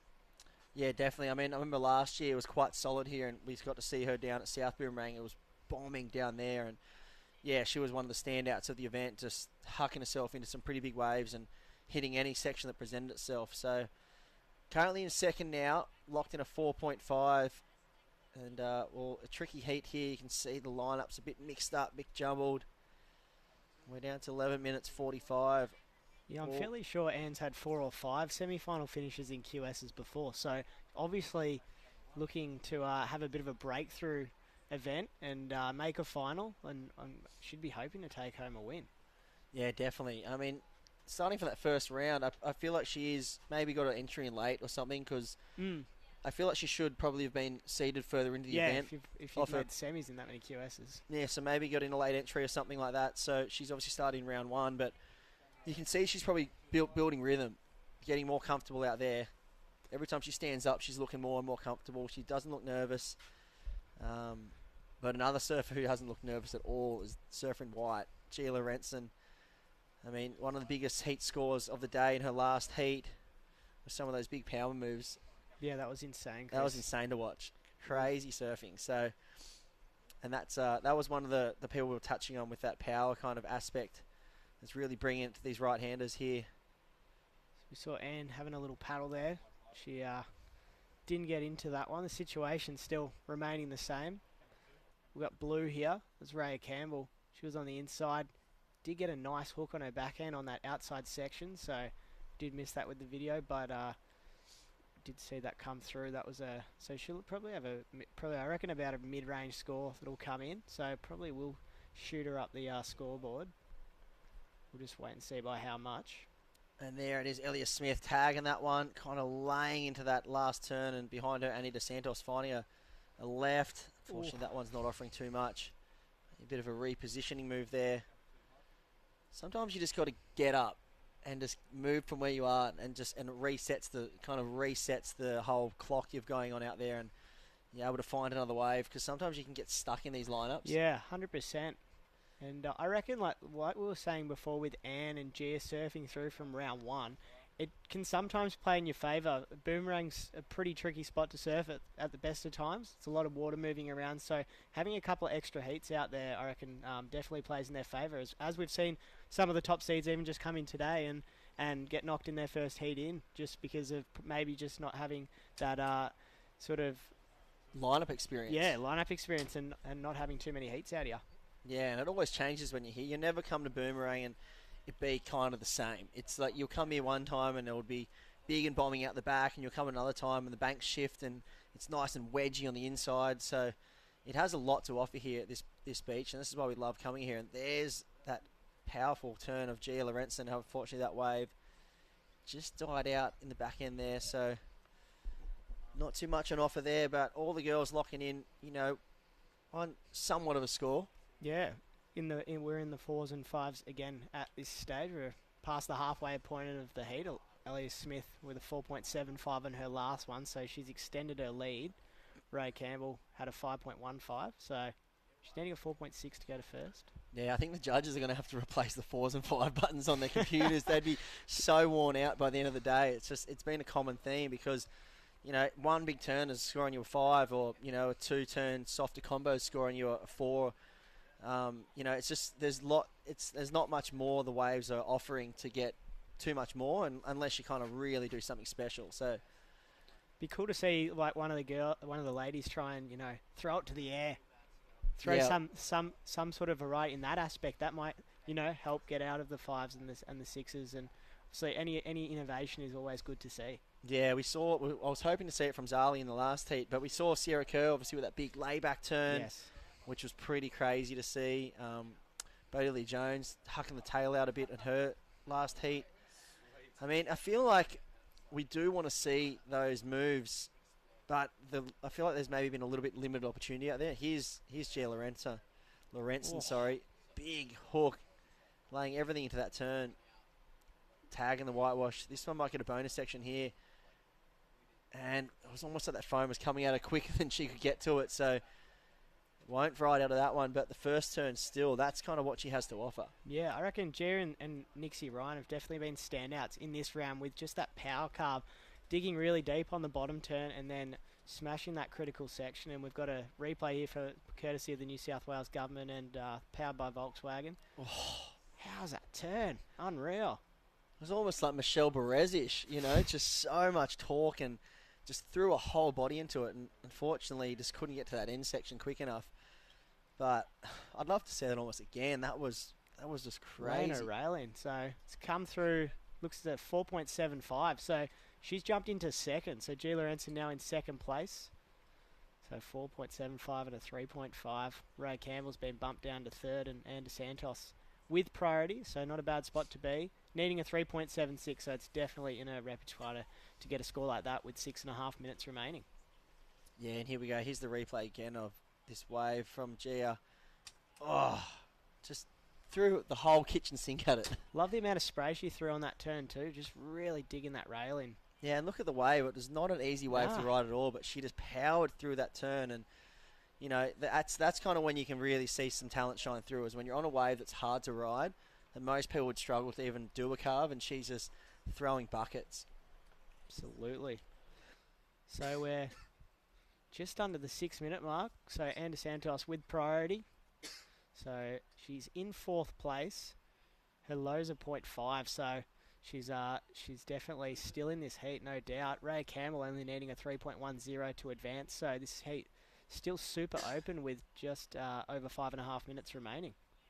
And loving that power car from Gia Lorenzen, which has put her into second. But Elliot Smith getting a couple of scores under the belt early in that heat, and she's looking like she's pretty comfortable in first place. Gia needing a 5-point ride to go into first. So we're in the last 5 minutes of the event day here. This is day 3 of the Carve Great Lakes Pro. Massive thanks to our event sponsors and supporting partners for this event. Series naming rights for the Vizsla New South Wales Pro Surf Series. So big thanks to Vizsla, Carve, Barrington Coast, Destination New South Wales, the World Surf League, Moby's Beachside Retreat, Mid-Coast Council, and our webcast partners Mad Mex and Volkswagen. Also big shout out to the Fresh Air Broadcasting guys who have had us in here today and kept us warm. So big thanks to the guys. Yeah, and here's a very important wave for Elias Smith. Big backside blast and a second one. So 2-turn combo, holds on. That was the wave that we've been waiting for in this heat. That one that kind of just stands out from the rest. And I think that's going to be a pretty decent number. You can see she's happy with it, kicking the water. Just seeing those energy levels lift there from Elias Smith. A very important wave. And there it is, breaking out of the 5s. Yes. Awesome. 6.25 for Elias Smith. So that's, by far was the best score of the heat. And here's a replay of it from the outset. So Elias Smith on her backhand, hitting that first section and getting the sweet spot on that second one. Yeah, I love the rotation she showed there. Really good arm placement on that wave. And you can see how she just eyed off those sections off the bottom and just threw everything she had at it. And lots of great rotation out of the top. And well, here's surfer in red, Annie DeSantos. No stranger to a left-hander. Tags that one. We'll see if she gets a bonus section here. getting pretty soupy through that inside bowl as the tide's changing here. So she needed 3.76. We'll see how it fares with the judges. It's looks like it's coming to 2.6, so it wasn't enough to climb into second. Yeah, still needing a 3.76, but Ellie Smith in the lead here.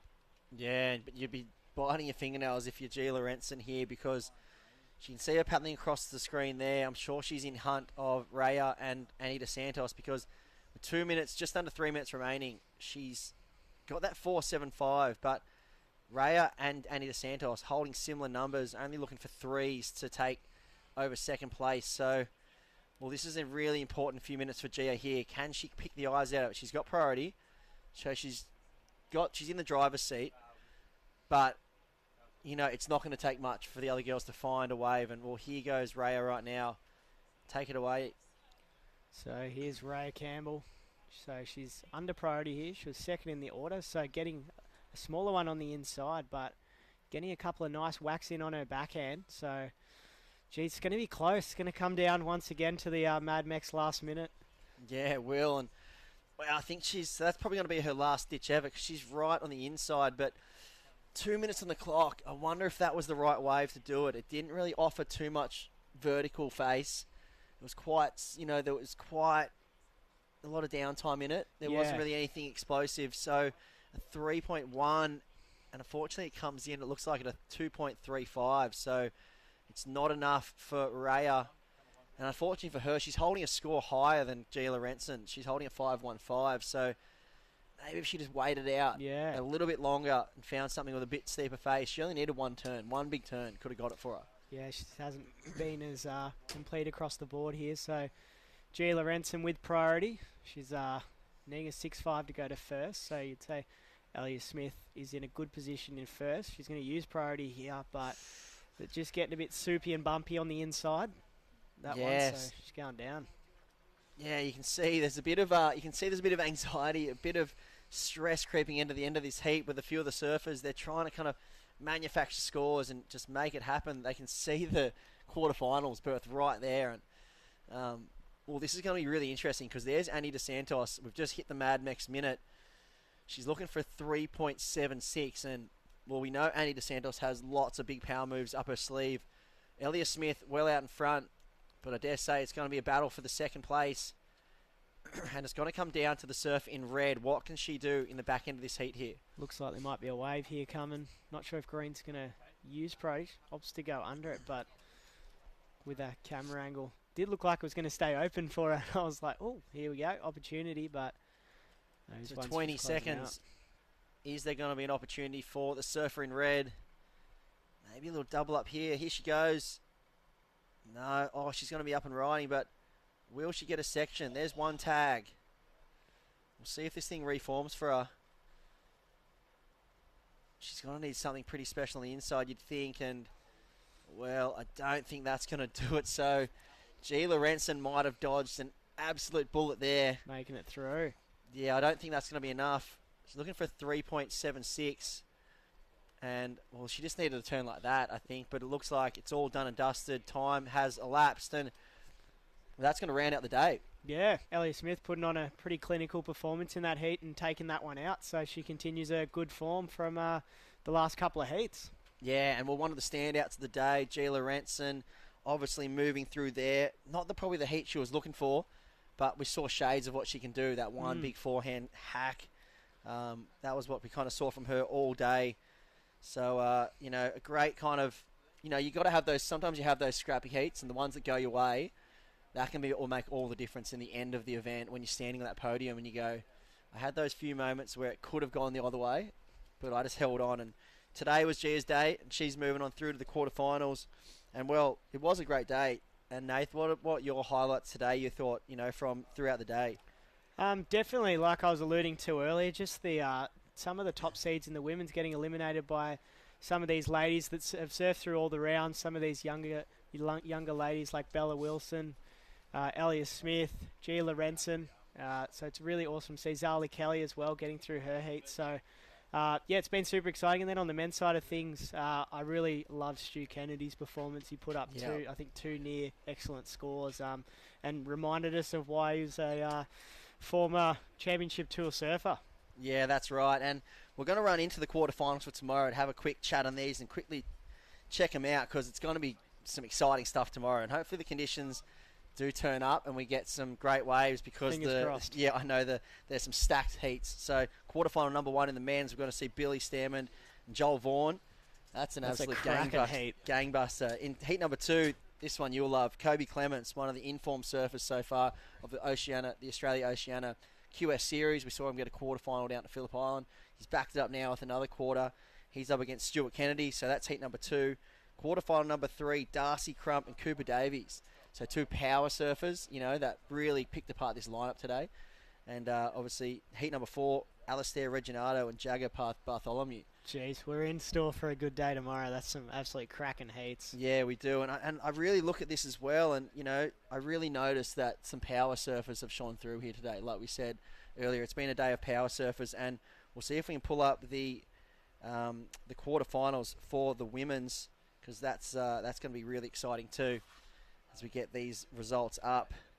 And quarterfinal number 1, it looks like it's going to be Nixie Ryan and Gabby Spake, which is a great matchup there. Sierra Kerr, Arabelle Wilson. So Victorian kind of an girl. explosive, exciting heat that will be. Heat number 3, Zali Kelly, G. Lorenzen. And rounding out the day, or rounding out quarterfinals for the women, will be Bodie Lee Jones and Elliot Smith. So we got some stacked matchups. Awesome. Yeah, it's going to be an Absolutely awesome can't day. wait.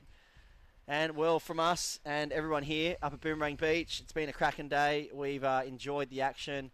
Myself, Nathan, it's been an absolute pleasure. And we'll be back tomorrow with finals day. This is the Vissla New South Wales Pro Surf Series top number 1 and the Carve Great Lakes Pro QS1000 men's and women's. We'll be back tomorrow with all the finals day action. Don't go anywhere. We'll see you then. Yo!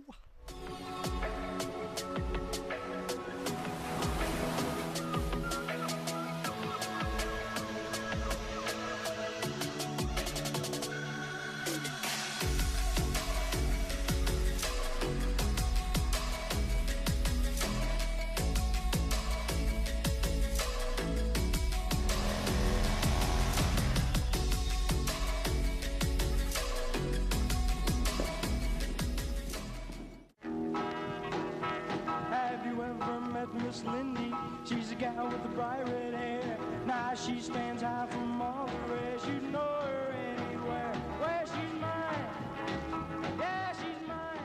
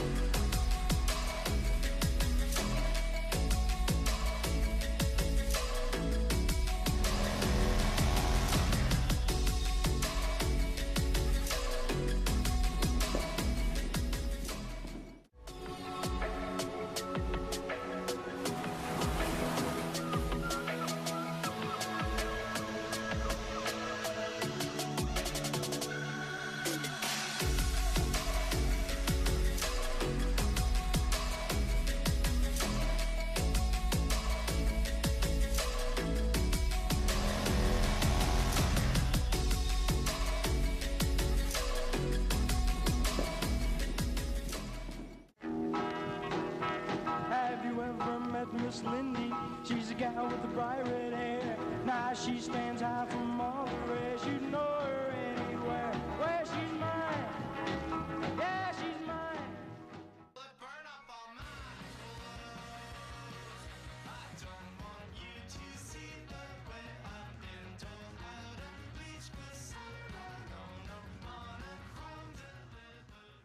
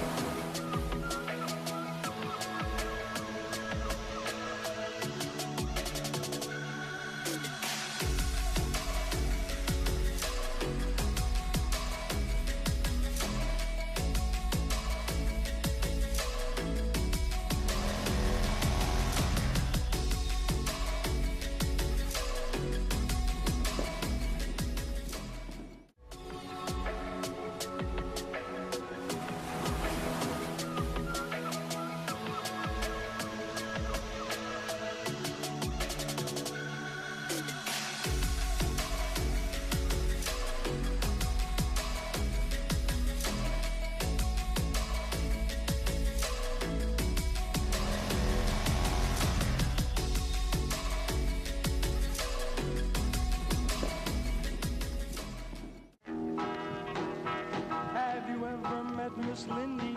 She's a gal with the bright red hair. Now she stands high from all the rest. You know her anywhere. Where she's mine. Yeah, she's mine. But burn up all my clothes. I don't want you to see the way I've been told how to bleach persona. No monochrome deliverance.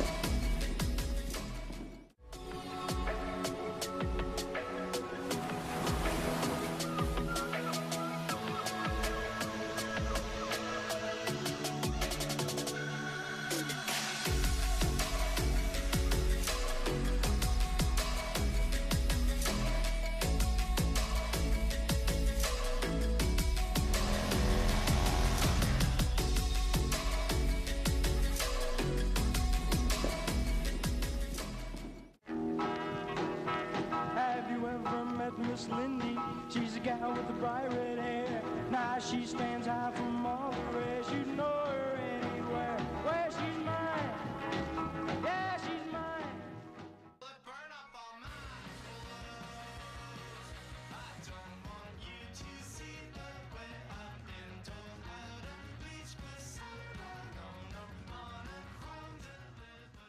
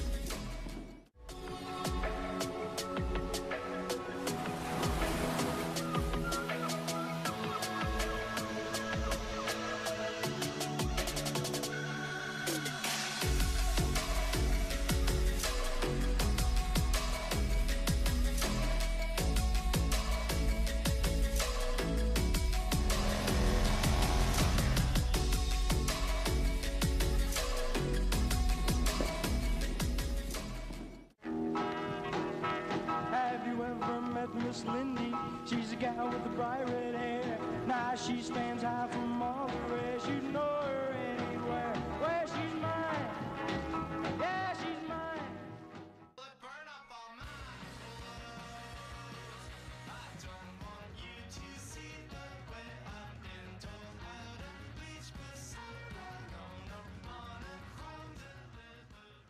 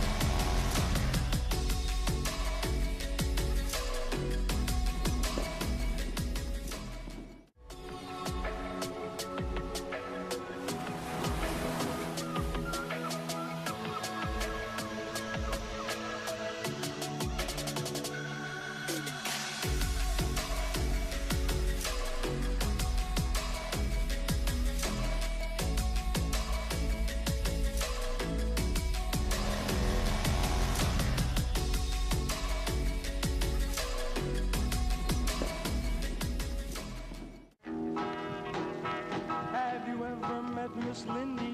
She's a gal with the bright red hair. Now she stands high from all the rest. You know her anywhere. Where she's mine. Yeah, she's mine. But burn up all my clothes. I don't want you to see the way I've been told how to bleach persona. No monochrome deliverance.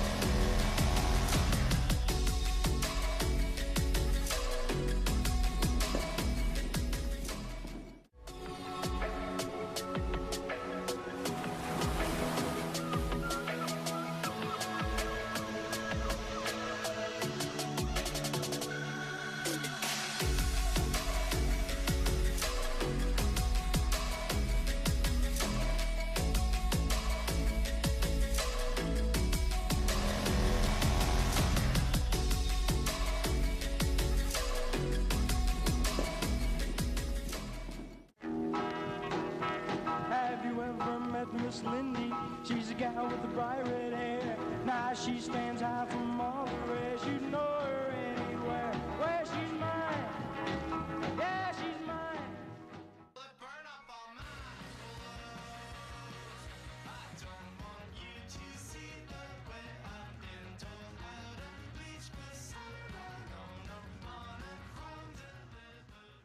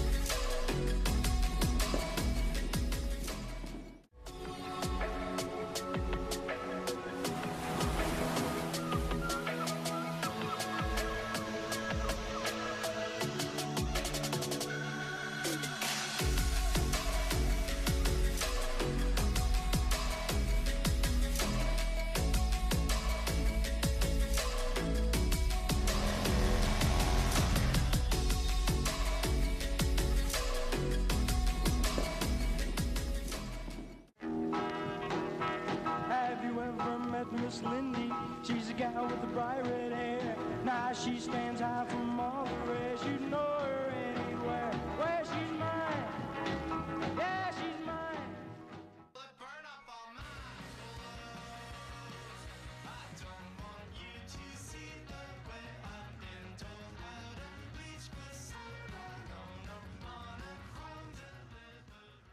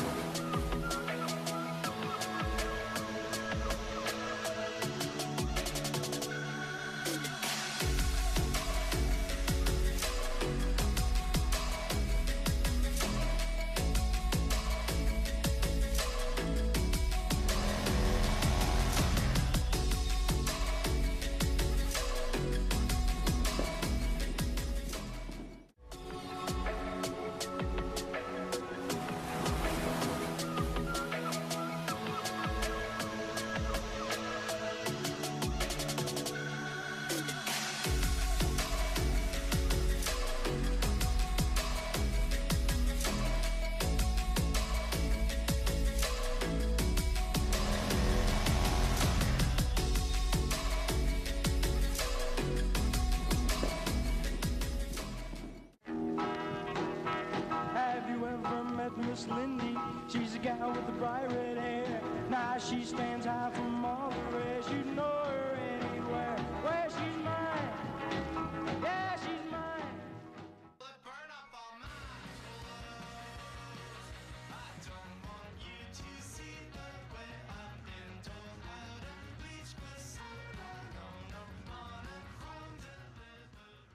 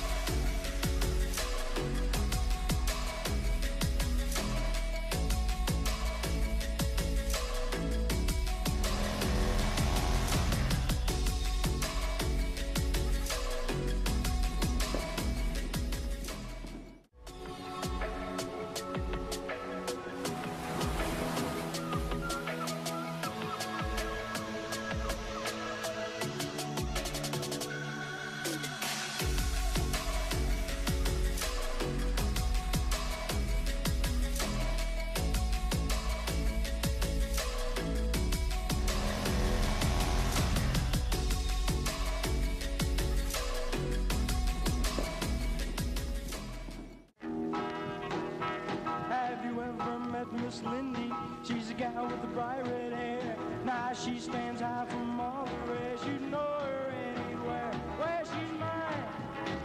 Yeah, she's mine. But burn up all my clothes. I don't want you to see the way I've been told how to bleach persona. No, no, monochrome deliverance.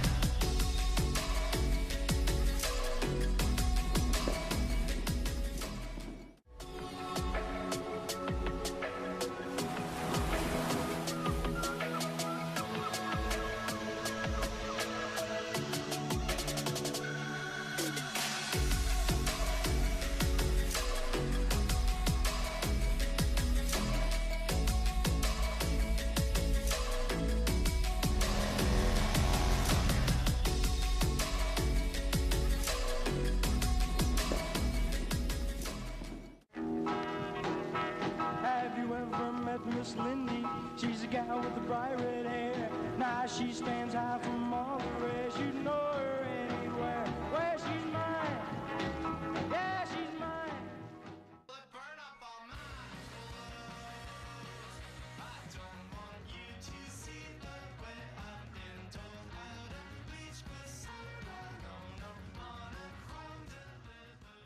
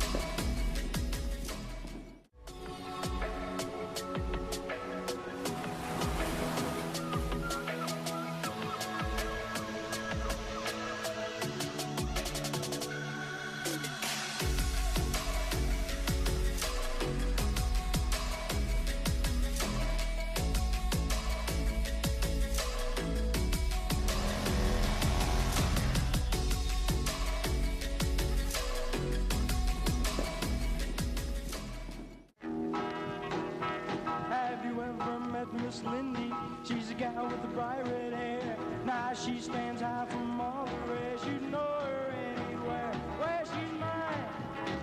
Yeah, she's mine. But burn up all my clothes. I don't want you to see the way I've been told how to bleach cassava. No, no, monochrome deliverance.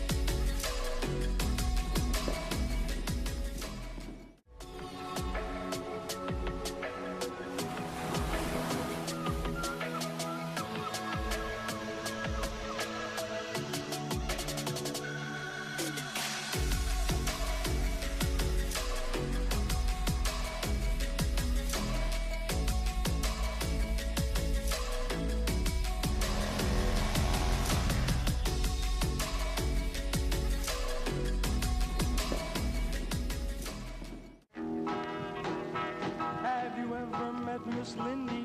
She's a gal with the bright red hair. Now she stands high from all the rest. You know her anywhere. Where she's mine. Yeah, she's mine. But burn up all my clothes. I don't want you to see the way I've been told how to bleach cassava. No, no, monochrome deliverance.